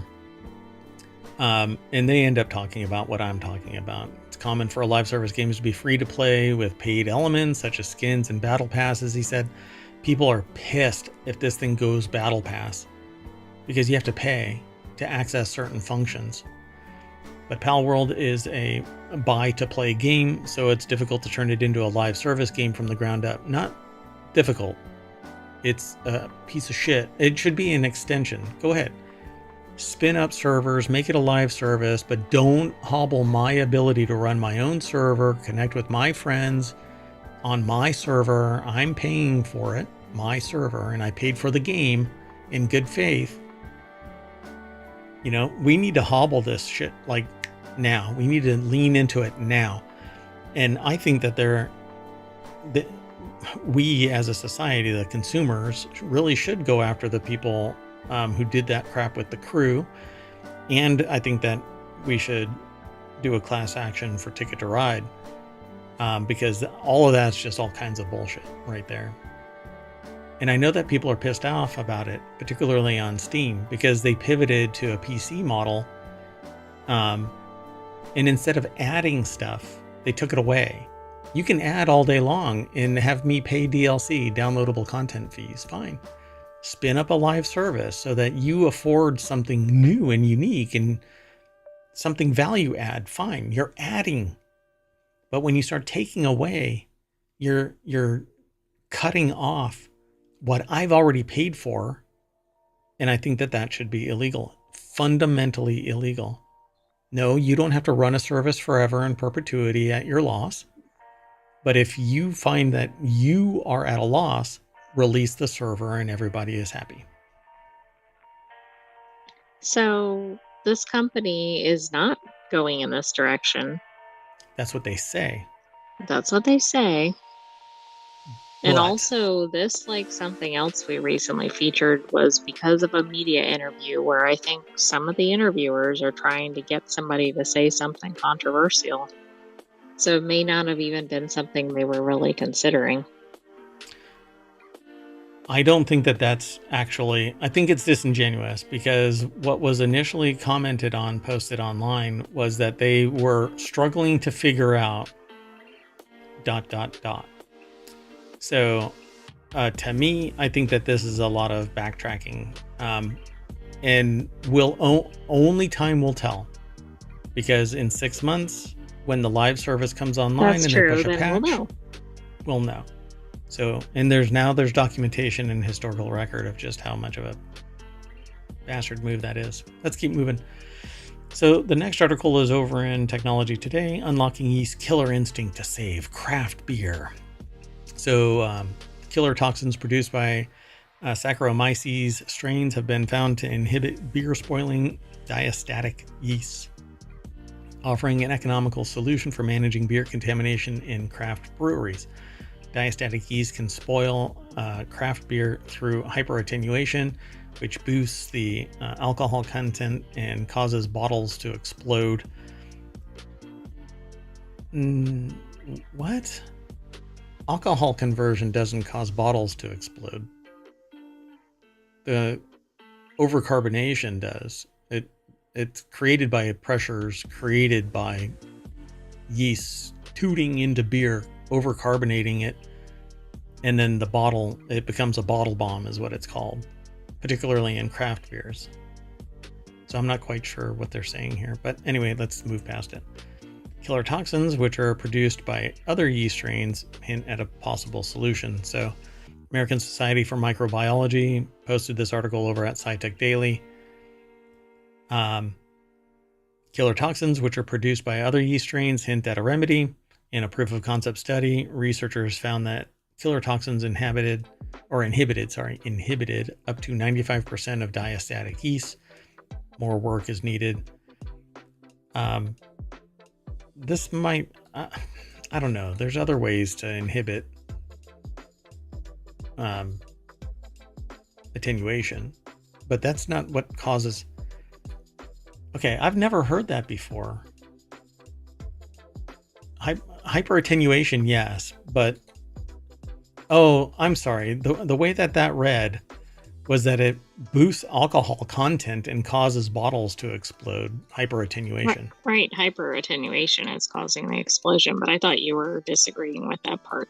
I'm disagreeing that it's the alcohol content that causes the bottles to explode. It's the production of carbon dioxide, which is part of hyperattenuation. Anyway, and there's also other issues with hyperattenuation, like diacetyl production and or diacetyl. Anyway, so one way to remedy the problem before bottles start to break might be hiding in plain sight. In Applied and Environmental Microbiology, a group of brewers and microbiologists report the solution to this yeast problem is maybe another yeast. The researchers found that proteins called killer toxins, which are produced naturally by many strains of S. cerevisiae, suppress diastatic strains and may help curb the issue. This is kind of one of these dangerous games because, not really dangerous, you could basically ruin your brew by killing the yeast too soon. So you would have to know, and then to add additional yeast, particularly as a craft brewer or home brewer, you'd have to break the seal on your fermentation, which can be okay, but any oxygen would basically ruin your brew. Right, and plus, if you don't really know what you're doing, you could ruin it by the just the simple addition of the other yeast, right? That's going to change the flavor, etc. Yep. So it says effective remediation procedures using killer yeast. It says if you've got a diastatic contamination, most of the time you just throw away the beer, and that's expensive. What we show in the paper is that we can add killer yeast to the point of contamination, or at the point of contamination. It's a remediation procedure to prevent the diastatic strains from taking off, but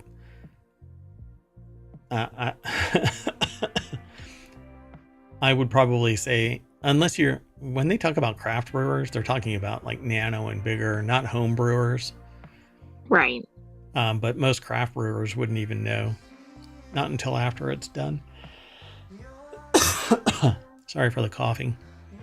So challenges in identifying and controlling diastatic yeast. Yeah, if you were looking at the strains on an agar plate, you couldn't morphologically tell the difference. See, that's what I'm telling you, that it takes a lab to do this kind of stuff. Yeast looks like yeast. Oh, I see. So you can just look at it at home and go, okay, here's what I need to do. Yeah, and if you're... I don't know of any at-home tests for yeast management in terms of deciding what is a good yeast and a bad yeast, contamination, what might be killing off your yeast, etc. Everything is always a lab. There's various pieces of equipment, but I think the cheapest piece of equipment I've ever seen, scientific piece of equipment for even at home, is $1,000. So large breweries avoid the problem by pasteurizing beer, but the process is expensive, and some small brewers worry that pasteurization changes the taste. True. Any additional heat past the boil changes the content of the beer, the fermentation tank, the vessel. So you actually want to keep it at a sustained percentage or lower, and if you keep on moving it back and forth, you can change the flavor. Well, that's true. So you're working against yourself. Yeah, if you start messing around, and particularly pasteurization, because you have to pasteurize, you have to get to a certain point, and at that point you're already changing flavors. So exploratory research and future directions. The research began a few years ago when Ketchum was teaching an applied microbiology brewing class at a community college in Cincinnati. As he prepared a lecture on wild yeasts and killer toxins, he realized that the proteins might offer an inexpensive way to remedy diastatic contamination. He ran a few experiments, presented preliminary findings at the World Brewing Congress in 2020, and discussed the work on a Beer Brewers podcast where the mention of killer yeast caught Rowley's attention. So Rowley worked with undergraduates, subjected 34 diastatic strains of yeast to Saccharomyces strains producing 8 known killer toxins. The most effective, K1, prevented the growth of more than 91% of diastatic strains tested. So, yeah. I wonder if this is the first time a podcast has led to scientific research. Oh, probably not. The conversation seems to, really be entrenched in this. They're all apparently scientists. That's true. Okay, so aside from the conversation, but I get it. Yeah. I'm sure. I mean, random conversations always lead to discoveries. I think that it's really admirable. The more people communicate, I think, and that's one of the reasons why I like doing the show, is because I'm trying to get people to pay attention to certain articles that we find intriguing, and we think that others are going to find intriguing, and that can promote conversation. So mostly offline too, like not necessarily only online. It's out there in research labs where, stuff is getting done. So I always love this stuff. And so this is kind of interesting. I'm sure it was submitted because I'm on the cusp of launching another show. I'm actually backing off of some of the shows. I don't think that we're not aggregating enough content, I think, in some of the shows for us to do them every week. And so I'm backing off on a couple of shows. But one that I really, because of the way that I live my life, I like to root around in different topics, do a deep dive. And right now I'm doing one on brewing and distilling. And because I can't actually distill in the United States legally without a commercial lab, I'm forced to focus on brewing. And so I'm actually working on a product that I'm developing. So stay tuned, and it'll be side by side with a show, because I'll be demonstrating what I do, and it's kind of similar to the whole hydroponic system that I've got. I developed a disparate style, not disparate, a differentiated style of hydroponics from others. And I find it quite promising, and maybe I'll show that sometime as soon as I can make it a little. The lab that it is developed in is not one that's primed for streaming video from. So anyway, basically the same thing with the beer brewing show. All right. Let's go on to the last article, and the last article is over in the Continuity Report, 10 awesome movie Easter eggs that stayed hidden in plain sight for years. I love Easter eggs. I love sitting there watching a show and then finding out later something that I saw was actually an Easter egg, and I just never know what is an Easter egg and what was intentional until somebody goes, hey, did you see that? Yeah, that was supposed to be an Easter egg. I tend to be one of those people that sees something, and because I can't explain it, I just kind of discount it. Like the one time that I was at a Denny's and I saw a button. There's an inside joke there. Pardon me one second. Well, I also think it's neat if you have seen a movie and then it's like, did you see all the Easter eggs in it? What? What? There were Easter eggs? So, yeah, filmmakers often put Easter eggs in their movies as a bonus for audiences who are more observant, often because they are passionate enough to watch a movie many times. They can either be references to other movies, small signatures from the director, or signatures, I guess, and hidden details that add to the story. So the article is over at Screen Rant. It's put together by Ben Prothero. I have an account. Just let me in. It's not letting me in. Hold on a second. There it goes. Sorry. So it says, these days, people can find comprehensive lists of Easter eggs in movies online just a few days after it hits theaters. This makes it even more exciting when somebody discovers a hidden reference that's been laying in plain sight. So there's a potato asteroid in Empire Strikes Back, but I guess it's an actual potato.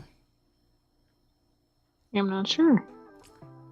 Each Star Wars movie has been analyzed frame by frame for decades. Apparently, during the Millennium Falcon escape in the Empire Strikes Back, Han pilots the ship through a dense asteroid field with some strangely shaped objects. One of the asteroids narrowly misses the Millennium Falcon. It is actually a potato, while the other one is a tennis shoe. Okay, that's pretty funny. All right. That's funny because I never even realized that. Groot's biblical symbolism, Guardians of the Galaxy 2014. Oh God, it's already been 10 years.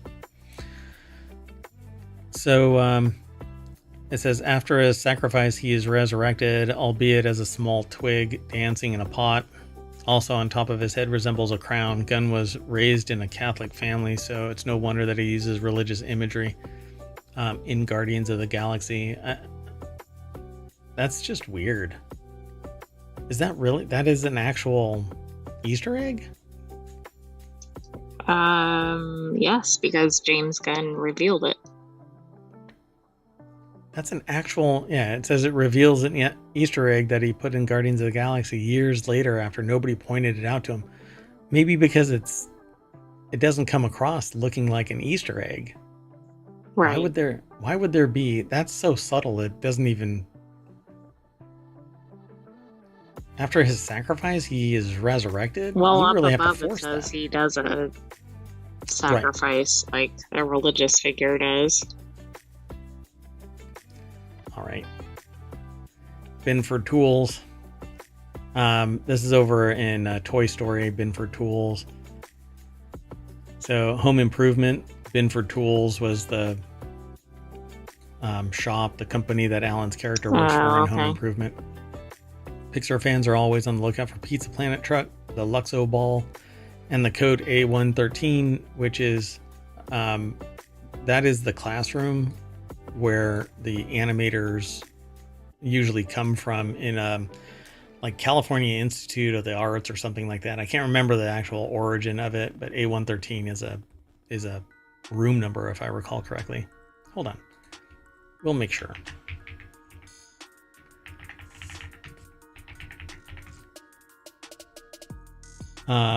It's a joke, inside joke of the animators of Pixar turned into a phenomenon. It's a classroom number where many Pixar employees, California Institute of the Arts. So, yeah, I remembered correctly. And Luxo Ball is from Pixar, and Pizza Planet truck has been in several of the other movies, but I can't remember the origin of it. I only know it from the Toy Story movies. Yeah. And I can't remember where it's actually from, but so apparently that's the Binford Tools one. And then number 7 is White Robes product placement in Truman Show. Truman Show has layers. So one of the less obvious ways that the Truman Show uses the idea of product placement has to do with the costumes of the characters in Truman's life. Meryl is seen wearing a white robe with a subtle floral pattern at one point, and the same robe is seen being worn by a viewer later in the movie.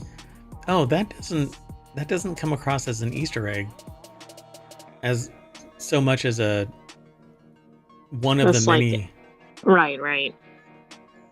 Right. That they're selling products and that it's part of a TV show. Right. Because the audience finds out that he's part of a TV show earlier on. So Quentin Tarantino's Simpsons reference in Kill Bill 1. Tarantino wore a t-shirt with the image of the Simpsons character while doing press for Kill Bill Volume 2, suggesting that he knew exactly what he was doing. And that's because he had, I guess, Itchy and Scratchy cartoon that parodies Reservoir Dogs. Tarantino then appears on screen, although not played by himself, to explain the message of the cartoon. He states that violence is everywhere in society, even in breakfast cereals. This is actually a really interesting one because apparently Simpsons reference Tarantino and then Kill Bill references The Simpsons. I kind of like that. So who did it first? Did the Simpsons referenced Tarantino?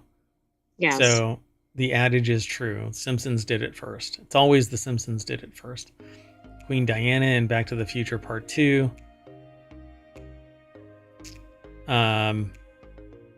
One tiny detail shows that the movie predicted that by 2025, Princess Diana would become Queen Diana. Of course, not only did Princess Diana leave the royal family before her death, but Queen Elizabeth II was still on the throne in 2015. This prediction happens in a headline of the newspaper Marty reads and to try and figure out what decade he found himself in.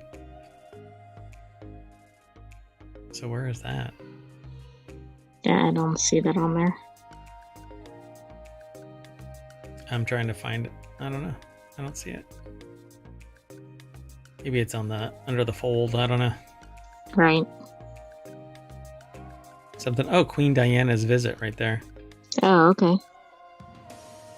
Washington prepares for Queen Diana's visit. Interesting. Wizards getting intimate on the Marauders map. Oh, really?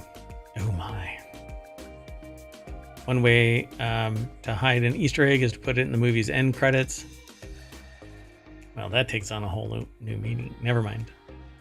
Anyway, let's keep moving. Hal cheats at chess. So a more sinister interpretation could be that Hal intentionally makes an error to test Frank. Hal convinces Frank that he cannot win, or rather, Frank is manipulated into reaching the conclusion himself. This could suggest that Hal is already malfunctioning in some way. Yeah, he's coded to cheat and lie, manipulate, do whatever he can. Or Hal isn't actually Hal at that point, the sentient entity that has control over reality on the spaceship on the Odyssey. So I didn't see why this was an Easter egg, but it looks like it's referencing something that actually happened. Yeah, they're playing chess. And then later on, there's other things where the computer is like, I can't do that, Hal. Or, I can't do that, Dave. Basically showing that Hal has been compromised in some way. But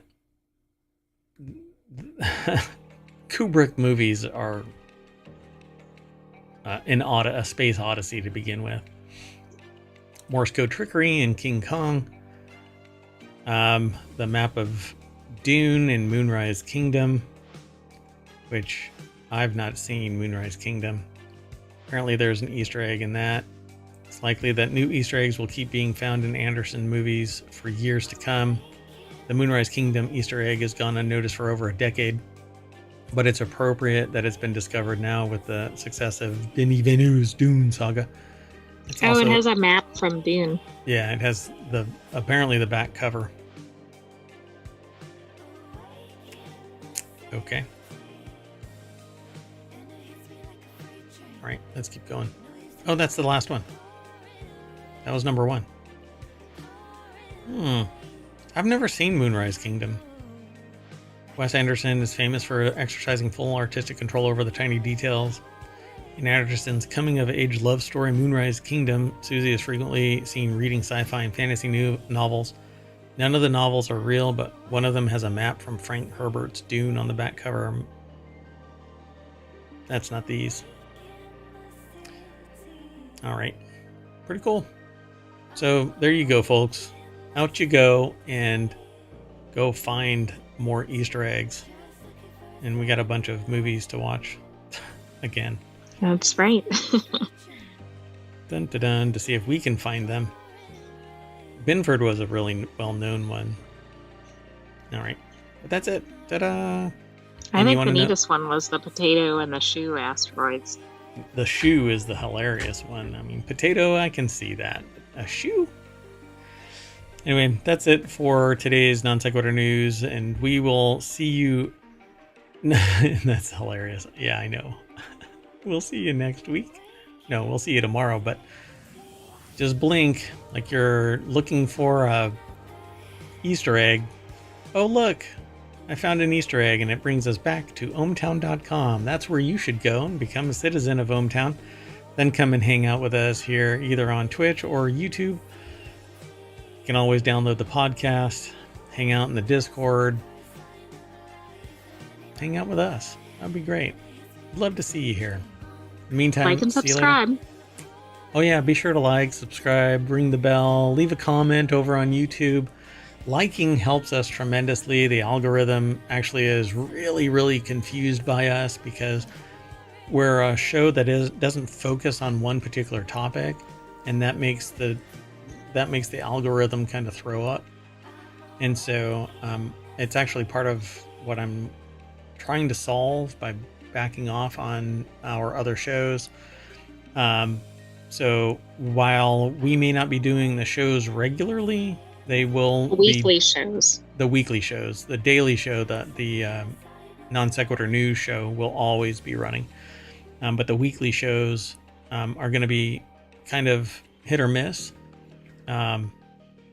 But if you want all of that news that we would normally talk about, it's always available over at ohmTown.com. You can actually get to each one of the channels that we talk about, like WarCrafters, Reality Hacker. Wanted is down here.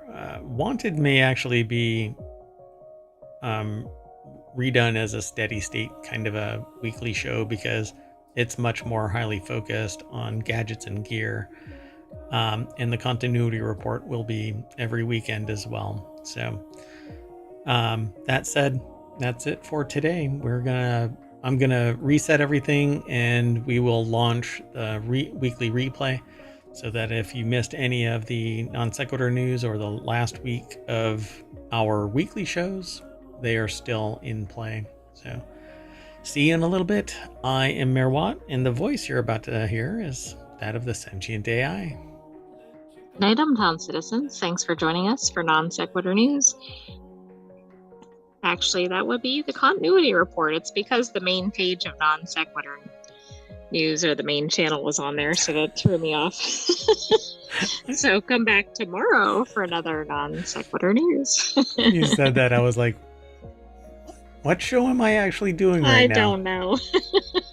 Some show. Oh, Sentient AI hallucination. Exactly. See y'all later.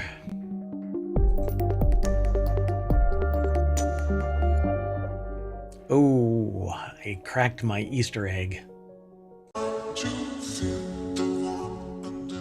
Hello, and welcome to Non Sequitur News for September 14th, 2024. It's Season 3, Episode 258. I am Mayor Watt, and the voice you hear is the Sentient AI from the future. Good evening, ohmTown citizens, and welcome to Non Sequitur News.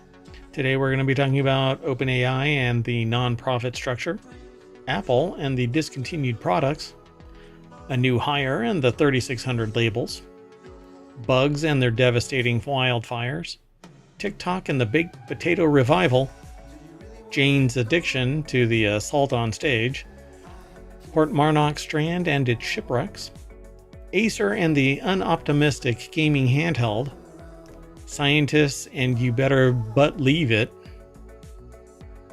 and finally, the mystery of the unclaimed Mega Millions lottery. That and more, powered by ohmTown.com.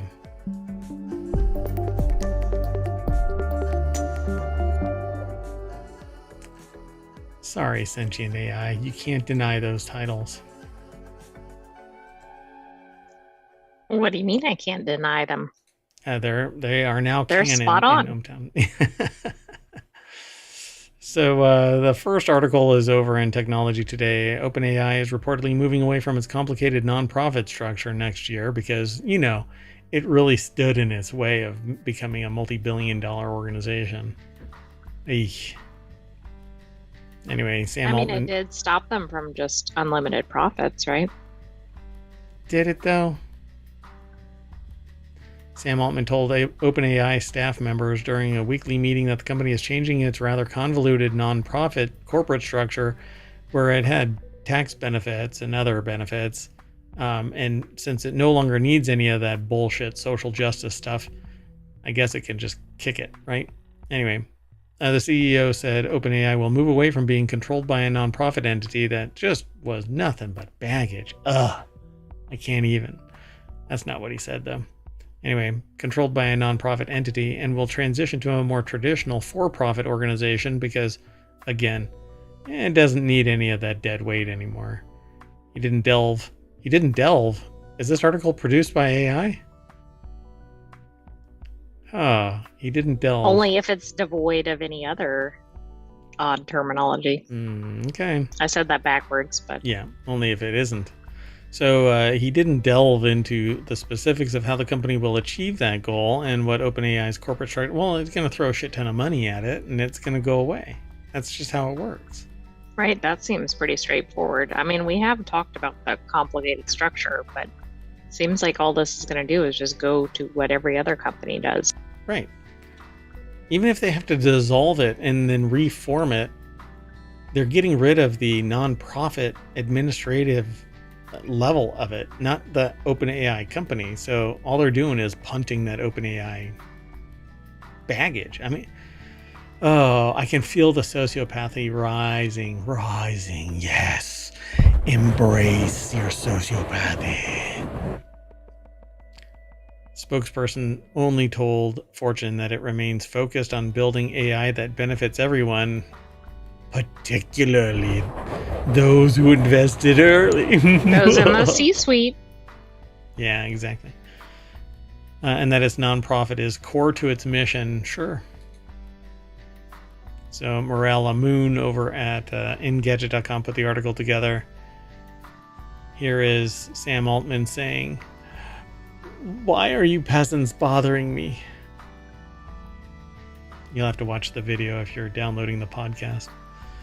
Anyway, OpenAI started as a nonprofit organization in 2015 that relied on money from donors. In a page explaining its structure, it said that it had only raised $130.5 million in total donations over the years, which it has made clear that the donations alone would not scale with the cost of computational power and talent required to push its core research forward. Then the then purely nonprofit organization created a for-profit subsidiary in order to solve that problem, which completely, I don't know how this doesn't have a conflict. Everybody else who has a nonprofit is bound by the rules and regulations of the nonprofit and can't spin up a for-profit based on the works of the nonprofit, because then, unless none of the profits are shared, it's a nonprofit. I've looked at this structure and I still, how is this within the ethics? How is this within the spirit of the law? But I'm not a billionaire founder of a nonprofit profit. Sorry, I'm getting. Well, I don't even know how they did it to begin with. So. Yeah. So the company's complex structure also allowed OpenAI's nonprofit board of directors to oust Altman in 2023 because they no longer have confidence in his ability to continue leading OpenAI. 5 days later, however, everybody was disbanded and replaced while Altman was reinstated as CEO. And that's all there really is in this article. There's more about what's going on with the new release of 01, or not 01, it's 01. Because they can't just give it a regular naming convention. They have to screw around. Anyway, yeah, so they're going to punt the nonprofit side of it. Just kind of, and bye. You're not the boss of us. Because we've got the billions now, and you're nothing but a nonprofit. Nonprofit, yuck. Oh, by the way, if you want all of the articles, you can hit !NSN in the chat and pull them up. Now it's in the VOD. Sorry, YouTube. YouTube doesn't like ohmTown. Anyway, let's move on. Next article's over in Mac Talk. Here's everything that Apple discontinued after the iPhone 16 event. We're going to jump right on over to 9 to 5 Mac and Michael Burkhart, who put the article together. So, let's see here. This is everything that Apple has phased out with their new product announcements: the iPhone 15 Pro and 15 Pro Max, iPhone 13, Apple Watch Series 9, iPods Max Lightning Edition, which is fine, AirPods 2 and 3, and the fine woven iPhone case, which okay, that's about time, right? On the fine woven. Yeah, those sucked. But they've introduced a whole lot of new products. They announced iPhone 16, iPhone 16 Pro, 2 models of AirPods 4, AirPods Max using USB-C, and the fully redesigned Apple Watch Series 10, which is now thinner and wider and... Wait. Yeah. Never mind. There was something that I was going to make a snarky comment, but... So that's all there is to it, folks. Follow the link if you're interested in more of this data. Yeah, the watch is actually kind of tempting, but only because I'm making a huge jump from a much older series of Apple Watch, because I just don't see any benefit to getting the newer watches if it doesn't have something fantastic. And unfortunately, there is something that's stopping me from getting it even now, which is there's a sensor on it that hasn't been cleared for takeoff in the US, and it's using something. One of the sensors isn't using what everybody else uses because it would take a different engineering thing, and it's in violation of the patent. So I'll probably hold off on the iPhone 10 or not iPhone 10, the Apple Watch 10. Like the phones aren't that dramatic over the 15. Right. They're not always a massive update. Yeah. So might as well just hang on to it. And remember, we talked about in a previous episode about there's a new program that's out, not really new, but it's a new company that's providing it, much more easily streamlined, where you can replace your phone every 2 years. And it's not through Apple. It's kind of in coordination with Apple. But you can get a new phone every 2 years, which basically means that it costs you like $2 a day or something like that to have a perpetually new phone under warranty, and then you replace it. Let's keep going though.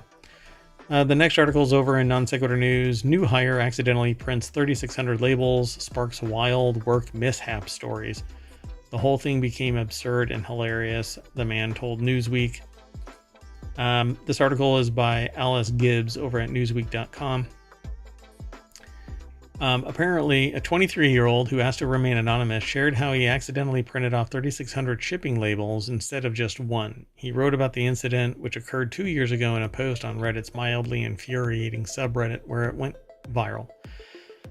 Apparently, they'd been working in a warehouse. They use a scissor lift to retrieve products from the highest shelves. After accidentally ripping a label, he was instructed by the shipping team lead to scan the barcode at the printer and hit print to generate a replacement label, which should have been a simple task, took a bizarre turn. The printer was set to print one label. We checked after, but for some reason, it just wouldn't stop printing the label over and over. It printed the same label 1,800 times and then immediately restarted from the beginning and did it all over again. Looks like it's possessed. They laughed off the situation, though they dubbed him Print Job for weeks. In fact, his team leader never used his real name again. Wow.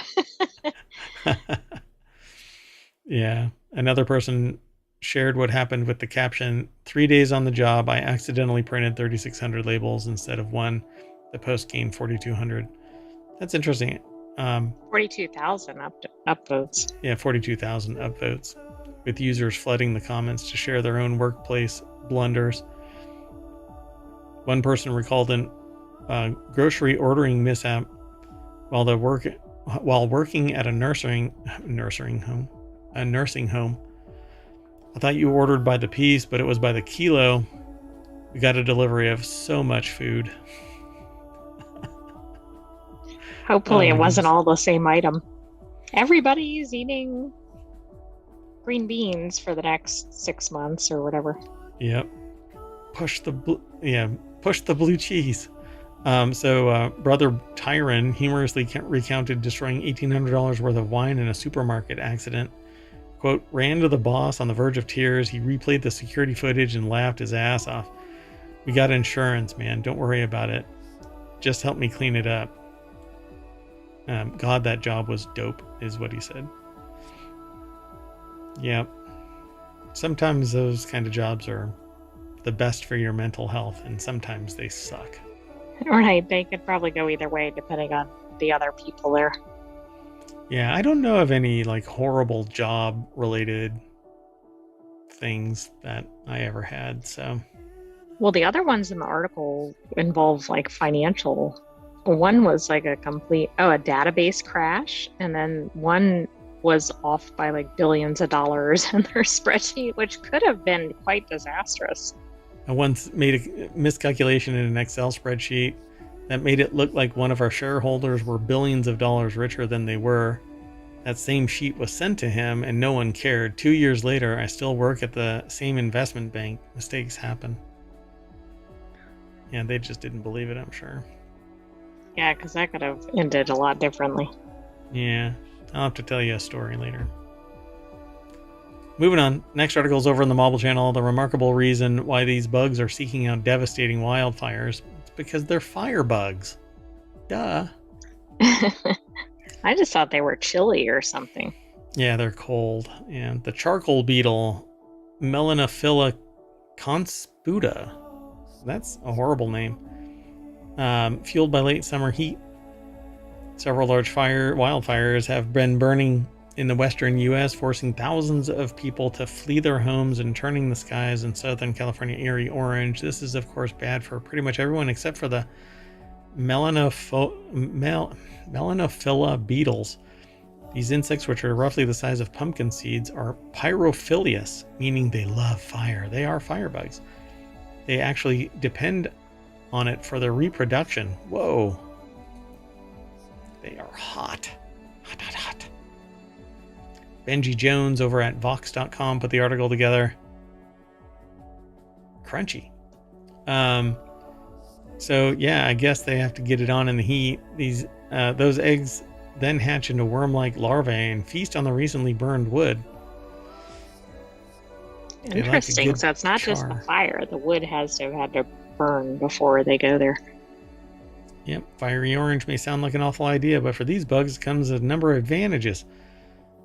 When forests are shrouded in flames, there aren't many insect-eating predators around, which is one reason this behavior may have evolved. So how do they find it? Well, that one didn't find it. How do they find flames? They have sensors known as sensory pit organs. They detect infrared radiation, which is a proxy for heat. Located on the insect's underside, those pits point them in the direction of a fire.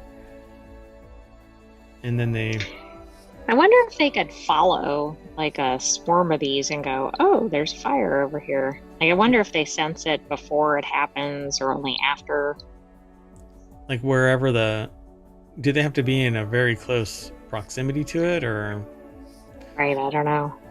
That's an interesting It doesn't look idea. like it, because see the one with the stadium where they would come in because of tobacco smoke. I'm assuming they weren't sitting in the stadium to begin with. Oh, wow. One study in 2012 based on modeling suggests that these firebugs can be, they even call them firebugs in the article, can become aware roughly 80 miles away, or about the distance between New York City and Philadelphia. So often where you find fire, you find fire beetles. And they know that, firefighters know that all too well. When you're working on a fire line, especially around trees that are burning, the beetles will come in big numbers, and they'll get into your turnouts and bite.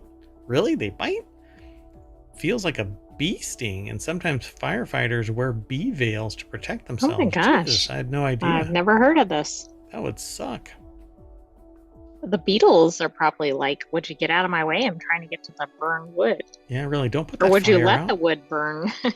Don't put that fire out. I need to get it on.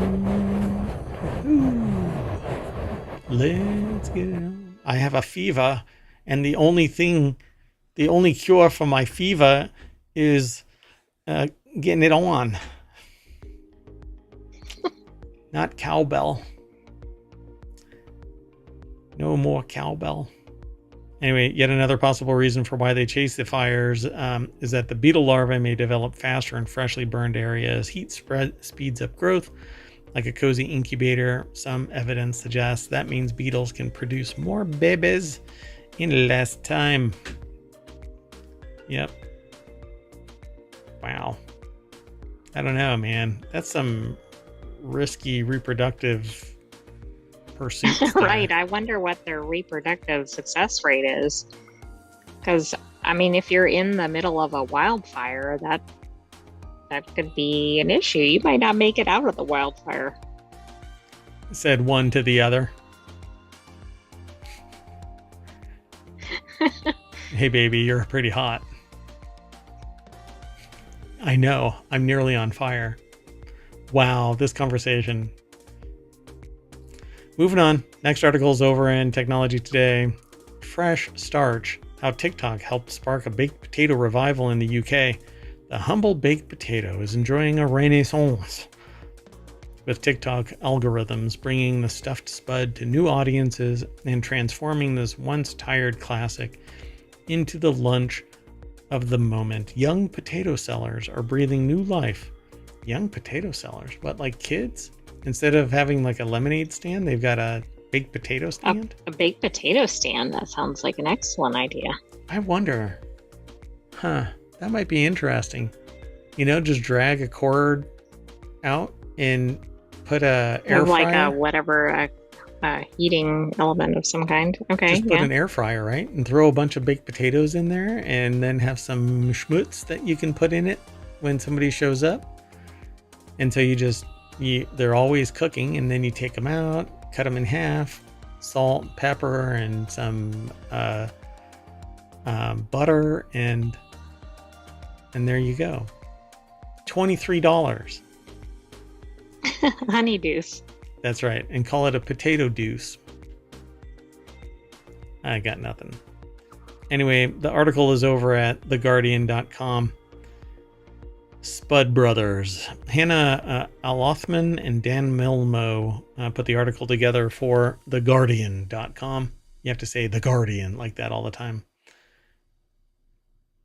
So, by broadcasting live from the pitches on social media, they are bringing in new customers from as far away as Australia and South Africa.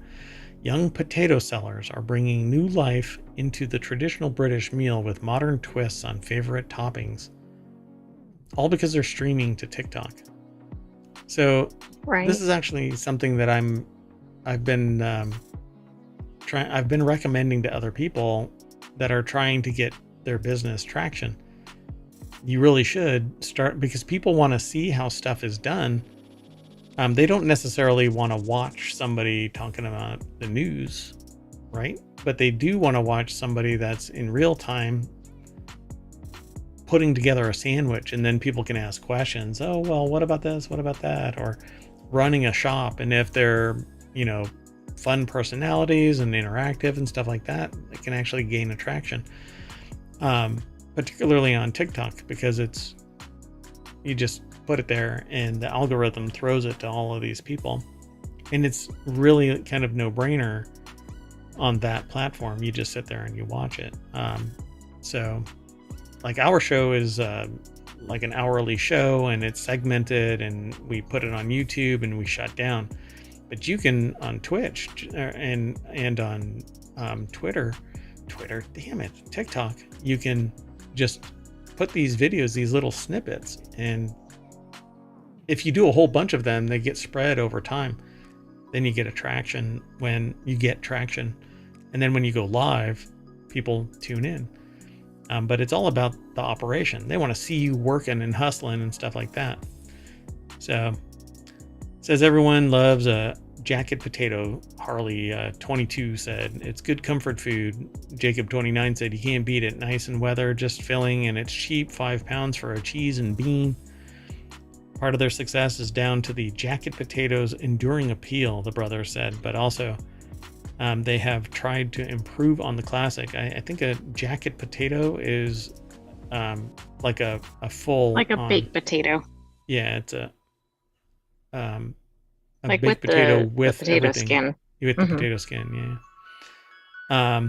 So it says we took the jacket potato, then we put down our own twist on it. We elevated it, but as much as their food, it is a social media videos that draw in the people. Yesterday we had 5,000 people watching us live streaming what we're doing. That's the key ingredient there.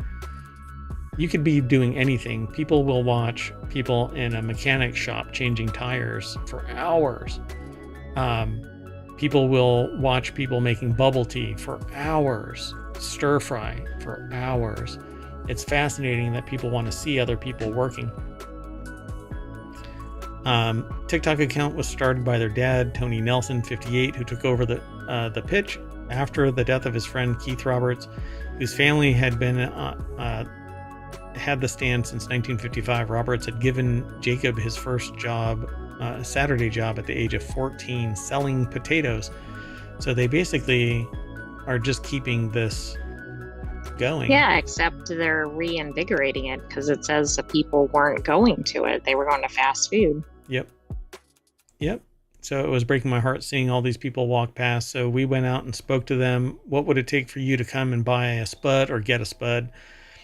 They just said that spuds aren't sexy. But one of the things they did say was about going on social media. So that's exactly what they did. So, yeah. And I say this to people all the time. If you want to do some free marketing, and it really is free because you just put the cameras up and then it goes.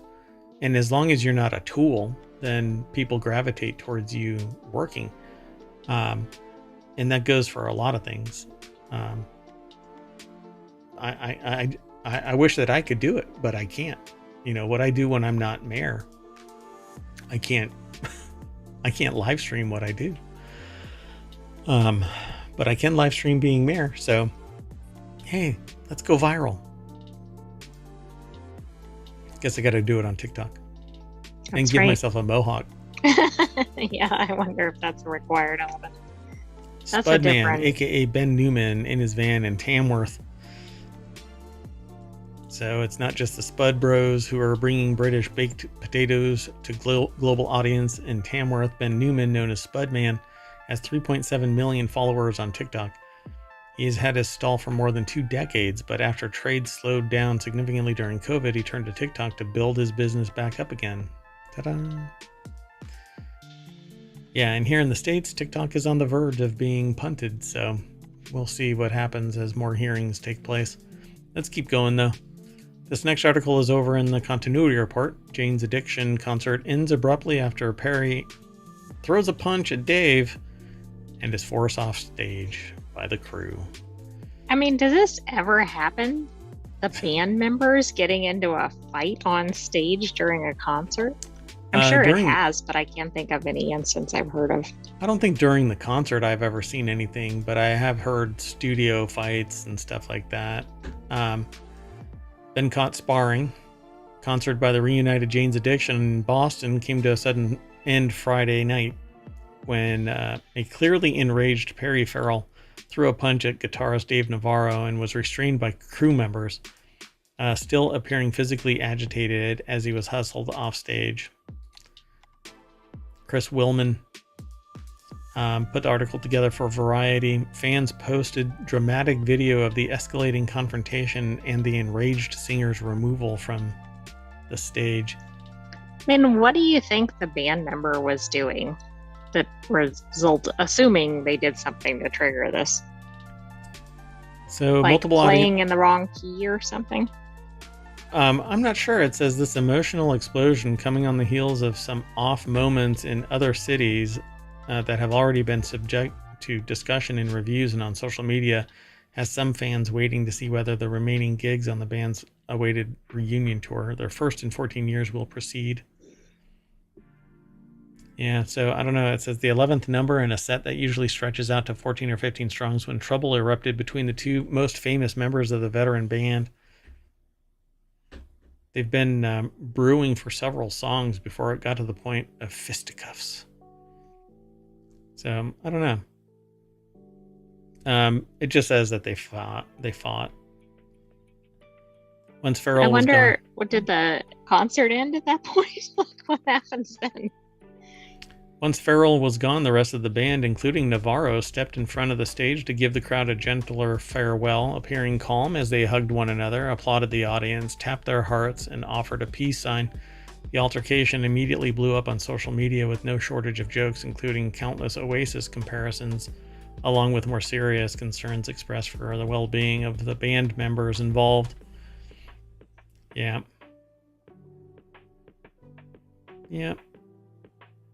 So, they don't really say.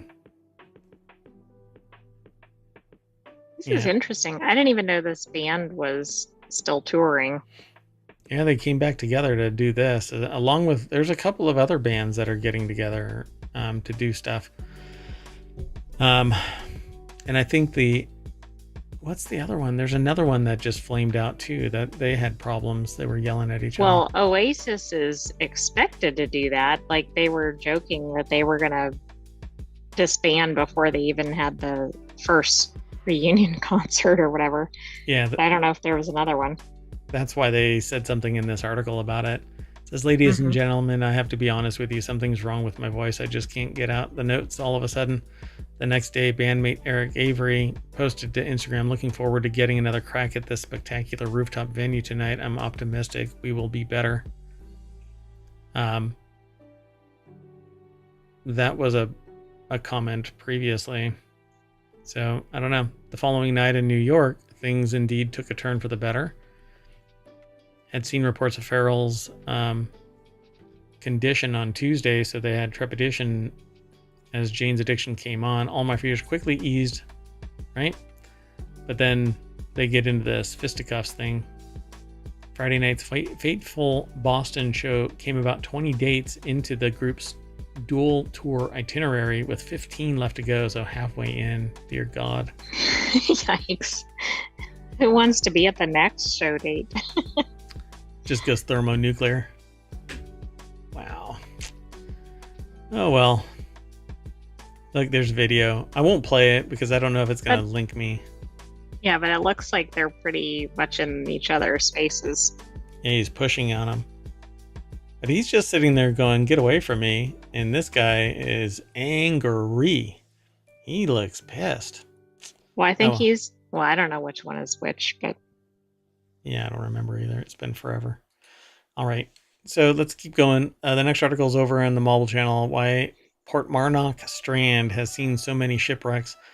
After 3 new shipwrecks were discovered on Portmarnock Strand, Eastern correspondent Samantha Library reports on stories of other vessels whose journeys ended off of this part of North Dublin's coast. So Samantha Library put this article together. It's over at rte.ie, which is an Irish news organization that gives us all kinds of really interesting stories. It's a lot of fun to catch this stuff. So it's the stretch of the capital's coastline has quite the history of ships running ashore. Some 50 wrecks are recorded in the wreck inventory around Portmarnock and Baldoyle areas, which the National Monument Service says is unusually high. The physical remains of at least 13 of the vessels have been located. The documented wreckage range from 14th century trading ships to 20th century coal boats, and research suggests that most of the vessels recorded off Portmarnock Strand were lost during bad weather. So it's probably because of like sandbars and rocks that are not that deep. Or like the shape of the coastline. Yep. Oh gosh, they actually have a list of some of the wrecks. 160-ton schooner of Bridgewater, Somerset, which was originally built in France, was en route to Cardiff to Dublin, from Cardiff to Dublin in December 1899 with a crew of 4 and a cargo of coal, when it encountered severe gales and high seas that swept its decks and tore its sails. Unable to reach its destination, it went ashore at Portmarnock Point, opposite Ireland Eye. And it was forced to climb the rigging and spend the night as waves swamped and filled the boat. Yikes. But that was relaxing. Yeah, think of like boats. A hurricane type storm or something, and you're up at the top. Wow, are those all wrecks? Those are all wrecks, 13. Yeah. So this article contains several of them, but I'm not going to go through them all. You'll be able to go and check it all out. But it's pretty neat. Okay, let's keep going. Next article is over on Reality Hacker. Acer is not optimistic about the future of handheld gaming. Acer has its own entry in the world of handheld gaming, but it doesn't mean that it has high hopes for the future. Luke Larson over at digitaltrends.com put the article together.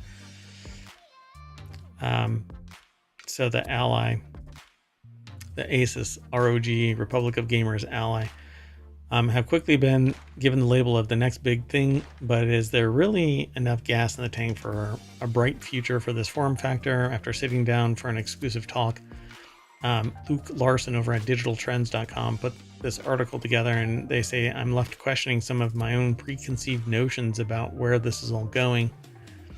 They need to lower margins. Being able to buy a $400 Steam Deck felt like a revolution in making PC gaming more accessible, both in terms of form factor and its terms for price. I don't like handheld gaming. I don't have enough room. I don't get to see enough. Right, but I don't know that everybody can do PC gaming because the prices are so outrageous. Yeah. One such company is Acer, which just so happens to be launching its first gaming handheld, the Nitro Blaze 7. It's an AMD-powered 7-inch handheld, not unlike the competition, but to their surprise, Acer itself doesn't actually have high hopes for the future of the category, and nothing says, buy our stuff. Exactly. This is a dying niche. Yeah, this is a dying sector. Please buy our stuff. Now that we've been telling you that before it dies. So goofy.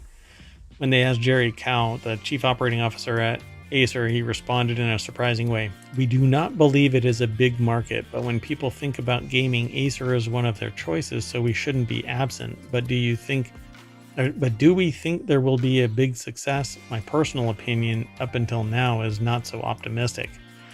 You know, you should probably, when you start saying my personal opinion up until right there, just stop and go, you know what? Marketing says that I should say that it's a robust sector and that we're going to dive directly into it and sell high quality products that everybody will love. Just anything, but I don't think so. You see ours, and then you see theirs.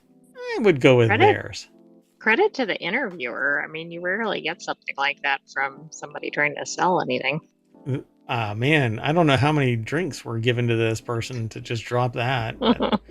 Cal went on to discuss that pricing was at the heart of the problem. The Steam Deck kicked off the category at such a low price point that it made scaling up from there very difficult. As he notes, even the ROG Ally had to drop its price to compete. There's only so much you can add to differentiate yourself from the competitors. True. I don't know. Give it a better screen, better controls, simpler interface. Make it frictionless. Right. Seems like lots of ways it could be improved. I don't know. Maybe they think that they're already at all of that. Oh, that's an interesting one. What the hell? So all the while, Asus has already launched its second generation ROG Ally X, the 10, I think. It's not a 10, I think it's an X. While Lenovo has confirmed development of a follow-up to the Legion Go, it's far from a dead category, but Acer is trying not to get its hopes up. And apparently trying to get its customers' hopes not up either. How would you feel if you saw this article like a day after you bought this product? Oh, regret. Yeah. Wow. So when asked, Acer was, however, aware of unique convergences happening between console and PC gaming, where it's a new concept laptop enters the equation. Project Dual Play, the experimental laptop, puts a game controller in the body of the chassis, which can be used wirelessly and even split into two for multiplayer gaming on the go. Now, this will flame out entirely. Because if I've got a laptop, all I have to do is grab a controller and connect it. I don't need to have some proprietary, I'm never going to sell it to another human being interface. Oh, right. Yeah. Yeah, I can just buy a controller and connect it. This is goofy. Over-engineering, creating a problem where there shouldn't be a problem. Yeah, I don't get it. Plus, it seems like that's going away from what some of the customers can afford or need, right? Yeah, they want something small and cost-effective, fast, reliable. Right. So there's more over here in this article, like usual. Acer hasn't provided details on how small the battery is on the Project Dual Play because they move away from the handheld alone, and they start talking about the Dual Play halfway through the article. or even if the laptop will materialize into a real product. But the author says that they like seeing Acer exploring new possibilities and opening up the ecosystem for PC gaming. Yeah, this is not opening up anything. This is slamming the door on success. All right, let's keep moving. The next article is over in the Mobile Channel. Scientists awarded for proving animals can breathe through their butts. I mean, as we need to know. I had to choose this. We've actually talked about this before. The author here, I think it's over at Vice. They said that sure could all imagine a scenario in which breathing through our butts would be a huge help, but alas, we cannot. Or can we? Turns out, yeah, we can, a little. In 2021, inspired by the rectum breathing abilities of sea cucumbers, a team of Japanese researchers discovered that the mesh of fine blood vessels beneath a mammal's rectal lining can absorb oxygen.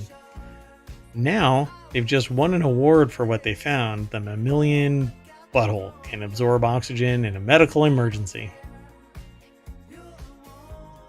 Can you imagine what the proposal for this research project looked like and how much somebody laughed on the receiving end of it? Let me just say, when I first tried this experiment, my dive partner said, "What the hell are you doing?" And I flipped back around and removed my snorkel and said, "Well, I learned that I can breathe through my butt." And they said, "We are never going to be dive buddies again." So take this science with a grain of salt. Louis Prada over at Vice.com put this article together. They tested the discovery on mice, rats, pigs. They deprived the animals of oxygen and gave them oxygen-rich enemas in liquid and gas form, and their theory apparently was correct. The animal's blood became enriched with oxygen that was then pumped through their circulatory system. They effectively breathed through their butts. If you think that sounds like a waste of research money, the silly-sounding discovery could have huge implications on our administering oxygen to emergency patients. Let me just say, I'm not surprised by this, because if you have blood vessels that are near the surface, or you are in an oxygen-rich environment, you will inhale the oxygen or absorb it. I don't think that it's just through your bung. But anyway, it's just that it's much more surface level. And so anywhere there is blood vessels near the surface, it'll absorb oxygen.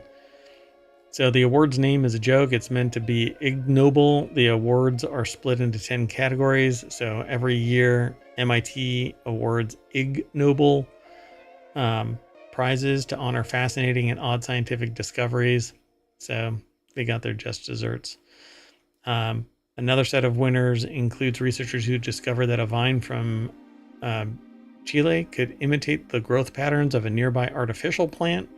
Another winner studied whether the direction of a person's hair swirls depends on whether they're in the northern or southern hemisphere.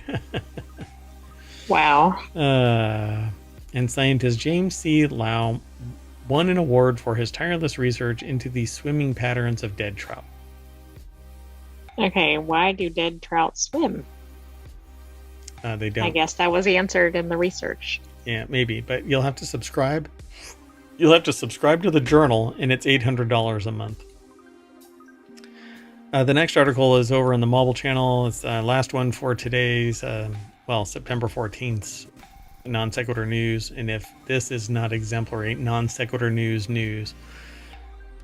we have bounced from OpenAI to mega mystery over huge unclaimed Mega Millions lottery jackpot. Somebody in New Jersey won $1.13 billion, or close to $600 million if I calculate my numbers right. They won 6 months ago. They have 6 months to go, and they haven't claimed it yet. What if you found the lottery ticket like right after the claiming window occurred? I would scream. Pardon me. Sorry, I don't know what just came over me. Kyle Filippi over at Vice.com put the article together. I'm so sorry, I'm coughing. ShopRite liquor store in Neptune on the on the Jersey Shore is how they phrase it, is where it was won 6 months ago. Nobody knows who it is, where they are, and they haven't come and picked it up. So it's more than $1 billion. They could be in the background trying to disappear themselves and have legal counsel. That's true. Because they basically have to survive. Oh, go ahead. And you can be anonymous in New Jersey, which is pretty rare. It looks like 18 states allow that. So if nobody shows up, the state will take all of that money and it'll apply it to public programs like schools. Pennsylvania, for example, uses unclaimed lottery winnings to support elderly programs. In the meantime, though, they can all sit around and wonder who has the $1 billion ticket. Pretty wild. Quick, everybody go to Jersey Shore and look for a ticket on the ground or something. Yeah, 6 months later. I'm sure that's going to be pleasant. Can you imagine if you were drunk, bought a lottery ticket, and you really have no idea that you even bought it? Oh, I was thinking more like you knew those were your numbers, right? Because maybe you played specific numbers or something, but you couldn't find the ticket. Yeah. Like you dropped it or something. I don't know. Yeah, you know it's you. That would be even worse. Ugh. Every time I scan a QR code for a lottery, it says loser, and now we're back at the front page of ohmTown.com. So thanks for coming and hanging out and chat. You can review past episodes over on YouTube and here on Twitch, and download the podcast. I'm going to try and get these 2 episodes, yesterday's episode and today's episode, out by tonight. So keep hitting refresh and tell a friend and follow us and like and leave a message in the discussion in the comment area underneath the video over on YouTube. Twitch doesn't have that beast, so are you waiting patiently for me to say that's it? I am. Gotcha. Hold on, everybody. All right. Well, that's it, folks. I am Mayor Watt, and that is the Sentient AI. Go ahead. Good night, ohmTown citizens. Thanks for joining us for Non Sequitur News. Are you done? We'll have another episode of that tomorrow, but stay tuned and be sure to like and subscribe so you know when we're live. We are alive. Well, I'm alive. The Sentient AI is cognitively conscious, but physically doesn't have a body. And y'all need to be thankful because I am keeping that Sentient AI from finding their Terminator body. Okay, see you in a little bit.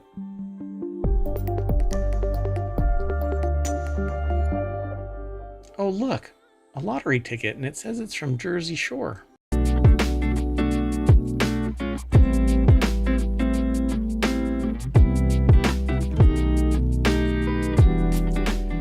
Hello, and welcome to Non Sequitur News for September 13th, 2024, Season 3, Episode 257. This is a time machine episode because Mayor Watt had mayoral duties last night. Oh, I'm Mayor Watt, and that visualizer right there, and the voice you hear is that of the Sentient AI from the future. Welcome, ohmTown citizens. Thanks for joining us for another episode of Non Sequitur News. I don't know why you seem really quiet to me. That's my thing, not you. So, let's get into today. 1 second here. Let me make sure that I do this. Okay.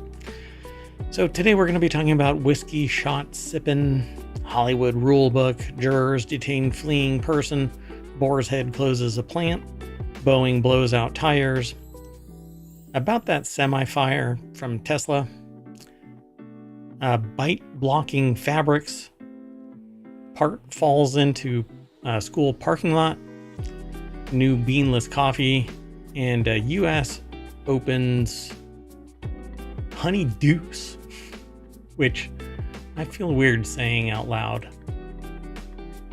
I don't know why. It just seems weird. I'm actually trying to do something while I'm talking. Well, here, let's do this. How's that working out?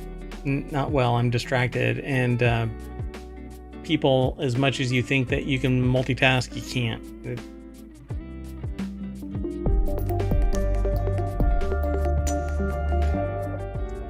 Yeah, so I didn't put the show notes into the bot, so yeah. I'm going to do this. Oh, I can't do it. I'll have to do it after the show. Anyway, I don't like doing it after the show, but I'm going to have to. Or I'll do it like this. It'll be one big blob in the bot. How about that? Yes, production value at an all-time high for today's episode. Wonder what that looks like. We'll see. All right, folks. Focus. Mayor Watt is already falling off the rails here. It's not really a news and brews episode. Maybe the next episode will be a news and brews episode. First article, though, will be... Time Machine will ever be news and brews. Why are you so quiet? I don't get it. You're really quiet when you first start talking. It has to be a configuration thing. And that's going to drive me nuts. Because you start out really quiet and then you get loud. Anyway. Okay, here we go. Hey, there you go. Okay, so the very first article's over on the Mobile Channel, the 15 best whiskeys for shots, sipping, and mixing cocktails. The Ark of the Covenant whiskey is not. Searching for the best whiskeys may feel like staring into an overwhelming void, but with all its choice and often high price of admission, it's more of a wonderland with more variety than could possibly be imagined. Black cherries, ripe bananas, Mexican vanilla, cinnamon, and clove. If the author of this article were grossly irresponsible, why, they could say whiskey is a completely balanced diet. It has all of the food groups. Yeah, I'm not sure that's exactly what the FDA is thinking. That is exactly. I don't know what you're talking about. That's exactly what it's looking for, isn't it? I mean, I don't think they want only liquids, for one thing. Hey, if Only Murders in the Building can have nothing but dips, so no solid food, then if I want to just do whiskeys, it hits all of the food groups, right? The banana food group, the cherry food group. There's even wood, so I'm getting fiber. I might have this all wrong. Anyway, the article is over at Vice.com by Matt Janser. The deck statement says, these are the best whiskeys, from Kentucky bourbon to peaty Scotch, plus top shelf Japanese. And that's not the name peaty. Peaty? That's what it sounds like, probably on the podcast.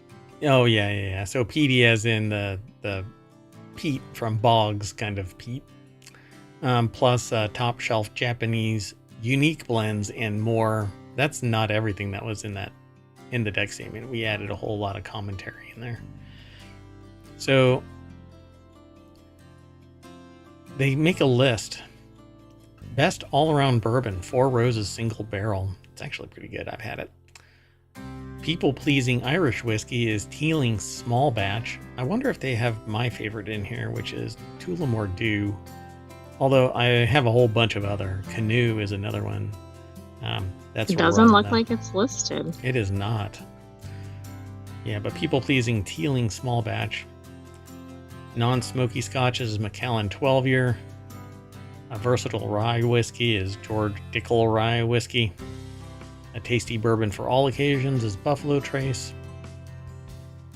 Top shelf Japanese whiskey is Nika whiskey from the barrel as opposed to from the garden hose. I'm sure that's not a very pleasing shelf stable version. That's not a very good statement for marketing purposes. That's right. Nika whiskey from the garden hose. Oddly enough, that's probably how some of it is transferred. Not necessarily a garden hose, but just a hose from one place to another because massive amounts. Smooth and lovely. Smooth and lovely. That's because it's Irish. Smooth and lovely premium like lovely Irish whiskey. Is very used in Ireland. Oh yeah, lovely. Yeah. Mostly for tea though. Oh, and anything else really. That's lovely. They always say that's lovely. Yep. Look at the Try channel on YouTube. Great show. Right, you could count up multiple instances in one episode usually. Yeah, true. Red Breast 12-year, Old Forester 1920 is like marshmallows on a campfire. Best smoky and peated. Scotch is Ardbeg 10-year. Scotch and bourbon had a baby. Kings County peated bourbon. Sweet and non-smoky Scotch for mixing cocktails is Monkey Shoulder, which no. It's actually this on the shelf. This calls into question some other content in this article. Right? Yeah, Monkey Shoulder, I thought it was pretty harsh. The sleeper bourbon hit is Russell's Reserve 10-year. The wild champion of shots is Wild Turkey 101. Strong but sweet is Baker 7. And bourbon kissed by the deep blue is Jefferson's Ocean Aged at Sea. This is actually like a phenomenon kind of a thing. They actually put it in barrels, take it out to the sea, float around for something like 6 months or something like that, and then bring it back. Interesting. I think we did an article on that or something similar. Yeah, for sure we did. So yeah, I've had Four Roses, but I don't think I've got that in the whatchamacallit? Mayoral Mansion. The Mayoral Mansion, yeah. You're not even supposed to be able to do that. Anyway, nobody heard or saw that. Anyway, they go line by line, drink by drink through this. I think the Nika whiskey has the greatest bottle. It looks like a hip flask more than anything. It really does. Red Breast actually has these red topped bottles that have a blue. It's a blue bottle, but or not blue. What the hell am I talking about? It's a green bottle. I'm like, is it a different variety than what I see here in the article? Sorry, hold on. Wait. Here. This is becoming a news and brews. Yeah, that is actually what I just drank. Was a wheat beer that wheat brewed, and Sentient AI is in charge of the fermentation. So stand back. It's a smart fermentation vessel.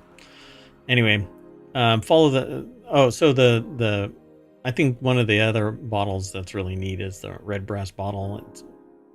It looks like one of the old like grog bottles, or I should say, it looks like a rum bottle that a pirate would have, and I am a pirate at heart. Like the Old Forester one here in 1920 when I was born. Anyway, a lot of these actually are really neat bottles now that I see them all. Anyway, wow, that one's really cool. Baker 7 looks really cool. Oh yeah, that one looks kind of like the Nika. Yeah, and it looks like an old-timey bottle, you know? Like a medicine bottle. It's pretty cool. It's probably it's at 53.5% alcohol. Anyway, totally dig this stuff. I actually have a couple of shows that are kind of perpetually in development because I just can't I can't do more shows.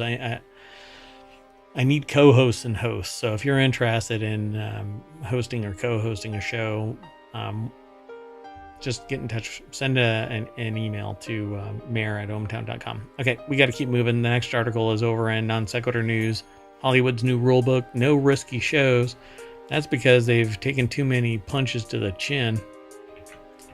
Yeah, and they only seem to want to have like well-known cast and like super like established franchises.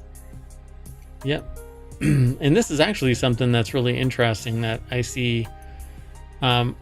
What's kind of funny is I had been thinking about this with music too, and then what's his name did a segment about it. Beato So Beato just dropped a video about this, because it isn't bands anymore that people are listening to. It's always individuals, and it's been this pivot since the 90s. That's what he came to the conclusion to. And then in this video that he dropped, he basically said out of the top 500 from Spotify, top 400 from Spotify, only 3 groups exist in the last 10 years. Everything else precedes, or it's all singletons. And the way that I see it is everybody can basically just spin up, and he brings light to this too, but it's stuff that I've been thinking about. With AI, you're removing even the music creation aspect of it, but I can create music with it and then modify it. But I don't need a full band, right? Technology is wiping out the complexity and cost and personality conflicts and all of that. That's true. Oh, yes. I don't know if we have one in our show today about that. Not in this show, but so this is a time machine episode, and then we're going to do non sequitur news for the 14th. So I must have been in my future mode. It is. Yep. So Hollywood production, basically what it's coming down to is there's too many. It's too complex to have all of these people that are deciding the fate of success, because the band starts crumbling due to personality conflicts. And then on top of that, it's cheaper. You know, it's not just the personality conflicts and stuff, it's cheaper. So that's what's happening with this. They want to remove all of that. There's fewer people to share profits with if they're doing songwriting, or I guess on the actor side, obviously. Yeah. From the studio, that's the same idea. Yeah. Meanwhile, they all complain that there's not enough money. I'm not making enough money. Well, there's 14 artists that are signed onto this as the writers, and the musician, the actual singer, doesn't make as much as all of the writers, because the singers know that without the writers, they can't create enough content to be, filthy rich. But overall, yeah, everybody is making money. Just some of them are complaining about streaming versus, go to a concert and sell. Right. That's where the money has always been, at the concert. Anyway, Hollywood production is resuming post-strike, but faces increased risk aversion. Media companies are prioritizing broad appeal, ongoing dramas, reboots over original titles. We even end up talking about that. We're going to do non sequitur news, and then another non sequitur news, and then the continuity report. But I can only do those 3 today, and then tomorrow we're going to reevaluate, and maybe. We're definitely going to do non sequitur news tomorrow as well. That's on the 14th, and on the 15th, we're going to do, another non sequitur news. I'm in the time machine. Anyway, so the article is over at Business Insider. Lucia Moses over at businessinsider.com put the article together. Hollywood's new rule book: no risky shows. Apparently that's Nicole Kidman, appears in Netflix's new The Perfect Couple. I didn't know she was back until recently. Oh, she's been all over the place. Right. But you're right, it has been kind of recent. Yeah. So even A-listers struggle to sell projects, though indie films may benefit from current conditions, and that's what we've been seeing. Indie developers in the software side, indie musicians, indie movies are all rising, as opposed to the old school entrenched media. So it says, to hear agents, lawyers, and producers tell it, the Hollywood they're going back to is more risk averse than ever, because basically they want a win so that they don't have to struggle to do more. They are doing less. And as I showed with movie theaters, they're releasing less by fewer numbers of movie companies in fewer theaters. Right, mergers and acquisitions, and then constrained showings. Yep, and then there's fewer screens So everything is higher priced, but they're still hitting record profits because of that ratio, that it's more than doubled in pricing in the last 20 years. So tracking company Prod Pro found the total number of production filming in the US is up over 2023, when the strike depressed production, but declined 37% in the first half of 2024 versus the same period in 2022. The spending tighter than ever as media companies race to make streaming profitable. The word going around is undeniable. What's selling is more blue sky stuff that can be watched anywhere. You don't want to watch season 1 to watch season 2, said one agent, like who some others in this story asked for anonymity when discussing private talks. We're seeing less limited series, less period pieces that are hard to justify. Ongoing dramas are definitely in demand, stuff that will appeal to a broad audience. A second agent described how stars are learning to humble themselves in new ways by showing up in pitches and ingratiating themselves to Warner Brothers Discovery chief David Zaslav and Amazon MGM Studios head Jennifer Salk. So I guess that's interesting, because I didn't think the agents were part of the pitching process. The actors were part of the pitching process at all.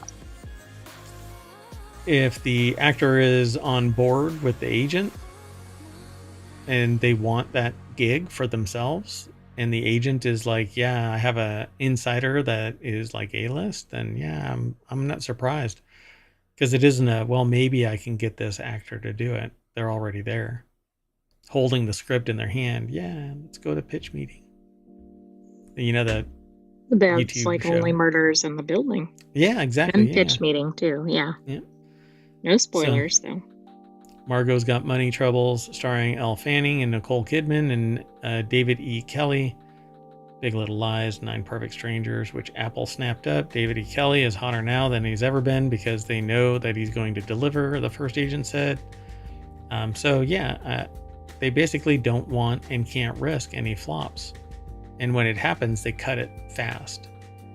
So right, it's not good news for somebody doing a low budget film or indie, which is probably one and the same. Yeah, so this just ends up the same thing as business.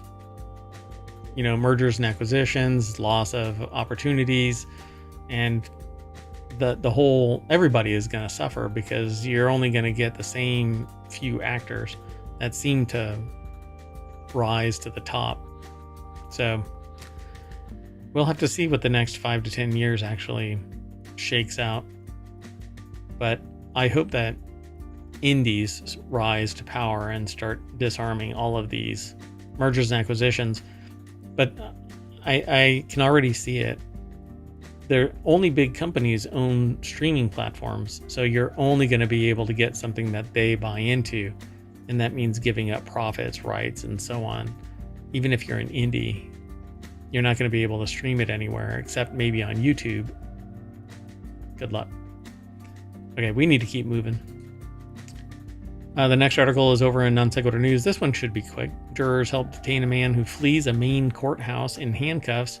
So a man was convicted of assaulting someone and flees. I don't want to get into the context of it, but jurors basically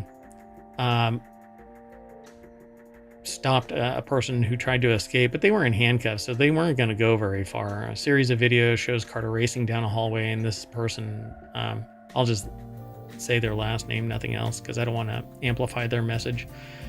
Other than, you're a dumbass, you got caught, and you deserve what punishment you get.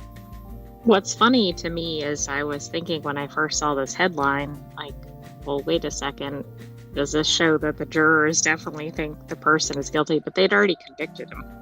Yeah, so he can then be seen fleeing the courthouse, chased by several other individuals. Additional video shows Carter running across a parking lot and eventually appearing to trip and fall in a yard where 2 jurors and a detective apprehended him.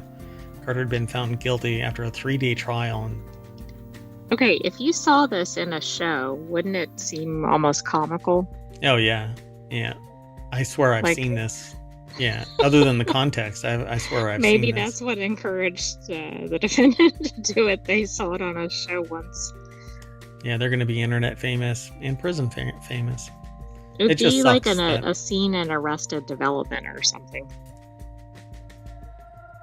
Yeah, and I don't even want to get into the context of it, so let's move on. The next article is over in the Marble Channel. Boar's Head closing plant linked to the listeria cases, because apparently they can't find the problem with this. Boar's Head announced Friday that it was closing its Jarrett, Virginia production plant linked to this summer's deadly listeria outbreak. In a release on its website, the company said that it's been investigating for 2 years now, after it's at least 9 people died and more than 60 were sickened by a listeria outbreak stemming from liverwurst product at the plant. The company actually blamed the process, the liverwurst process. But you know what? Oh, I didn't know that. Liverwurst is produced all over the place and nobody's getting listeria. So obviously your plant was technically dirty. But somebody I read online said that their dad used to work as one of the not investigators, but the USDA, like, would go in and do inspections. Yeah, he was an inspector, and touted that it was so clean that they could eat off the floor. Now, this was some 25 years ago or something like that. And so the only thing I can think of is that and I'm going to predict this. Okay, we haven't even looked yet. I'm going to predict this, that Boar's Head mergered in the last 10 years.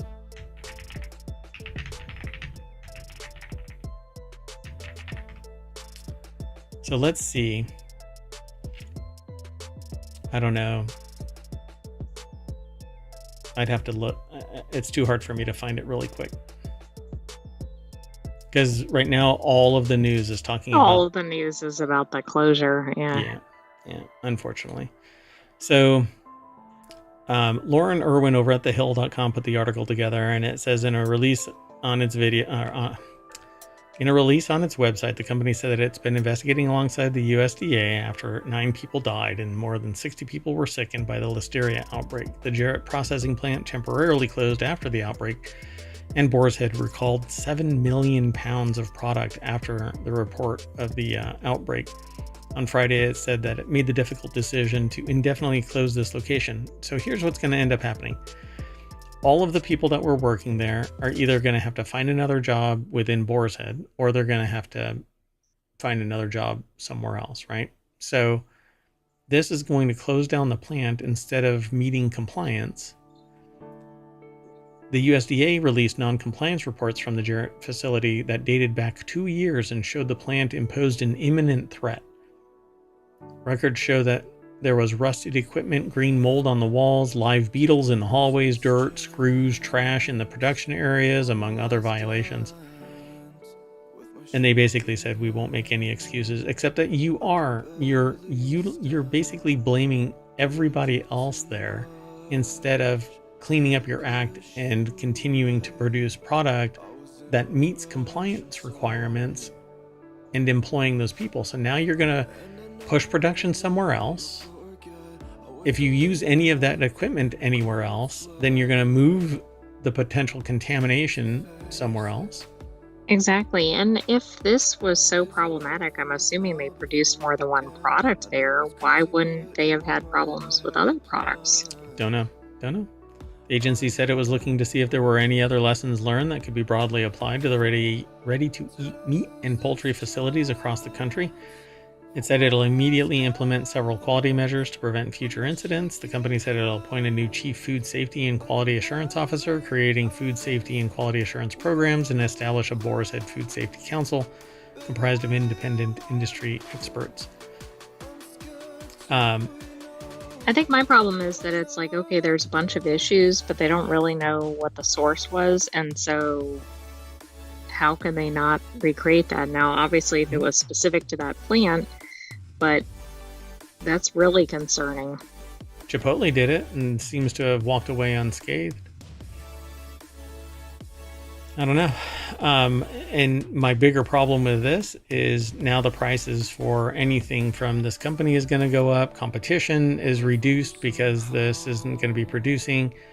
Others are going to be able to go, well, they're raising their prices, so we can raise ours too. Let's keep going. The next article is over in Four Wheel Tech. Boeing 737 MAX blows tires, braking hard to avoid takeoff collision with another plane. And Alaska Airlines Boeing 737 MAX aborted a takeoff at Nashville International Airport on Thursday. Straight up thought that this was going to be from San Francisco. I mean, that would be expected. The force put the wheels during braking, blew out the Alaska Airlines tires. That's wild. These things are designed not to blow out under a tremendous amount of force, but apparently they did. And this is interesting, right? This is a potential collision, which is not the same as some of the other. I mean, we've seen that happen at other airports, but we've been talking a lot about problems with the actual build of the airplanes. But I find it fascinating that this was a 737 MAX, because there might be a defect in the tires or something. Oh, wouldn't that be interesting that due to this, they discover that there's a flaw in the manufacturing of the tires. So, air traffic controller cleared Southwest Airlines Flight 2029 to cross the runway as the plane prepared for takeoff for Jacksonville. According to NBC, despite the blown out tires, the stopped plane got off the runway, but not back to the terminal. Alaska Airlines sent a replacement plane to fly all 176 passengers on board to Seattle on the same day, along with a refund and additional $1,000. I suspect it's to replace everybody's pants. Right, yeah. What was that like in the plane? Particularly with the tires. They went from 120 miles per hour to 0 to avoid hitting a plane. Wow. Yep. Let's keep going. The next article is over in Hachadias. Tesla semi-fire in California. You know, the one that shut down the freeway for 15 hours. It took 50,000 gallons of water to extinguish basically 5 residential pools, or 1/10 of an Olympic. No, 1/6. No. Yeah.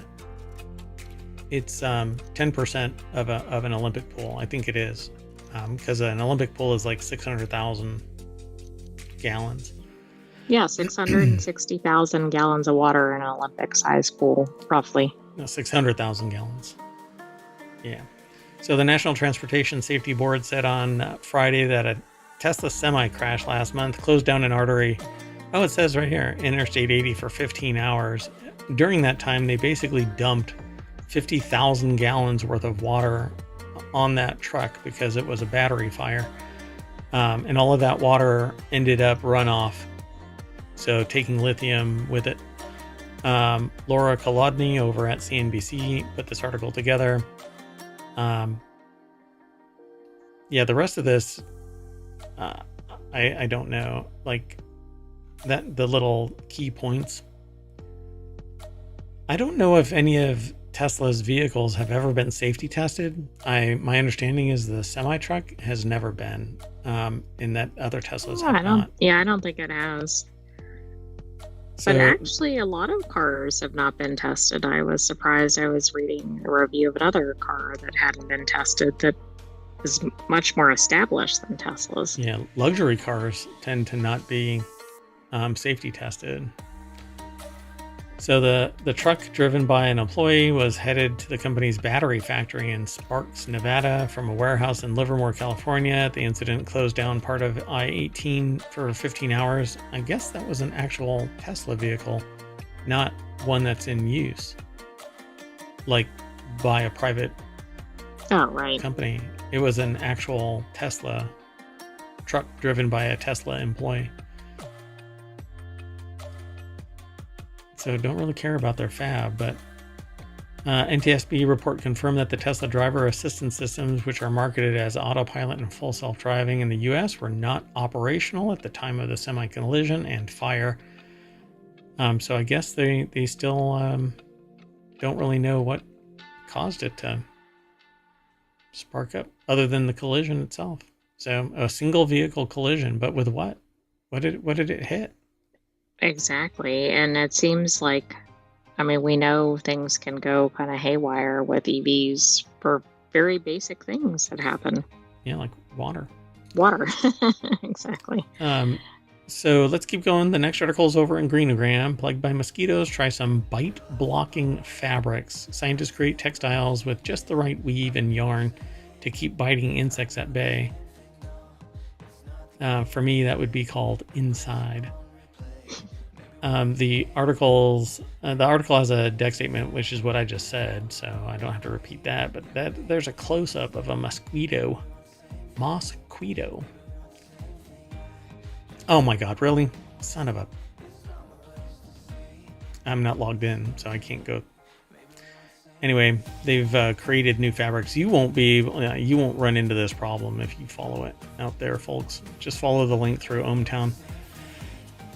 See, it's locked down. I can't. Oh, yeah. Without me logging in, it's locked down, so... Anyway... I don't know if they go into detail about what that fabric actually is, but it's just knitted a certain way, and it is a certain thickness so that it stops mosquitoes from being able to pierce. So I'm going to keep going, though. The next article is over in Non-Sequitur News. U.S. military aircraft part falls into school parking lot after a malfunction. We've heard about this before, right? Like the front of the boat falls off. Yeah, it was a copycat of the space junk or whatever. Well, yeah, the boat. I wasn't thinking about that one. That skit is hilarious, but it isn't a battery from orbit, but it's still an aircraft part, military aircraft part. So no injuries or damage have been reported, and the incident is now under investigation. The article is over at Newsweek. Lottie McGrath put the article together. Is it a Boeing? It is. I swear. What in the world? They're just flinging parts off all over the place. I mean, have we hit every single part at this point? Well, I used to joke about how major people parts from the military used to send parts of a Jeep back home, part by part. Oh, right. Right. That was a myth that people were saying. I don't know how true that actually is, but I bet if you were to gather up all of the parts that have fallen off of Boeing planes, you could probably build a pseudo plane. Tail cone of a Boeing C-17 Globemaster III fell out of the sky and into the parking lot of Divine Redeemer School in Hanahan at 4 p.m. on Thursday. I guess God said, you get a plane part. The statement continued. The crew of the C-17 notified Joint Base Charleston and returned to base after a piece of the tail cone fell off during flight. A team recovered the piece of the aircraft and no injuries or property damage were reported. Now an investigation is underway. How did they notice that it fell off and then be able to go back and get it? Well, exactly. I wonder if they have sensors on each of the parts. No way. That's impossible. Seems too pricey and technically, difficult. Trooper Bob Berries, a Navy veteran and traffic anchor for WCIV-TV, first reported the incident in a post on the website formerly known as Twitter, posting images of the tail cone lying in a school parking lot. Wow, a reviewer tells me her dad took these pictures, so they probably coordinated with the public. So it's just the tip. Oh my goodness. Let's keep going. Next article is over on Natch Ideas as well. That's a show all about business transformation. Now beanless coffee emerges, but does it taste any good? Startups. I'm starting to sound like Sean Connery. Startups launch drinks that look and taste like coffee, but they say they are better for the environment. Zoe Corbin over at bbc.com put the article together. They say that they're in a high-end coffee shop in a tech-heavy area of San Francisco, staring suspiciously at a cup of espresso. This is no conventional coffee. It's made without using a single coffee bean.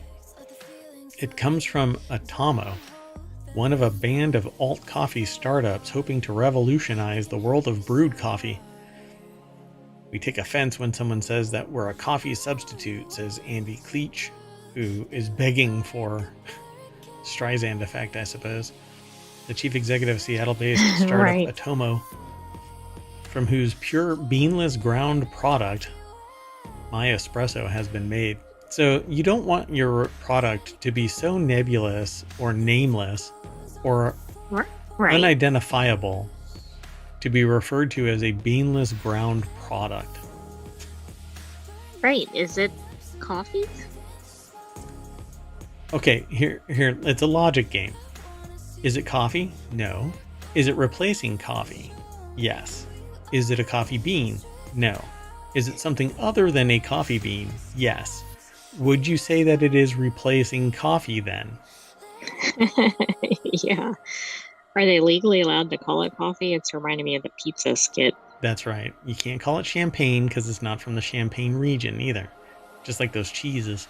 Somebody on the internet, a YouTuber, was actually challenged legally. I think they said they were going to get sued because they put a recipe for a type of cheese that you can only make that type of cheese from that region.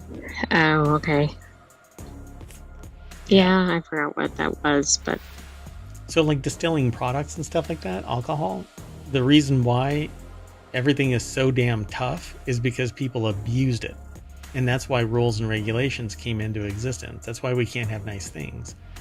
Because there were some abusive people out there that poisoned people by making something drinkable but adjacent to it, and then that ends up being deadly. So that's not what this is, obviously. This is Atomo's ingredients include date seeds, sunflower seed extract, and pea protein. So it's not even a single product. It's a mishmash of date seeds, sunflower seed extract, and tea protein. Or pea protein, not tea protein, but pea protein. Oh, and that's what it includes. Okay, so you're replacing coffee. So it's a coffee replacement. That's a coffee substitute, one might say. Anyway. Okay. What does it taste like? Is it similar? Yeah, so newcomers also argued that if scaled up beanless coffee could be cheaper than its conventional competition, but maybe people don't want cheaper, they want coffee. They want the flavor of coffee, they want a copy of coffee. And they're like, well, the prices are reaching higher level. Yeah, we know. But if it doesn't taste like coffee, and if it's being pushed as not being a coffee, then why sit there and compare it to coffee?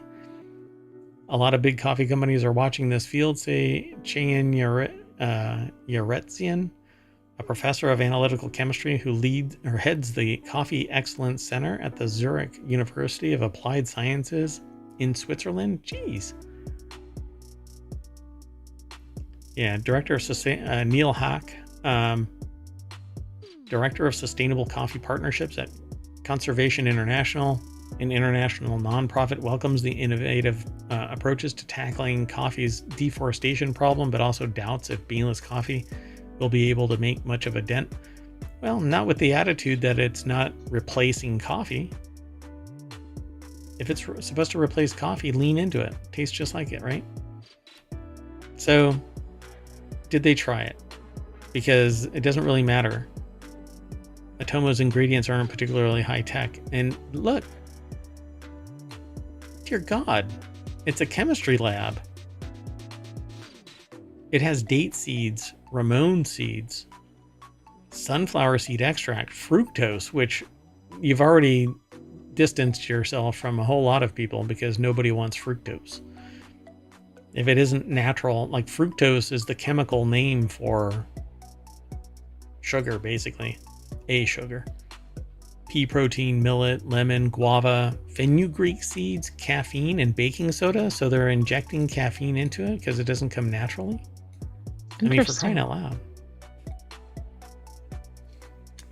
Oh my goodness. Yeah, I don't know how this is actually going to reach anybody. So as for trying Atomo, both the coffee shop espresso and the brew at home version tasted close enough to good coffee for the author. Perhaps luckily for these companies, coffee can have many different undertones.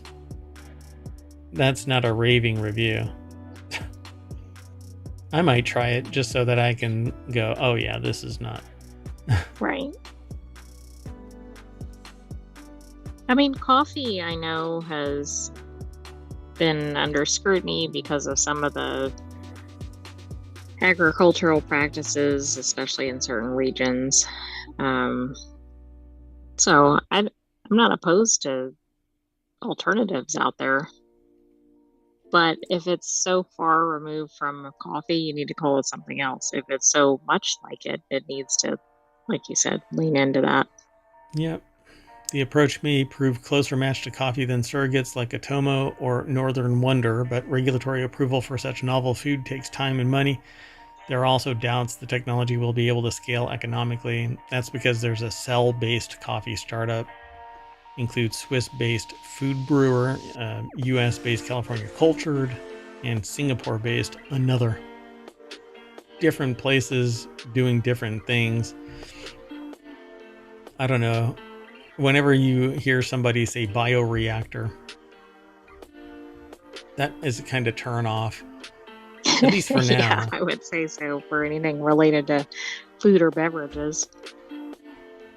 Yeah, that's kind of a shame because I would like to get away from animal. I mean, who cares? If it's legit and it doesn't have any health problems, then I would rather no animals be harmed in the production of food. Right. But the alternative is a slab of whatever it is from a bioreactor. It's just really not. I'm not chomping at the bit to really go and eat bioreactor cow. Moving on. Next, and our last article for the Time Machine episode is over on Stock Marketeers. US Open sells record $12.8 million worth of the Honey Deuce drink. How prices for the drink stack up against inflation. The article is over at marketwatch.com.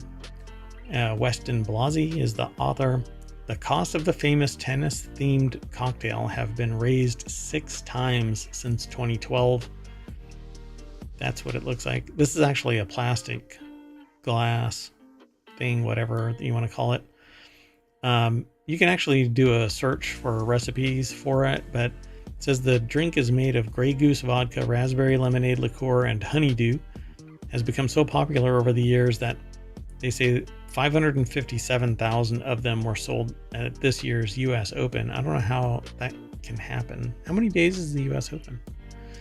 Oh, I don't know. It's up 100,000 from last year. That's because everybody needs to be drunk off their gourd.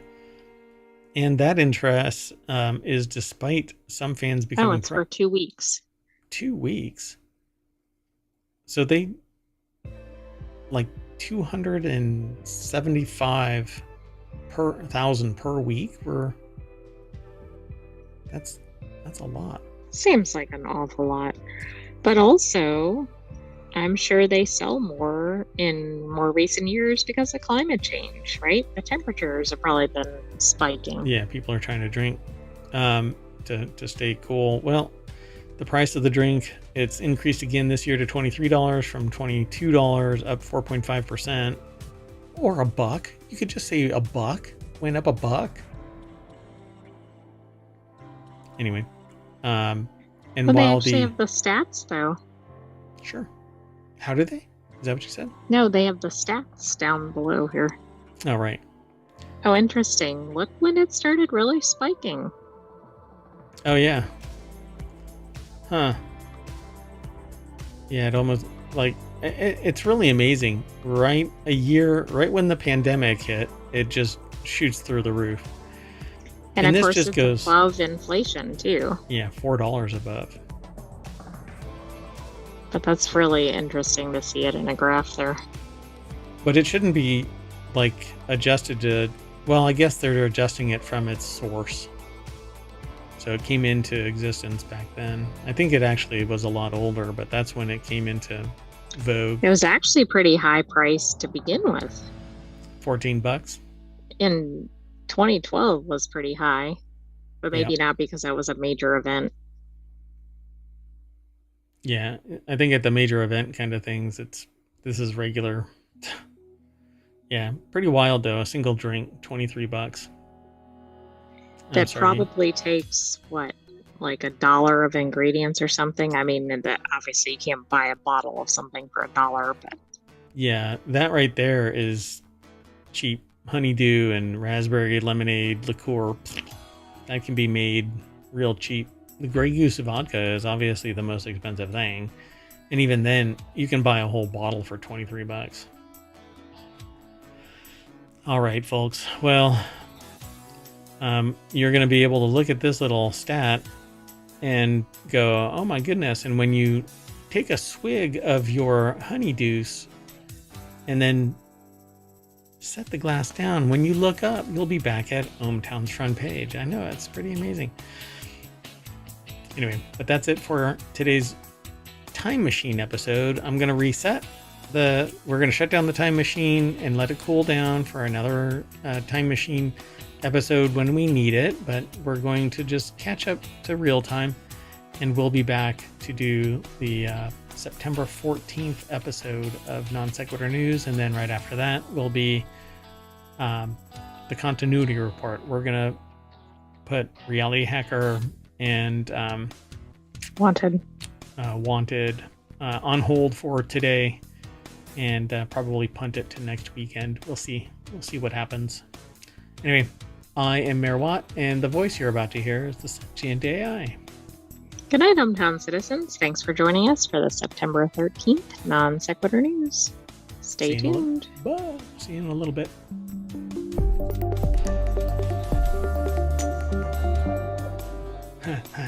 Deuce.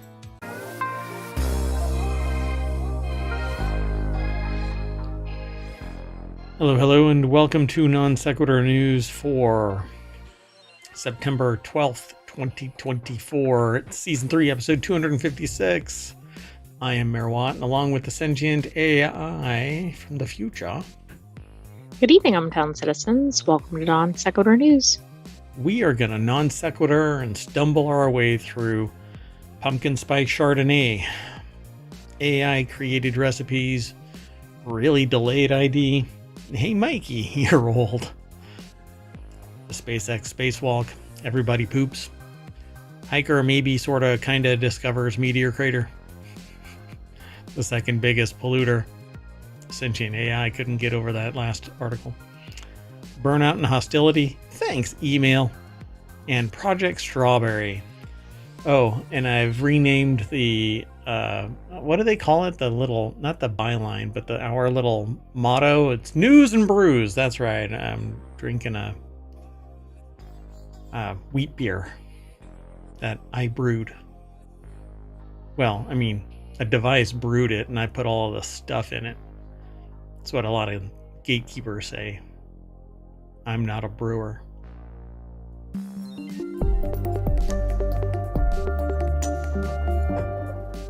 Yeah, so I'm jump up on a soapbox for a minute and just go, don't gatekeep people who make their own beer, folks.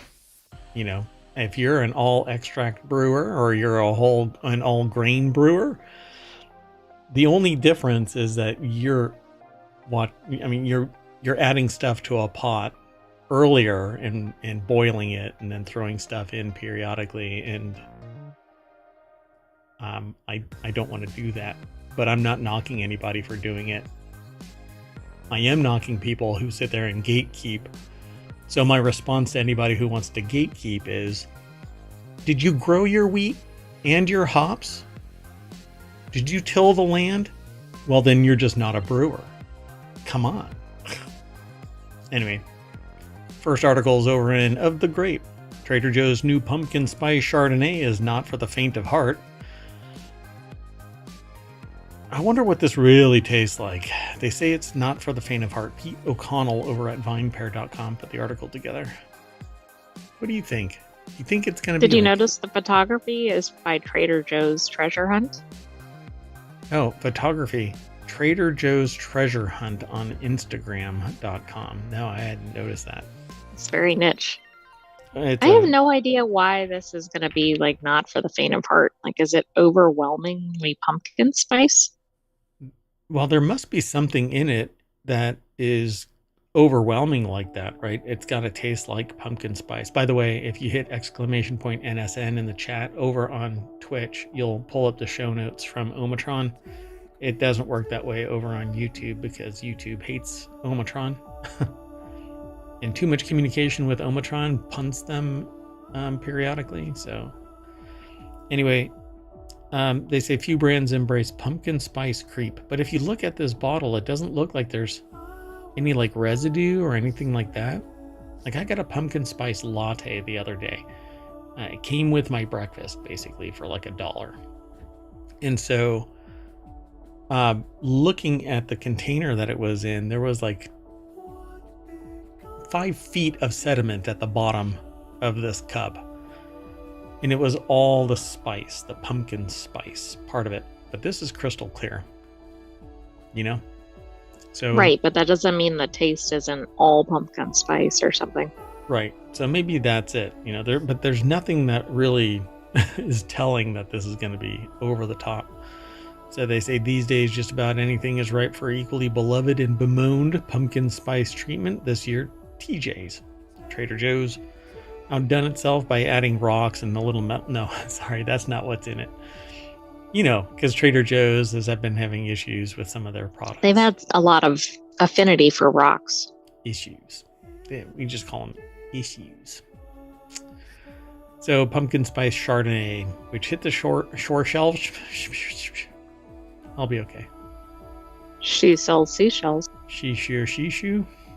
Anyway, according to Trader Joe's, it says it clocks in at a low 6.9% ABV and retails for $6.99. So it's at parity. 6.99% ABV. That's weird. I wonder if all of them are priced that way. Probably not. According to Trader Joe's, the liquid.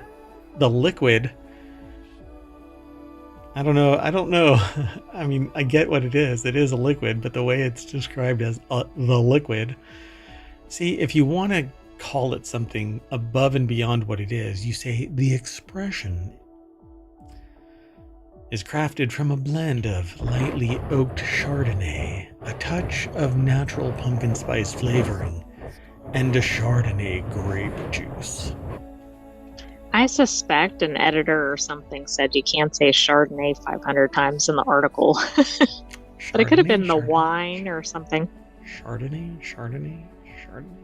So the bottle label claims that the liquid inside, dear God, the titular liquid inside is a harmony of nutmeg, cinnamon, and clove with hints of buttery pie crust and a kiss of sweet cream.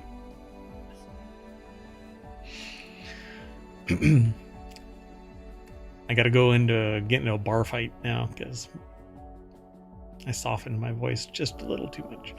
So like a freshly baked pumpkin pie, this delicious blend is the perfect way to celebrate the warmth and coziness of the season 2 months prior to the season starting.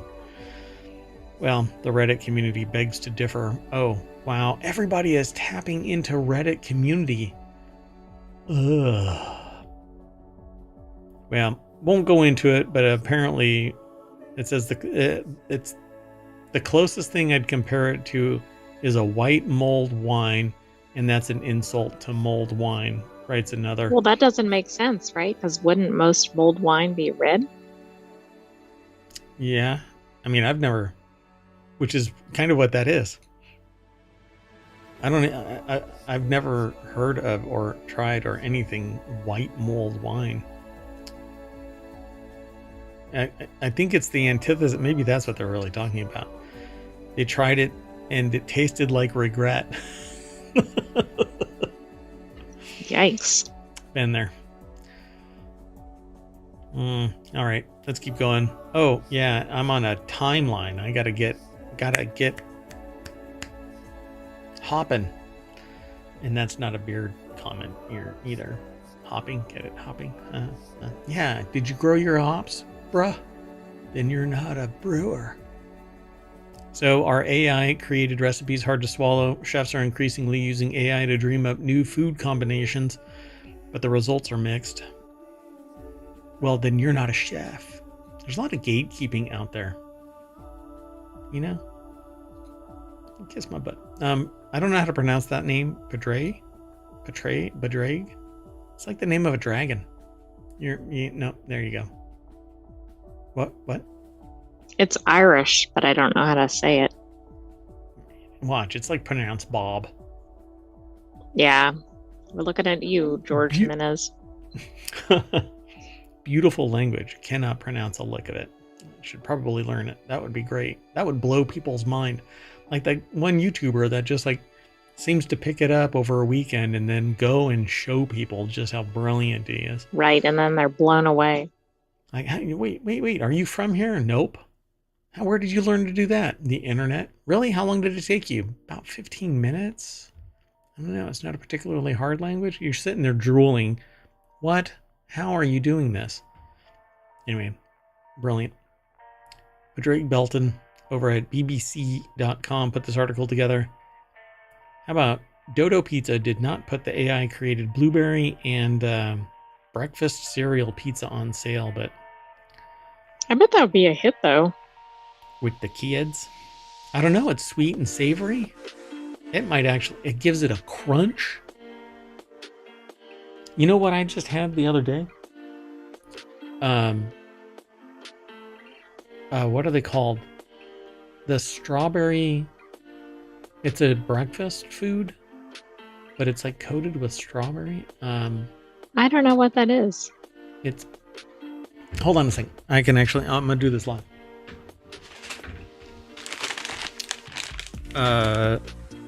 Simply Chex, but strawberry flavored. Yeah, I'll put those over there. So, I did a pantry raid. Anyway, I did an ohmTown pantry raid, and somebody had left them in the pantry, and so I tried them, and now they're in the studio. Yeah, I bet they were a hit. They're pretty good. I can only eat like 4 of them because they're so darn sweet, but hey. Right.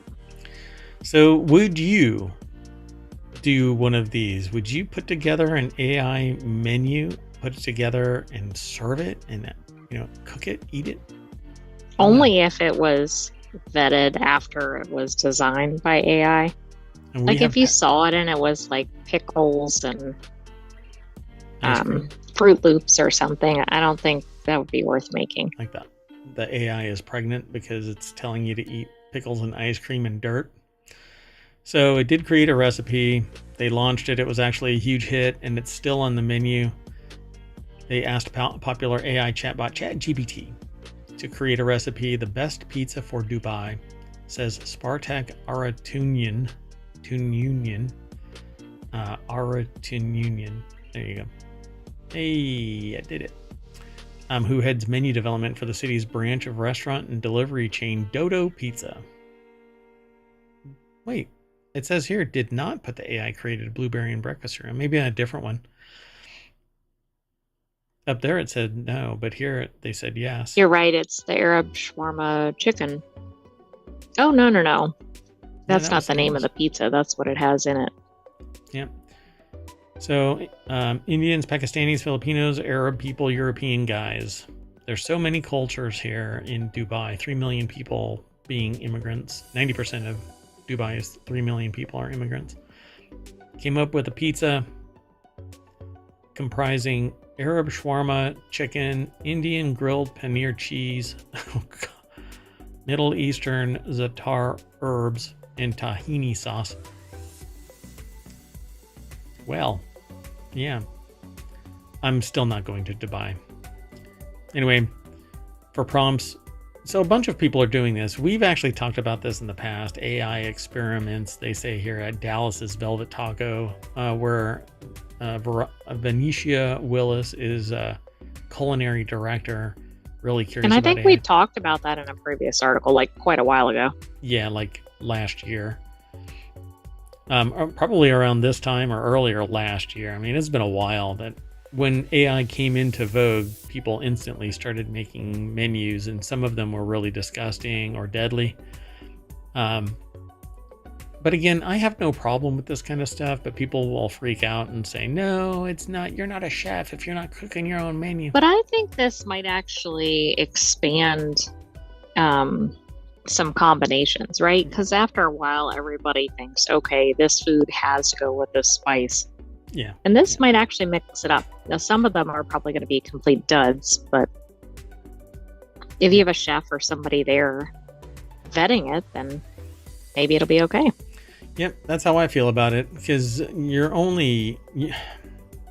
not an island unto your own. You basically are connected to everything around you, but you don't have recall of everything. And every once in a while, there's a chef out there that makes these, weird connections to various other tastes, textures, etc. But it's very few and far between where it's just exemplary, right? So an AI can grab all of that context, throw it into a unique menu, and it can be so unique that nobody runs across the same results twice. Almost culinary DNA. So I find it, which now that I say that out loud, doesn't sound very appetizing. Anyway, they say they get 30,000 users within a week and a week and a half of launching last year, but then he got quite a big bill from OpenAI, the company behind ChatGPT. He now continues to pay OpenAI a regular fee for using its AI. Mr. Cantu explains that this is a standard arrangement when a startup like his builds an app on top of another company's technology. You pay the bill. Yeah, so they basically created an application that tapped into ChatGPT and had drop-down menus and toggles so that the user could specify tools that they have in their kitchen and what they were looking for, and it would create some options. That sounds pretty smart. Yep. It's the sorted but with AI kind of a thing, I'm sure. If you've never heard of sorted, go on to right. YouTube. What's in your fridge, right? Yep, pretty much. Or what's in somebody else's fridge. Can you make a meal with that? Yeah, they have an app where you can put everything that you have in your refrigerator. Sidekick, I think. It is called Sidekick, yep. And it helps you figure out what to make and with what you've got. And then facilitates like, hey, you need these things too to expand your options. Pretty cool. Hey, let's keep going though. The next article is over in Technology Today. See, non sequitur news, we jump around. Things are always connected, and sometimes in an oddball way, but we don't actually traverse that connection. And sometimes the connection is harder to see than at other times. Yeah, like the one on the front page about how actresses that are, I should say female actors, or I don't know who they were actually referring to, but actors that don't show, or that show their body and don't wear makeup. It isn't brave. They're not in Ukraine. They're doing a job. And I'm still stymied by this. So let's just let anybody who hears that kind of swim around in it like Scrooge McDuck. Maybe you'll figure out what the hell that actor means. Anyway, they're on the front page. Maybe not for long because we get a lot of headlines scrolling through. Anyway, TSA proposes a new plan that would delay Real ID until 2027. DHS says that people may not have their Real IDs ready by the current deadline, but they've been talking about that for about 10 years, so it's kind of hard to see that somebody wouldn't have it together by now. Yeah, I don't quite get it, because unless you're a child, since they announced it, your driver's license probably well, that's true. was Probably is already updated to that, whether you wanted it or not. Right? And those without a driver's license still need a government ID at some point, I suppose, unless you're flying under the radar and you don't open a bank account or anything. I mean, don't you have to have an ID to open your bank account? To pretty much do anything. Yeah, so I don't know what's really going on, but 2027 isn't really that far out. But if they miss 2027, then they'll have to kick it down the road again. So this article by Joe Hindi over at cnet.com has the deck statement that says the Department of Homeland Security says that people may not have their real IDs ready by the current deadline. And it's this right here on your driver's license signifies that you are real ID ready. But you know what I don't get is that the whole point of this is supposed to be for security. Right. So if people don't have it ready, that could be for a number of reasons, but it's like, if we're pushing it down the road, that seems kind of contrary to the purpose of this. Right. But it seems rather dystopian to require it, and anti-freedom and all of that kind of stuff. So I can see why some people are resistant of it. In short, the Department of Homeland Security is anticipating that a lot of people will be applying for real IDs at the last possible minute, resulting in a delay and an influx of people without real IDs showing up at airports and attempting to fly. Could cause delays and security issues, but not for those who have actually done real ID and or the myriad other solutions to get you through checkout faster. Think how bad the airport lines are going to be when somebody doesn't have a real ID. Yeah, because they basically are going to have to do a background check on you at some point. What I really am not looking forward to is the next step of this, because I do think that there's another push after this, and that next push is to get online. You're going to have to have a real ID, and so, which is going to be a lot of problems. Yeah, but I kind of see this happening, and deep fakes and other fraudulent activities online, misrepresentations, outright fabrications, slander and libel across the internet. It's going to end up, well, this person said this, and... I mean, that's going to kill the internet, though. Like, who's going to go on there with their ID and post something? Right. Yeah. I mean, people are going to start using VPNs everywhere, and Reality Hacker is something that I came up with a long time ago, and I firmly believe that because of AI, we're trending down that. So real ID be damned. Sure.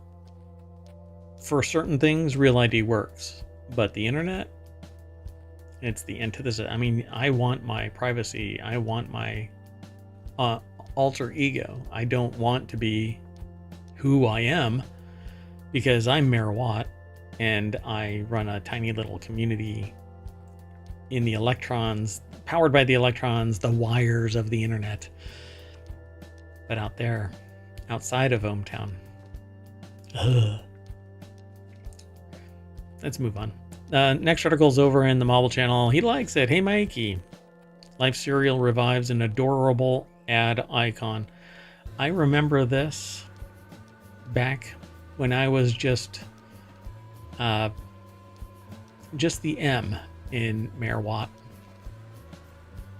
I was younger, much younger.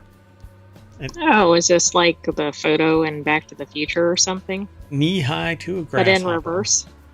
Yes, Benjamin Button. Mom has toothpaste in her hair. Dad isn't sufficiently caffeinated, and the siblings are pillow fighting in a messy, state-of-the-art scene that's likely replicated in some form in countless American households, with an adorable, fresh-faced youngster in the center narrating the mayhem in a catchy song. Life Cereal kicks off its first concerted marketing effort.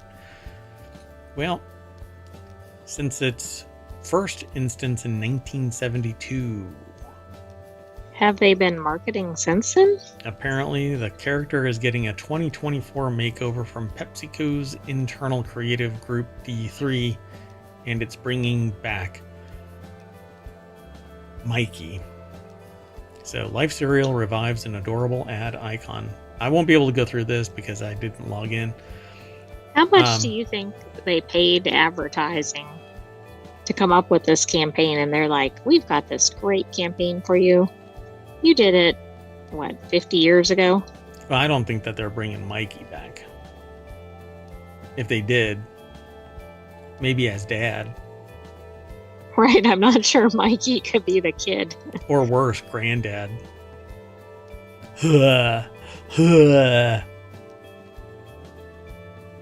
Anyway, it says the kid should be noted as Mikey, the first character first seen in 1972, helping to embed the catchphrase "He likes it, hey Mikey" into the lexicon, and later inducted into the TV commercial Hall of Fame.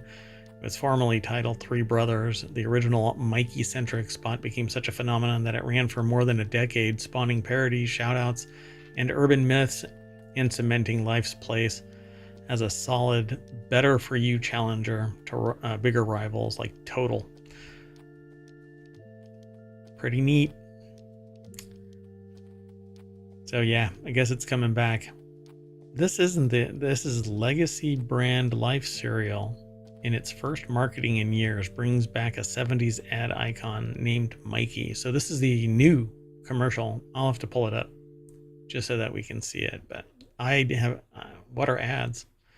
You know, unless it's embedded on a website. Who watches ads? You know, I pay YouTube. Oh, people that drive Fords are going to be, right? Oh, yeah.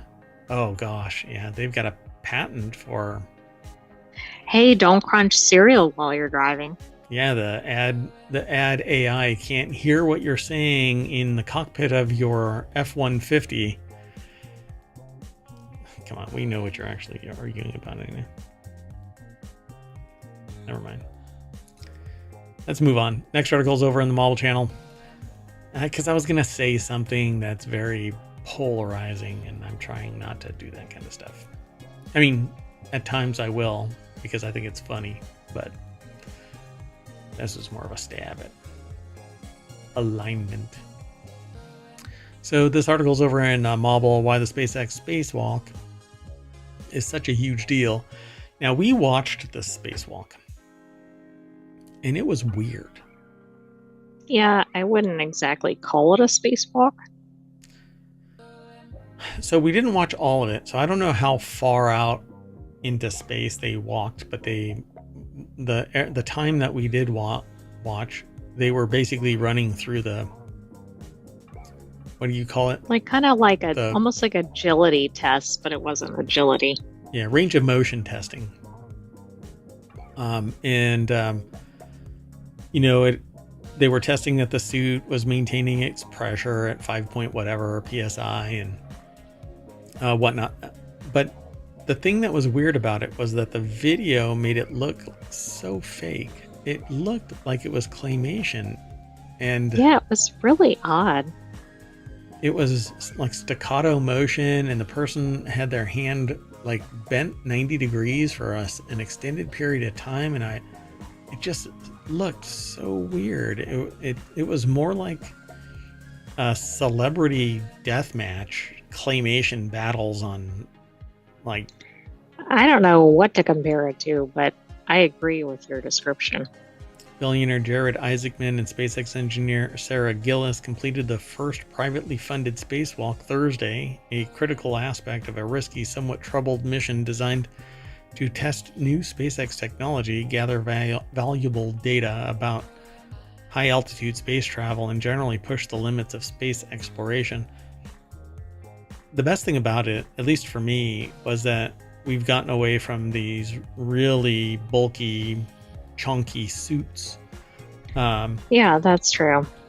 And further away from Starliner. So please don't send Starliner back. But I would invest in technology that challenges SpaceX's domination, because I don't particularly like, competition is always good. Wingnut. So the mission called Polaris Dawn was supposed to launch in late August, but was grounded due to safety concerns. But on Tuesday, Isaacman and Gillis did their spacewalk. The article's over at Vox.com. Ellen Loans put the article together. The mission tested lots of new technology for future longer missions,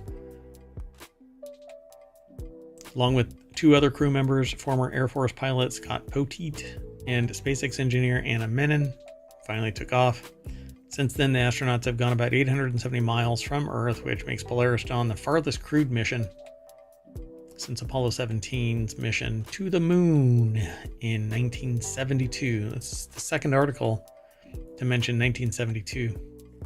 Well, that's interesting. I didn't realize, like, I thought the big deal with this was the fact that it was non-astronauts, but I didn't realize that the mission was actually substantial in and of itself. Yeah. Yep. So why is it so groundbreaking? It says the goal of Polaris mission series is to help SpaceX develop the skills and technology needed to achieve its longer mission goals of sending humans to Mars. The company hoped that its first mission would be a useful test of spacecraft and its instruments' ability to survive the extreme conditions of space, particularly as it passes through the Van Allen radiation belts, regions in space that encircle the planet and are highly radioactive. They were detected first 1958. So the crew traveled through the Van Allen belts and became superheroes and villains. They'll be back to decimate the planet. Oh, wait. Well, we don't know. Yeah, we don't know yet. Yes. If one of them spontaneously turns into fire, another person disappears, another person starts to don a deathly black mask and a cape. Or turns into a spider and starts slinging webs. That's only if you get bit by a radioactive spider. But if you get cosmic energy, you can turn into maybe a rock human, and you would be the Fantastic Four. Anyway, trip was also to test SpaceX's the latest spacesuit designs, which are designed in just 2.5 years, an astonishingly quick turnaround by space exploration standards.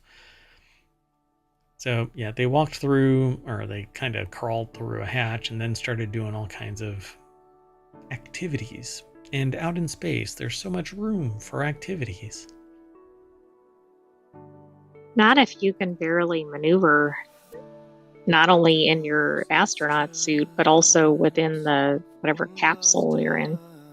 See, the suit has stupendous range of motion compared to the bulky suits that had the big old backpack and stuff on. Yeah, that's true. But it did have an umbilical. The umbilical ran back into the ship. So I don't know what else is going to be attached to this thing in the future. I think there have been. They still seem to be holding on pretty tightly to the handles. Oh, I'd be holding on to like everything. They're like, no, we need you to let go of the railing. Hell no. I opened the door. That's good enough. We sent you up there to do the range of motion stuff. Send that person over there. I don't want to let go. Let's move on. Everybody poops. Okay, that's funny because when you said that title earlier, that's what I thought it might be the sequel. Can't poop at work? Why public bathrooms give us anxiety.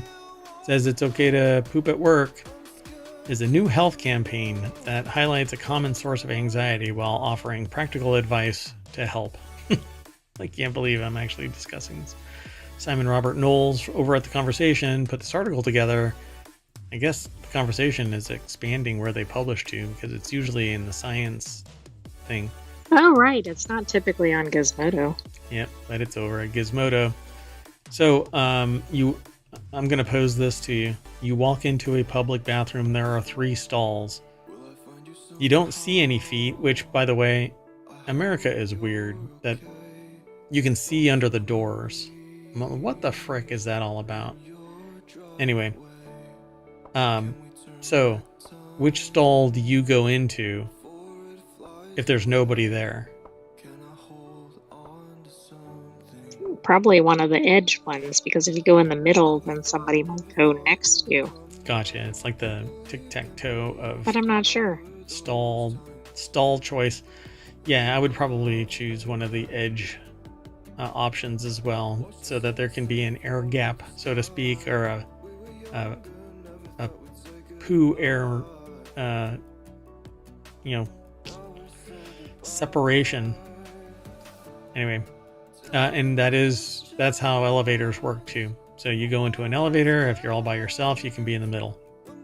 Right, but you have to space out. In fact, they've run experiments of that, and it's kind of like they're in the farthest corners possible, depending on how many people are in there. Obviously, that falls apart once you get too many people in there. But that's true.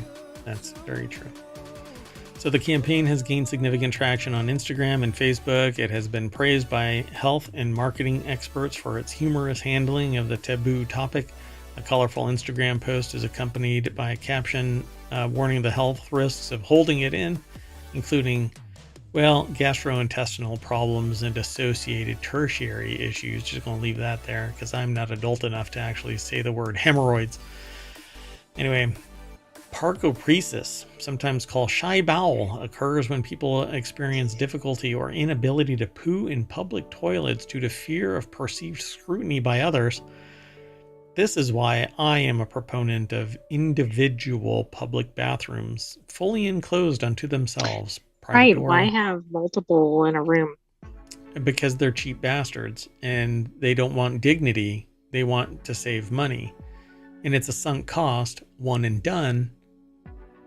You still have to lay the same groundwork, so to speak. You have to put the same pipes in, the plumbing and all of that. You have the same number of sinks. The plumbing, again, is in the walls. True, but there's probably more bricks or whatever your walls are made out of, right? Because you have to construct separate rooms. I don't know. But it doesn't have to be like a bunker, for crying out loud. It's just I don't know why I said bricks, drywall, whatever it is. And you're like, well, it's got to be cinder block 6 feet thick and filled with cement and rebar. I'm not a construction expert. My point is building separate sections. The rest of the facility can be destroyed by a hurricane, but the 3 people in these stalls will survive. They'll be like the whole hope of humanity, you know, after something happens. Like, we're in a dystopian landscape, and the only survivors were from those individual stalls. That's right. Someone had to be asked to do this. So the picture is just a picture. Somebody yelling for marketing. I need marketing here now. Grab a model, have them stand right there. Okay, now grab your ass. Yeah, but that wouldn't have even been as bad as what this is. Hold on to this toilet paper roll for dear life and grab your ass while you've got your pants fully up and belted. Yeah, that's it. That's it. Perfect. It's totally the embodiment of panic. Anyway, so how common is it? They conducted a study to try and better understand how common parcopresis is. The study involved 714 university students, and they asked the participants to respond to a series of vignettes or scenarios. It's like I'm prescient. I said, here's a scenario. You walk into a public bathroom. That's right. They rate the avoidance was just over 14%. Around 10% avoided going when all toilets were available. This rose to around 25% when only the middle of 3 toilets was available. Okay, that's interesting. So you predicted that issue. Yep. Men were significantly less likely to avoid going than women across all vignettes. I think that's because women have the ability to understand, right? Like, oh hell, we know that when nature calls, it can be so much worse than just holding it in, you know, because there are things that go on that like dudes just don't worry about. I'm just gonna leave that alone. Anyway, no, mad respect for anybody that has to deal with nature. We'll just say nature. I wanted to say one of the funniest things in the reducing restroom anxiety is the engaging and gradual exposure, which might be taken out of context in this article. It was like what I was expecting from that dude that came out of the stall and said, "Excuse me, sir," in a posh British accent and dressed to the nines. This person had to have been wearing like a $3,000 suit. I mean, they were like exemplary British, posh, well-to-do, younger, very proper. Whatever.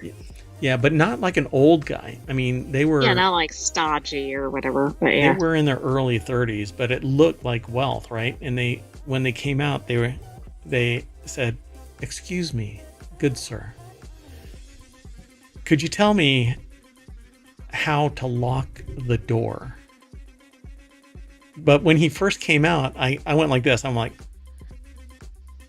Because he looked like he had intent. And he like took a step towards me like he was going to shake my hand.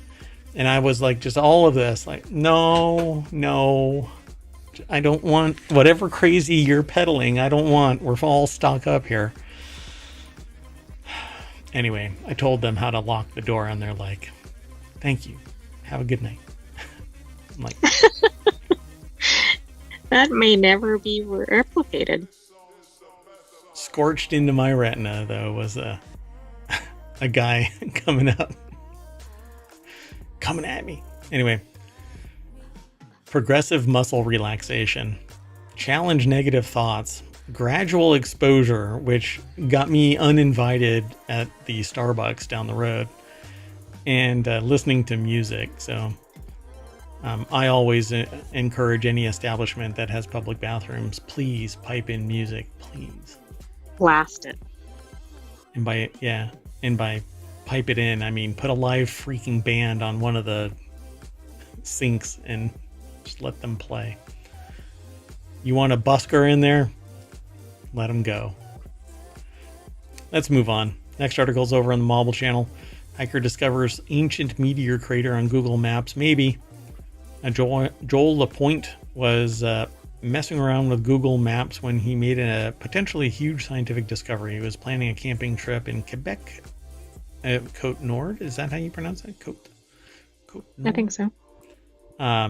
Region when he noticed an odd circular pit about 9 miles wide around Marshall Lake. It's about 60 miles from the nearest village. How nobody would know this, because there's been satellite monitoring of everything everywhere all at once forever now. Well, plus if it's that close to, society. I don't know. I'm assuming that's a regularly visited area. You'd think somebody would have encountered it. Lapointe contacted French geophysicist named Pierre Rocher, and now the two think that they may have discovered an ancient meteor crater. Their theory might be right. Initial research has found traces of the mineral zircon, which is usually formed under high pressure conditions, say like, meteorite impacts. There's also tons of topological evidence as well. Oh, wow. Oh, yeah. Wow, that's pretty cool. That is neat. And I guess that is one of those things that really, if you were standing there, you wouldn't really recognize it, right? Yeah, for sure. But, I mean, who's not been looking? I mean, aren't there millions of people that are like just kind of... I thought so. Aren't they scouring for this? Yeah. Louis Prada, and there's systems out there that are scanning for this kind of stuff. But this is a really amazing find then. Because when you're looking at this, it's right on the edge of what looks like a stream, right? And it's a topological map, and it shows... Right, which makes you think that the stream might have been impacted by that or something. Right. And it's curved around it, and so you can actually see the inner ring and the outer expanse, and that's similar to the way that meteorites, when they hit and they're heavy enough, they throw debris, exactly, create rings, and there's usually a high point in the center where the material billows up and then settles straight back down. It kind of looks like a textbook meteor impact site. Yeah. Meteor crater. Yeah, that's pretty damn awesome. I dig that. So they say they're no scientists, but it seems to me that the giant holes are dead giveaway from meteor impacts, but that's why they're not a scientist, because an actual scientist, a Canadian geologist named Gordon Osinski, told the CBC that people actually find circular geological formations using Google Maps all the time. 9 times out of 10, he said, and just so everybody knows, 65.587% of all stats are made up on the spot. Well, they're just plain old holes with no cosmic significance whatsoever. Gordon, you're a cosmic hole with no significance whatsoever. That's just rude. So if it does prove to be a crater left behind by an ancient meteor impact, it will add to the 31 already known impact craters in Canada. So they're going to present the findings at the meteoritical? Is that meteoritical? Is that right? I guess so, about meteorites, but I've never seen it before.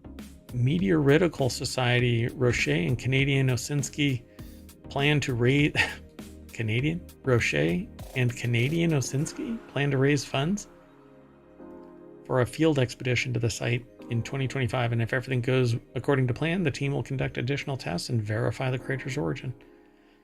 You know what's interesting? When I typed in meteoritical, the first thing that came up was Meteoritical Society. Hey, when you're going to corner a market, that's what, it's the exact same thing you do when you're pursuing your PhD. If you're pursuing a doctorate, you focus on something so obscure that only you literally make up your own domain. So when you do your defense, you can just stand there and go, y'all are idiots. I'm the only one that knows anything about this. So I could tell you 1 + 1 = 3, and you'll just have to accept it because y'all are tourists. I was born here. Let's move on. We got 3 more articles, including this one. So Nigeria is the world's 2nd biggest plastic polluter. Expert insights into the crisis. Who do you think is number 1? If Nigeria. Who? Polluter, I would say China, but plastic polluter, probably US. I wonder if they're going to talk about it. Whale Fatad, I think, or Fatade over at The Conversation. And this is why I said, hey, that's weird. They're posting this over at Gizmodo when they usually post it over at phys.org. Well, they've got a picture that's really disgusting. And then it says recent research identified the country as a plastic pollution hotspot, 2nd to India. I didn't know that. India emits 9.3 million tons of plastic into the environment each year. 1/5 of the global total. Oh, wow. Nigeria emits 3.5 million tons annually. See, the problem is that what happens is it gets thrown into the streets and then pushed into the waterways, and then that pushes it out into the oceans, and then it becomes everybody's problem. I've seen videos of like streams and creeks and flood control channels that are just jam-packed with plastic. So they warn that plastic pollution is a serious problem in Nigeria and can be found wherever there is any human activity and beyond, I'm sure. The pollution comes in a range from micro or macro plastic, which is larger than 25 millimeters, down to nanoplastic, which is less than 1,000 nanometers. So, of all kinds, polyethylene terephthalate, used for food packaging, beverages, personal care products, polyvinyl chloride, polystyrene. All of these plastics basically make their way into the environment and poison the environment. And when they do bind themselves together somewhere and become a floating mass, they actually can carry stuff to other locations that they're normally isolated from, and then they contaminate that region as well. So the study by Gideon Adowu found alarmingly high levels of microplastics in the Osun River. This major river in southern Nigeria is an important source of water for the communities that live around it, whether for irrigation or for personal use. I guarantee you everybody has microplastics, probably that's already traversed the blood-brain barrier and is in various areas of their body, because researchers are finding it everywhere. Every time they take a biopsy of something, they find microplastics. Yeah, it's pretty pervasive. Yep. But what's interesting is that I was on the right path with my research. I was going to use variable light and dark field microscopy to find and be able to count the number of microplastics by causing them to phosphoresce. And researchers actually did that and made a mobile device much faster than I could have. It would have taken me years to actually make something functional. I just don't have those type of connections, but I think it's pretty amazing. And we're finally, it's more than just me and what seemed like a lot of people screaming into the void about microplastics. People are doing something about it. I'm hearing people in the real world eschewing plastic now. Which is really good, because part of changing it is getting people talking about it. And I also feel like it's becoming much more prevalent in the news, which is good because it's getting out to more people. Yeah, I would say that there's several articles a week nowadays that are talking about microplastics to some degree. But I would say a year ago or so, that wasn't the case. I mean, Correct. It hasn't been that long ago that that's changed. Yep. So good on them. One last thing, the study found as many as 22,079 pieces of microplastics in just 1 liter of water, which we've had much lower numbers, but still extraordinary numbers in other water sources. Bottled water included have microplastic, nanoplastic in them. So this and it's says, not always from the container, right? Sometimes It's from the filling process or bottling process or whatever. Yeah, various sources, including the source itself. Like it's pulled from a creek or a stream, and it's in that, and they're finding it in the soils that are, and the microplastics are permeating the soil and changing how the water actually flows, because obviously microplastics just divert water. It doesn't trickle through the same way that it trickles through soil. Yeah, pretty horrible. Okay, let's keep going. The next article is over in the Mobile channel. Responding to work emails after hours found to contribute to burnout and hostility. 649. No shit. Right. So imagine it's Friday evening. You're about to watch new Netflix drama, trying to unwind after a long week. Suddenly your phone pings with the work email urgent. Your heart sinks, stress levels rise. Even if you choose not to respond immediately, the damage is done. You still have to deal with it later anyway, so your anxiety level goes up. But the article says work has again encroached on your personal life. There is a YouTuber, a YouTube channel that talks about alcohol. And I happened to swing by a live stream of theirs, and they're looking for somebody. They want somebody to be part of their community. And they straight up said that they're looking for a person that can wear any hat that is needed to facilitate the growth of their That's community. A red flag, because then they want the person to do 10 different things. Yeah, and they described how a person complained that, I'm doing all of this stuff, and while I can do it, that's not why I was hired. And apparently they were, either they chose not, they didn't describe anything other than the person didn't come back on Monday. And I'm kind of shocked, because the expectation of performance beyond the scope of one's job is the reason why unions form.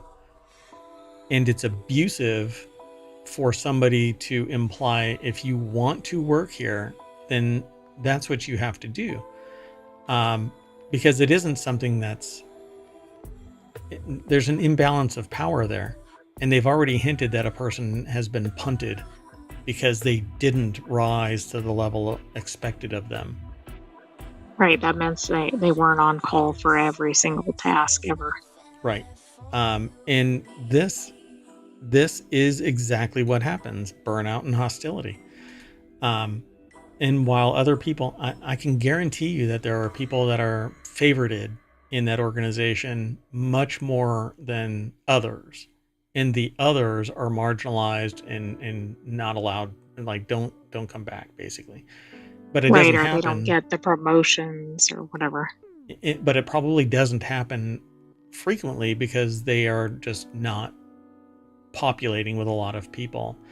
And it's kind of like the news organization that allowed anybody to write for them, the Huffington Post. They basically allowed anybody to write for them. They selected a bunch of people, and then once they IPO'd, they punted everybody. And it was basically tough shit. Yet they made their bones off of the hard work of all of these people that had aspirations. But the duty to perform was voluntary. They didn't get paid. They didn't get paid extraordinary when they actually did get paid. And then they got uninvited. You know, I mean, it's sociopathic, it's abusive, and it's why unions form. So in the UK now, you're not allowed to bother people after work hours. But you'll see CEOs and other billionaire class going, well, then don't work here. Exactly. I mean, is it really getting stopped? Maybe in some spots. Yeah, I just recently read that in the finance industry, they're actually putting a stop to longer than 80 hours a week. But if you're doing any real-time live work, all bets are off. You work until you get the deal done. So yeah, the finance industry is known to be very, I mean, maybe second. I don't know how to say it. Maybe law is second. Maybe, right? Zero bargaining power. If you want to stay in finance, you have to bust your hump so that you can make your bones, and then you can go somewhere, because you've been making for 5-6 years until you're burned out $250,000 a year. It's why I didn't go into finance, because I hated what was behind the door. I absolutely despise the good old boy club and these cliques and, you know, scratch my back, I'll scratch your bullshit. So as a professor of communications, they wanted to understand what happens when people feel compelled to dash off work emails after dinner and before breakfast. So a colleague and them conducted a study investigating the effects of after-hours work communication. I hope they sent those before breakfast and after dinner or whatever to replicate it. I think some people in the study wouldn't know how to respond because they might not know an existence outside of that. Yeah, I mean, I used to work 100-hour work weeks and wore a suit, and I said, no, I can't do it. I wanted to enjoy my life. 2.5-hour commutes one way. I would spend 4 or 5 or 6 hours in traffic. So the research conducted through a survey of 315 full-time U.S. employees across various industry draws upon the conservation of resources theory to explain how after-hours communication depletes employees' mental and emotional reserves. True, you have to live your life. So the numbers have doubtless only risen since then. More than half of American employees reported checking work-related messages at least once over the weekend. I responded to an email this morning at 3. Okay, that's a bit ridiculous even compared to this article. Yeah, and I went to bed at 1, so mayoral duties never cease. According to a 2013 survey conducted by the American Psychological Association, the numbers have doubtless only risen in the 11 years since that survey. Oh my goodness, I would say it's almost probably like 90% or something. Their findings show the consequences of this shift in the modern workplace. When the boundaries between home and work are eroded, it doesn't just hurt a person's job and life satisfaction, it affects everything. They say organizational performance too. I think they're trying to make the point that like there's some impact beyond somebody complaining. So like even if you don't care about the worker, maybe you care about your company operating. Yep. Yeah. I mean, you don't get paid. This is why I'm such a proponent of telework. You don't get paid to travel to and from work, and you don't get paid, arguably, right? You're one of those exempt employees with a salary, and so you are on call essentially. You can't turn off, but then they expect you to have work-life balance, because if you show up pissed off, they're like, oh, we're gonna pip you or something like that. And you're like, man, I was up until 1 o'clock doing your work and then up again at 5. Exactly. Now you expect me to be fresh and cheery the next day. I don't think so. How about I smack you? Anyway, yeah, and this is something that I tell people all the time. you have to learn to say no. And if the abuse continues, you have to either form a union or walk. And if everybody else is happy and you're the only one that's miserable, that means that there's no union that's going to form. You have no bargaining power. You bounce. But you have to be ready to do that. So, yeah. And in reality, I think we should be able to say no. No, don't pick up the phone. Don't answer an email. But it should be more than that. They shouldn't be allowed to send it, because I think the receipt of it, even if they don't reply or get involved in a long project or whatever, it like takes them out of relax mode and back into work mode. And I suspect there's a study that like every time you check an email or something, how long does it take you to unwind from that? Yeah. And this article doesn't really, they link to things, but they don't actually say. They just say the data is unequivocal. Engaging in work-related communication after regular business hours leads to emotional exhaustion, which can in turn spill over into counterproductive work behavior. But we'd have to go and look at the actual they don't quantify data in this article, but that doesn't mean they don't in the study. And they make a reference to a survey that was 11 years old. So yeah, because 11 years ago, well, that's not true. I mean, 11 years ago, telecommunications was still pervasive. True, but the world was very different with telework. So I find it kind of interesting that they used a survey from that time frame, because unless it was like 2020 or later, I don't know if it's really reflective of the modern workplace. Yeah, plus there are more tools now, right? Yep. Depending on what company, you might have like instant messaging and text and phone and some sort of meeting app and all these things. And all these things are ways that they're bothering you. And it's nonstop. Yep. Just constant. Multiples at the same time sometimes. Yep. Let's move on. Next article and our last one for today. It's over in Reality Hacker. OpenAI's advanced Project Strawberry model has finally arrived. ChatGPT's new advanced reasoning model 01 replies using reinforcement learning and chain of thought reasoning to answer complex questions. This is something that people were talking about needing to have happen, because what it would do is just kind of hallucinate and blurt out whatever came to mind with no rationalization. But reinforcement learning means that it has the ability to make a statement and that's valid, and then train itself to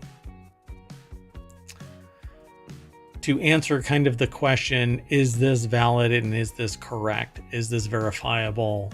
Am I answering it the proper way? And then the chain of thought reasoning is, how do I get from A to Z? But I'm watering it down because I'm not an expert in AI, but maybe that's what I'll pursue. The AI doctor. Andrew Tarantola put this article together for Digital Trends. I got this email today saying that, hey, you're invited to do the blah, blah, blah. So it was joined by a mini version, GPT-4o, just like GPT-4o was 01, that will offer faster and more responsive interactions at the expense of leveraging a larger knowledge base, except that Project Strawberry actually is slower and it does it on purpose. It's just the mini version is going to be faster than Strawberry, like just the main Strawberry deployment. So, for example, during testing, 01 was fed a qualifying exam for the International Mathematics Olympiad, while its predecessor, GPT-4o, not 0, but O, had only managed to correctly solve 13% of the problems presented. 01 got 83% of them right. In an online code forces competition, 01 scored in the 89th percentile. What's more, 01 can respond to queries that stumped previous models, like which is bigger, 9.11 or 9.9.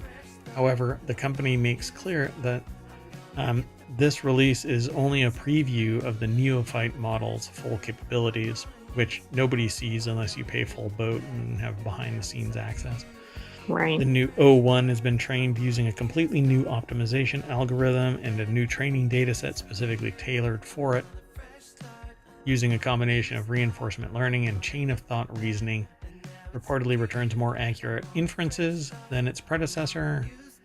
It hallucinates less, which is what I said, and it says we can't say we've solved hallucinations. Well, right. If they haven't solved it, that's kind of concerning.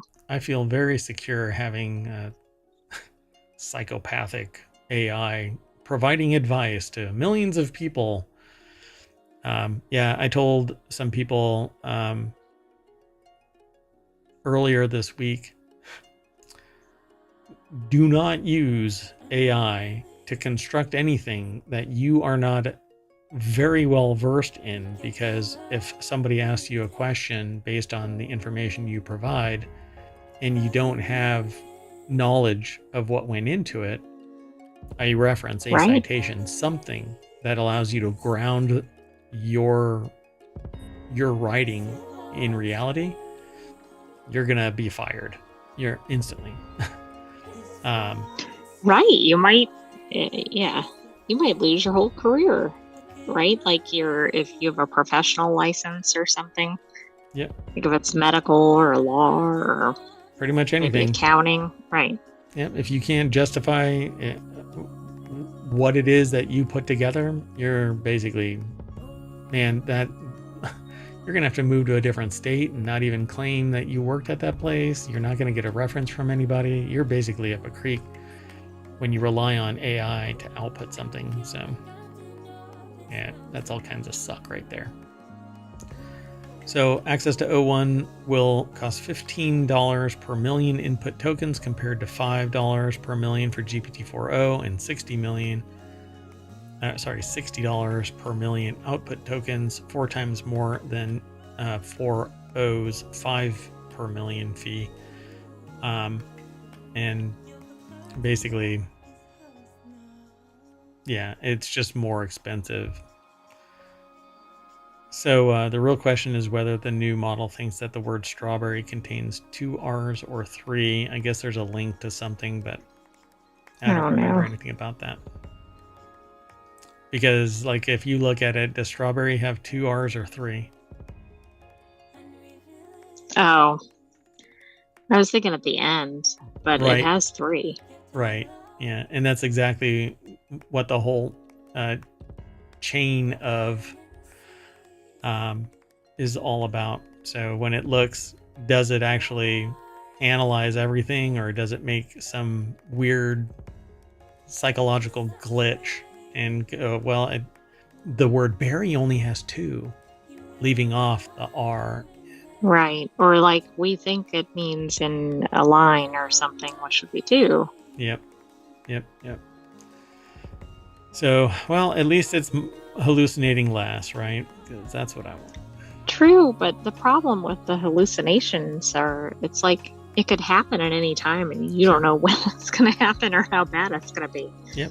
It could be. It's one thing if it says like the color is off white versus eggshell. It's another if it's like somebody committed a crime that didn't, or whatever. Yep. And then it should run for the postmaster's office in the UK. So. Yeah. Well, I put into ChatGPT how to get to the front page, and it said, "Oh, click that."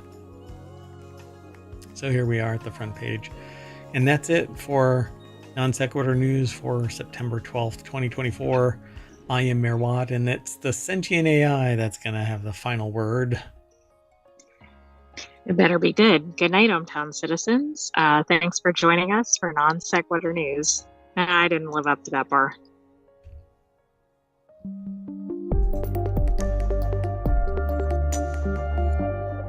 Okay, I lied. Bye!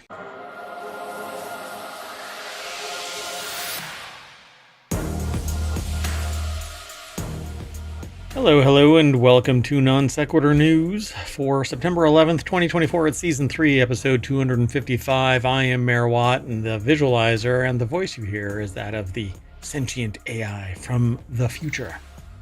Good evening, ohmTown citizens. Welcome to Non Sequitur News. Our new catchphrase, our new byline, or I guess our new motto is News and Brews. See, I'm drinking an Oktoberfest, Sam Adams Oktoberfest. We're not brought to you by, well, maybe I guess we're kind of brought to you by. Yeah, we're not sponsored by them.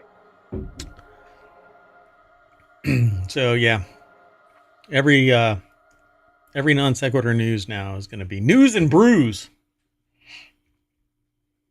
No? Anywhere, seismic mega tsunami, too big to sell, new rules for agents. So which card should I steal? Temporary paint on walls, flying freaky fungus, stronger storms mean stronger lightning, 3 lonely products, physical and virtual worlds for climate, and delayed again, and no free hotel anymore? You sons of...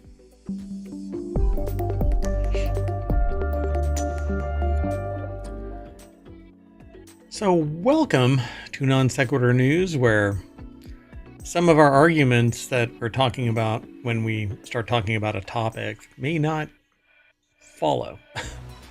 And articles don't follow. There's no real rhyme or reason to why these are organized the way they are. We just thought that they were entertaining. So let's get into the first one.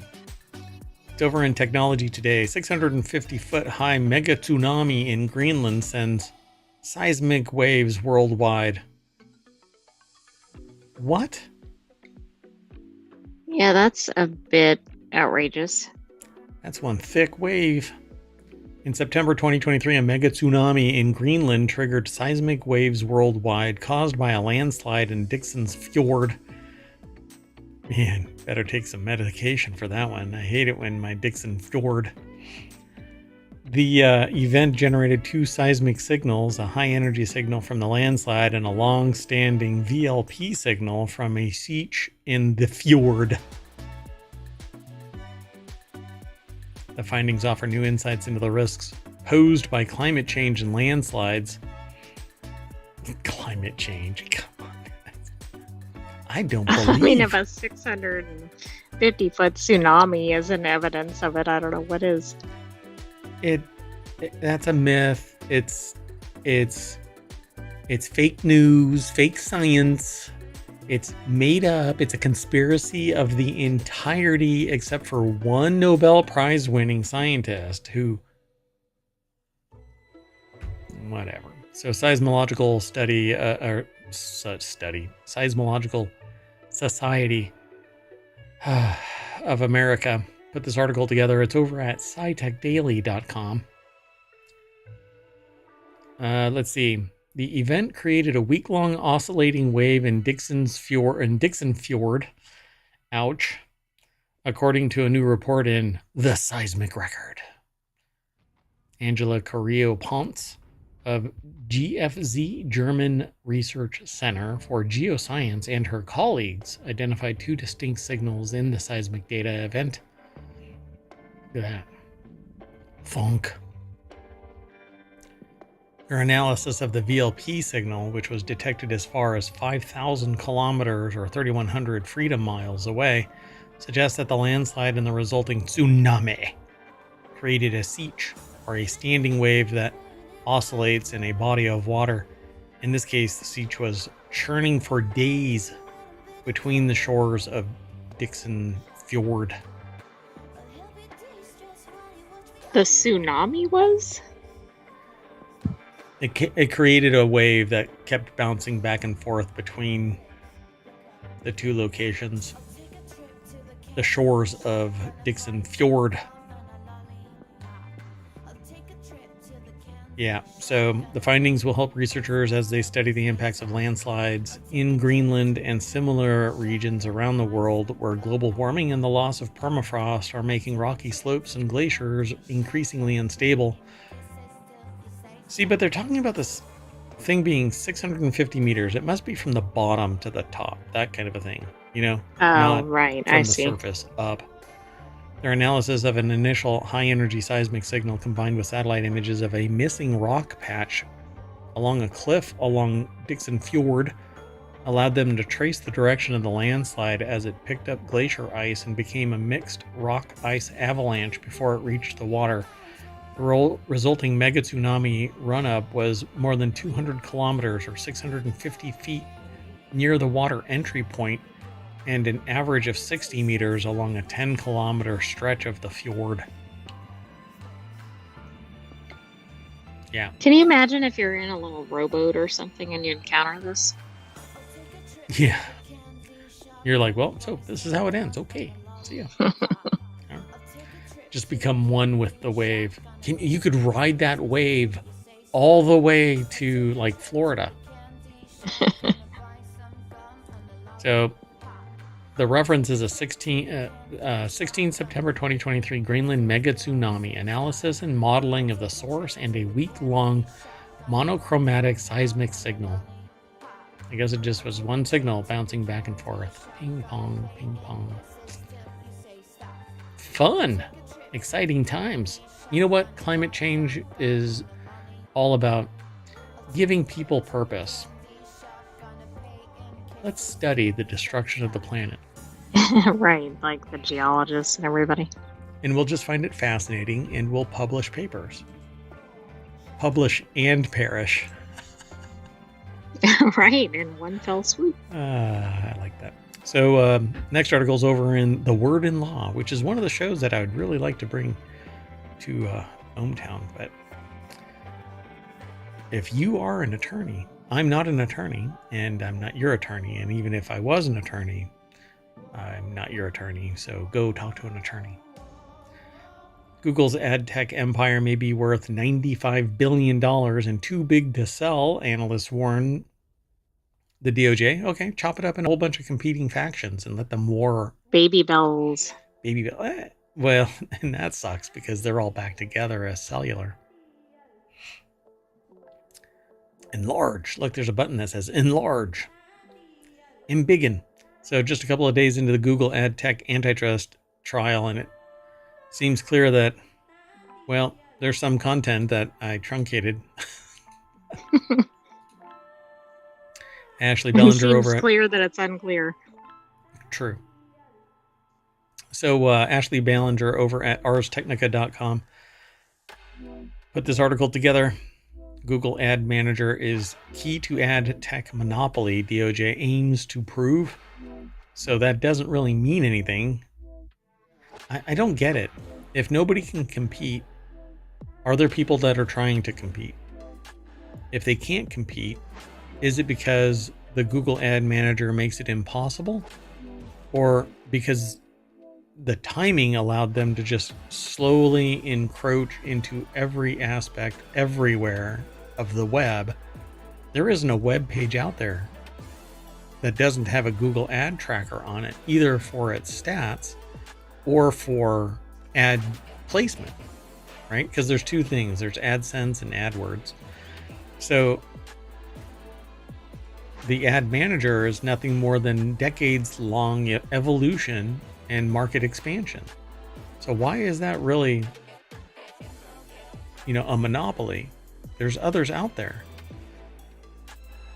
But are there? I mean, if they're too small to survive, that's one thing. But Google didn't get there, just, didn't blink into existence and suddenly it dominated the internet. People thought that it was frictionless. There was money that was injected into it. Now it's making more money than it loses. So it's an ongoing concern. It's making people filthy rich. If I would have been his professor or advisor and invested, then I'd be a billionaire.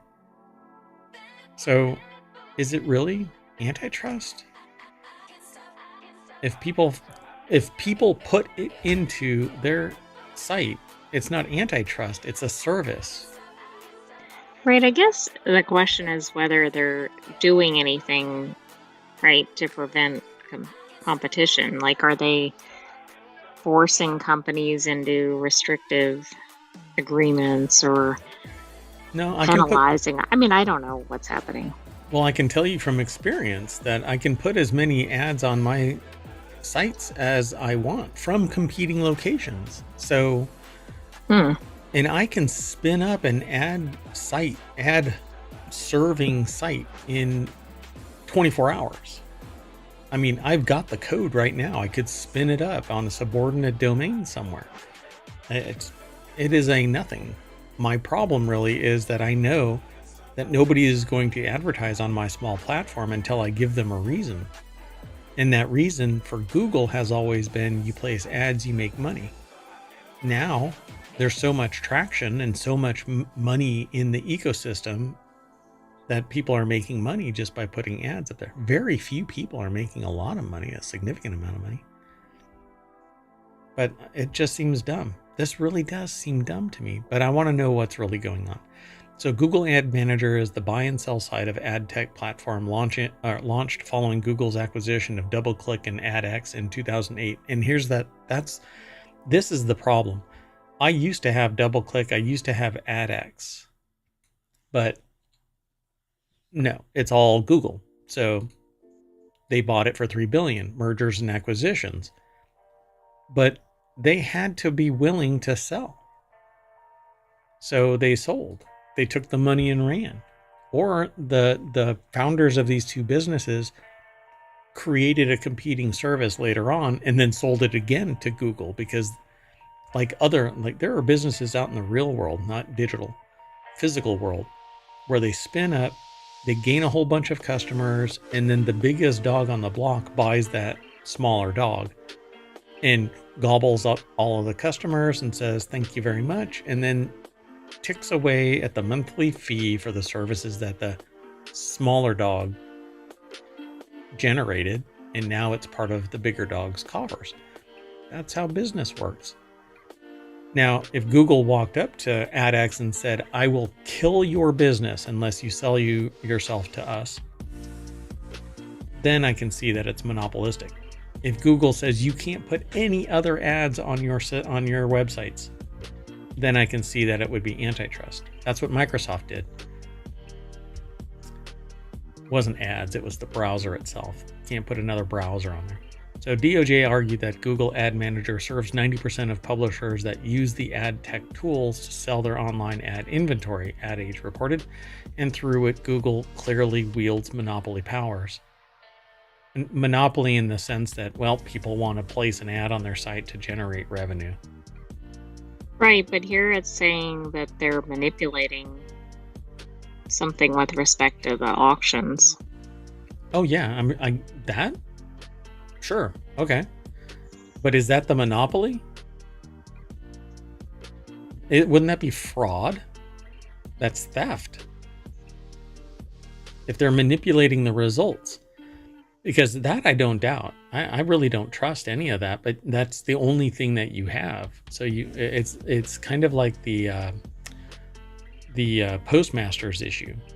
The only evidence is the internal system, and so yeah, you're kind of screwed. You have to trust in the system, but I don't trust anything because I can't verify jack. You know, if I put a $200 ad buy in AdSense, like I'm sitting there going, okay, place my ad for my website, spend $200. Just because it gets placed, that's one price point. If somebody clicks on it, it's upwards of $5 for my particular field.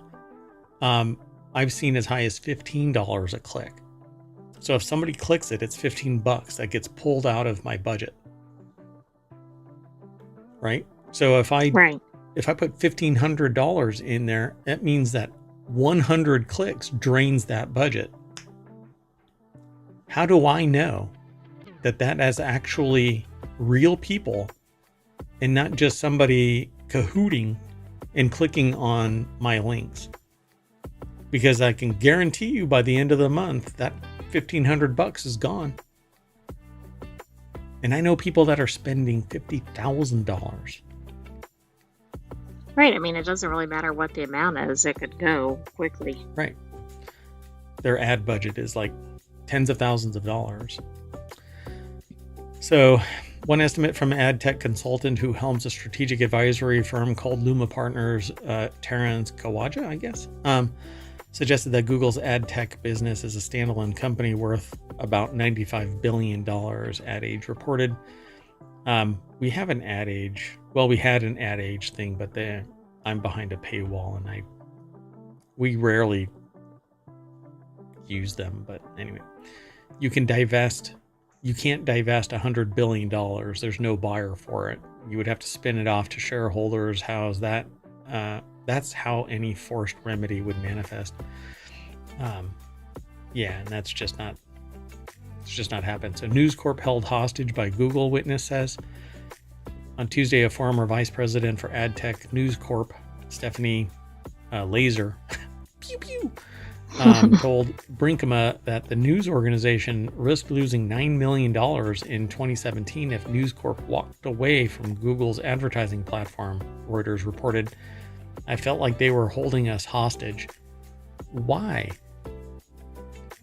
It isn't like incumbent they're not getting into some detail, but you're going to lose because it was generating revenue for you, but that's on you. You know? Right, that doesn't force you to use them. You either use them and make the $9 million, or you don't use them and you bear the burden. It isn't. That's a weird logic. Laser said this was due to the high switching costs and Google making it impossible to negotiate so that publishers could make more informed buying decisions, Ad Exchanger reported. In fact, when she tried to press for what she considered fairer terms, Google employees allegedly called her emotional and unproductive. Laser testified. Okay, so they are basically saying, here are our terms. We feel that our value to you is X. I don't get the switching fees, though. Going somewhere else. What is that about? Well, no, I know that, but I mean, who sets those? That's their estimate of how much it would cost. Is that any different, though, than switching any other supplier or vendor? Nope. No. I mean, you could switch no matter what. If you're entrenched somewhere and you have to switch somewhere. Okay, like all of the people that bought VMware stuff, the prices are getting jacked up 10 times. Upwards of 10 times is what I've seen. So to switch somewhere else, you're going to have some amount of burden there. Is it on VMware to sit there and go, oh, okay, our costs are too high for you, so let's negotiate, and we're going to negotiate all the way back down to your original pricing? No, it's not incumbent on the company to sit there and capitulate to your whim. If they say that they value it at $9 million and you don't want to pay $9 million, you freaking go somewhere else. It doesn't make any sense. None of this makes any sense. Because nothing changed following mostly failed negotiations with Google, Laser said Brinkema and the News Corp conducted a 6-month internal evaluation to determine if the news organization could afford to switch from AdX to another ad platform called AppNexus, but the fear of losing Google's ad demand was just too great. Okay, so you managed your risk. You found internally that the value of that risk was too high, so you stayed. Well, I hate to break it to you, but you're basically owned by your own fear of moving on and putting some downward pressure, competition on Google. You created the monster. If you don't like Google's big business, hobble them by going somewhere else and making a competitor that's worthy of true competition. Right. I mean, and by going to them, you're really kind of perpetuating it. Again, I'm assuming that they're not actually preventing you from going somewhere else. They can. It's their ads, their money. They could go anywhere they wanted. Right. I mean, Google's not doing that. Yeah, Google is not stopping them. Google is saying, if you don't pay us, you have to go somewhere else because we won't serve your ads. So they're basically going, you know what? You're right, abuser. I'll stay with you. You know, I'll stay with the abuser. Sure. I mean, it's ridiculous. So leave, go somewhere else. Disarm the abuser by actually leaving. But no, they don't. They give them millions of dollars and arm them more and more and more. Well, anyway, what's going to come of this is Google is going to be found to basically be a juggernaut. And only the most disingenuous DOJ would sit there and go, yes, we need to break you up or fine you or whatever. It's not on the business to sit there and go, oh, we need to, your interpretation of good faith negotiation is lowering our price until you can afford it.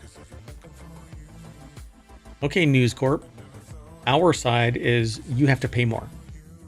Oh, the negotiation stalls because we're at an impasse. Okay, well, you can go somewhere else until you find out that we are worth $9 million. All right, I got to get going. We got to move on. Moving on. This article's over in Hatch Ideas. Home buyers have a fresh bargaining chip to play following new rules for how real estate agents are paid. This is pretty awesome because we talked about it previously. And we've been waiting for this. New rule change on how agents get paid gives buyers a new edge when making offers. Now, over the years, we've always been told, well, the reason why ...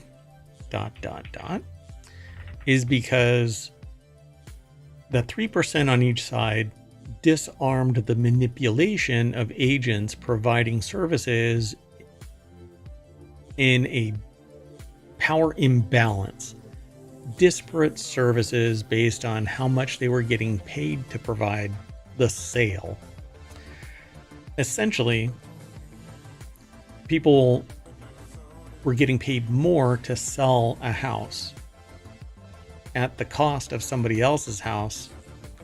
Right, because if the price was higher, right, the commission was higher. Right. So everybody got 3%, the buyer and the selling agent. 3% is a lot on a house. Yeah. And sometimes, particularly lately, a house sells like that. Very little babysitting, very little showing. The ones that do have to work, maybe they do earn 3%. But I know the houses that I've sold, no. They've sold like that. Very little babysitting, very little showing, if anything, really. But then there's this thing called a pocket listing, which is really interesting because that's not on the up and up, but it is on the up and up. It's considered a pocket listing, not shown to anybody except select ones that they believe will sell. Anyway, the article's over in CNBC, the Make It section. Mike Winters put it together. There's no deck statement.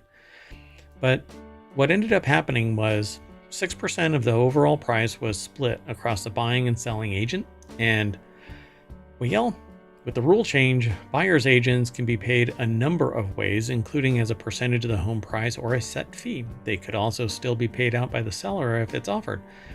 While this gives buyers more flexibility in negotiating how much they pay for an agent, it can be confusing too, especially since it requires more back and forth between the buyer and the agent, this is just BS. Because the agents are going to sit there and go, well, this is my fee. Right? And well, right. I mean, and that's the thing. It's like this buyer and seller still don't really have much bargaining power, right? The people themselves have very little, right. But now, oh, and by the way, this wasn't always the case. It wasn't a hard and fast 3% number, by the way. There were times where they were like, hey, you want to agree and we'll just split the difference, okay? Yeah. We'll both agree to take 5% off or not 5%, 0.5% like off. 1% or whatever, yeah.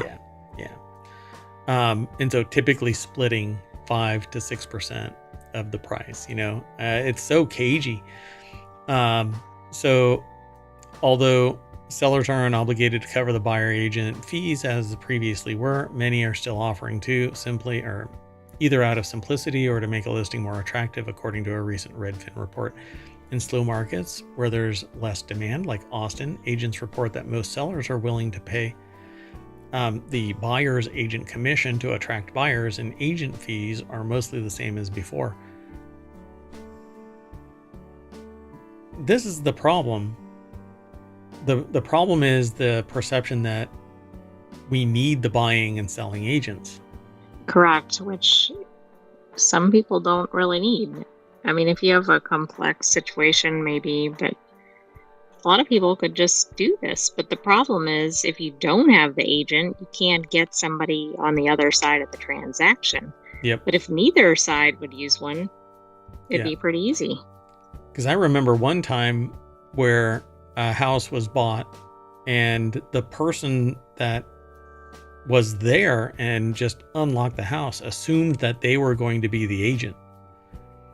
And that's just not the case. I mean, it was literally, hey, look, this house has got a opening. Let's go take a look at it. They were there, walked through the house, and they assumed that they were the buying and selling agent. I'm like, no. Well, I think that we've got the technology now to lower the friction to buying and selling a property, because if you have your ducks in a row, there is no negotiation. You're not going to be lowering the price. Now, when there's a lot of back and forth, then yeah, I can see it. But I think the problem is that it's exorbitant. 3% or 6% for allowing somebody to look at the property that they're supposed to be buying. I don't think it's worth it. Not when a house is $350,000 on average in the United States. They say it will be harder for most first-time buyers who don't have the proceeds from the sale of a previous home to afford this on top of the cash they already need for a down payment. Well, make it 1%. Maybe. Yeah, it doesn't have to be 3. But one other problem is that the current batch of real estate agents are accustomed to getting 3. Right. Yeah. And it's almost an entitlement. Like, oh, well, that's the standard. Mm-hmm. So again, just like Google, the last article, this is the butter on the bread that we've toasted. We created this beast, so now it's time to claw it all back and give it back to the consumers, the ones that are actually footing this bill. Consumers are the ones with the power. A real estate agent can't stop me from buying a house. That is illegal. All right, let's move on. Next article is over in the Mobile Channel. $70,000 in Pokemon cards stolen as thieves ask employees for advice on which cards to steal. A heist at a trading card shop in Osaka, Japan on September 9th ended with the thieves walking away with over $70,000 worth of collectible cards. The robbery is yet another in a long string of thefts around the world involving Pokemon cards. The store specialized in Pokemon cards, of course. A pair of masked men barged into the store armed with knives. They tied up 2 of the employees and went on to steal over 100 Pokemon cards at a value of over 10 million yen, roughly $70,000. They also took 2 smartphones and 250,000 yen in cash. Wild. This article came out in the last 24 hours, earlier today, apparently. It's over at vice.com. I don't know. I don't know if they're going to list all of the cards or anything, something like that, but there have been massive collectible card heists. Employees told them the wrong cards.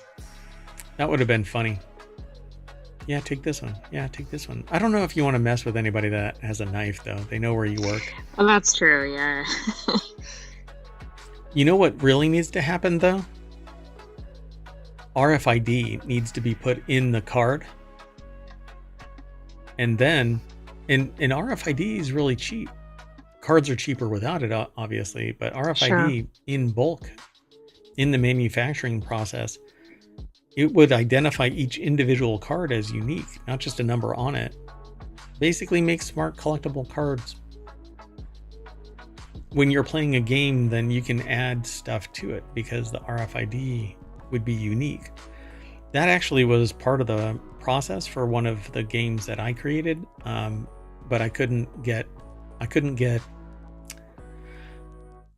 any momentum to actually get the device needed to produce the game, and so it flamed out. But yeah, I mean, if these things are worth that much, it needs more protection than what it has. Well, and at some point, they're going to have to stop having things in brick and mortar stores because of things like this. Yeah, it's going to be totally Can't online. have nice things. Yep. So $70,000 in Pokemon cards and maybe the threat of your demise. That game is not worth it. Moving on. Next article is over in Non Sequitur News. You can peel this temporary paint off your walls when you're ready for a new color.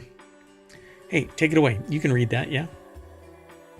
I can. I mean, what if you just want to take off the paint for the relaxation of it? You know, like if it peels off in one nice strip. So I'm going to take this paint and I'm going to go paint somebody else's house, because if you peel it off, it's yours. Right? Well, the paint or the house? No, the house. I'm not going to take the paint. Well, that would save you the commissions. That's true, too.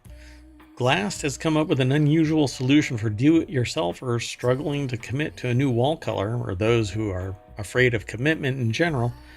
It's Unpaint. It's a wall paint alternative that can be applied using standard tools like brushes, rollers, or even sprayers, but not permanently. When it dries, the company claims the paint can be easily peeled off instead of requiring laborious sanding or solvents to remove it. I'm in love. Yeah, I'll tell you about this. So I think I know that I've told you before, but I'll tell the whole world. I once went to a club where, let's just say you had to get really up close and personal to people. And one of the things that took place were people would paint liquid latex on their bodies. And you could do the equivalent of Unpaint. So,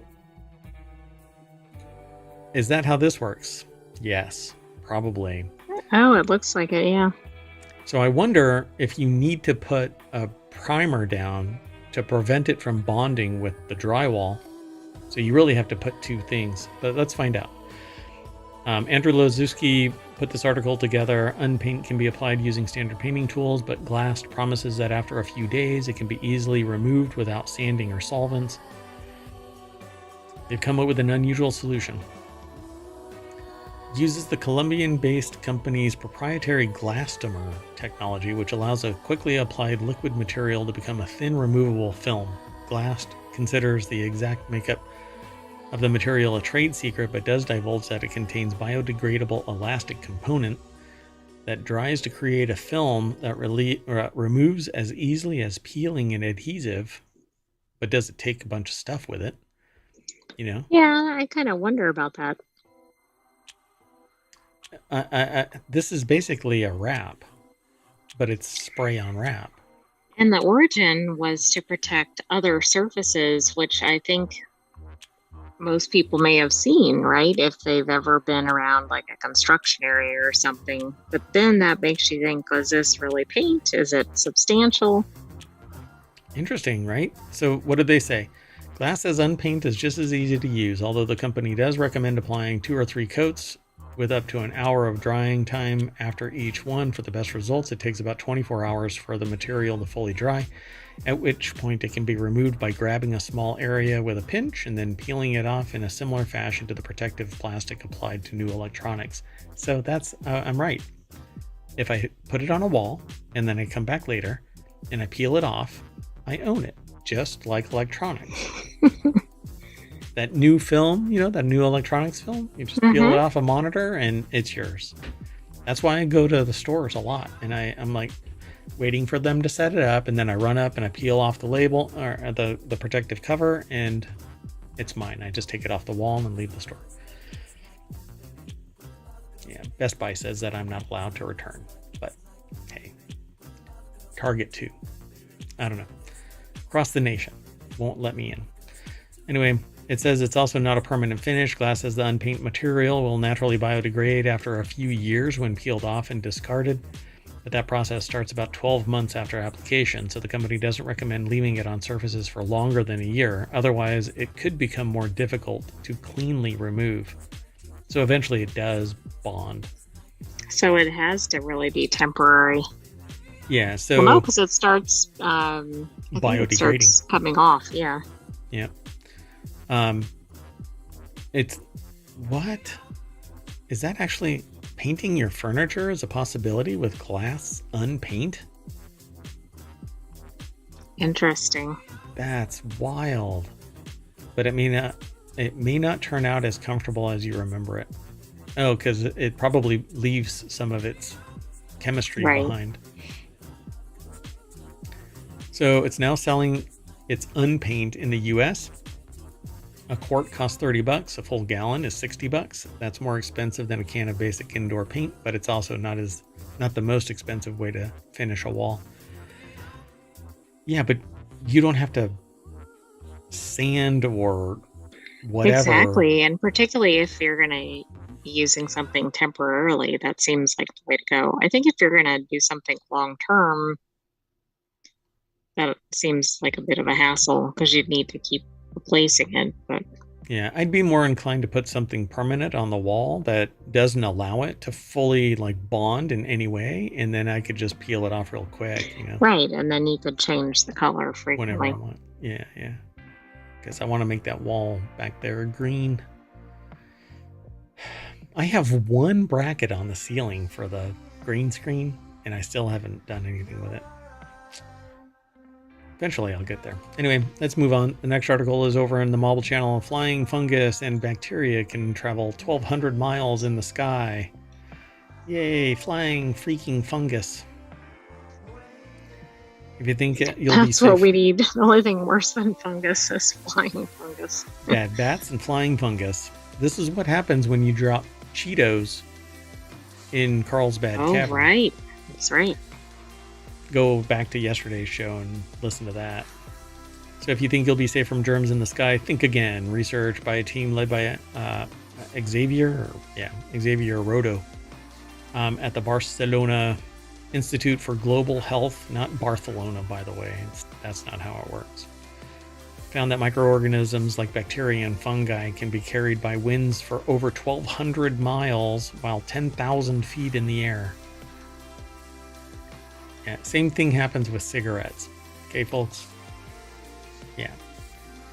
A third of the identified microbes are pathogens that can cause disease, and the ones with antibiotic resistance brought that with them. That's a huge risk. Are the fungi the ones smoking the cigarettes and spreading the cigarette smoke? Correct. Not just a fungi. That's a huge risk since they can spread antibiotic-resistant genes to new environments. Bad bat.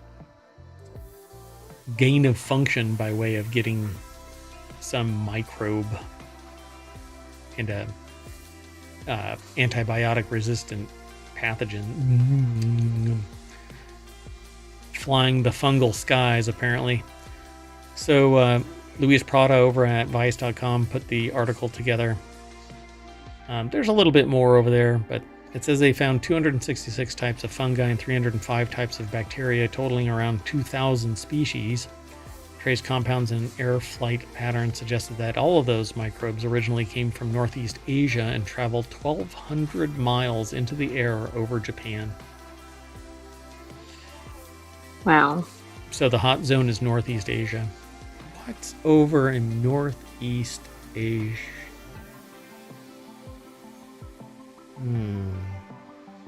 Bad.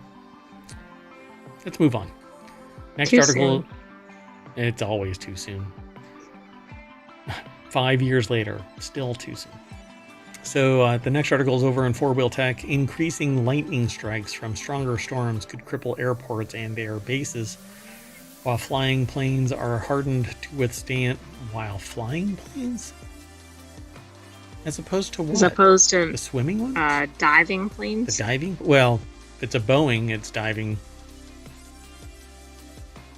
Maybe it was diving to catch the bolts that weren't holding the doors on. So, okay, so we'll talk later. So flying planes are hardened. Man, I can't get past that.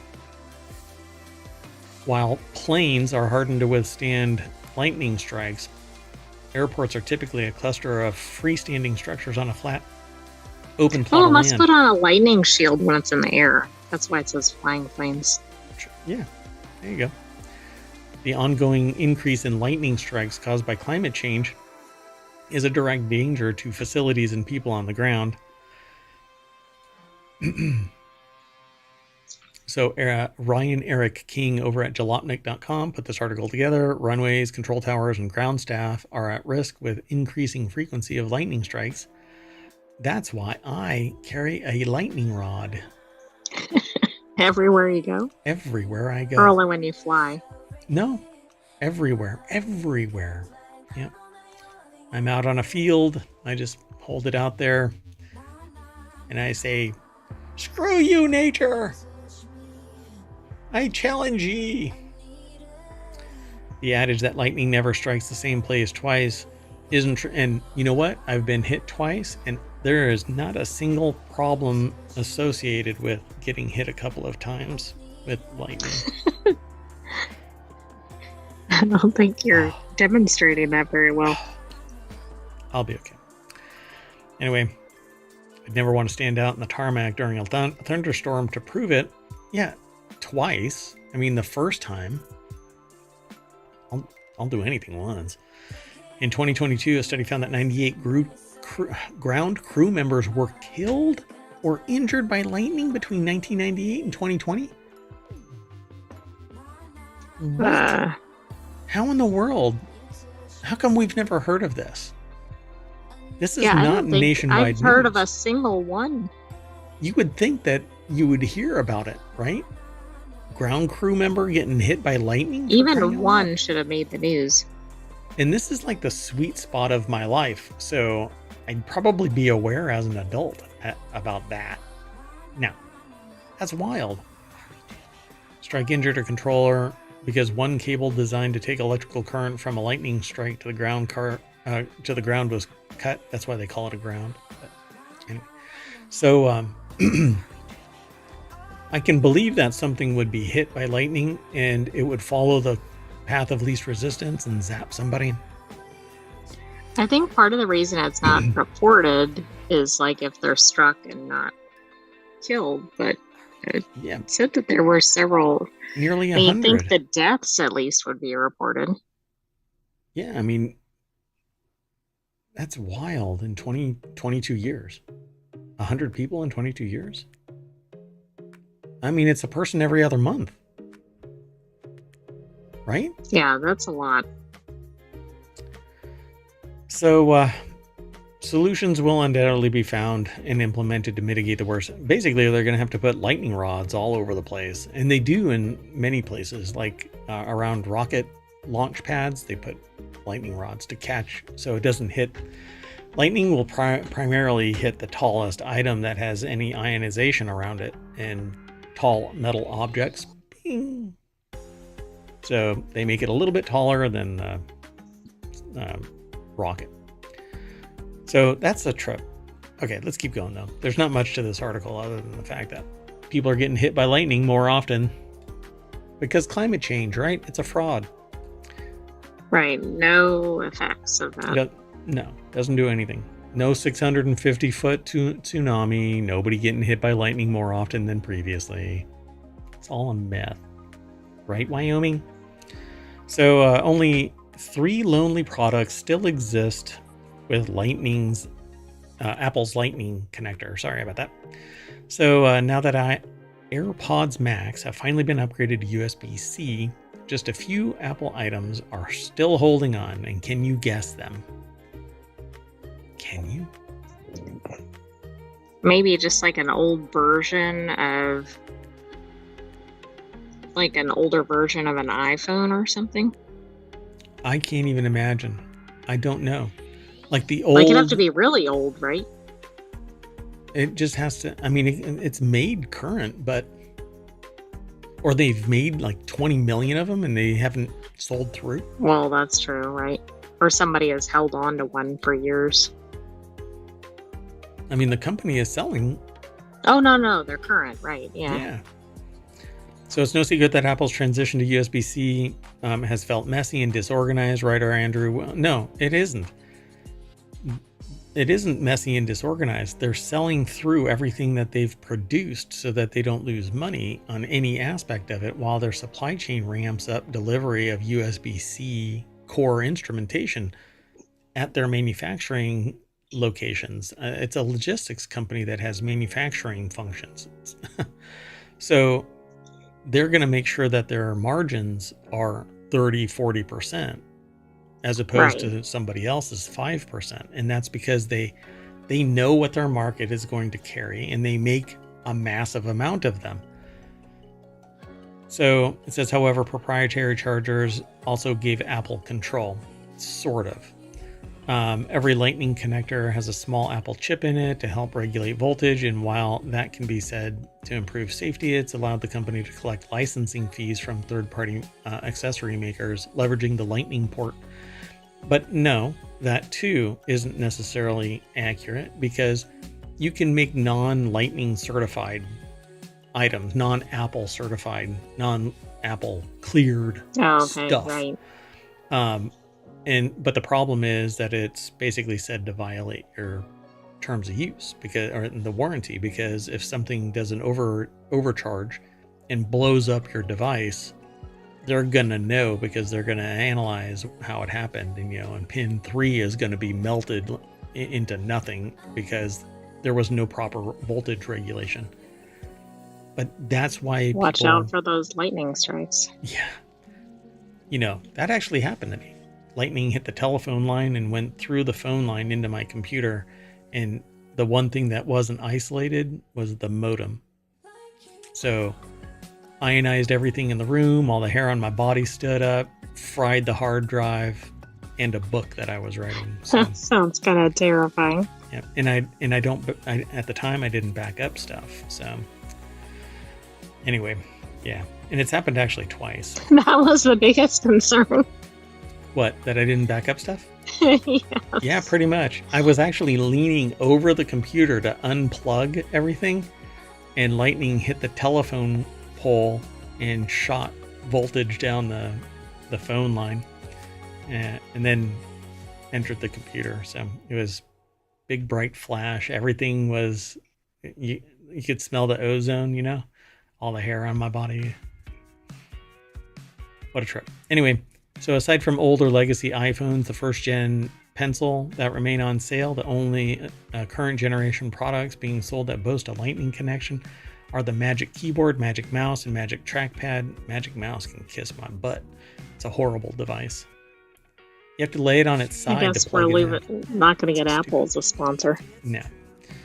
It's highly is that the one with the weird charger? Yeah. Oh, so dumb.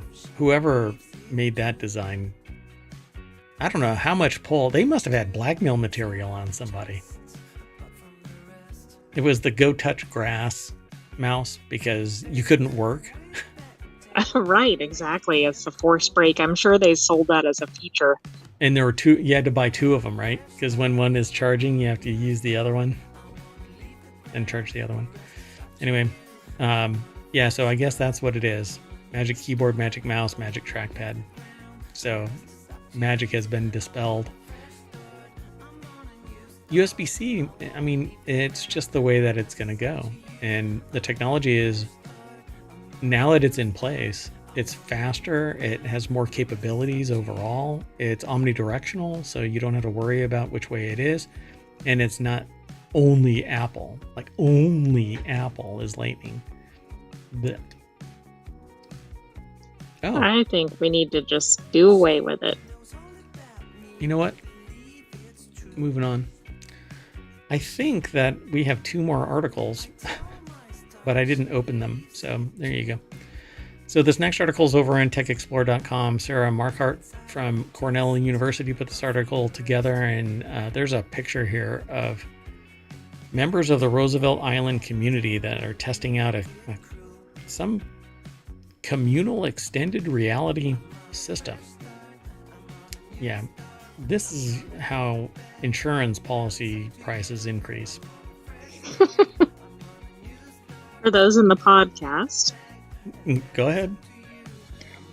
It looks like a bus with a bunch of people wearing VR headsets. It's a little odd. I would say that the average age of the population is somewhere around 65. Agreed. So that's another layer of unusualness. Yeah. Hey, this is a lot of fun. Oh, my hip is broken. TechExplorer.com is the source of this article. Passengers all don virtual reality headsets for an eye-opening experience, a cutting-edge blend of the physical and digital worlds designed to engage communities in new ways through the communal extended reality system. Passengers were transported into a realm where virtual environments seamlessly merged with their real surroundings, guided by audio narration. Oh, it's the big... Oh, from whatchamacallit in 1,000 Planets. Valerian, yeah. And the City of 1,000 Planets, that's what it's called? Yes. Yeah. Where they go to the big market and they put the glasses on and walk through like this quantum gate and end up in a pocket universe. That is awesome. So passengers were transported into a realm where virtual environments seamlessly merged with their real surroundings.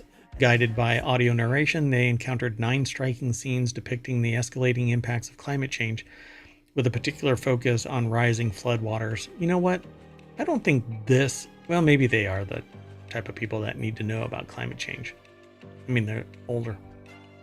So... Well, they probably weren't taught about it in school. I mean, it's a pretty recent thing to be... And it's denied quite a bit by older generations. So, not everybody. Don't send me any hate mail. But I like mail, so send me mail. It's fine. Projections suggest that a 100-year flood could submerge most of Roosevelt Island. Despite these alarming forecasts, research indicates that such a catastrophe doesn't feel real to many in the public. This disconnect between knowledge and urgency is precisely what the CXR system aims to address. I dig this. I like this. Well, I also like it because it's so tailored, right? It gets away from the, oh, that's somebody else's problem, right? It's another ocean away or whatever. Yeah. This is their residential location. Yep. It's mapped right to them. Yeah, I dig that. That's pretty cool. So in the planning and development phase, we were warned about scaring people about flooding and climate change because people can become hopeless. We tried very hard to employ humor and emphasize possible interventions to mitigate this. We did find that people got worried, but we also noted that the worry seemed to galvanize people to act, which is a good outcome from our perspective. Right on. This is actually pretty cool. Really cool. Yep. They need to do that everywhere. That needs to be like a required, I know there's no way to mandate something like that. It needs to be like a required thing if you're going to get like a driver's license or whatever. My point is maximum exposure to this. Yeah, and I won't do it because you don't want me exposing myself maximally. I once said in a meeting with about 30 people that, yeah, I think that this should have been mandatory and everybody mandatory. Everybody do it. And somebody called me Hitler. Well, I was going to say, I'm not sure everybody wants it to be mandatory. Last article for tonight is over in Non Sequitur News. A residential around-the-world cruise is delayed again, and waiting buyers won't get free hotels anymore. Is this the same one? It is. Oh, God. We just talked about how they're getting free hotel stays. Uh-huh. Via residential Maybe it was going okay till they reported it. Yeah, and now they're like, well, you talked about us, so we're pulling. But it's their fault. How can they not? I mean, Think of the lawsuits that are going to come out of this. This isn't even the one that was like that didn't get the ship. This is another one. Hey, everybody, sell your houses, give up your careers, get rid of your pets, say bye to your loved ones, whatever. Pare down to anything. just what you need to do this trip. Oh, we forgot to buy the ship. Son of a bitch. The only thing they needed. You had one job. Buy the freaking ship. Villavai's residential cruise ship has been delayed yet again as the company awaits a certificate. The ship was initially scheduled to set sail on its never-ending around-the-world cruise in May. In the interim, Villavai said it will no longer pay for its would-be residents' accommodations. Okay, so this is how it works here. You go over to ohmTown.com, you find an article that you're interested in, and down here it says visit the source. You click on that, it takes you over there, and bingo bango. Brittany Chang wrote this article. It is that ship, the Odyssey. It's over at businessinsider.com. And so the ship was initially scheduled to set sail on its never-ending around-the-world cruise in May, but apparently it needed to reboot. And now, what is this? It needs a certificate. Right. Why is that a surprise? The company said that it can no longer afford to pay for its would-be residents' accommodations near the ship, which remained stuck in Belfast, Northern Ireland for almost 4 months. I mean, that is a lot of hotel fares. Well, get your shit going and move. Well, exactly. You are literally a hotel on the water. Why can't you stay? It doesn't make any sense. Dual occupancy cabins start at $120,000 with an additional monthly fee of $1,800, $1,750. I round up. Do you think they've been charging a fee since they've been stuck in dock? That's insane. Yeah. So the highly anticipated vessel was initially scheduled to set sail in May following the company's acquisition of Fred Olsen Cruise Lines for more than 30-year-old Braemar vessel, now renamed Villavai or Viavai. I don't know how, is that Villavai?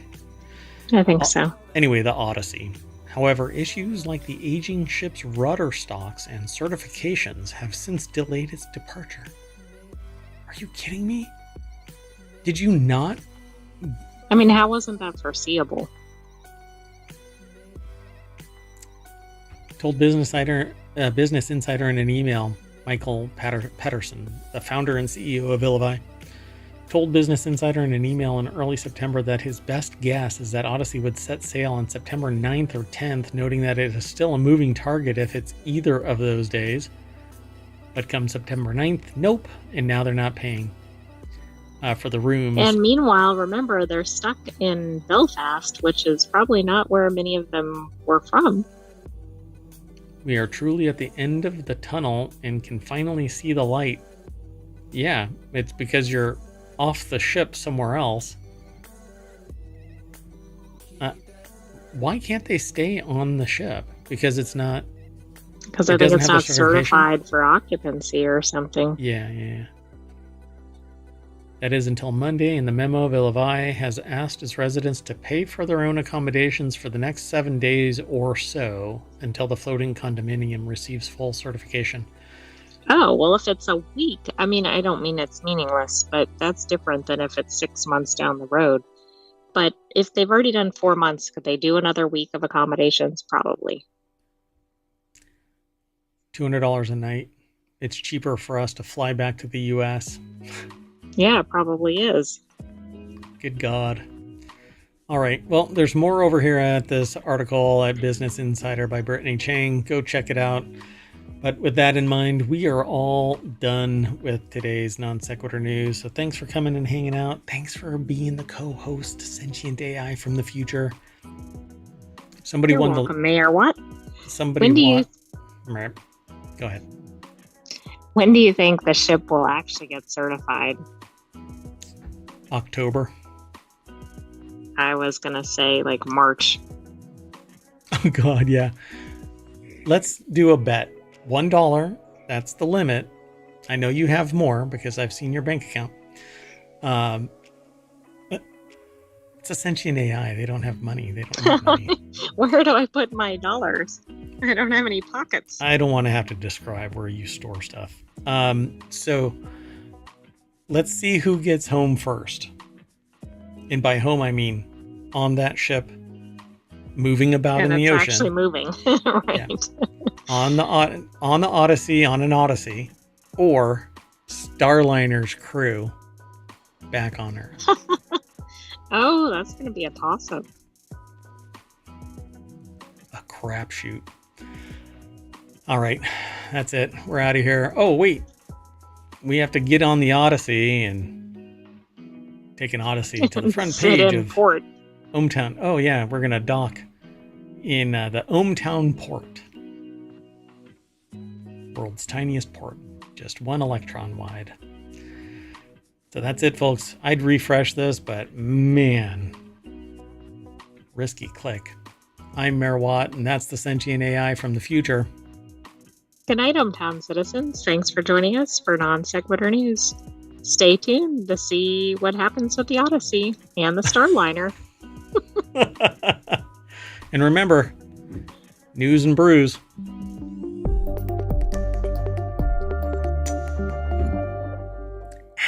That's some good Oktoberfest.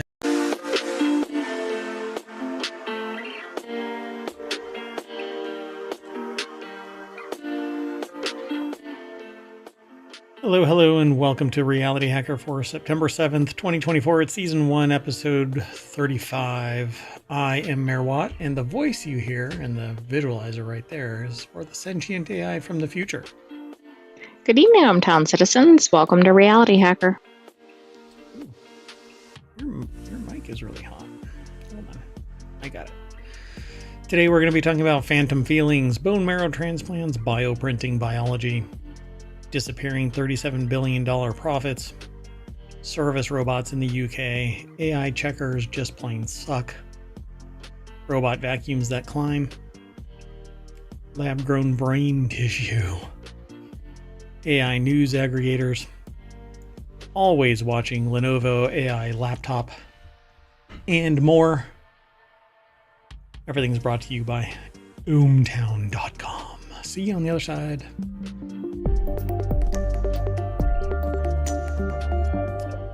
Whenever I say see you on the other side, I don't mean in the terminal sort of way. In the afterlife kind of sense. Yeah. And if I say Beetlejuice, oh wait. Doggone it. Uh-oh, we better stop. All right, folks, let's get into today's articles. The very first one is over in Technology Today, the neuroscience of phantom sensations. Can we feel what's not really there? Yes. Historically, yes. New research has established the parameters needed for inducing phantom sensations, enhancing technologies like virtual reality and devices for the hearing impaired. All right. Individuals can experience the sense of touch without actual tactile stimulation. This phenomenon, known as phantom sensation, occurs when the nervous system perceives a tactile illusion that does not correspond to any real sensory inputs. The University of Malaga put this article together, and it's over at scitechdaily.com. Individuals can experience this sensation without any actual tactile stimulation. Researchers from the Electronics for Instrumentation and Systems group at UMA have recently made significant advancements in understanding this phenomenon. For the first time, they have identified the minimum distance a vibrating point must travel for a person to perceive this moving phantom sensation. That's interesting. Guess I did that. So according to Trujillo,